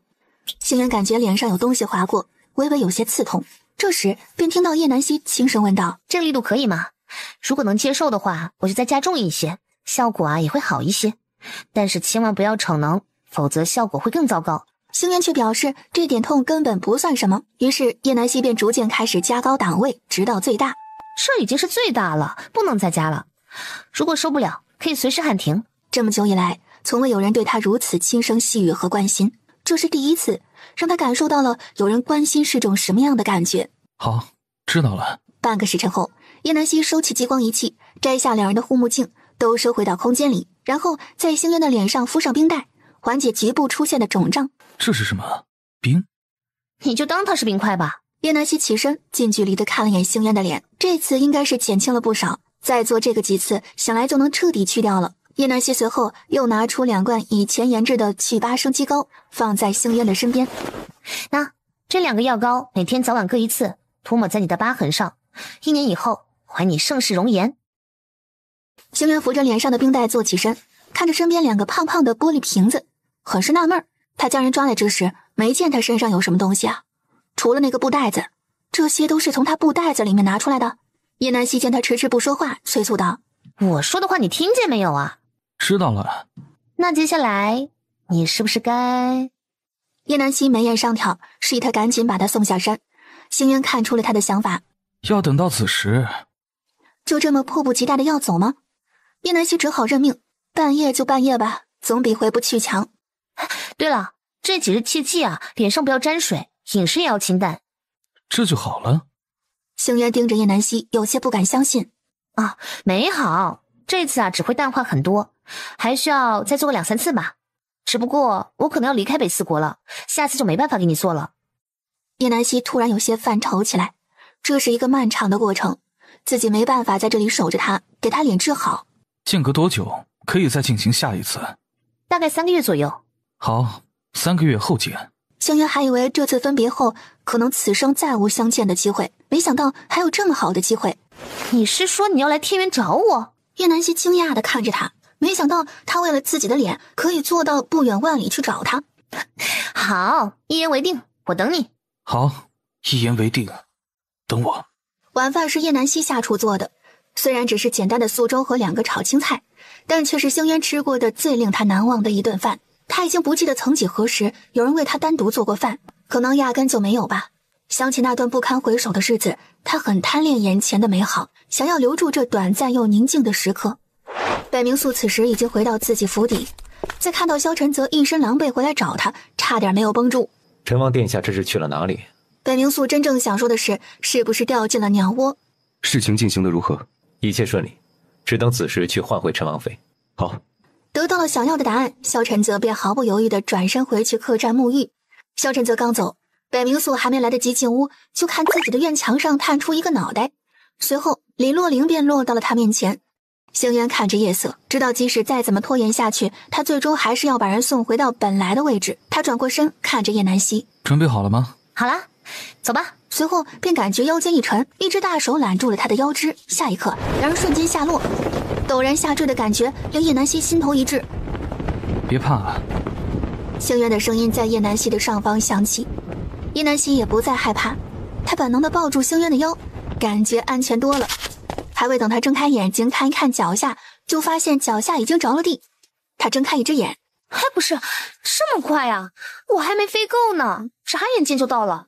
星渊看着腰间圈着的双手，眼睛不自在地瞟向别处。叶南希在意识到自己还抱着人家的腰不撒手时，立刻直起身。你别误会啊，我有点紧张。快走吧，再耽搁下去，免得会误了时辰。跟紧我的脚步，我走哪里你就走哪里，不要再乱走，这里有机关，很危险。叶南希亦步亦趋地跟在星渊的身后，总算有惊无险地走到了安全的地方。同样见到了把萧晨泽折磨得快要疯了的鹰，在叶南希头上盘旋了几圈，又落在了星渊的肩膀上。他叫鹰离，一直守护在这里，也是我的好伙伴。不错，就是这毛有点秃。星渊这时也仔细观察起鹰离，果然和昨日见过的样子有些不同，身上的毛确实比昨日少了一些，看上去也没有以前威武雄壮了。就一个晚上的时间，怎么回事？猛然间星渊想起昨日萧晨泽来过这里，难道是他动的手？星渊看着叶南希，突然抬起一只手伸到他的面前。叶南希低下头看着他手里的木盒子，我不要。干嘛突然送礼物啊？怪吓人的。不是什么值钱的物件，这2日把你抓来却有不妥之处，就当是赔礼了。星渊将盒子直接塞进叶南希的手里，径直向前走去。他从未向别人道过歉，叶南希是第一个让他觉得心生歉意之人。叶南希赶忙用手兜住盒子，然后打开，果然像他说的，不是什么值钱的物件，但却是一份心意。这个应该是他亲手刻的，这木雕刻的就是他，不错，挺生动形象的。心渊，你的木雕我很喜欢，谢谢你。心渊身形一顿，第一次听到除了住持以外的人喊他的名字，没想到这个名字从他的口中念出竟是如此的好听。他转过身，目光灼热且期盼地盯着叶南希。你能再叫一次我的名字吗？叶南希一怔，然后会心一笑。心渊。心渊怔怔地望着眼前这个笑容灿烂的女子，想把她的音容样貌刻在自己的记忆深处，这一刻已经定格在他的脑海中，永远不会磨灭。良久，走吧，我送你回去。回到你应该回到的人身边。此时的云隐寺早已没有了往日的黑暗，离得很远就能看见那暖人的火光。星渊知道接叶南希的人已经到了，叶南希先一步出现在众人的视野，萧晨则第一个发现他的出现，快步上前将他抱入怀中。叶南希也同样伸手在他背上拍了拍，他知道萧晨则很担心他，原来自己对他的思念也并不少。闻着他身上独有的冷香，他明白自己已经被这个男人套牢了。我没事，放心吧。萧晨则开始上下打量起叶南希，见他没有什么其他情况，便放下心来。南希，你没事真的太好了，我都快担心死你了。那个抓你的人呢？站在后面的北冥素和李艳见叶南希能安全回来，都暗自舒了一口气。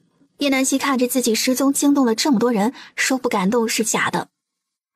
谢谢你们这2日来的奔波，这份人情我记住了，日后有需要帮忙的地方绝不推辞。他知道这件事都是北冥素在奔波。陈王妃言重了，这件事本就是我们北四国的原因才连累到你，这都是应该做的，无需道谢。哎，一码归一码，二皇子不必推诿。对了，陈王妃可知皇兄他……北冥素看了眼叶南希的身后，迟迟未见星渊的出现。他让我转告你，明日他自会出现。叶南希看了眼身后，他知道星渊肯定还没有走，一直在暗处没有出来。其实星渊并没有交代他，但是他能猜到他的意思，这么多人不出来是最好的选择。暗处的星渊听到叶南希替自己编好的说辞，不禁苦笑，如此善解人意，他更觉得自己是个阴暗的小人。萧晨则也知道星渊就在此处，但是看在蠢女人有意维护的份上，他也不愿再和他计较，等日后再见到他，他可不会这么轻易放过。叶南希见原本好好的萧晨则突然变了脸色，就知道他还想找星渊算账，于是他趁别人不注意，把手伸进萧晨则的手心里，又勾起手指挠了挠，想哄哄他。不过被哄的那一个立刻变得乖顺起来。萧晨则一把抓住叶南希作乱的小手，除了手心的痒意，其实他的心更痒。虽然高冷的拉着叶南希走在前面，但是没人看见他此刻的嘴角已经快收不住笑意了。几人上了马车，李洛灵也终于识趣的没有跟上。其实不是他不想上马车，而是被北冥素拦住了。想想北冥素说的也对，他上去好像是太亮了一些。萧晨则正在给叶南希投喂清风方才递过来的糕点，叶南希咽下口中的糕点。能不能？不能。你知道我想说什么吗？你就拒绝。叶南希无语地望着面前这个霸道的狗男人。从他上车，这人的手就没有老实过，一直在他的后背和肚子上摸呀摸，好像摸不够似的。萧晨则一眼就看穿了叶南希的想法，他知道他想下去，但是他不允。南希，我想……萧晨则看向叶南希的嘴巴，给你。叶南希将手里举着的糕点直接塞进萧晨则的嘴巴，想吃你就直说，不用吞吞吐吐的。却不想下一刻被堵住嘴巴的竟是自己，嘴里被塞进大半块糕点，还未等他反应过来，唇瓣一重，萧晨则的唇就附了上来，柔软的触感令他整个人怔在当场，嘴里充斥着糕点的香甜以及萧晨则独有的气息。萧晨则看着叶南希的反应很是满意，随后又重重地在他的唇上啄了一口，这才依依不舍地离开了他的唇瓣。不错，的确很甜。叶南希也缓缓嚼着嘴里的糕点，这一刻他的心跳得格外快。这个狗男人也太会了，这是跟电视剧学的吗？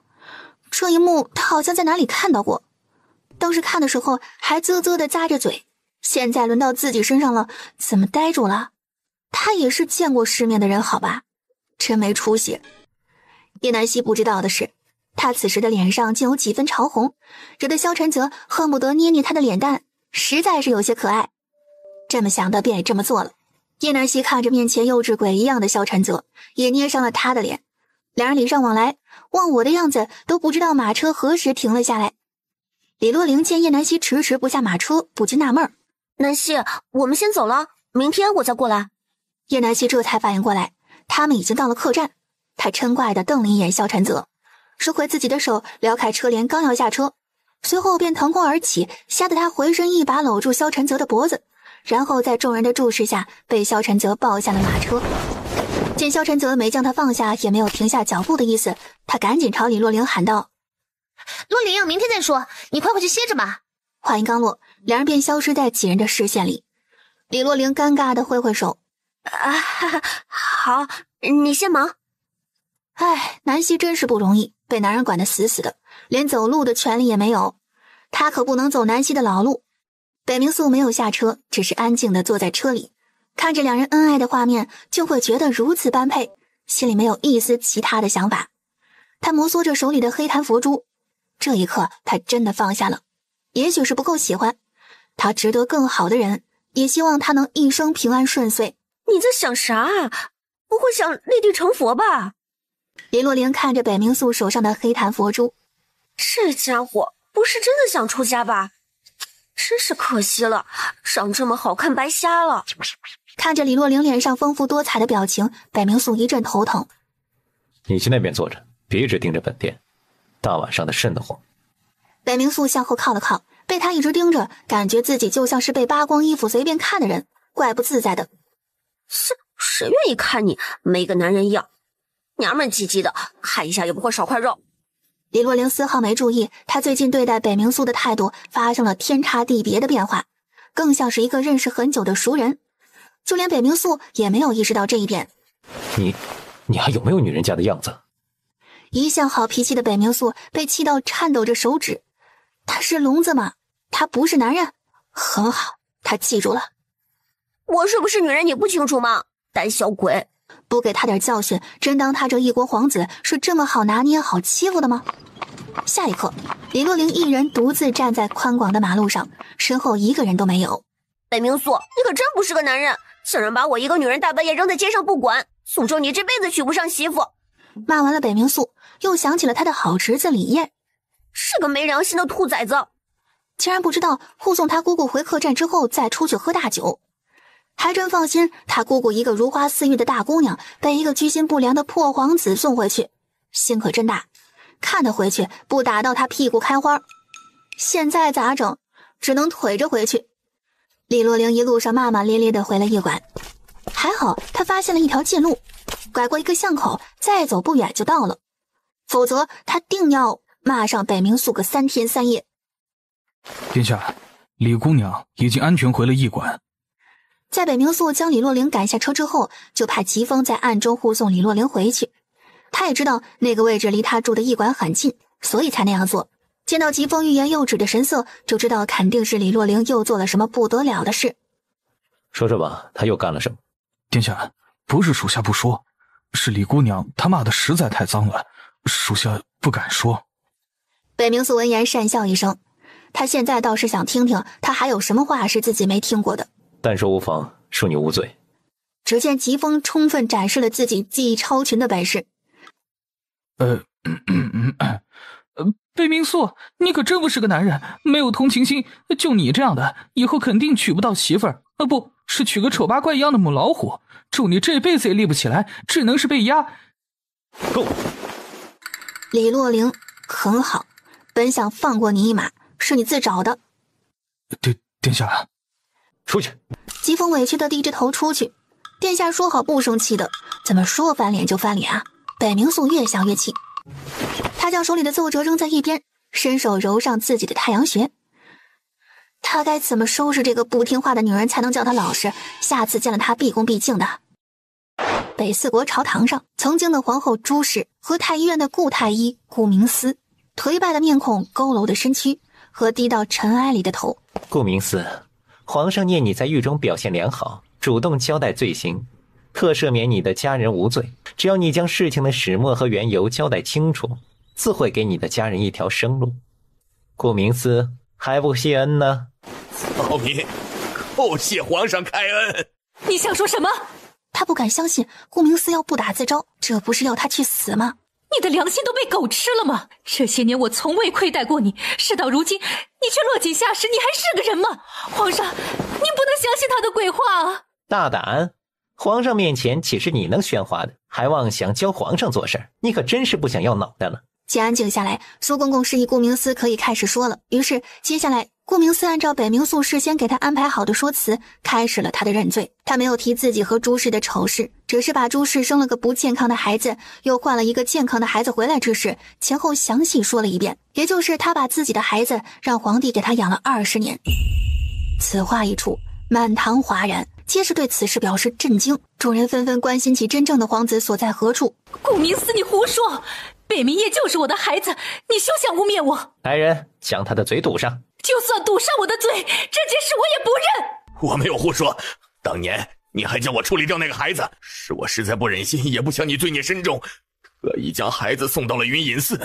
但是后来被你知道了，你还是狠心的派人血洗了云隐寺，想要杀了那孩子，永绝后患。此话一出，在场的人无一不倒吸一口凉气。蛇蝎夺妇，怎么能有如此狠的心呢？是啊，竟然从来都没想过要放那孩子一条生路，还屠了云隐寺满门，真是罪孽深重，千刀万剐都难以让人平息。恶妇，朕真是看走了眼，将你这个毒蛇留在皇宫多年。你说谎，骗人！你有什么证据能证明你说的就是真的？好，那就让你心服口服。来人，将人带进来。不出片刻，侍卫拖着瘦弱不堪、面如死灰的北冥夜来到大殿之上。周太医，动手吧。是。周太医立刻转身，拿起托盘上的银针，走到北冥夜的身边，然后在他的手指上取了一滴血，滴进碗里。北冥夜像个没有灵魂的木偶，任人随便摆弄，被扎到手指也没有皱一下眉头。叶儿，你怎么了？造孽呀，恶有恶报。周太医取完北冥夜的血，没有去龙椅的方向取皇帝的血，而是直接走到了朱氏的面前，强行扎破他的手指，2滴血没有相容。你还有什么话说？事实已经摆在这里了，你和北冥夜根本就没有血缘关系。顾兄，请吧。顾明思没有半点犹豫，接过周太医手上的银针，用力地扎在自己的食指上。朱氏一下子瘫倒在地上，他明白一切都完了。你们这帮骗子，就知道糊弄本宫，本宫要诛你们9族！他这是疯了吗？北冥素看着风言风语的朱氏，唇角勾起抹冷笑，以为装疯卖傻就能饶他一命，真是痴心妄想。北冥素暗中向苏公公使了个眼色，苏公公带着圣旨在殿前宣读。因为顾明思指控朱氏罪行的证据确凿，朱氏也认罪，遂秋后问斩。顾明思免于诛9族的大罪，同于秋后问斩，而北冥夜被薅夺其姓氏，贬为庶人，因其勾结宗人府府令暗中操作，遂将其终身关押。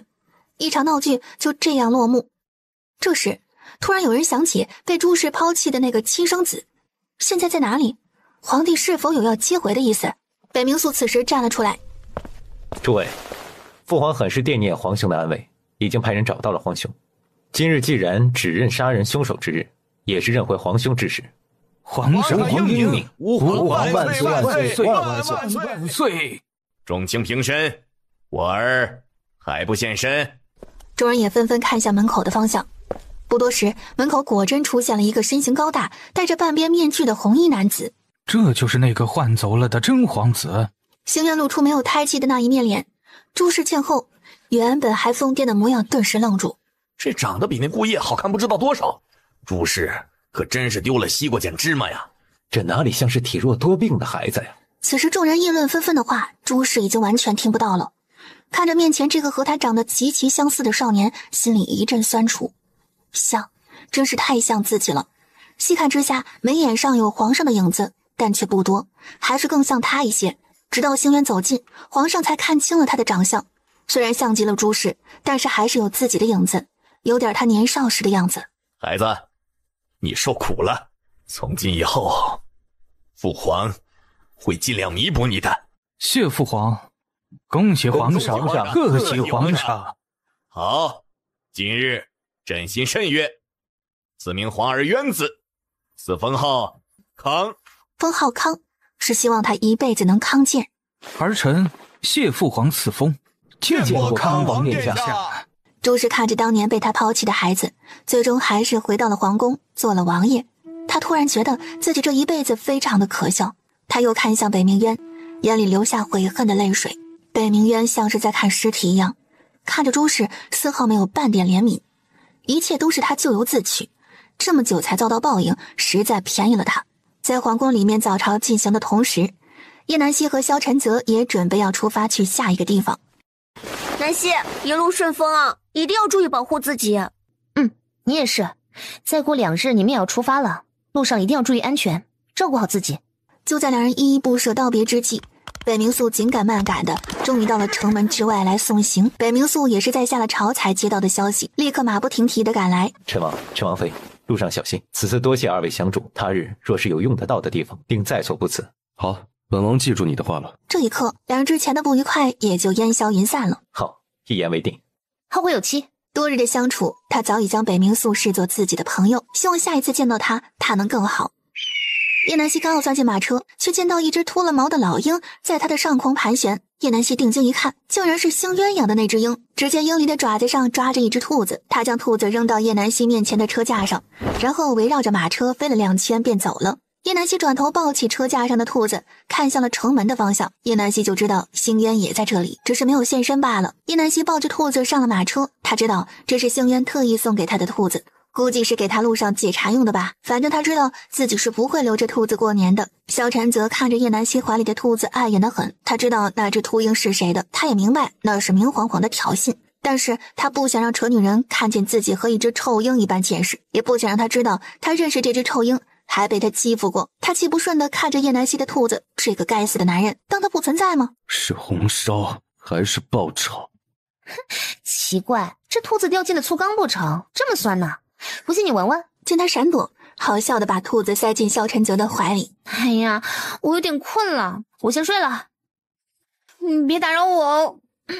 叶南希故意打了个哈欠，紧接着便躺在萧晨泽事先给他准备好的软垫上，闭上眼睛。他从来没有抱过这些毛茸茸的东西，这是第一次，只是不经意间摸到了兔子，却意外的柔软，将整个手掌放在兔子的后背上抚摸，一旦开始便停不下来。马车里安静又祥和的气氛下，两人一兔都沉浸在了香甜的梦里。主子，不好了，宫里来信，出事了。萧晨则将叶南希用披风裹好，随后起身去了马车外。宫里发生何事？影医送来密信，皇上现在的处境比较危险，皇后的人已经霸占了整个朝廷，现在内忧外患，皇上不得不受制于皇后。什么？本王走之前不是已经安排好了吗？怎么会这样？影医在信中没有细说，想来也是被蒙在鼓里，都被皇后制造的假象给蒙蔽了。皇后的父兄还有后手，现在又不知道从哪儿蹦出来个人，联合倭国在攻打天元的边境。据影医信中所说，此次倭国的人来势汹汹，恐怕……真是岂有此理！一个弹丸之地，竟也敢在泱泱大国跟前卖弄，谁给他们的胆子？没想到自己走的这段日子，天元竟然发生了如此巨变，也不知父皇一人能否应付得过来。朝廷可有派人前去带兵应战？北老国公自请带兵前去，可是临行前一晚突遭暗算，至今昏迷不醒。又是皇后那个吃里扒外的东西，父皇这些年对他已经算得上是仁至义尽，他怎能将事做绝呢？以为这样做他就能坐收渔翁之利了吗？简直是笑话。现在皇后的人已经在带兵前去的路上，王爷您还要早些定夺，趁着大军未到还有机会，否则后果不堪设想。皇后为了扶持他的儿子上位，真是煞费苦心，愚蠢至极。除了裴老将军，难道朝廷就没有人了吗？能带兵打仗的都在一夕之间全部病倒。王爷，这是阴谋啊！还犹豫什么？你带着月明和清风赶紧回去啊，我自己慢慢赶路。他早就躲在一旁，将两人的谈话听得一清二楚。不行，此事无需商量，我不同意。你现在的情况，我不能离开。萧晨则上前一步，将叶南希披风的带子系紧，斩钉截铁地说道：这件事在我这也没得商量，我不希望你因为现在的选择而在今后的某日后悔，趁一切还有机会挽回，你就要赶紧去争取，不要留下遗憾。我不希望成为任何人的负担，我自己会照顾好自己。你知道我的本事啊，我可是神女，岂会那么容易出事啊？见萧晨泽不说话，叶南希又继续说道：“别以为这是父皇一个人的事，这是关系到咱们每一个人的事。如果家都没了，咱们又该何去何从呢？咱们的孩子又能否平安降生？你不是为了别人去争取，还是为了你自己，为了你的孩子，为了我，为了我们的家，还有我们赖以生存的家园。一旦皇后的阴谋得逞，还岂会有咱们的容身之地啊？”叶南希的这一番话无不让在场的人感到动容，萧晨泽更是被叶南希的这一番话打动。是啊，如果没有了大国，何来他们的小家？为了妻儿，他不得不去阻止这一切。好，为了我们的小家，为了天元的百姓都能有个安稳的家园，本王必当竭尽全力。叶南希会心一笑，他就知道萧晨泽不会放着天元的百姓不管，他的男人本就应该如此，倭国小日子的祖先是吗？真是不管何时都野心勃勃。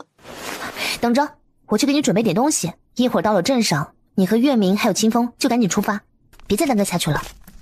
叶南希回到马车上的第一件事就是写了一张配置火药的单子，他现在暂时能提供的只有配方，至于能不能配置成功就看他们的本事了。随后叶南希又写了不少简单的草药方子，对于行军打仗的人来说效果显著，剩下的只能等他到京城再去准备。萧晨则拿着手中那沉甸甸的单子，心中即便有万分不舍，也不得不离去。等我，这个给你，留着防身用。叶南希掏出一把小手枪，告诉萧晨泽怎么去使用，又给了他一些子弹，并在他面前演示了一遍。子弹不多，省着点用，不到万不得已不要拿出来，否则会让人家红了眼。好，记住了，你自己小心。给你的保命药记得随身携带，我等你回来。还有他。好，一个好字胜比千言万语。叶南希一时不舍，但终究要离别。随着马蹄声渐远，萧晨泽的身影终是消失在叶南希的眼前。昭元30年，萧晨泽登基为帝，年号顺元，立叶南希为皇后，封号永熙，立萧时宴为太子，嘉太妃追封为皇太后。昭元帝退居皇家山庄，颐养天年。六皇子萧金安封为安王，七皇子萧林睿封为睿王，管理朝中科举仪式。宫内所有太妃皆跟随昭元帝移居，如有不想出宫者，依旧住在原有的寝宫。叶南希不在乎的摆摆手，就这么办了。硕大的皇宫没了人气也太寂寞了，父皇的妃子本就不多，想留便留。皇后这是嫌弃朕没能再让你生个孩子陪你，所以觉得寂寞了。萧晨则一步一步将叶南希逼至龙床，叶南希小腿推到床沿，一屁股跌坐在床上。不如臣妾给皇上纳些妃子吧，皇上想生多少孩子就生多少，这样也省得臣妾寂寞，还能有姐妹陪臣妾逛园子，岂不是一举两得？你敢！皇后胆真是大得很呐，看来是朕还没有将你喂饱，不然你也没空想这些。萧晨则说罢，龙床上明黄色的纱帐缓缓落下，昏黄的烛火照在床幔上，落下一地剪影，袅袅悠扬的曲调随着床铃的晃动更显婉转动听。天还未亮，萧晨则便早早起身，叶南希还在熟睡，他在他额头上印下一吻，神清气爽，满脸艳足地走出了寝宫。小安子立刻给萧晨则更衣，跟着萧晨则去上朝。日上三竿，叶南希扶着酸疼的腰身，在下床的时候腿一软，差点摔倒在地。哼，狗男人，你大爷的，你给老娘等着！新帝登基自是要有一般改革，皇后叶南希辅佐在侧，开办学堂，女子也要读书，朝廷接受女官，女人不再只是依附在男人身侧，帝后恩爱。皇上更是做出此生只有皇后一人，永不纳妾的承诺，不少大臣纷纷效仿。帝后携手，天元再现辉煌。